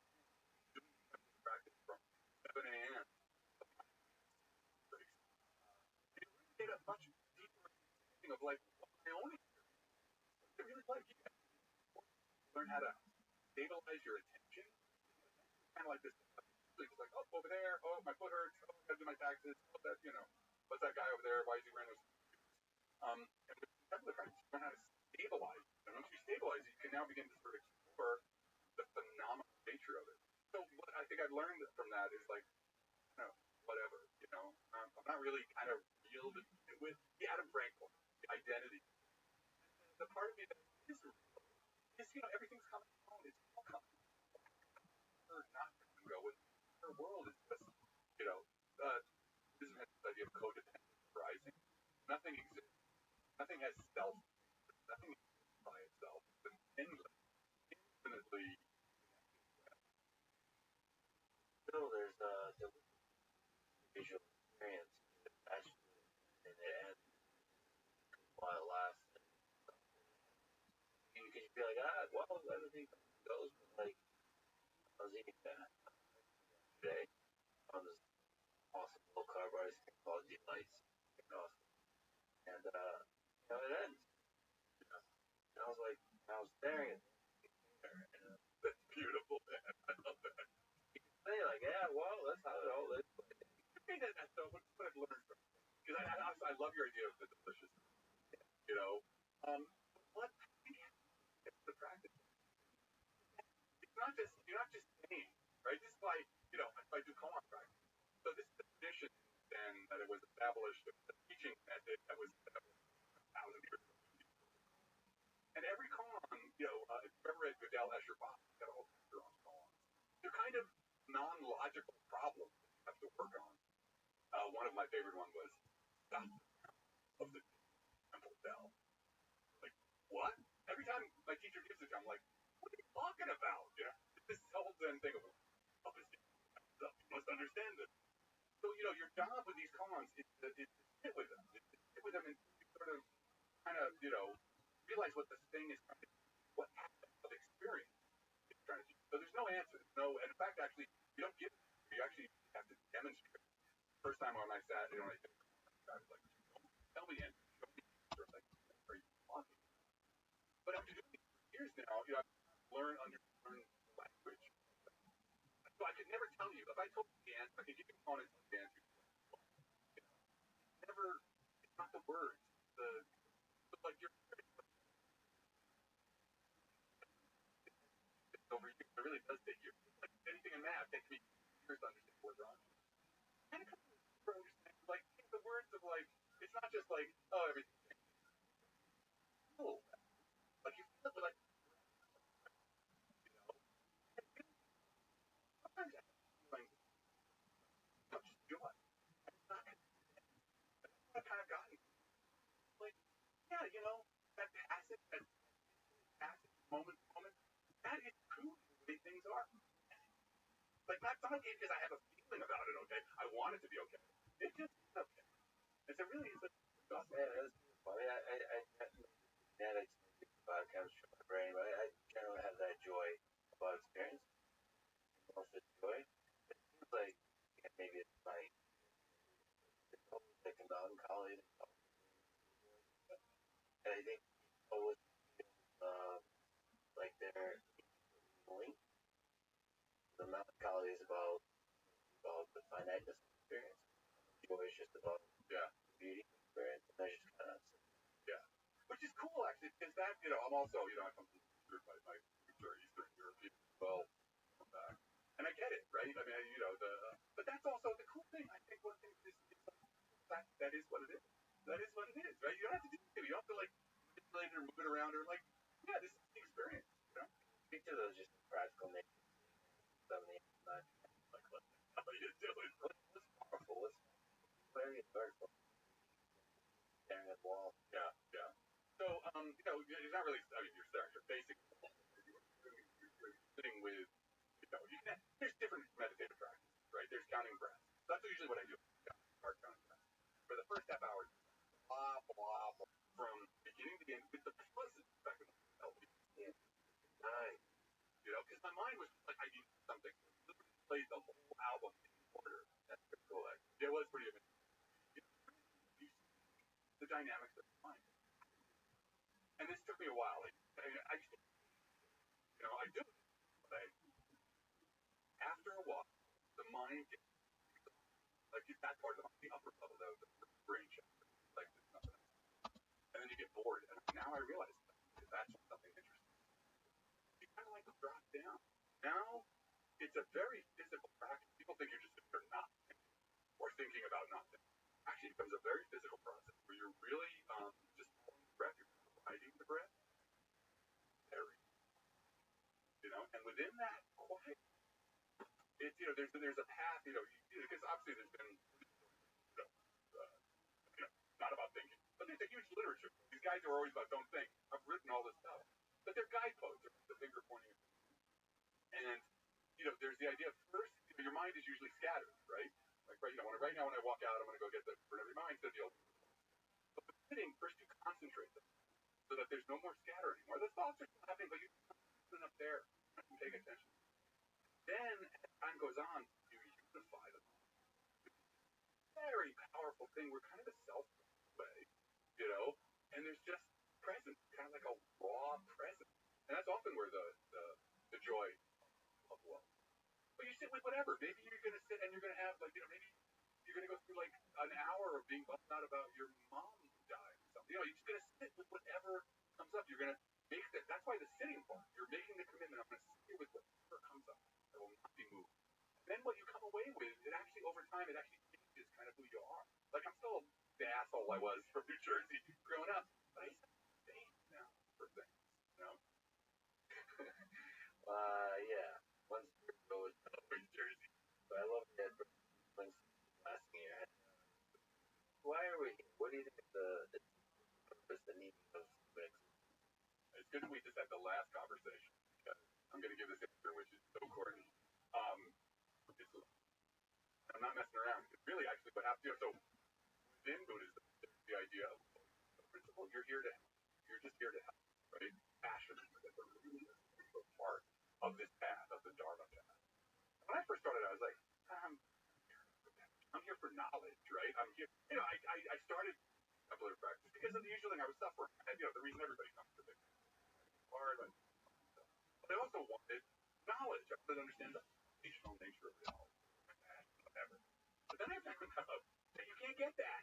You can't go to this without compassion. Somehow in this process, you realize that it really is about helping sentient beings. That's the way they train. Being here to help. So I know that sounds cornball, but especially for a guy from Jersey, which is the main thing is to get over. Your job is to get over. But that's really what I found. It is that. And that's what that joy. Some of that joy. One thing I have when I have like really, it's the kind of experience I'll have in Templar practice, Sarah the world. Gratitude, the fact that everything is a certain, right? Just the sky and the breath, I'll just self completely unhindered. It holds back. And that's kind of the experience. And it's kind of like, oh, I need to be helpful. Not having this experience, love, and all the people who are suffering. Your worst political opponent, they're suffering. And our job is just try and drop off biases in our stories level, right? And hopefully, healing out there to have something. Yeah, that may be a universal thing about that, or they're coming to eat us. They got really big fun. Well, this was a true mind-blowing, fascinating, awesome conversation, Adam. Thank you for everything. Thank you. This is a lot of fun. Thanks for listening to this conversation with Adam Frank. Podcast. On our sponsor. Now, let me leave the words called cosmos. All that is, wherever it was, wherever it was. Deepest contemplation of the cosmos stare at us. There's a tingling in the spine and catching the voice that paints that sensation. Memory. Or falling. Height. No. We're approaching great history. Thank you for listening. I hope to see you.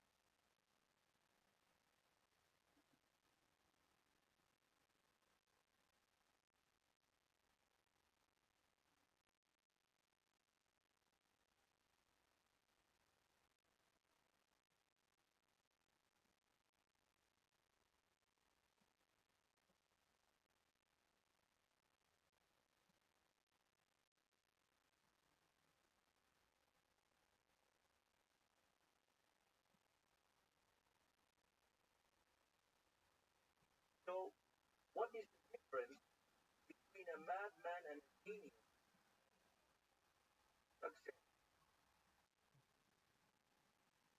The following is conversation with Javier Milei, President of Argentina. He is a libertarian, anarcho-capitalist, and economist. The campaign lies, promise, blast the corrupt bureaucracy. Step President, country on the brink of hyperinflation.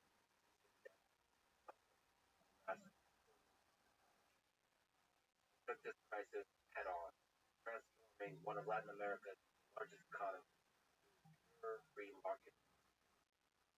Just a few months in office, it already achieved Argentina's fiscal surplus. Not just put it at but brought inflation down to the lowest in 2 years. We'll discuss all of this in detail, both the successes and of knowledge of economic principles, metrics, and data. Refreshing. Even bigger than the economic market, Javier represents the universal fight against government corruption, a fight economic, political, and has many critics, many of whom are part of the corrupt establishment.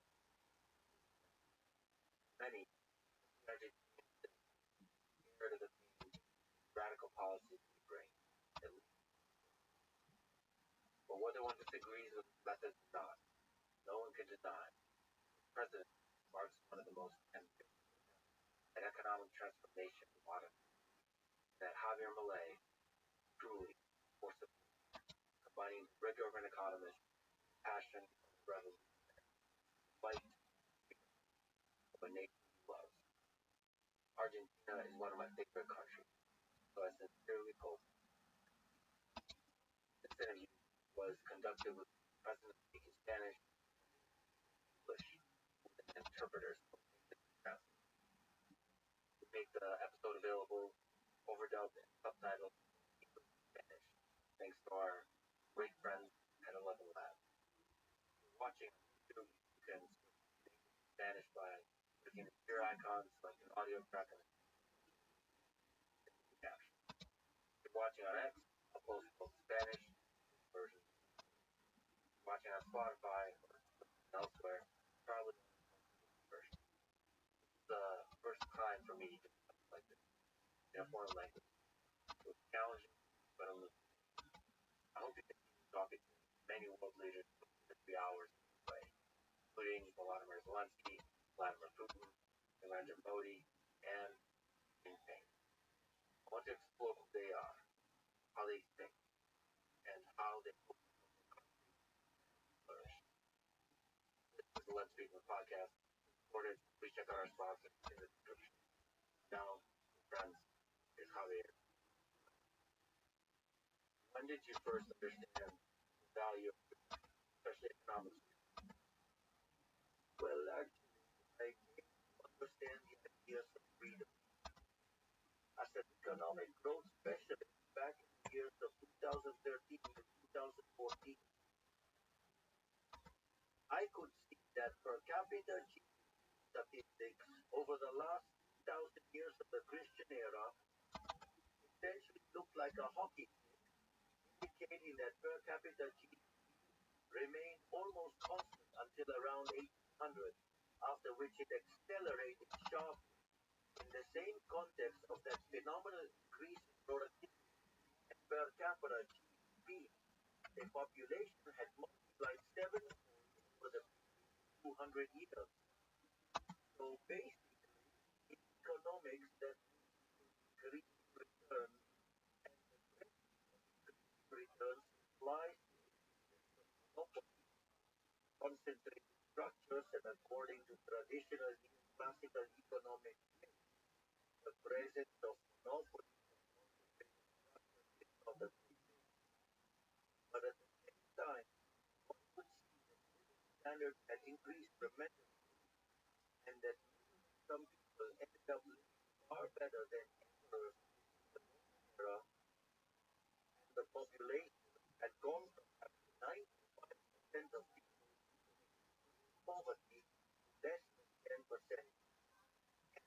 context, the question was how it could be that something that had so many people out of poverty, that had so much could be something bad, but meaning something was not right.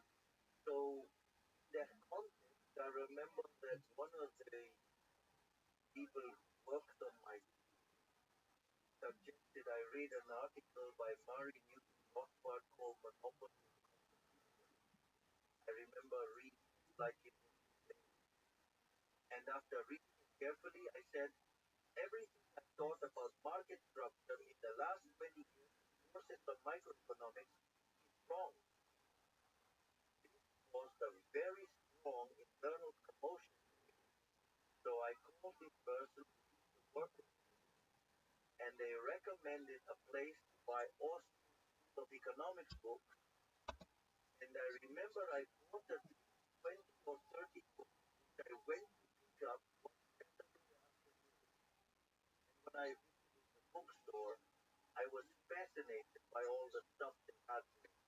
So I went back the next day and I started calculating how much money I needed to pay for my dog's food. That's my four-legged child. And how much I needed to spend on the taxi fare and food. And then with what I have left, I spend all of it on more books.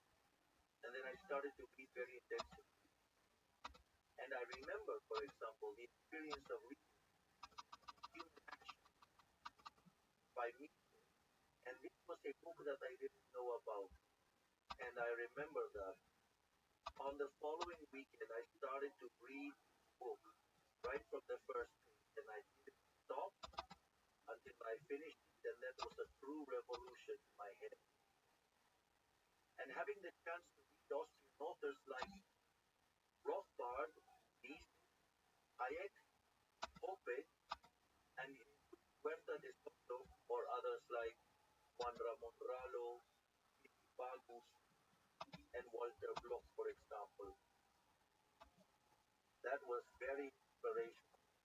And at one point, I got the opportunity to read related to the works of Alberto Venegas Rico.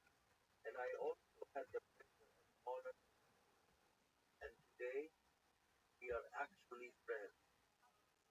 So that paved the way for me to approach the idea of freedom.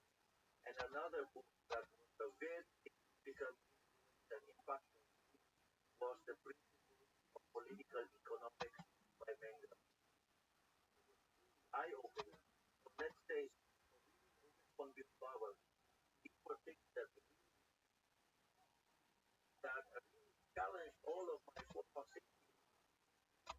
I had a vague idea and over about the Austrian school. The only thing I had read about the Austrian school until then had been Money and Time, a very good book by Garrison.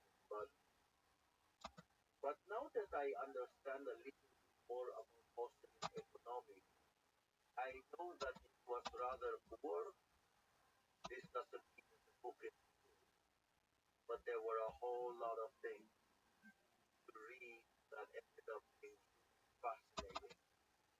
So from that, what now today, and maybe you can talk about the evolution, your philosophy, economic philosophy. You describe yourself as anarcho-capitalist, market anarchist, libertarian, you know, and then in practice and reality, of so lay it all out. What's your economic philosophy today? Strictly speaking, I am an anarcho-capitalist. I despise the state government. I despise violence. Let us suppose we take the definition of liberalism.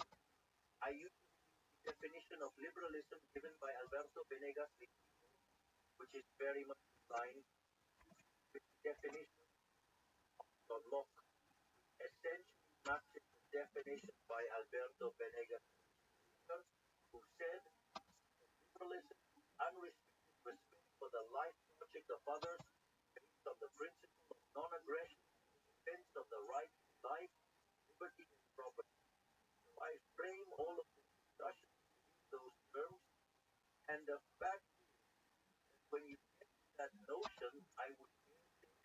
become an anarcho-capitalist de facto, and what that describes is an idea which represents my ideal world. I mean, that is the ideal world. Now, real life poses a whole lot of restraints, and some of those you can live, and those restrictions and others you can't. So, in real life, I am a minimalist. I advocate for minimizing screen time. I try to remove as many regulations as possible. In fact, that is what I used to say during my campaign. Let's say that is what I'm now carrying. We have just carried out the largest structural reform in Argentine history. It is a structural reform that is 6 times larger than Menem. We said it's the largest structural reform in history. And we did that with 15% of the representatives and 10% of the senators. Furthermore, we have a key regulation history where basically every day we amended between 1 and 5 regulations. On the other hand, we have 3,200 additional structural reforms pending to the point that the day we finish all these reforms, we will be the freest continent on the planet with the consequences they have in terms of well-being. Think about this. When Ireland started market reforms just over 40 years ago, it was the poorest country in Europe. Today, its GDP per capita is 50% higher than that of the United States. So, this I have a current situation, and what I am constantly looking for, whether from my academic works and my outreach notes and books, is the world we have today. That every day we are closer, that every day we gain more freedom, because there are some very interesting things here. First, I would like to quote Milton Friedman. There is a moment when they do an interview with Milton Friedman and they ask him about liberals, and then he says that there are 3 types of liberals. There are the classical liberals, where, for example, Adam Smith or Milton Friedman himself could fit. Some say that Hayek could fit into that category. For me, Hayek is a minarchist. Then you have the minarchist where you clearly find in that place, he says, Hayek, one could find in philosophical terms gnosis and basically Ayn Rand. And at one point, Milton Friedman, based on his own son, he says, but if you look closely, there are some who are anarchists. Let's say, probably from my point of view, the person who has been the greatest inspiration in my life is essentially Barry Newton Rothbard. So therefore, there um, there are 2 dimensions. One is where I want to go, and the topic is where I stand. So the most important thing is to try each day to advance further towards that idea of anarcho-capitalism. In that sense, sometimes we face strong and harsh criticism regarding that idea of freedom. I think that's the nirvana fallacy. If you compare yourself against paradise, everything is horrible and miserable, but you don't live in paradise, you live on earth. Basically, what you need to understand is something called the sacred regime. Let's suppose that you don't like rectangular tables, you prefer circular tables. Now, the reality is, I have only a few hours until I go and catch my flight, and the table is rectangular. You like a circular table, a round one, but there isn't one. What you have is a rectangular table. So either we do the interview here or we just can't do it. So what do? You adapt to the current conditions. This is what it is. Now, so then you have some restrictions that you can change and others that you cannot. The idea is to modify all the ones that can be changed in the short term and start working on those that can be modified in the medium or long term. For example, if you really like round tables, perhaps the next interview we will do at the round table. We're going to try and solve it. But today it's something that we couldn't possibly solve. So that's basically the idea, right? Let's say it's about understanding that some restrictions can change, others can, and there are institutional restrictions. There are many anarcho-capitalists who are dedicated to criticize and incredibly do so with more violence towards liberals, and many of them actually criticize make because it is precisely the nirvana fallacy. But the reality that in Argentina, for example, the most popular sport is soccer. When you go to watch an Argentina match, the stands are full and they're all painted with sky blue and white colors. There is a lot of joy. People sing songs that are very fun, that are very distinctive, very, very much part of Argentine folklore, so to speak. But you see that music is so external. That is to say, it does not determine the outcome. Take the ball in the middle of the field, and no matter how much people shout, the ball doesn't move. The one who moves the ball and scores the goal is best. So, what do I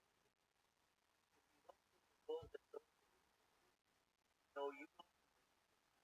So, what do I know is that there are most libertarians and anarcho-capitalists who are really useless because all they do is criticize, let's say, those of us who want to lead the world towards the ideas of freedom.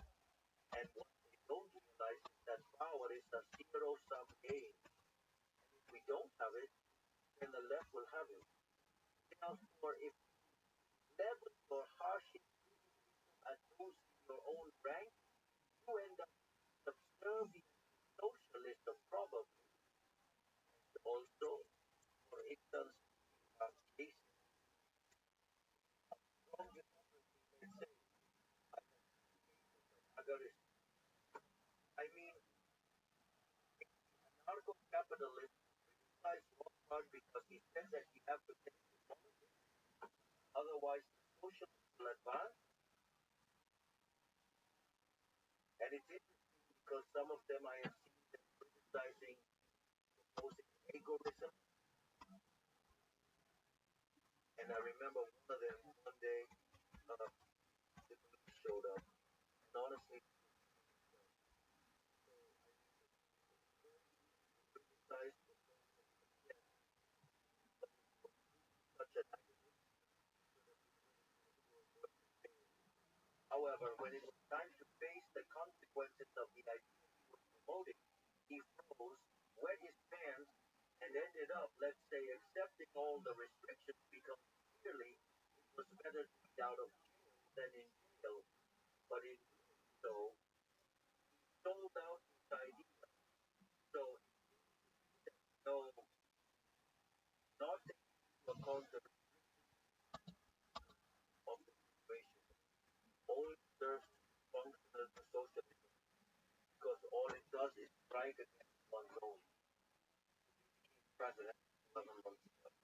Can you again describe some of the actions? For example, you cut half ministry layoffs, price control. Would be interesting to lay out them. If you allow me, I will first give you a description of the situation. Based on that, I will tell you when uh, first took office. What we found was that in the first week of December, inflation was rising at a rate of 1% per day, 3,700% annually. In the first half of December, it had accelerated to 7,500% annually. When you look at wholesale inflation in December of last year, 4%, which is annualized, equate to an inflation rate of 7,000% per year. And in addition, Argentina, for the previous 10 years, has not been growing, with a drop in GDP per capita of approximately 50%. And reality was that nearly 50% were living in poverty. Now, later I will get deeper into that discussion, and the reality is that we had a fiscal deficit which amounted to 50% of 5 points were in the Treasury, 10 points were in the central bank, which was endogenous monetary influence. And the reality is that we also had interest-bearing liability that the central bank equivalent for monetary base maturing meaning we could have the amount of money in one day. We had pesos denominated maturity amount to the equivalent of $90 billion. The central bank had net currency foreign reserve minus $12 billion. We had commercial debts in the central bank equivalent to $1 billion. There were company dividends held back amounting to $10 billion. Therefore, if we had instantly opened up, I say we are liberal libertarians. We are not liberal fools. That's what some anarchist liberals suggested, meaning that we basically open everything on the first day. In that context, of course, if we had done that, we would have encountered hyperinflation. Therefore, that would have led to the number of poor people being around 95%, and probably, and by December, the party would have organized supermarkets and would have done all sorts of things and would have probably been ousted. And by the first part of the year, the Peronis would have gone back to office. Thus, it was crucial to end fiscal deficit. One of the things we promised during the campaign was the number of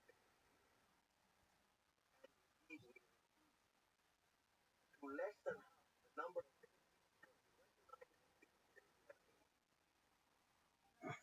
also laid off a large number of people employees. Today I can say that we've already about 50,000 of them. And we practically don't renew any contracts unless the conditions are absolutely necessary. At the same time, have stopped public work and we have eliminated discretionary transfers to the province. We have also diluted public sector wages. Also, we have eliminated economic subsidies by restoring utility rates to the right level. And and in that, let's say, in this context, we achieve fiscal balance as far as the treasury is concerned. This is very important because in the last 123 years, Argentina had a deficit of 130 billion. In 10 years, it did not have a deficit because it was not paying the debt. So that was absolutely false. And they told us it would be impossible to do that. We had planned to do it within a year. And they said it wasn't possible to adjust by more than 1 percentage point. And fiscal balance of January, that is the first month of administration. At the same time, we also got social plans intermediation. Very important because we were going to make a very tough adjustment, and we knew that this was going to have a cost in social terms, and we knew that we had to offer support in the first month, the first quarter and second quarter in office. One of the things we did was to eliminate what are known as property managers, that is, intermediaries. Basically, people have a card, there is a system, but it happens they had to provide counter service. This counter service was verified by a group called the Picket Middle. So, in this context, when we were going to sign, the counter service took away half of the money. So, by removing that payoff, they stopped stealing their money, and with the same amount of money, they doubled the repo, and of course, we also provided an additional. So let's say that this is related to 5 adjustment points in the treasury. Now, what happened? As we began to achieve fiscal balance and no longer needed money to finance ourselves, and as we also met interest payments and some capital repayments, one of the things that happened is that the debt market began to be recreated. So we were able to take debt out of the central bank and transfer it to the treasury where it should have always been. And that meant an adjustment of approximately 10% of GDP. Everyone said this was possible and could it be big. Essentially, what we did was implement a fiscal adjustment at the central bank amounting to 10% of GDP. So if you ask, it's clear that we have not only made the biggest fiscal adjustment in the history of humanity, because we made a fiscal adjustment of 50%, but also most of that went back to the people as less state storage, as a lower inflation rate, that we temporarily raised the country tax, but we lowered it in September. And now in December, we're going to eliminate it. For example, we also announced that in December, we are eliminating more taxes. In fact, that what you have, that we return to the 13.5 points of the real tax burden size. While back in December, we were discussing hyperinflation. Today, we are discussing 30-year loans. In other words, all those resources that the national government used to pay are now back in the private sector. And that's what has allowed it to be very dynamic. And it has two very strong impacts. The first one is that if you look at wholesale inflation, it went down from 54% to 2%. So it went down by 27 times. It was divided into 27. So we had inflation at a rate of 7,000% annually. It's now close to about 28% a year. But it's not only that. You could consider consumer inflation. The latest consumer inflation rate was 2.7%. Now it happens that pension, a matter that is related to the central bank's balance sheet, and also into the debt stocks, still have control in place and we are eliminating inflation day by day. Now, the interesting thing is that we have a 2% monthly devaluation standard. There's international inflation, of course, which means that you then have to subtract 2.5 points from the inflation observed by the consumer. That inflation in Argentina, inflation not the induced one, but the actual monetary inflation, 0.2% per month. At 0.2% per month, this equates to 2.4% annually. What I'm saying is, the original discussion was about whether inflation could reach 17,000%. Now we are bringing inflation down to levels of 2.5% annually. That is amazing. And we achieve this by considering a number of factors. The first one is that we did not experience a previous hyperinflation, which would have simplified the process of implementing a stabilization program. Typically, when hyperinflation occurs, monetary assets are diluted, leading to a natural restoration of demand. Besides, we did not resort to any expropriation. For example, before the convertibility plan, which was the most successful program in Argentina's history, Argentina experienced of hyperinflation. During Alfonsin's administration, inflation reached 5,000%, and under Menem it was 1,200%. Additionally, there was the Bonex plan, under which debt was exchanged on a compulsory basis. In other words, what we did is clean up the central bank balance sheet. So with that, we cleaned up the central bank's balance sheet, cleared a loss of $45 all voluntarily. And the most amazing thing is that we did it in just 6 months. And at the same time, we have not controlled pricing, nor have we fixed interest rates. And this is very important. All previous stabilization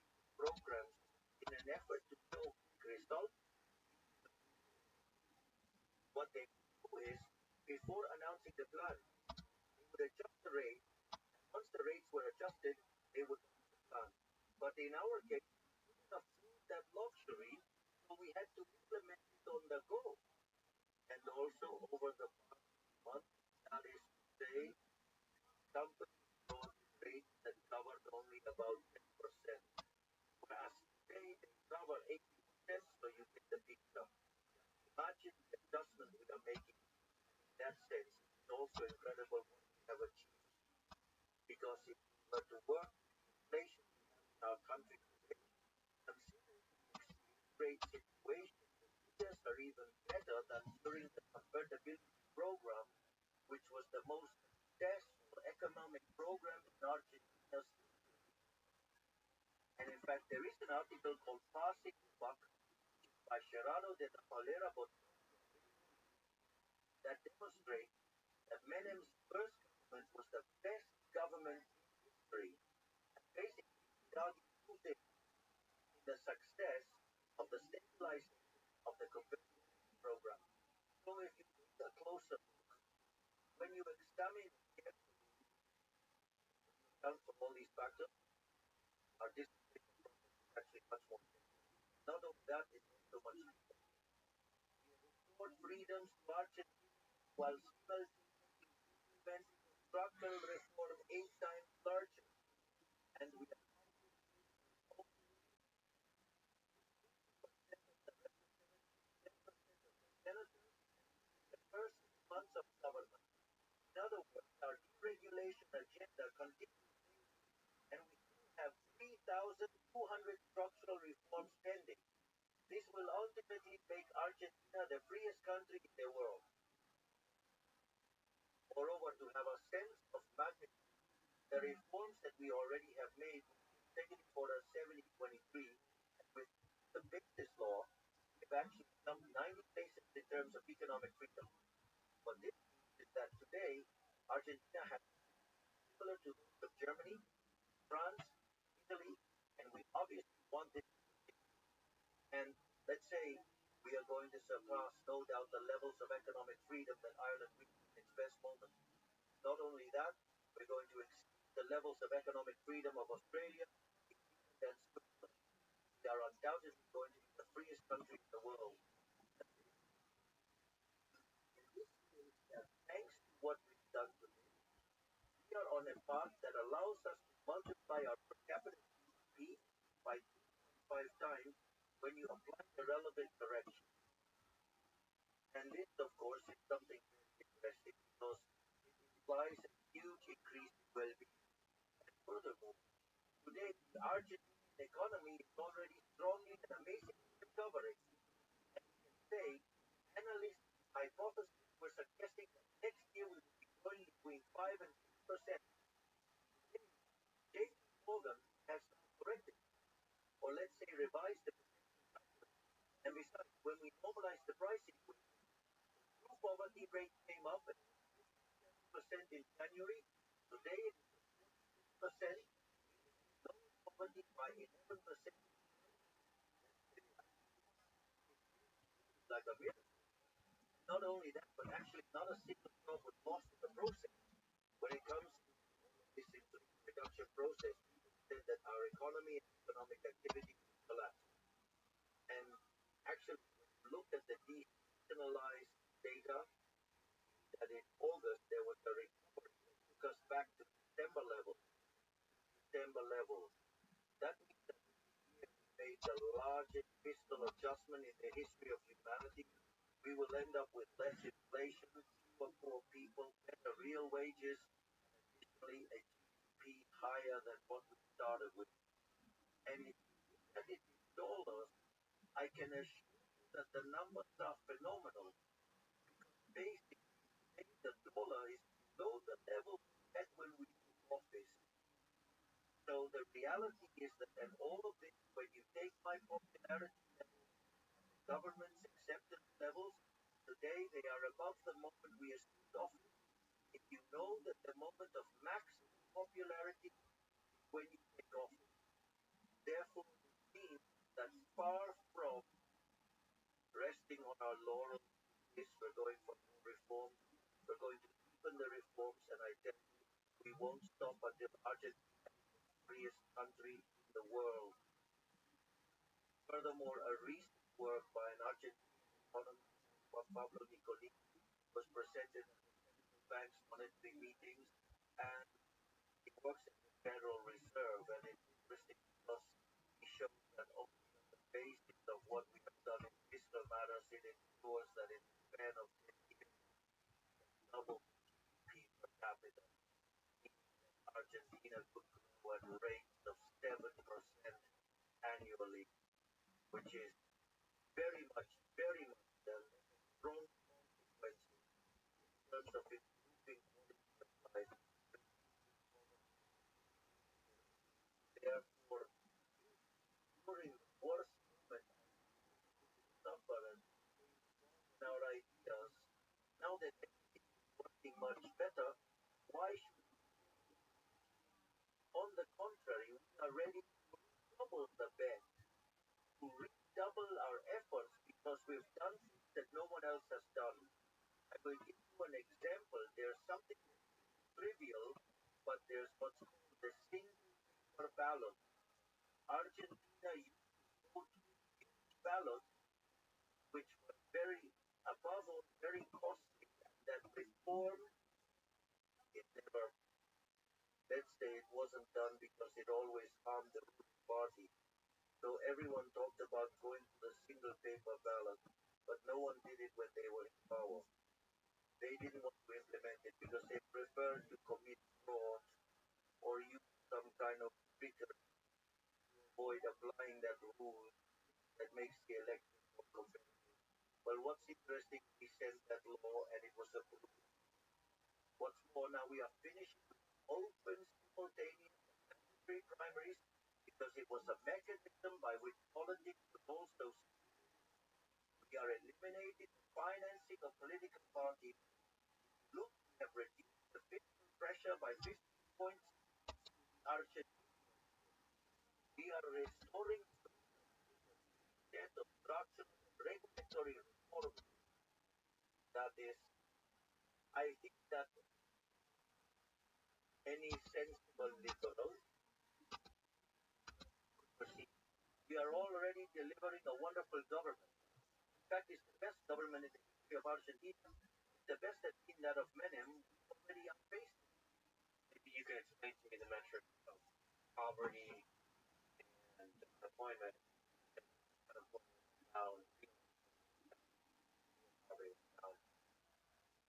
Leaving that aside, what are the most painful effects of radical and how many of them are required short term have a big positive effect?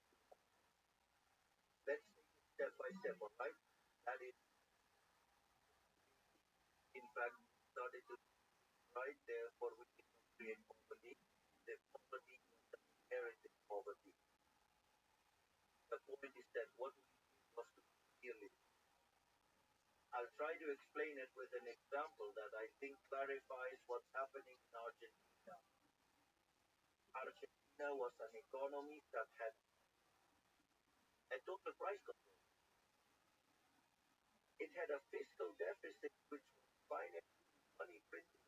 Just for you to give you an idea, in the last year, Argentina financed 30 points of the gross domestic product with money printing. In other words, a real disaster. So that situation provoked the artificial demand and put pressure on prices. The issue is that price controls are applied intentionally over the prices that so the price index produce inflation. I'm not saying they were lying about it, but this is obvious. And since Argentina measures poverty as indigence by income line, then what happens? That distorted the true levels of poverty. But that's not the only effect. I mean, let's say the real poverty levels were higher, quite a bit higher than those shown by the previous government, which showed them at 41% and also on a 6 monthly basis. So let's say have a growing trend, they are actually a bomb and you don't see it, because let's say basically data was measured with a delayed form. But not only that, imagine that you are also given, you are in the middle of an island alone, and they give you $1 million. What to do with that? You cannot do anything, you cannot buy it. The same as if someone tells you that the price of glasses is $10, but when you want to buy it, it's not available. Actually, there's a joke by an Argentinian professor, Juan Carlos de Pablo, says that a man goes to a bazaar and asks for a vase. Then he says to him, well, I want that vase. How much do you charge? Then he says, $5,000. Oh, okay, $5,000. But why $5,000? Across the street it's 1,000. He says, well, go buy it across the street for 1,000. Ah, there's none for 1,000. When there's more, it'll also cost 1,000. In other words, prices at which they are available. What happens? When you are faced with that situation, supermarket shelves were empty. So what was the point of having a price at which you couldn't buy anything? You left those prices, the shelves were empty. So statistics show that you were much better. The reality is you couldn't buy anything. You couldn't make it happen. So you left the situation as it was. People were going to starve because they couldn't buy anything. Yes, they had a certain amount of money that could support you to buy certain goods, but those goods were not available. What is the only thing you can do to save people? Make the prices transparent and allow products to be appear. Well, when you make the prices transparent, you also make transparent the cost of the basic food basket and the total basic basket, the poverty line, sorry, the line and the poverty line respectively. And when you do that, clearly down to poverty. That brought poverty up to 67%. Now, Argentina found it that it was restored in the month of April. From that moment, Argentina began to invent a cyclical recovery. Real wages have been growing every month above inflation. Therefore, nominal wages are being inflated. In fact, we are already at levels similar to those we had in November, the same growth of April. Moreover, also let's say the rebound in activity due to the recovery of the stock cycle. Therefore, this is also contributing to growing at the pace of, in fact, so strong and evidence that the wages growing the most are in the utility sector. It means that poverty and extreme poverty are decreasing much faster than we imagined. But not only that, by eliminating inflation, we save basically nothing. But the real burden is the fiscal deficit, because this is most of the GDP. Okay, we temporarily raise the country debt, now we lower it, but we return that to the Argentinians, we get back 15 points of the GDP. Not only that, but also, when you eliminate inflation, you remove the distortion of relative pricing. Therefore, the allocation of resources is much better. Not only that, but also with the strong fiscal adjustment we made, we have reduced the country risk from 3,000 basis points to 770. Today, Fitch raised Argentina's rating to triple C. So, what do I mean? That translates into a lower country risk, an interest rate, and that generates an increase in investment, also generates an increase in consumption. In other words, the Argentinian economy is currently in an absolutely flourishing moment. And how is that sustained in the long term? With structural reforms, which we implement daily, deregulating the economy and introducing new laws that free Argentinians from the many oppressive measures that have burdened it over the past 100 years. Talking about gas, the corrupt political establishment, there's a lot of powerful people that are against your ideas. What do you think by putting so much power against you? Look, we have fought against corruption like never before in Argentina. In fact, when we took office, for example, there were about 900 roadblocks per year. That is, people who made a habit of blocking the street. They prevented free movement. And And besides, they were given social plans. They were given a lot of money. You remember when I started by explaining cut, one of the things I said was that we remove the middlemen of poverty, in other words, the managers of poverty, those who live by stealing from the poor. Well, that is a source of corruption. In fact, uh, 2 days later, one of the most renowned and influential generals called for a demonstration. He claimed that 50,000 people would attend because he was actually expecting 100,000. So he showcased it as a success. And so then, let's say with the decision made in human capital to cut their funding, the anti-blockade protocol was also enacted, where those who blocked the street wouldn't receive welfare benefits, and those who broke the law would go to jail. That. Also, we were informing this transportation channels when this march expected to have 100,000 people there, and actually it turned out to be 3,000 people. And from that point on, they didn't block the streets anymore. He also evidently put an end to that corruption. One of the things that also generated a lot of corruption was public works. Another thing that led to significant acts of corruption was the discretionary transfers to provinces. In general, these transfers were made to the provinces with accounting as secure as possible. So, the national government, in collusion with the governors and money ended up being used for other things. Not only that, which we have already done many things. Furthermore, the Ministry of Human Capital is always filing complaints in court, not in the media, in court. Acts of corruption like never before in Argentina.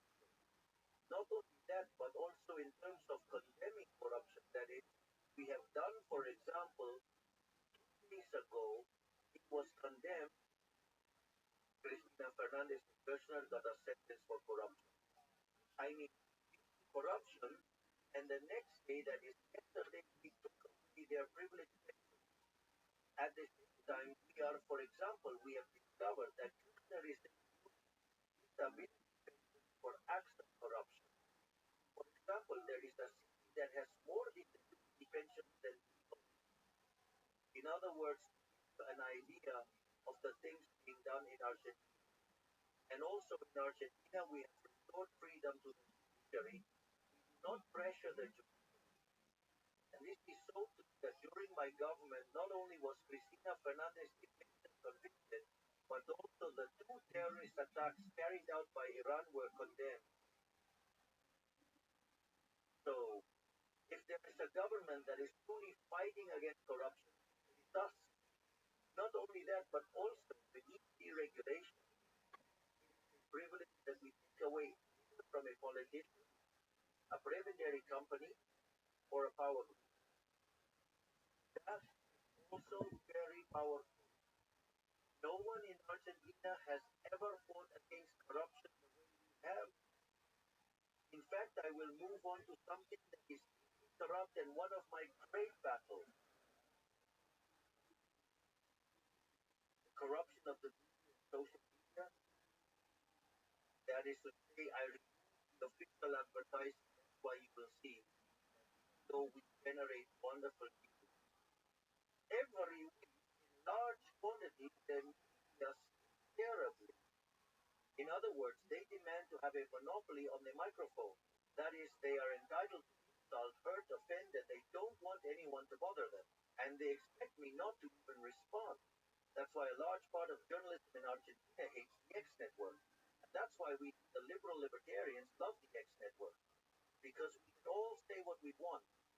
However, let's say these supposed journalists who defend freedom of expression, actually what they want is to censor the ideas they don't like. And of course, because they are leftists, because they are woke, because they can't stand the competition, because if they had to fight face to face, hand to hand, on a level level playing field. When it comes to ideas, they would lose because they were a failure in economic, social, and cultural aspects. And also, we must not forget that those murderers called socialists killed 150 million people. They clearly cannot fight on equal terms. Therefore, they demand that social networks have censorship and that the truth cannot be told. Because when you tell a socialist the truth, they cry, claiming it's hate speech. No, it's not hate speech. It's that you are using people who have ruined the planet. They have made the planet much worse. And fortunately today, thanks to social media, especially the enormous and brave work of Elon Musk and the role of Twitter, today X allows information to flow, makes it possible, let's say, expose politicians and also expose the media. And that's why journalists in Argentina are so violent. Why? Because before they could, for instance, a journalist went and, for example, he would go to a person and he would throw a folder at them and say, you don't give me X amount of money, I am going to publish all of this and tarnish your reputation. And I know for a fact a case of a journalist who carried out this extortion twice to a businessman sold him when he wasn't afraid. And evidently the journalist did obviously they went to the trial. That journalist lost both times, but that process is very slow and in the meantime they smeared. So since the justice system takes a long time, so what is the problem? The problem is that in the meantime your life got dirty. So why can journalists do all this? Well, that's why they dislike it. They dislike social media, they dislike the new form of communication. So you took away their monopoly over the microphone. By taking away the monopoly over the microphone, it removes the economic benefits of extortion. So clearly that's another battle I'm fighting. You read a newspaper in Argentina and 85% of what you read is a lie. That is to say, fundamental characteristics of most journalists, not all, but the vast majority of journalists in Argentina, with some honorable exceptions, they are liars, plunderers, and defamers. And if the monopoly they demand were still in place, that they want to reign again, I have no doubt that they would demand money for silence because that's what they are. They are extortionists, they are corrupt.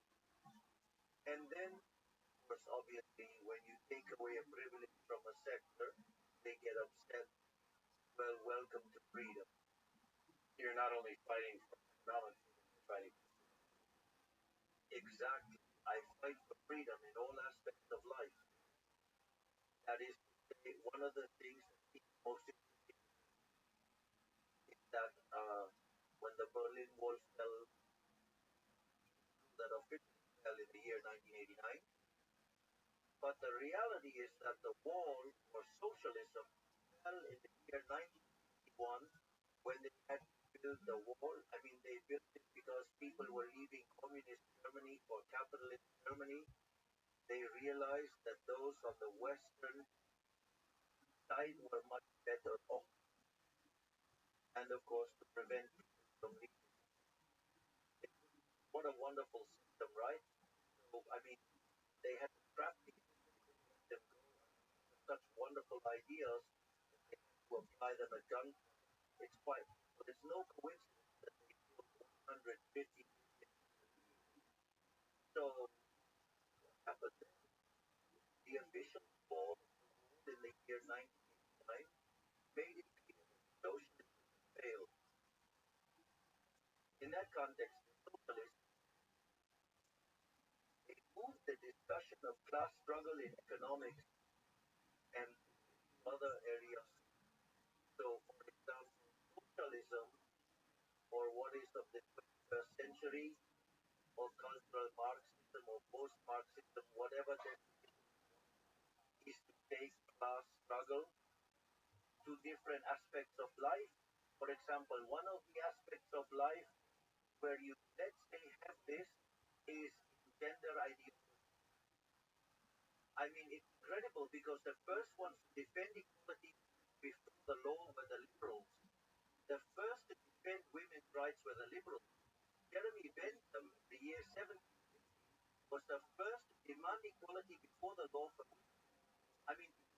equality.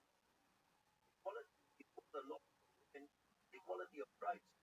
The first ones who advocated for liberals, no. However, what does the left do? They just go on to radicalize it, and then it moves to what is called female chauvinism. Female chauvinism is, let's say, the fight against males. And then, I mean, how do they do it? They do it by assigning rights. When you assign a right, someone has to pay for it. And that has consequences. And in general, let's say, it happens.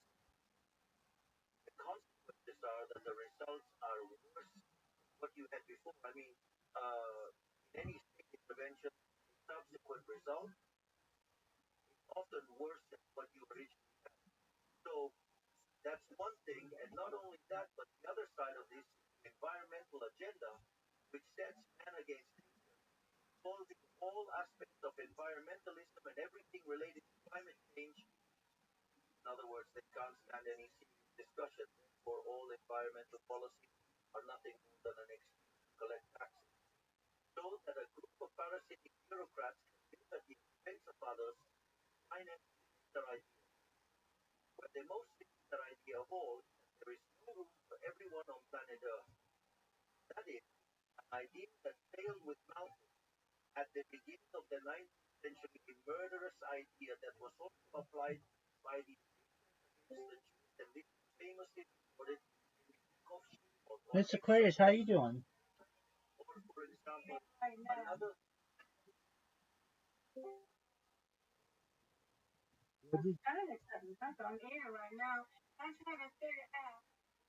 I'm gonna test these little kids out. Test them out. I'm gonna test them out. I'm just gonna get them. Now, this little 18-year-old was in the chill bar, and he was playing with me, sitting up there trying to joke around. Say, this other guy. Oh, she was looking at me. I said, look here. I said, don't play with me. I don't have time to play with little kid games. And he left. I'm like, don't do that. Don't play with me like that. Cause you on Omegle. He on Omegle. And say, a guy just came in the car, and then he said, hey, he was looking for me. Don't do that.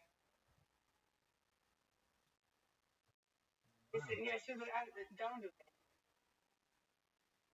Got right in the camera like this. He told her, do not play with me. He left. Yeah, I don't have time to play them games. Don't do that. Was that in? Shut up.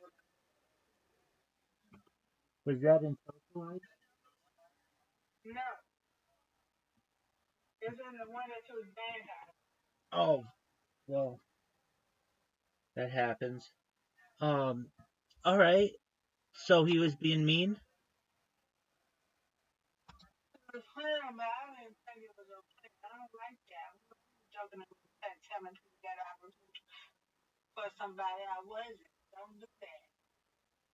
Well, That's why I got my thing set 25 plus. I'm going to switch to 35 plus. There you go, girl. I understand. I understand. I got something but I'm going to 35 plus. And put it in my. I'm sorry. If you're not 35 plus, I understand. Well, how's Socialite treating you? that's good. I just got that too. Out of hand. I saw you. I was thinking that. Oh, you be quiet in you. I like that. I just quiet. Yeah, I got you. Are you down for some games? Yeah, my phone upstairs. Okay, we'll take your time. Oh, I can play my other account, but I can't play my bandwidth upstairs. No, just wait. No big deal. You just come in here. I'm watching a podcast on Argentinian economics. It may not be. Where's Addie? She's there. Where's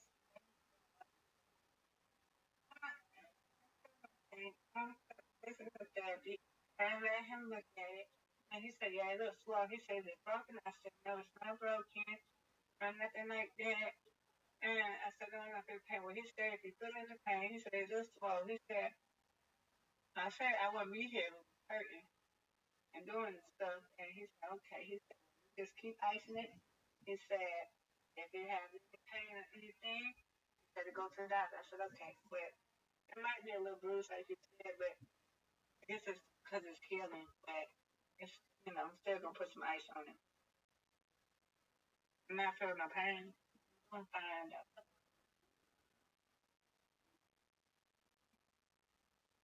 I'm going to keep an eye on it. And thank you, Addie. Keep checking on me. I appreciate it.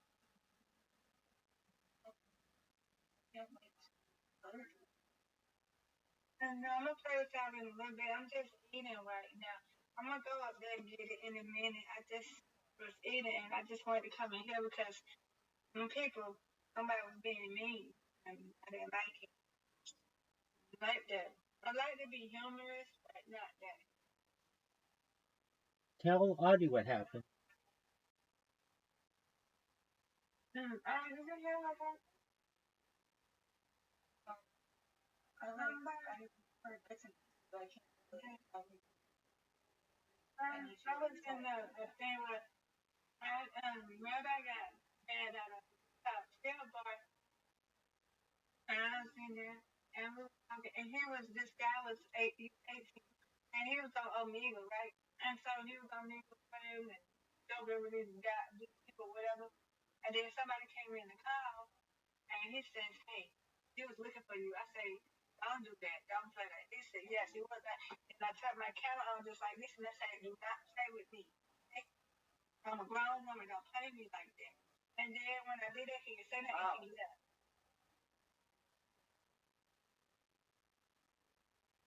I was trying to go look for him, but he wasn't nowhere to be found. And I was just like, I'm going to try to hurt your feelings, but don't play with me. He's like, well, how old are you? I said, 42. He's like, oh, no, I ain't never seen nobody on here that's in their 40s. I say 30 years old be on here too. There be some people on here around age 30 and 40. Wait, so somebody was trying to like flirt with you, is that what you're saying? And you were like, nah. No, he told the other guy that I was looking for him, and I wasn't. Oh, he was trying to. He was playing with him, but don't play like that.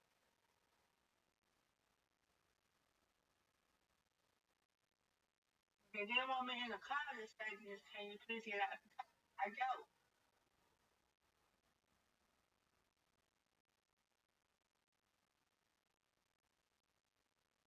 God. He first got his fist on when I told her don't play with me like that. I am 42 years old. I don't like to be played. I don't tell nobody I was looking for them. And then I was looking for them. I would tell them I was looking for them.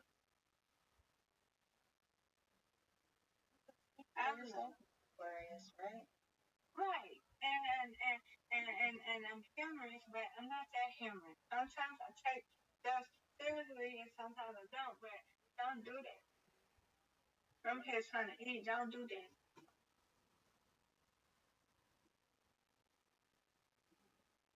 But yeah, I like to be in here with Rabbi. Sorry. Okay. Well, we're not chilling. I'm done now. Have you ever had this? Have you ever had this, right? Rabbi, look, Rabbi. Looking. What is that? Have you ever had this sun-kissed berry lemonade?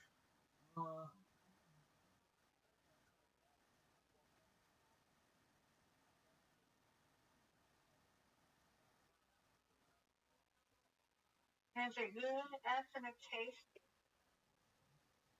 What do they say about it?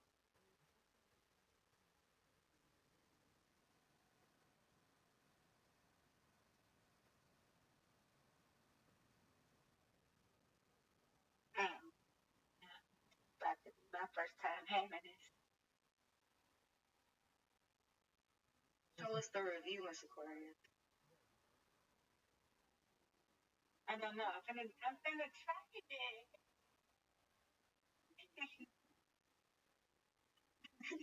Oh, yeah.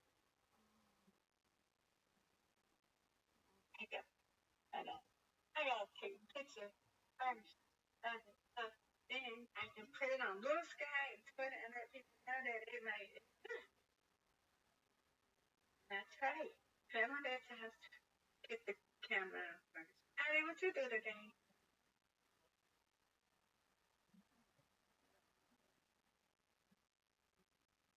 You know what? It's kind of a blur, Miss Aquarius.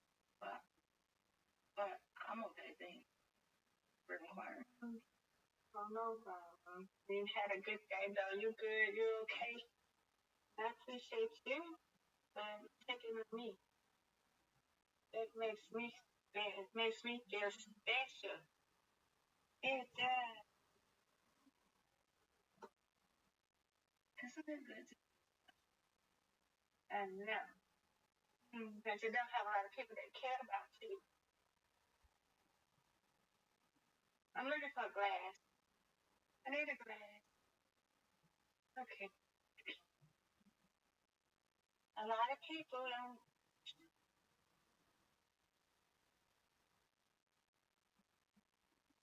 I'm gonna be at 35%. Supposed to be alright. But there's some good people around here. Okay, let's do this. Let's do this. My coworker always has something. She lets me have when I tell her, well, you know what, I ain't gonna drink it now. I'm gonna drink it when I be at home. At home and I have my dinner. Gave it to me on Thursday. I didn't drink it. Now I'm gonna drink it now. Ooh. You don't drink a lot of soda? Caffeine free we do. This ain't caffeine free, but yeah, it is caffeine. Yeah, we do. Sometimes we overdrive. Now look, it's blue. It's pretty. I know, right? And here we go. Da, da, na, na, na.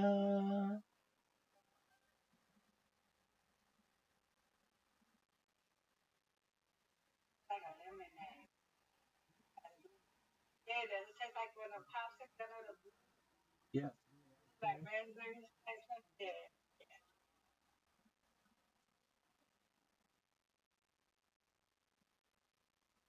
It's different.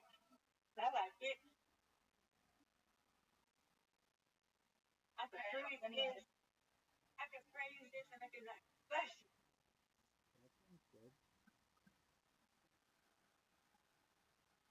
And like a paper cup, like, yeah.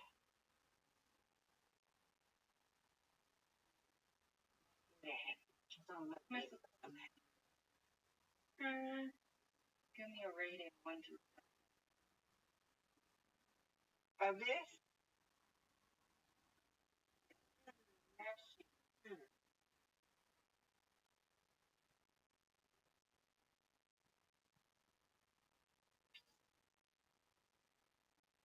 Let's say at 8. When I say at 8, so they're gonna ask, right? Say at 8 because I had a soda and you can't really taste. You know how some sodas have like that? This don't have that. Like a juice like type. The soda, but that's why I give it an 8 or 9. I give it an 8 or 9. I give it an 8 or 9. Don't have, yeah, it don't have like that. Fizz like.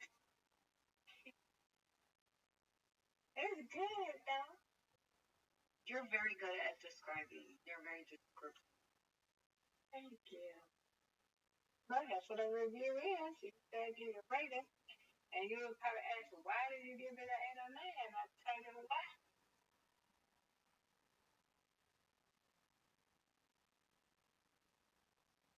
I think you need to do this for another episode. I know, but next time you don't have to do me one, Ivy. Yes, you will. Mm-hmm. Then I have to do one. I'll tell you when I have something to try. Okay. You don't have to show your face and that. Just to do it. Okay, because you don't show grass. I'll give you that. You're so sweet. The bar is so low.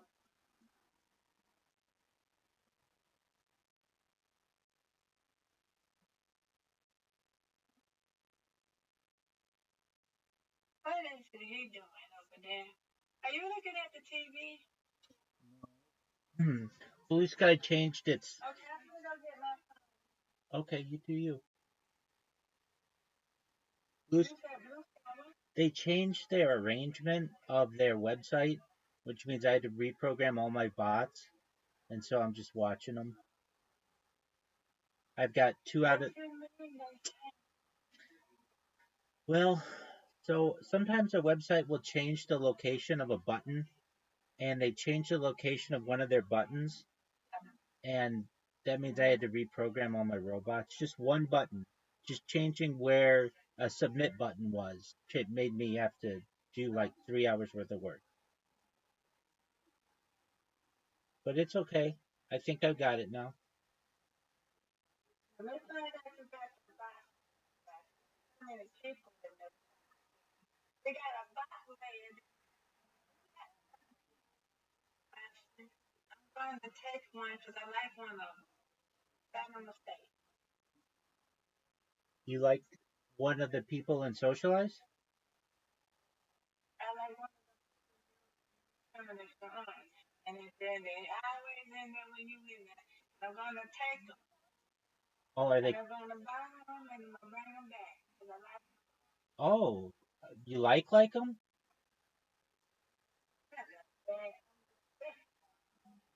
All right. Oh, those bots. Oh. I gotcha. Yeah, those are cool.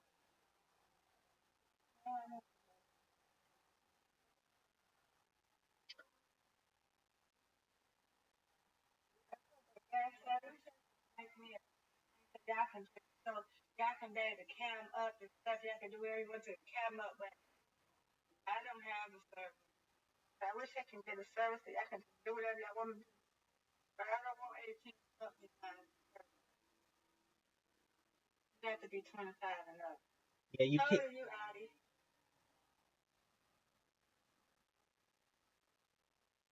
I'm 111. But whatever you are younger than 25, I give you a exception. But anybody else, no. Everybody, he's already welcome to come. Yeah, but yeah. Because I met y'all. I let y'all come. If I could, I would make it at least 21. 18's the only differentiation. But I get so many people who come in here with high voices, and I'm like, "How old are you?" And they're always like, "I'm 18." And when they say that and they've got a high voice, there's just like I was once 15 trying to get into places that were 18 or whatever. It makes me suspicious.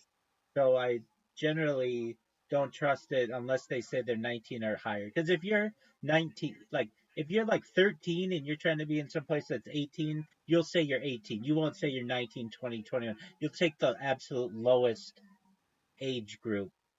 So I have to be as diligent as possible.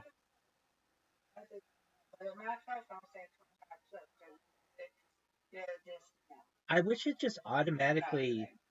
I wish there was just some setting that just automatically made it so that you couldn't interact with anyone under a certain age.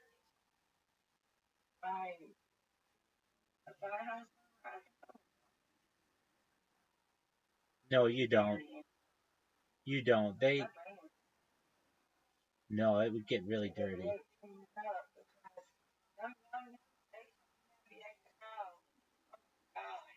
They're rude.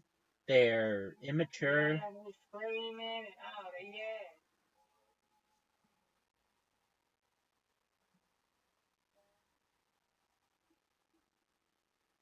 And then they ask me, what are you doing out here? Right. They be like, well, what you doing out here? I said, look here, because I'm out here looking for people around the world to talk to. I ain't trying to holler at nobody. Taking a break for my life.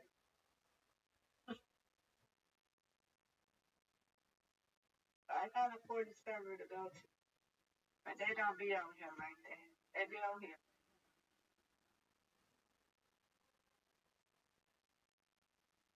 There's the thing. If you make your whole server 18 and up, it's not available on the App Store. So that's why I only make one of the calls 18 and up.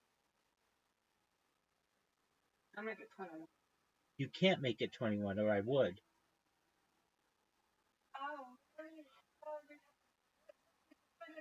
It's 18 or nothing.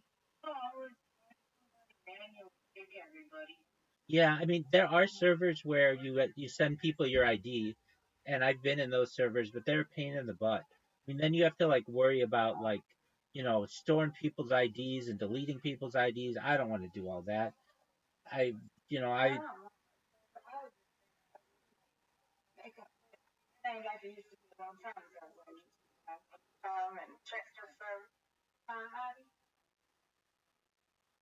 I said I'm not like going for it. I'm just it's not gonna happen. Right. having servers is a lot of work. It's babysitting, and then like if you don't know other people, you'll just be there by yourself alone. And I mean, it took a long time. It took me a whole year to get 1,700 people in here, which is a lot of people to have. I'm really happy and proud of the growth of the server, but for like the first 3 months, it was like no one was in there. I had like 0 people in there, and then you really have to promote it, and it's a lot of work.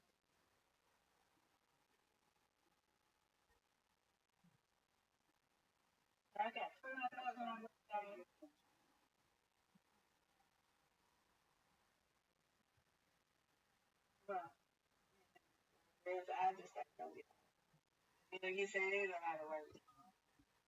I just better have come to grandma. Absolutely. I have a room. I want to somebody serve. I can go make a room. Like, can I have a room? You can make a I room. have my own room. You can make a room in here. It says create your own, like 2 below. You can create your own room. Oh, nice.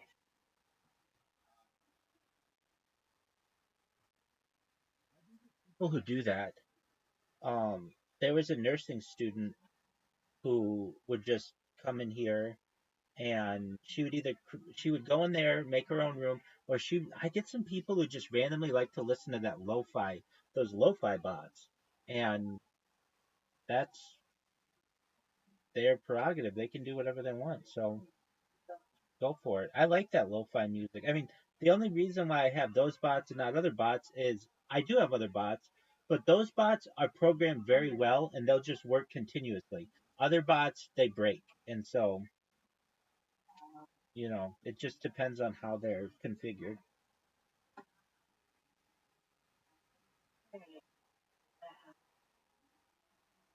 Come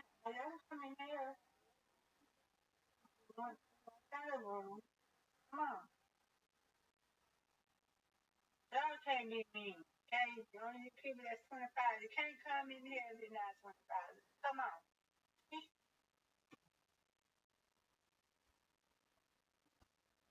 They met some cool people. They're cool. Mr. Curry? Yeah, Mr. Curry is the room. I don't know. I got a couple of names. I think I do Google and I do like name generator stuff like that. So yeah, I gotta get it. I don't. What's it gonna be called? Do you mean?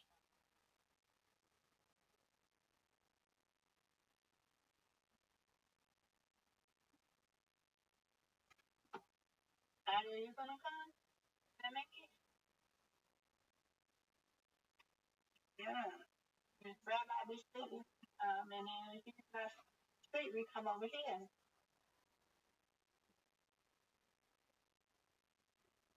Right, Rabbi? Yeah, I'll go sleep with the girl. No, we ain't got sleep. You gotta come over here. Can't leave him hanging. I got two phones. I can make another name.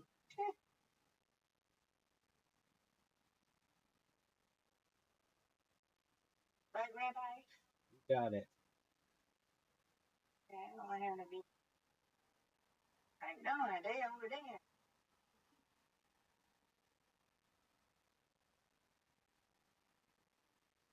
Who is that person right there? Caspian Sea. Cass? He's my friend. He I met him like about a year ago or so, and he um he's just been a good friend of mine. He recently got a dog. He used to be in here a lot, and his time has been taken up by raising a new puppy and some other things. So, but yeah, he's a really nice person. And the way that I met him was there was a guy, a pretty big streamer named Music Biz Marty. And Music Biz Marty, he would be someone who would like to uh, troll people. And Music Biz Marty found me almost 2 years ago on uh, YouTube. And Music Biz Marty had a really big community. In fact, it was like the second most amount of people I've ever had in one YouTube stream. He brought in like 300 people at once. And they came in, and Music Biz Marty would ask me like all kinds of questions, and I would answer them. And he just didn't have as he said, he um like I these were his words, basically, like there wasn't anything to make fun of me about. Like I'm pretty honest, and I'm caring, and I'm motivated, and I'm not just like they have this word for people who are like the opposite. They're called lol cows. And so it turned out that he just moved on to someone else, but Caspian Sea thought it was really interesting because here this like king of trolling people couldn't troll me. I basically defeated him, and then Caspian Sea and I, he we got to know each other, and very sadly, the Music Biz Marty guy died earlier this year of just really unfortunate. So his community's kind of been without a leader, the Music Biz Marty community. So Caspian Sea's been spending more time in here, and that's how we met, basically through another streamer. Okay.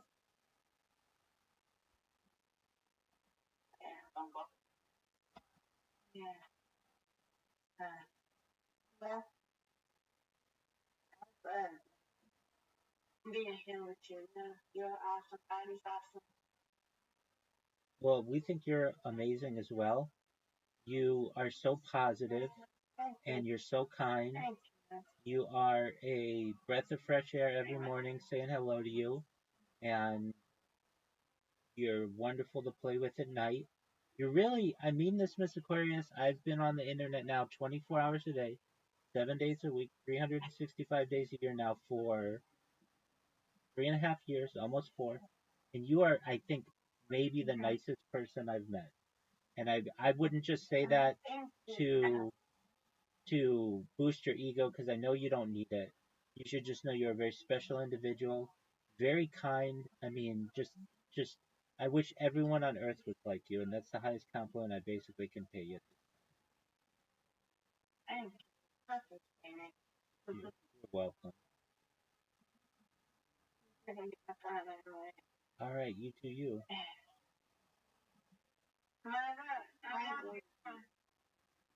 I love you. Yes, you are. It's good. Taste it. It's good. I'm gonna freeze it next time. Oh, how to say it again? She was just saying that she agreed with what I had to say. We just think you're an amazing person. Thank you. Absolutely. Same here. So if anybody ever is not being nice to you, you tell us. We'll come defend you. Okay. Socialize, yeah. Yeah. So Chill Bar.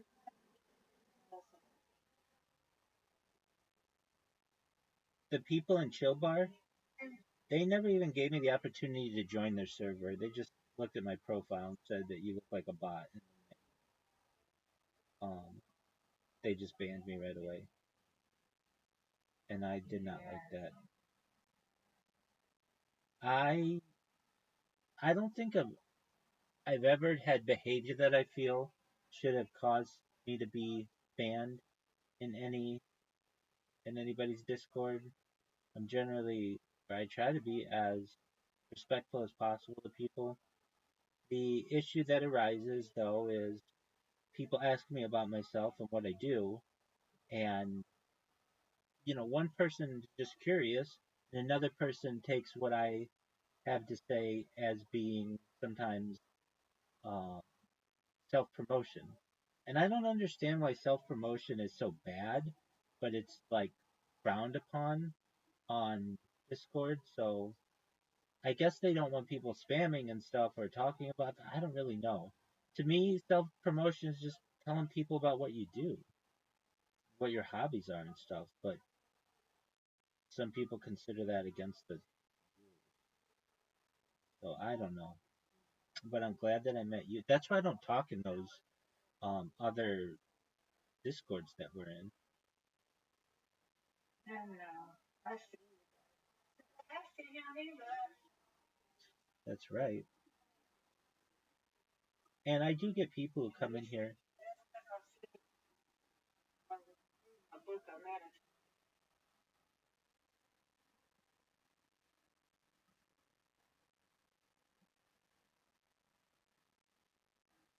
Yeah, I don't know.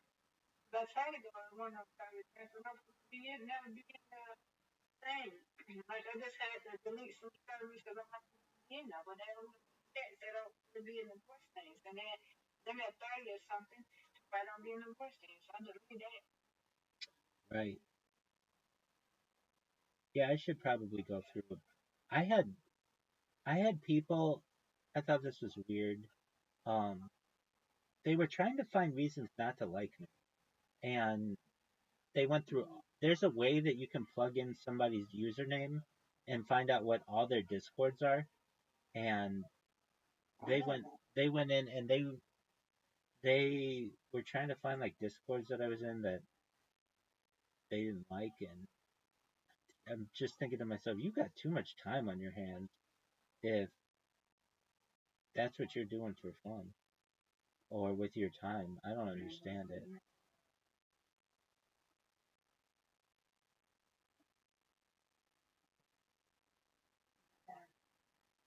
And I it's did a Blue Sky and I played word games, little stuff. I got 29 followers.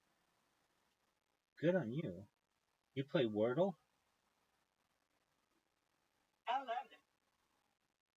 I love how you say you love it. What do you love about Wordle? I love it. It's the word game. But I cheat sometimes. I was just gonna say, it's really easy to cheat on that game. Anyway, I do. I have a little thing that's called word of solve I follow, and I just solve it like that. Sometimes I can't get it, but I solve it, and I try to solve it. Sometimes I can't always get it. But it's fun.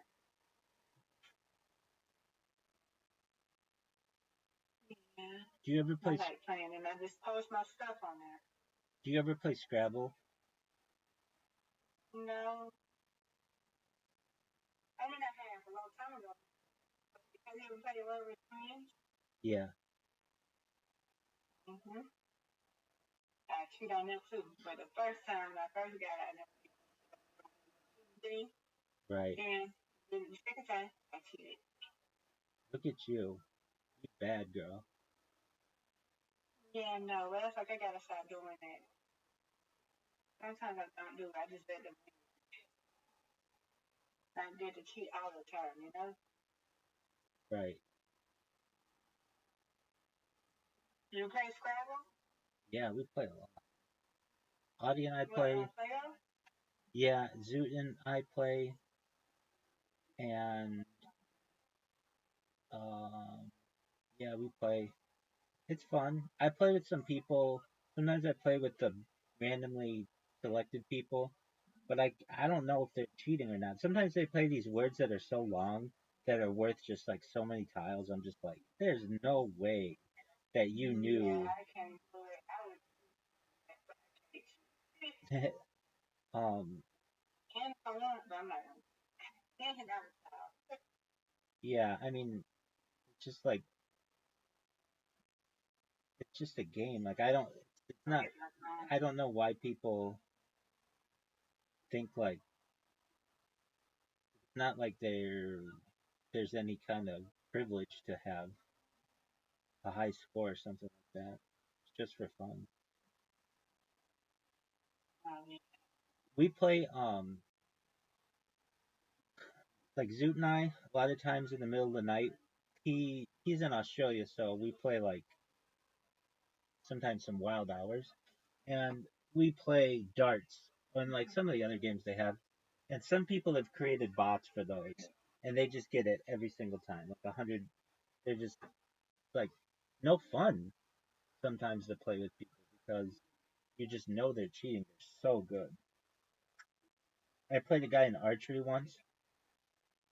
It was unreal.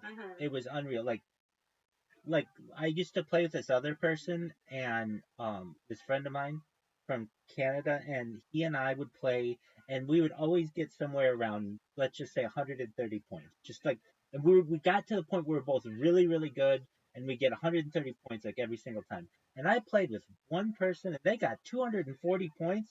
It was like, how did you? They just beat us basically so badly that it was like, there's no way this person is not cheating.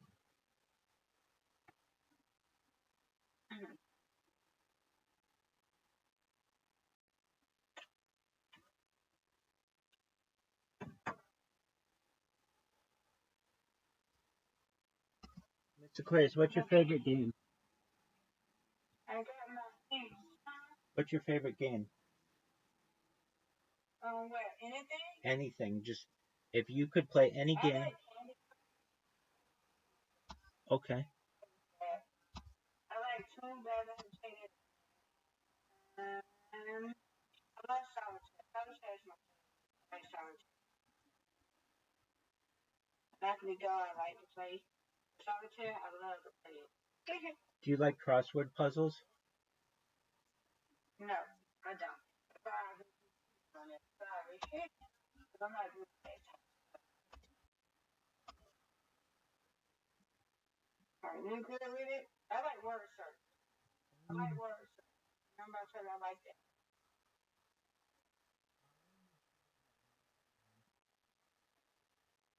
Okay, there we go.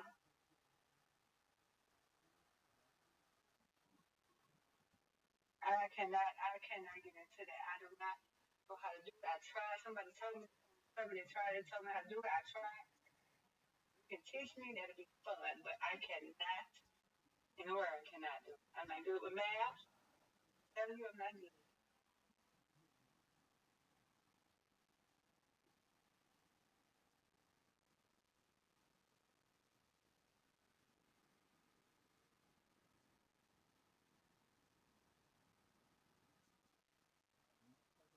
I've I'm got on, I I've got got a too phone, though. I've got too much time on my hands if I'm playing that game. So I do my best to avoid it. Yeah. I play farmers on here. Favorite. And I play, what's the other one? What is that? You don't have, probably don't have the game. Yeah, you do. I play, what is this? What game is this? I ain't mentioned it. Layers and eight. Oh yeah, There we go. that's like Uno. I like that game. I like that game too. I didn't even take it. My bad. I was trying to see what the name was. That's Okay. fine. That's fine. No worries at all. They have some other games. The thing that I don't like is they don't have all the games available on all the different devices. So like some aren't available on mobile devices, and I just don't think that's cool. If you're gonna have games, have them available for everybody. Exactly. Well, we can't play Scrabble with 3 people. No. All right.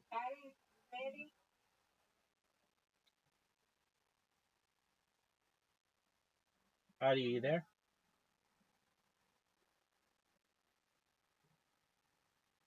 She might have helped out for a second. All right. Well, I'll play something with you. Just one moment.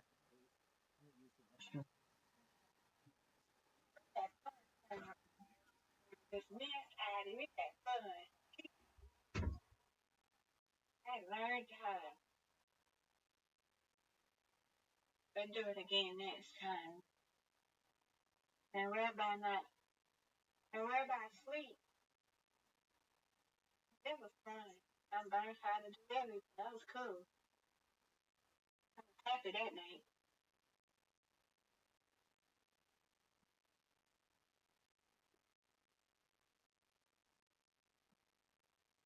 Somebody mad. He didn't get mad. He was okay with it. It was something to play without him.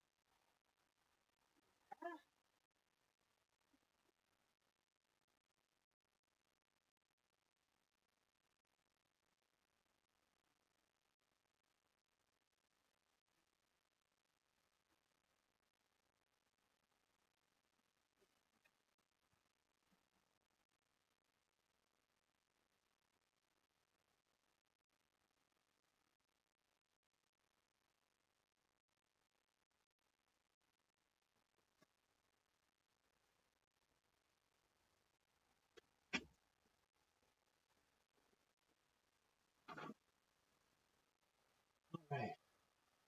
Audie, are you there? Everybody, did you hear?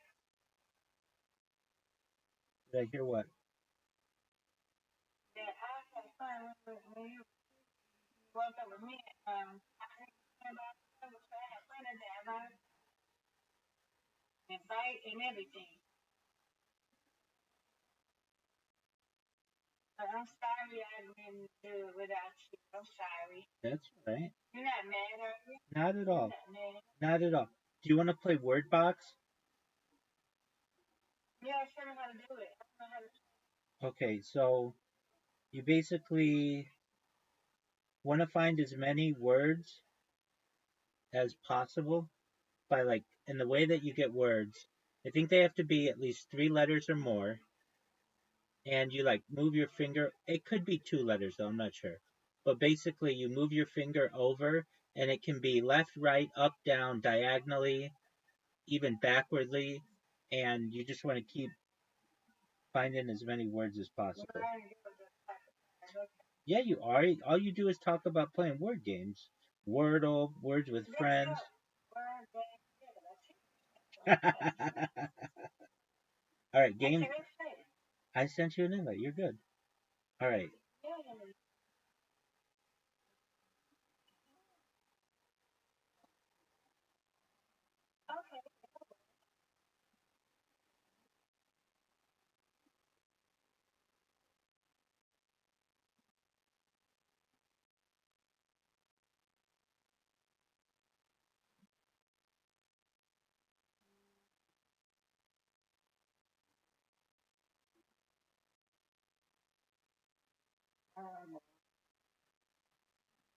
He's good. Sometimes, so I can't find. I might do stuff. There you go.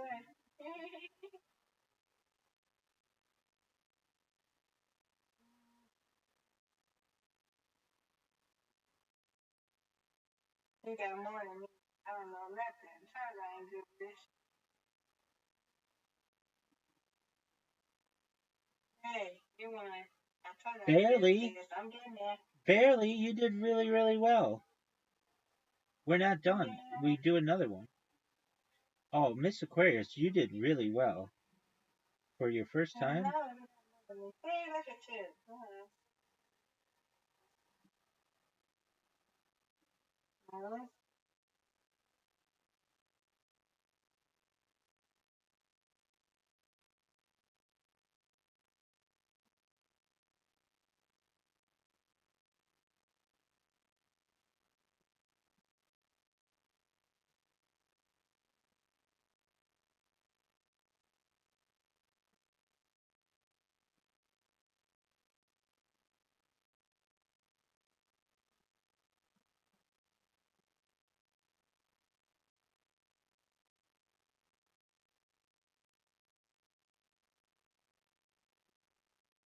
You good.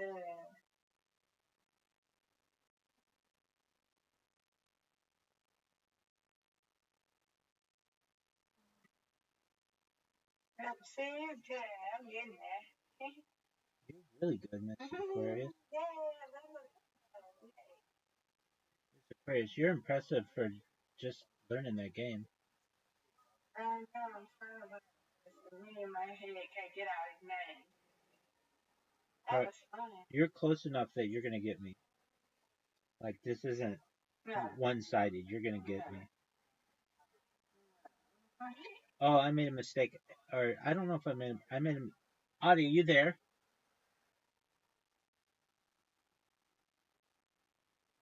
I'll send her an invite just in case. I'm gonna have to send a different invite. It should have defaulted to 2 players, but it didn't. Alright, now it should work.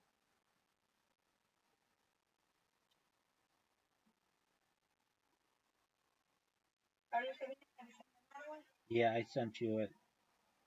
Yeah.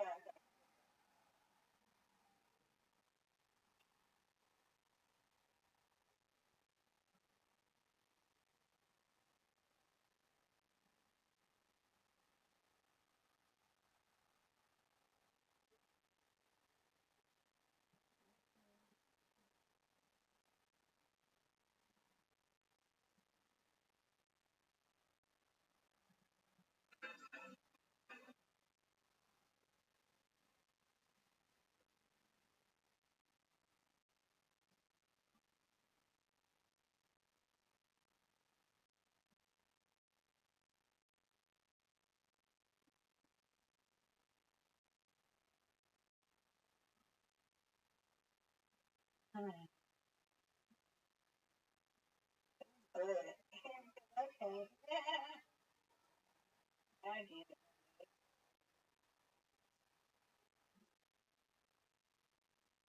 Yeah, you're good. Wow, You you ain't good came at really this, close. but I'm getting there. Yes, you are. Yeah. So I decided, yeah, the same score. Okay, let's say something else, because I gotta get that. Miss Aquarius, you're very close. You're gonna get me. I know, but it's the same score I did last time. That's okay. That's a good score.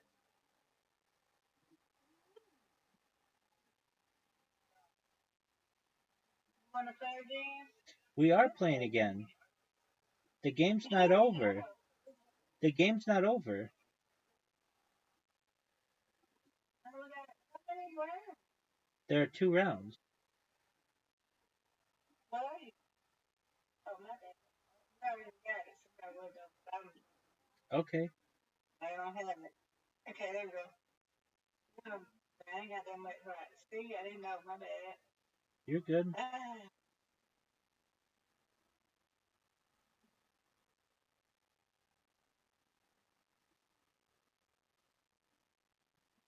Okay, I see.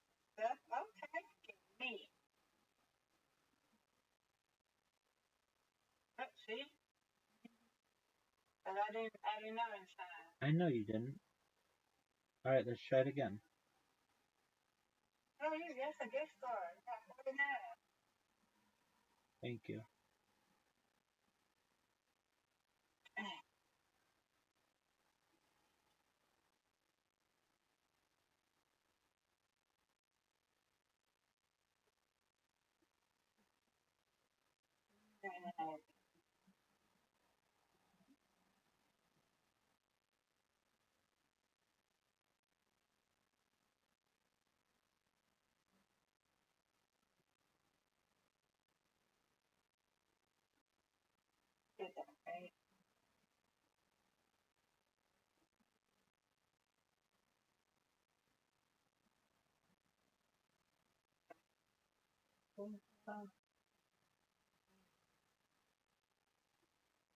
Yeah, I'm running.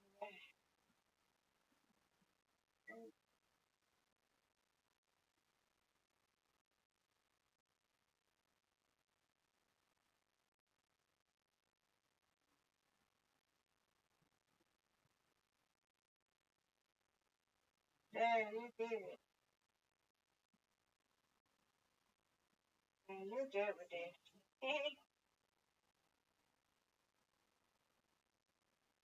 Let's take my car. I didn't. Oh, I gotta take my daughter out of the process.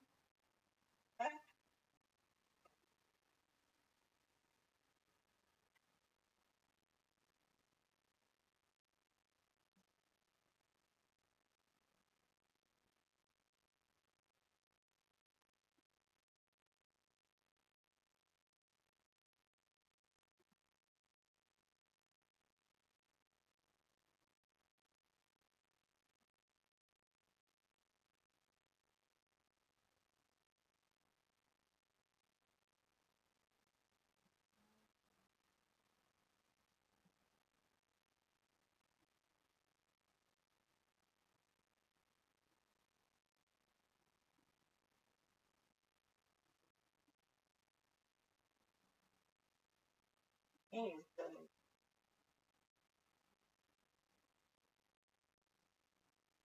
Yeah, you good. Okay, another game. Yes. You're good. I gotta practice.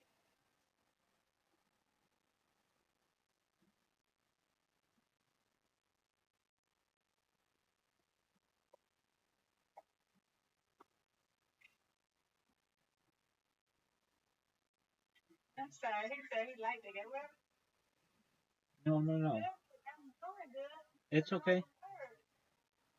I sent you an invite.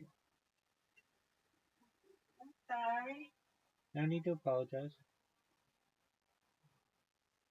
Hey, how you do this? Oh, yeah, that's it.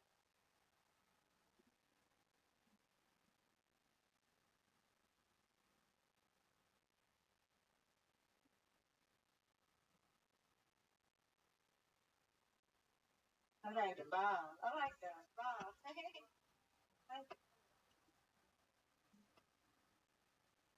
I do too. That's why I bought like a special colored pack. I don't ever buy, I didn't buy it, but I earned it. Okay, you're up, Miss Aquarius. I don't know what to do. You just slide your finger and the ball will go. Oh,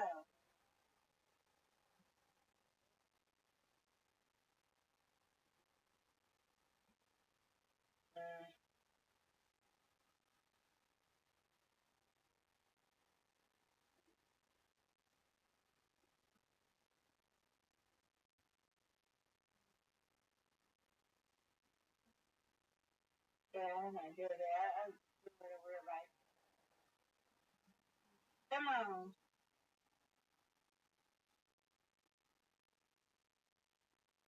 Don't you have the bottom, right? No, it's just I've played enough games that you probably have Oh, some points stored up as well where you can buy stuff for free. that's good. Oh, you good.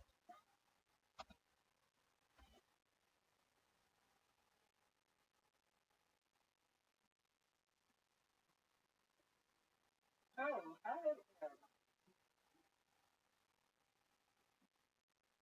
I'm not good with this. But I'm doing good. It's okay. I'm gonna get that.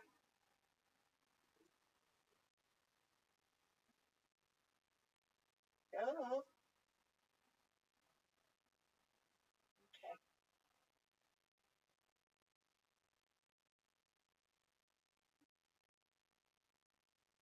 I like this.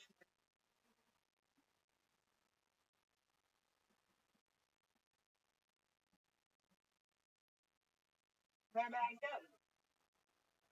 Go. Oh, close. Get in there. Get in there. Let's go. Yay.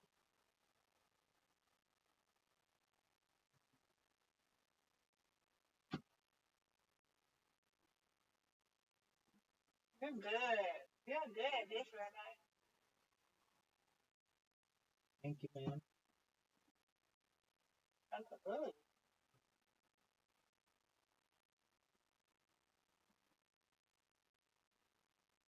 Ooh.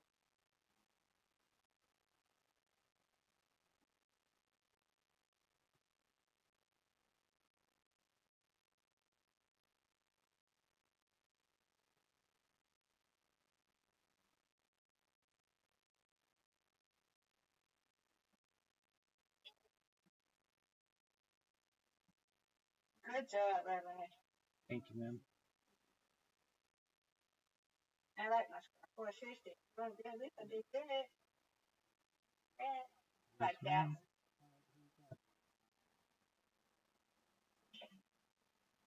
You're up.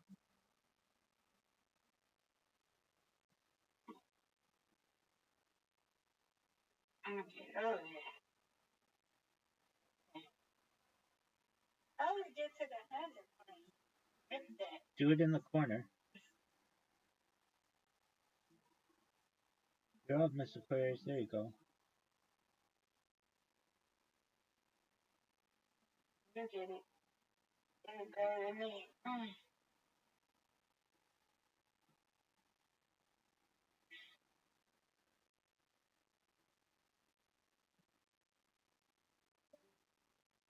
Oh, she's telling.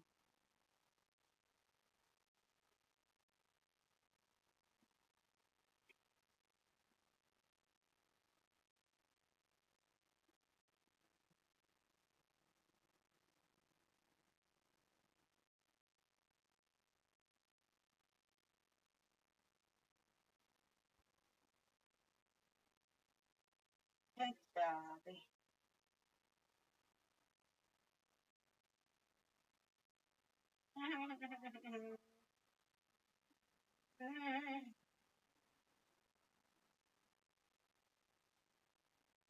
Get it, bitch, dang. The 100.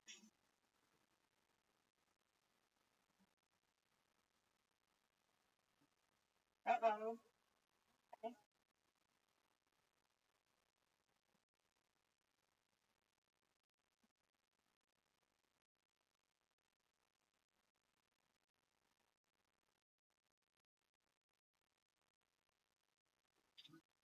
Is it going? Is it lagging on my end? This game lags. This game lags a lot. This game lags a lot. Yeah, one. Watch my thing on camera.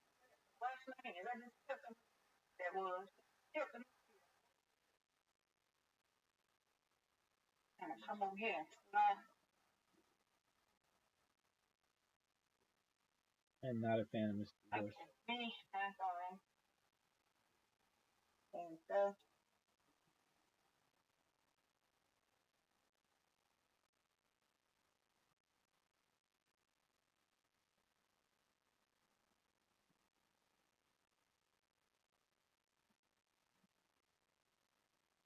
You got the lead. well, you're gonna get it now. Bye. Oh, oh.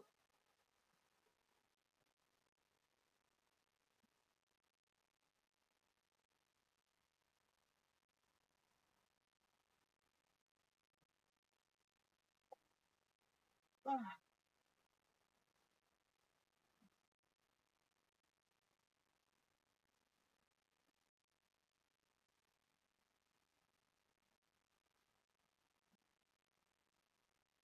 Good job. See, I told you. I got the lead. I knew you was gonna win. I'm not good with that in that 100. My time. I can't get it. I've been trying to do it. I mean, the corner. Do it at like an See? angle. Do it at like an angle. Angle? Oh, yeah. Oh, There you go. That one was close. There you go. yeah. There you go.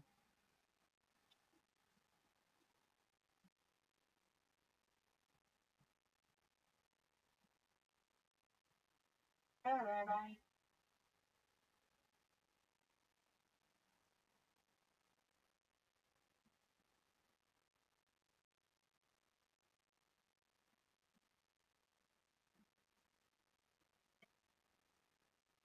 Wow, we both got 90. Get it. Get it. You're getting it. Get it. Get it.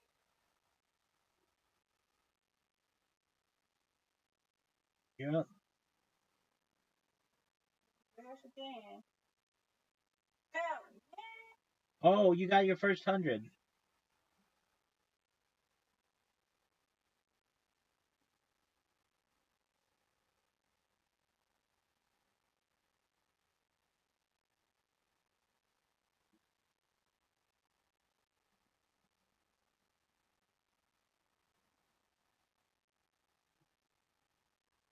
Come on, Rabbi.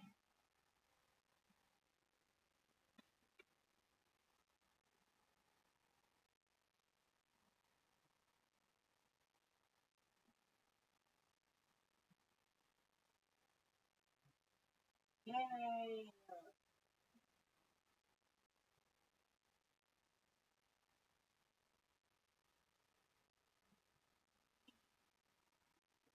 Up, I tell you, good. That's good. It's good. Yay.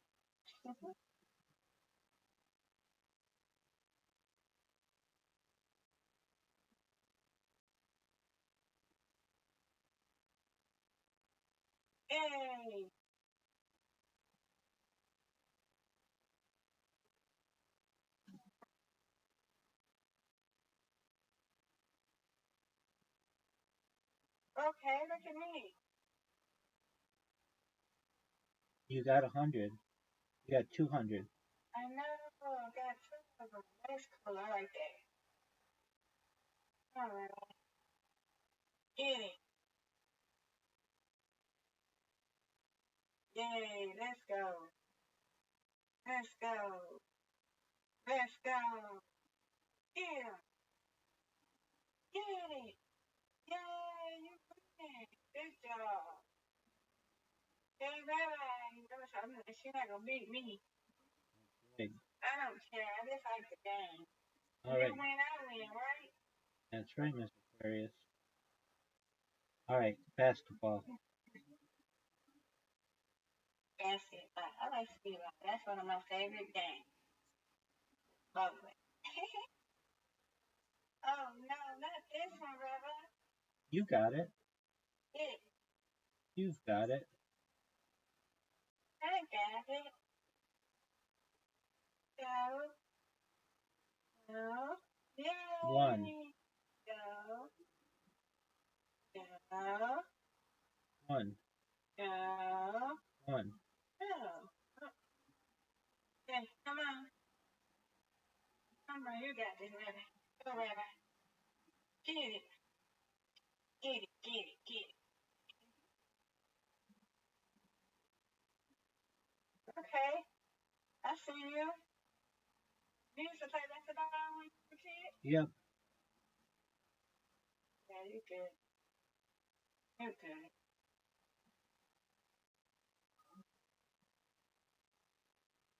I like it.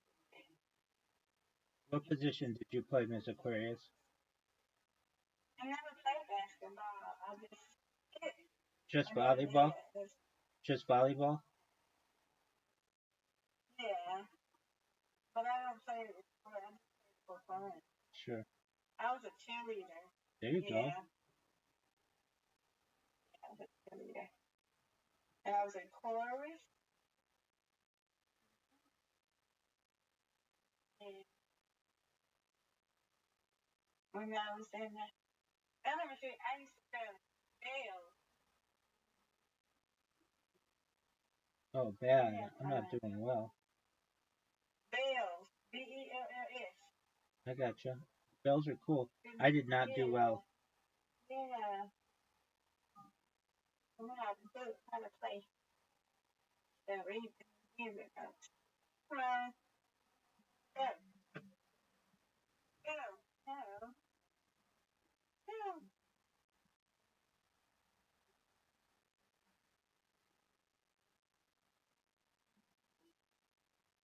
Okay.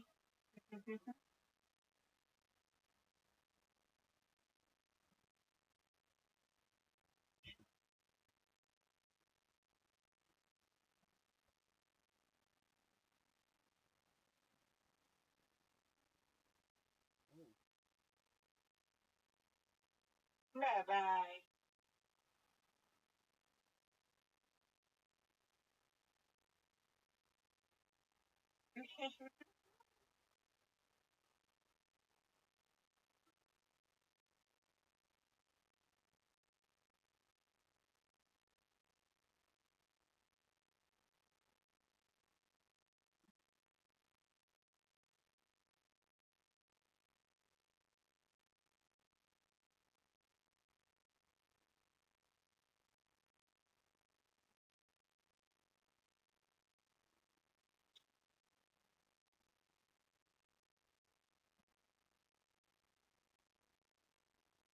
I like this one too.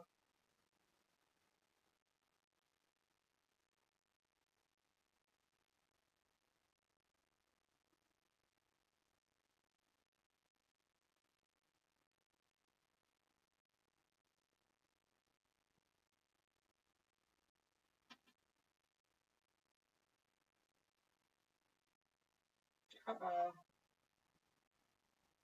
Mm-hmm. This is tricky.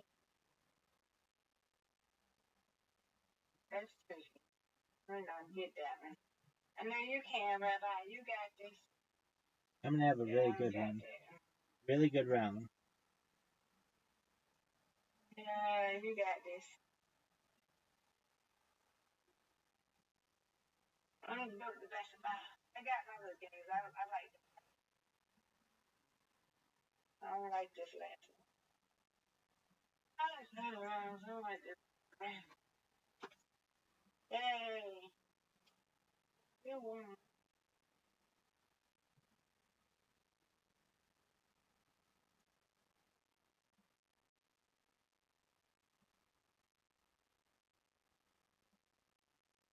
He win it. He win it. We win it.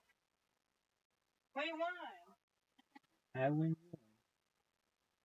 What's Yep. what's deep thoughts? Yeah. We'll try. I've never played it.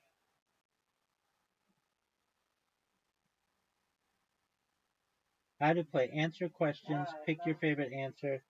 Find your next best friend. Are we? Do they add like No, no, no. other people, or is it? I think that's add. We don't have that many friends who are online ready to play.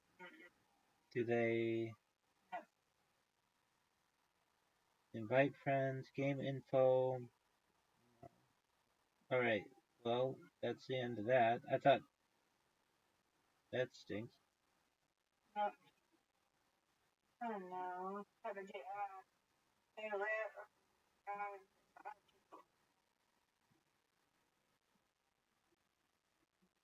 All right. I need a break. Okay, let's get a break then. Yes, ma'am.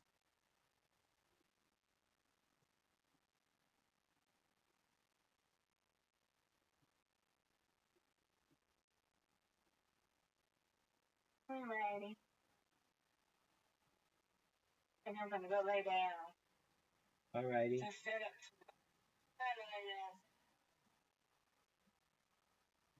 Okay, man, I'll be back in an hour. I mean, in a couple of hours, okay? Excellent. We'll see you then. Okay. I'll see you later. Excellent. If anybody messing me on social doors, I'm coming to you, okay? You do it. See you later. See you later.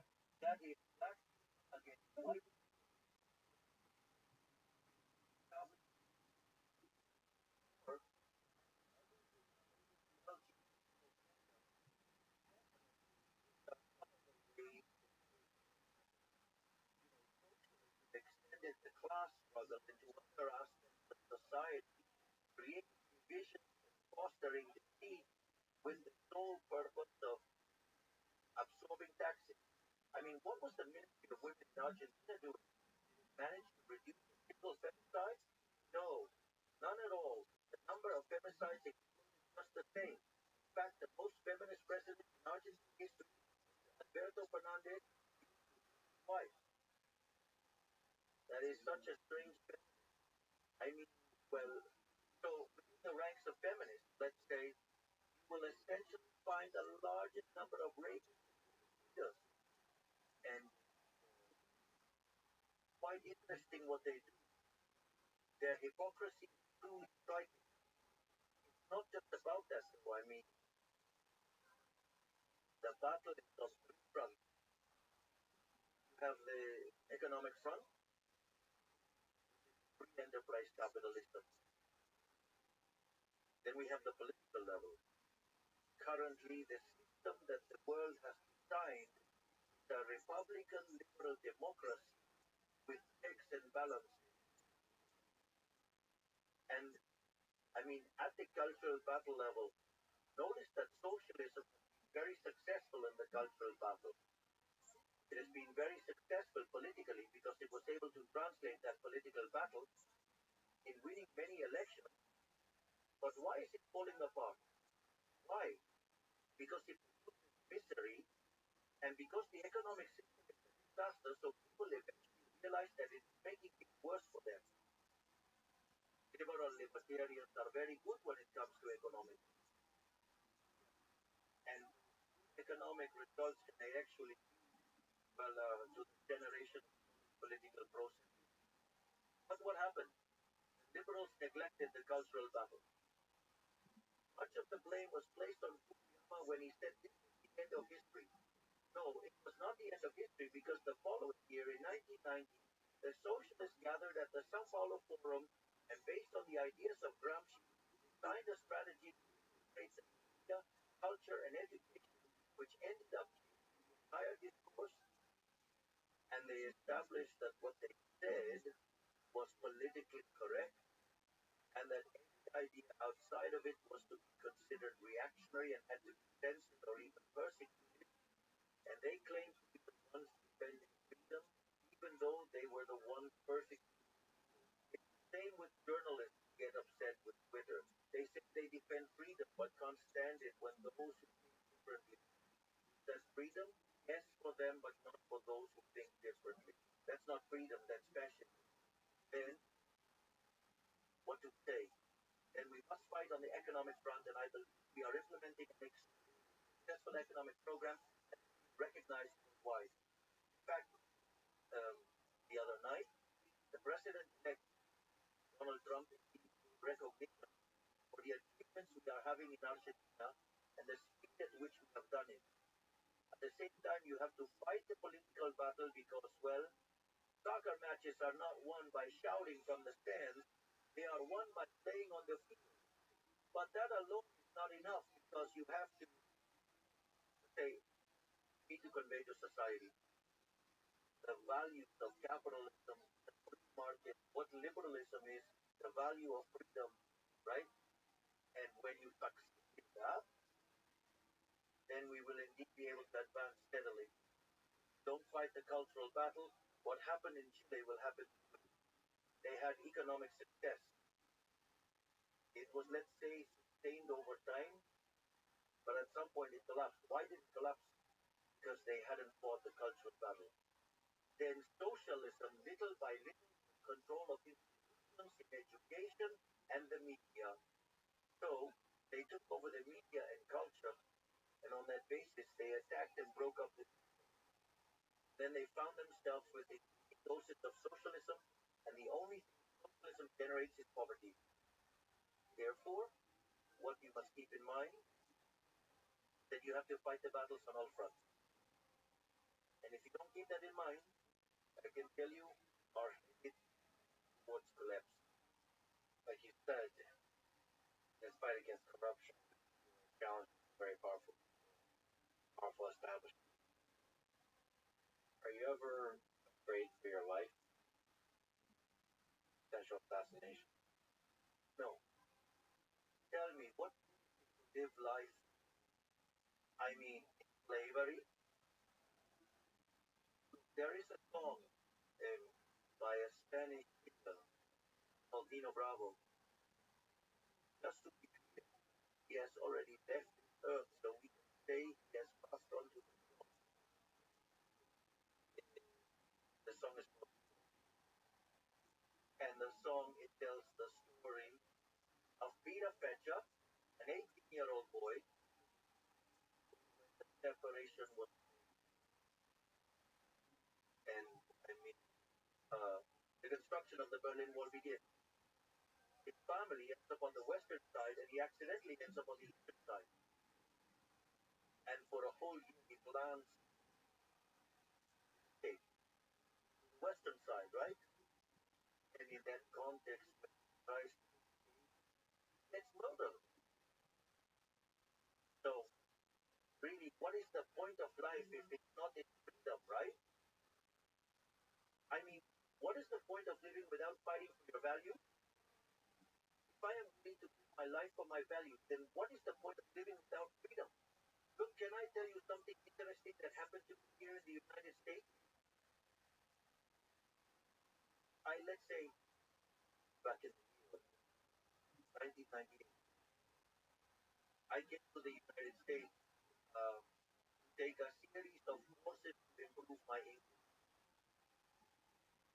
which I never used in formal terms because as president, as you can imagine, if I make a mistake, I can create a serious.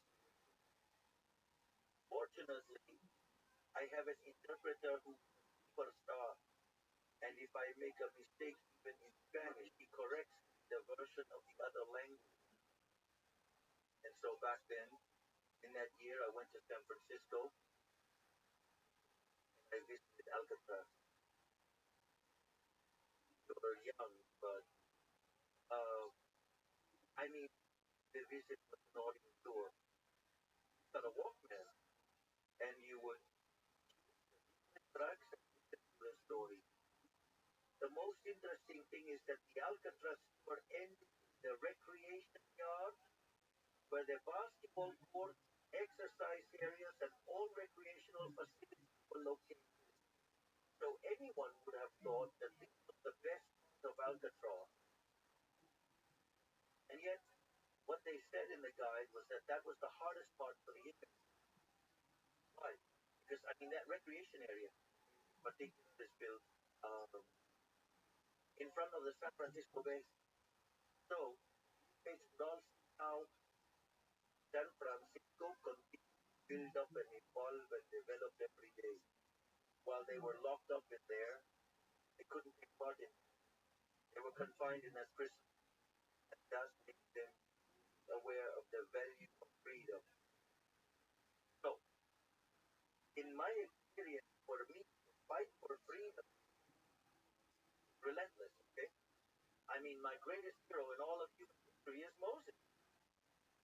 The feat of Moses is like one person alone with his brother, Aaron, both confronting the combined forces of the United States, China, and Russia together. And it was Moses who said to Ramsey, "Let my people go." Well, Ramsey resisted, and the forces of heaven ran him over. But what I mean, I don't see any other possible way to live other than with freedom. And I would always fight for full freedom. And I would be at the forefront of this cause. I mean, it's a cause that I'm going to die with my boots on. I mean, I'm not going to make do with living any other way other than with freedom. I will fight everything I'm going to fight as much as it takes. Uh, at least that's the way I feel. So, what good is it to be alive if you're confined? What good is it to be alive if you're not free? No good. What good was it for Peter Fetcher to be alive in communist Germany? Well, at least he had a moment of happiness while he tried to escape. Another guy who fights for freedom, each and his new friend, Elon Musk. What do you admire and what have you learned from your interaction? I have a admiration for Elon Musk. He is an absolutely unconventional person. He's a great fighter for the ideas of freedom. What he has done on Twitter, now known as N, how he is helping the world nowadays to wake up once and for all and become aware of the virus, the woke virus. That in itself makes him a hero in the history of humanity. But it's not just that. One of the things that happened to him is that when I went to first talk to him, I thought uh, I was going to meet a successful businessman and that I would have a typical successful businessman conversation who understands business and that some of his business slightly more exotic, but that's the kind of you would expect to have. And business people are truly admirable, right? Because they are benefactors of society, but they're usually very much focused on their own business. And one of the things that really shocked me when I met Elon Musk, we had scheduled a meeting for no more than 50 minutes. The first time we went for a little over 45 minutes because he was about to buy. Obviously, someone doesn't buy his plan, it has to be, and he uses a lot of hours. Imagine every minute is very valuable. And one of the things that happened was that basically brought up the topic of demography and started discussing demographic growth. I never imagined that I would end up discussing demographics and growth, you know.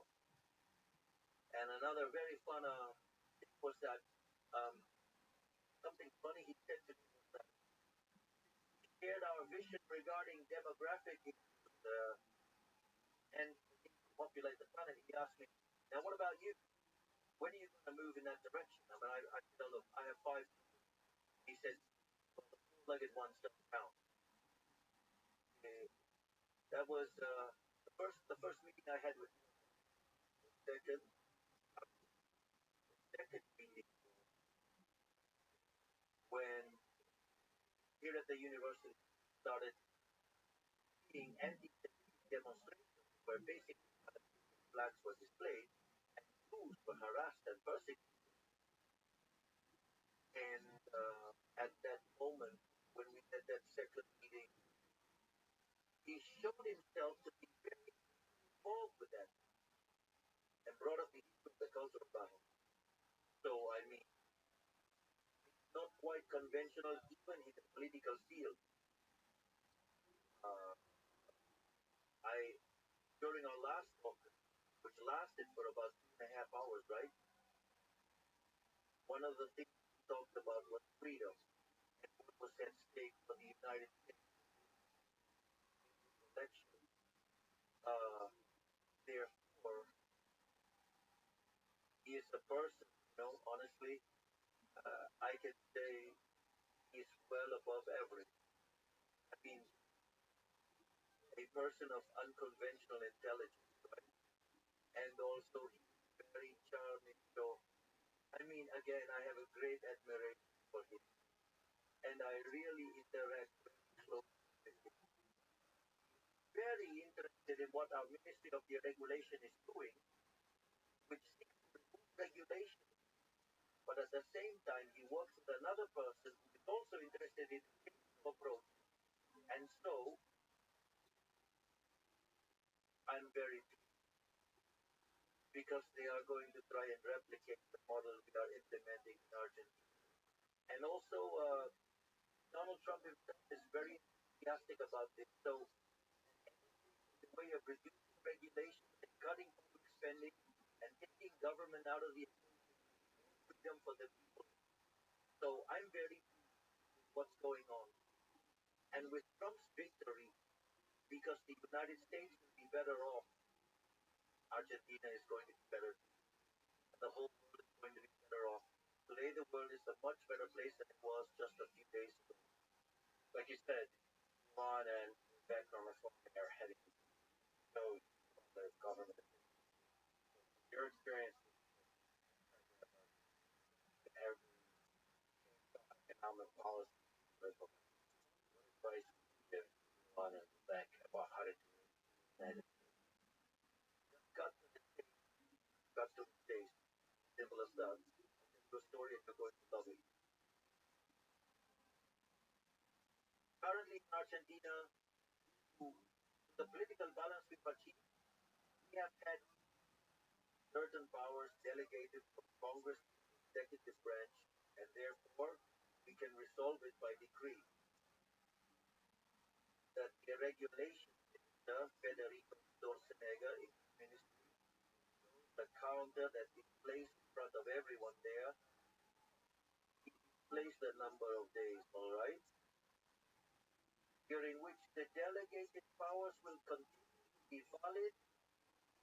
Therefore, he has a whole regulation division, also a public spending cut division, and government structure reduction division, and he also has an elite corps that's cleaning up all of the laws that hinder the economic system and progress. And every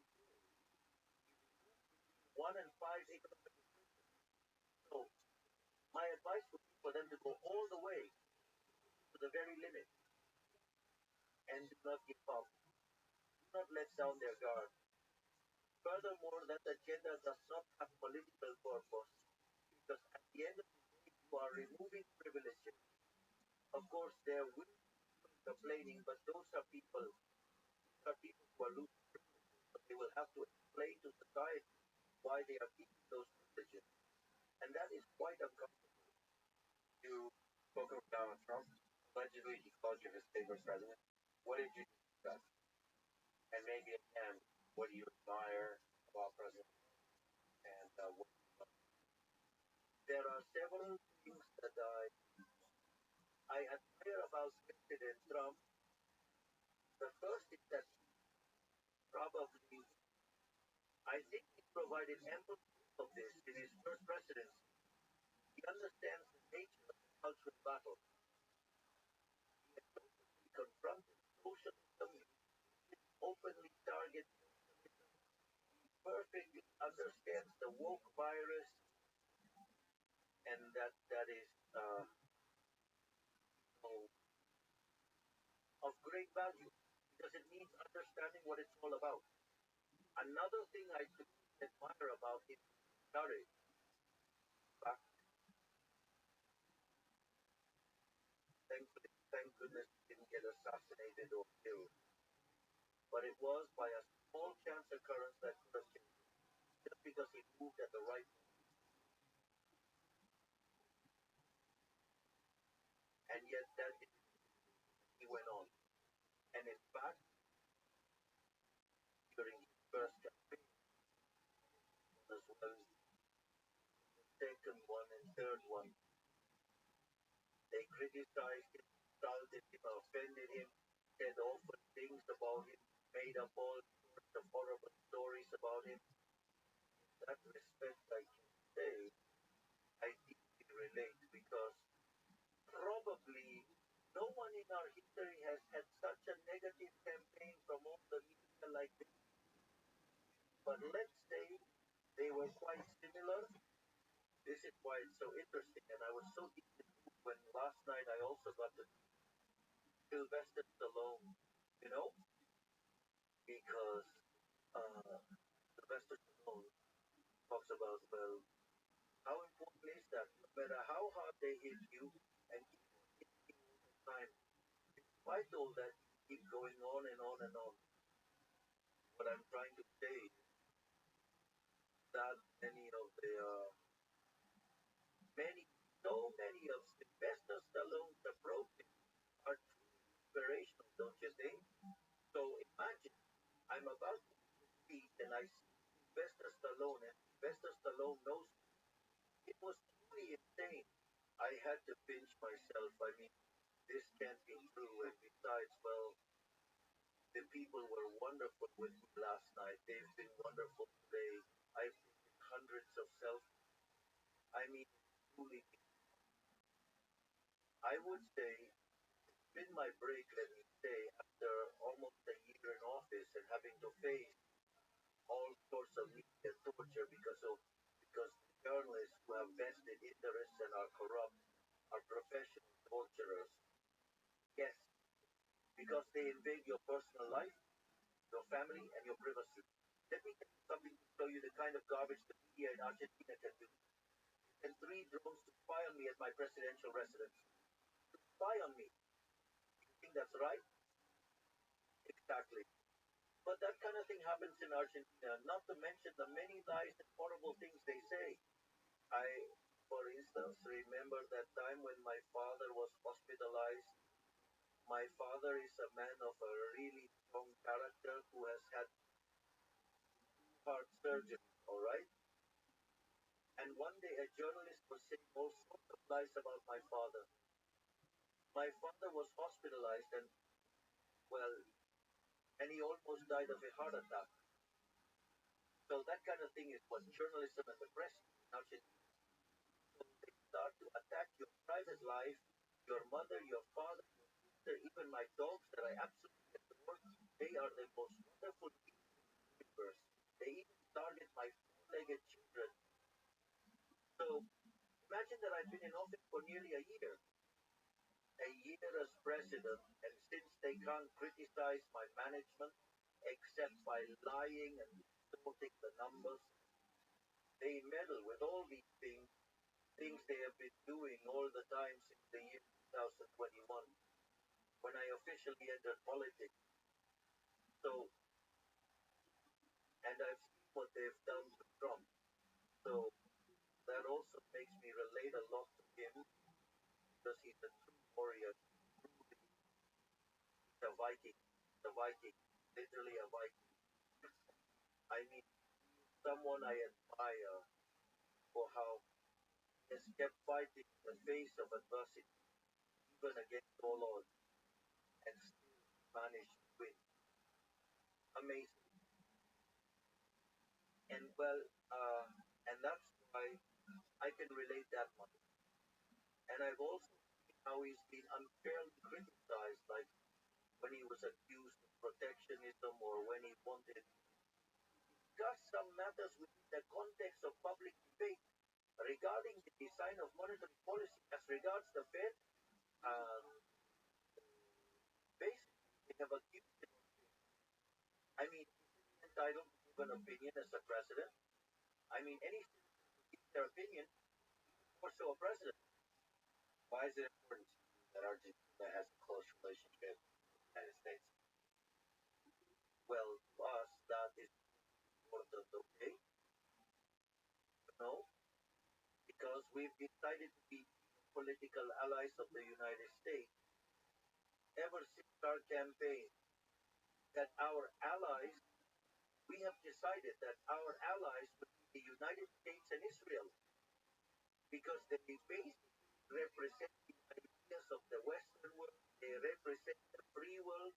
That is to say, what we would call today, let's say, a liberal democracy, okay, by confronting the autocrats. And in that sense, that is the geopolitical alignment.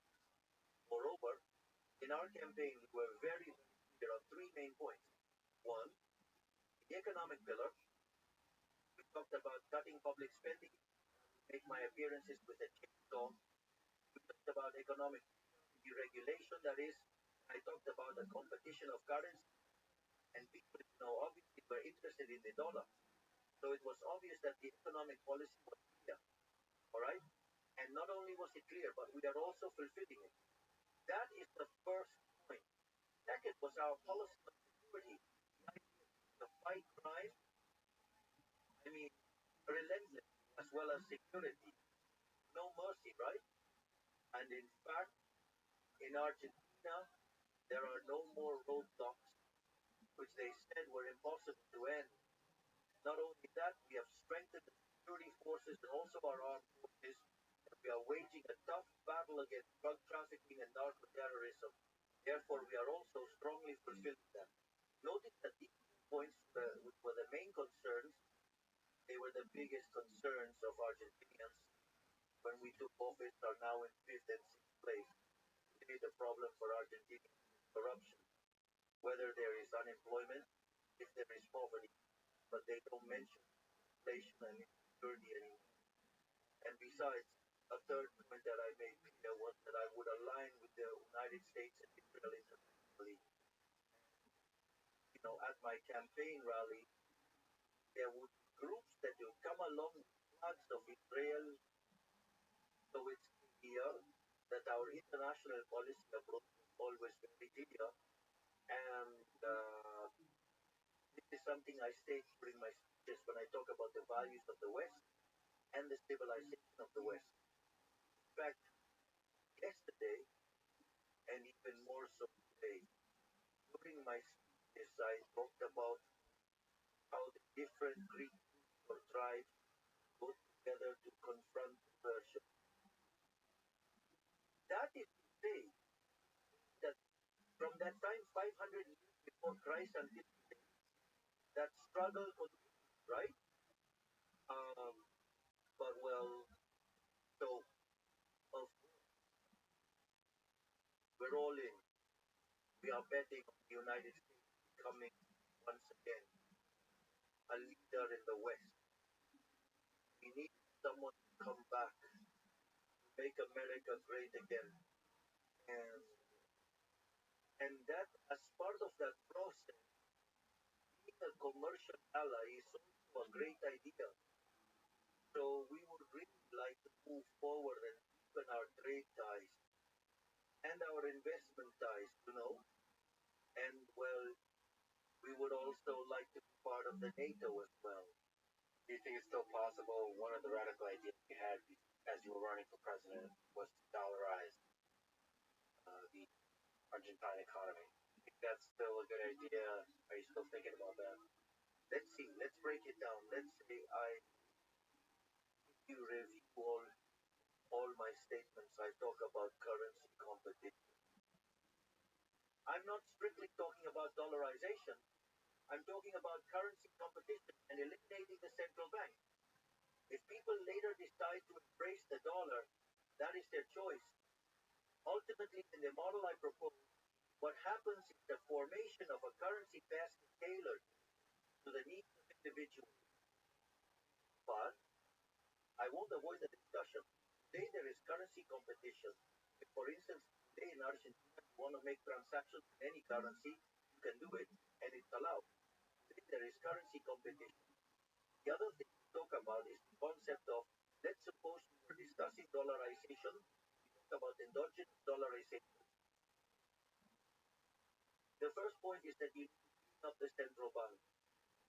We had to deal with the issue of the CIRA, that is the central bank's commercial debt, which was $50 billion. We still have to resolve the dividend problem of $10 billion. And in the meantime, we did a write-off and cleaned up the central bank's balance sheet by $45 billion. But you can't just close the central bank if it is bankrupt, because you need to deplete the whole central bank debt, which is about the issuing of money and the interest-bearing liability.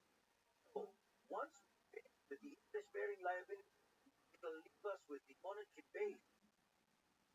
Therefore, today we have a regime where the amount of money is fixed, the monetary base is not growing, and as demand for money increases, people can use dollars. They don't need to go and sell the dollars and make the peso appreciate, but they can do transactions in dollars. So as the economy grows, we'll have a greater share of dollars relative to pesos. And at some point, the amount of pesos compared to the dollars so relative that closing down the central bank will be done easily, which means it's working. Of course, if you were to give me the money right now, I would go ahead and dollarize. I have no problem with that. For example, I did have a proposal for this of work because because the largest creditor of the Argentine Treasury is the central bank, But central bank bonds were trading at 20 cents. If I had sold those bonds at 20 cents and nowadays they are trading 70 with a whole bunch of Neanderthals that are the opposition who besides being ignorant in economics also have bad intentions, I would be in jail today. Let me ask you a very difficult question. I'm a huge fan, been my whole life, of Diego Maradona. And that's it. So, he was the greatest football player of all time. The way I see it, I have seen Maradona play, all right? I saw Maradona play in the past. I used to watch him, and I saw him during his last year at Argentina Juniors, before Boca Juniors, in the year 1980, and I saw him one. Playing for Boca, I saw him play in the youth selection in Japan in 1979. I truly have immensely enjoyed the talent of Maradona, but without a doubt, the best soccer player of all time, not just from Argentina, of all time, even better than Pele, is Messi, of course. There is an article which is old already now, titled Messi, and it looks at all of positions a soccer player plays. That is all positions a soccer player can play in from mid forward, okay? And the most incredible thing is that Messi, the best in each of those positions, can be the best in one or two positions.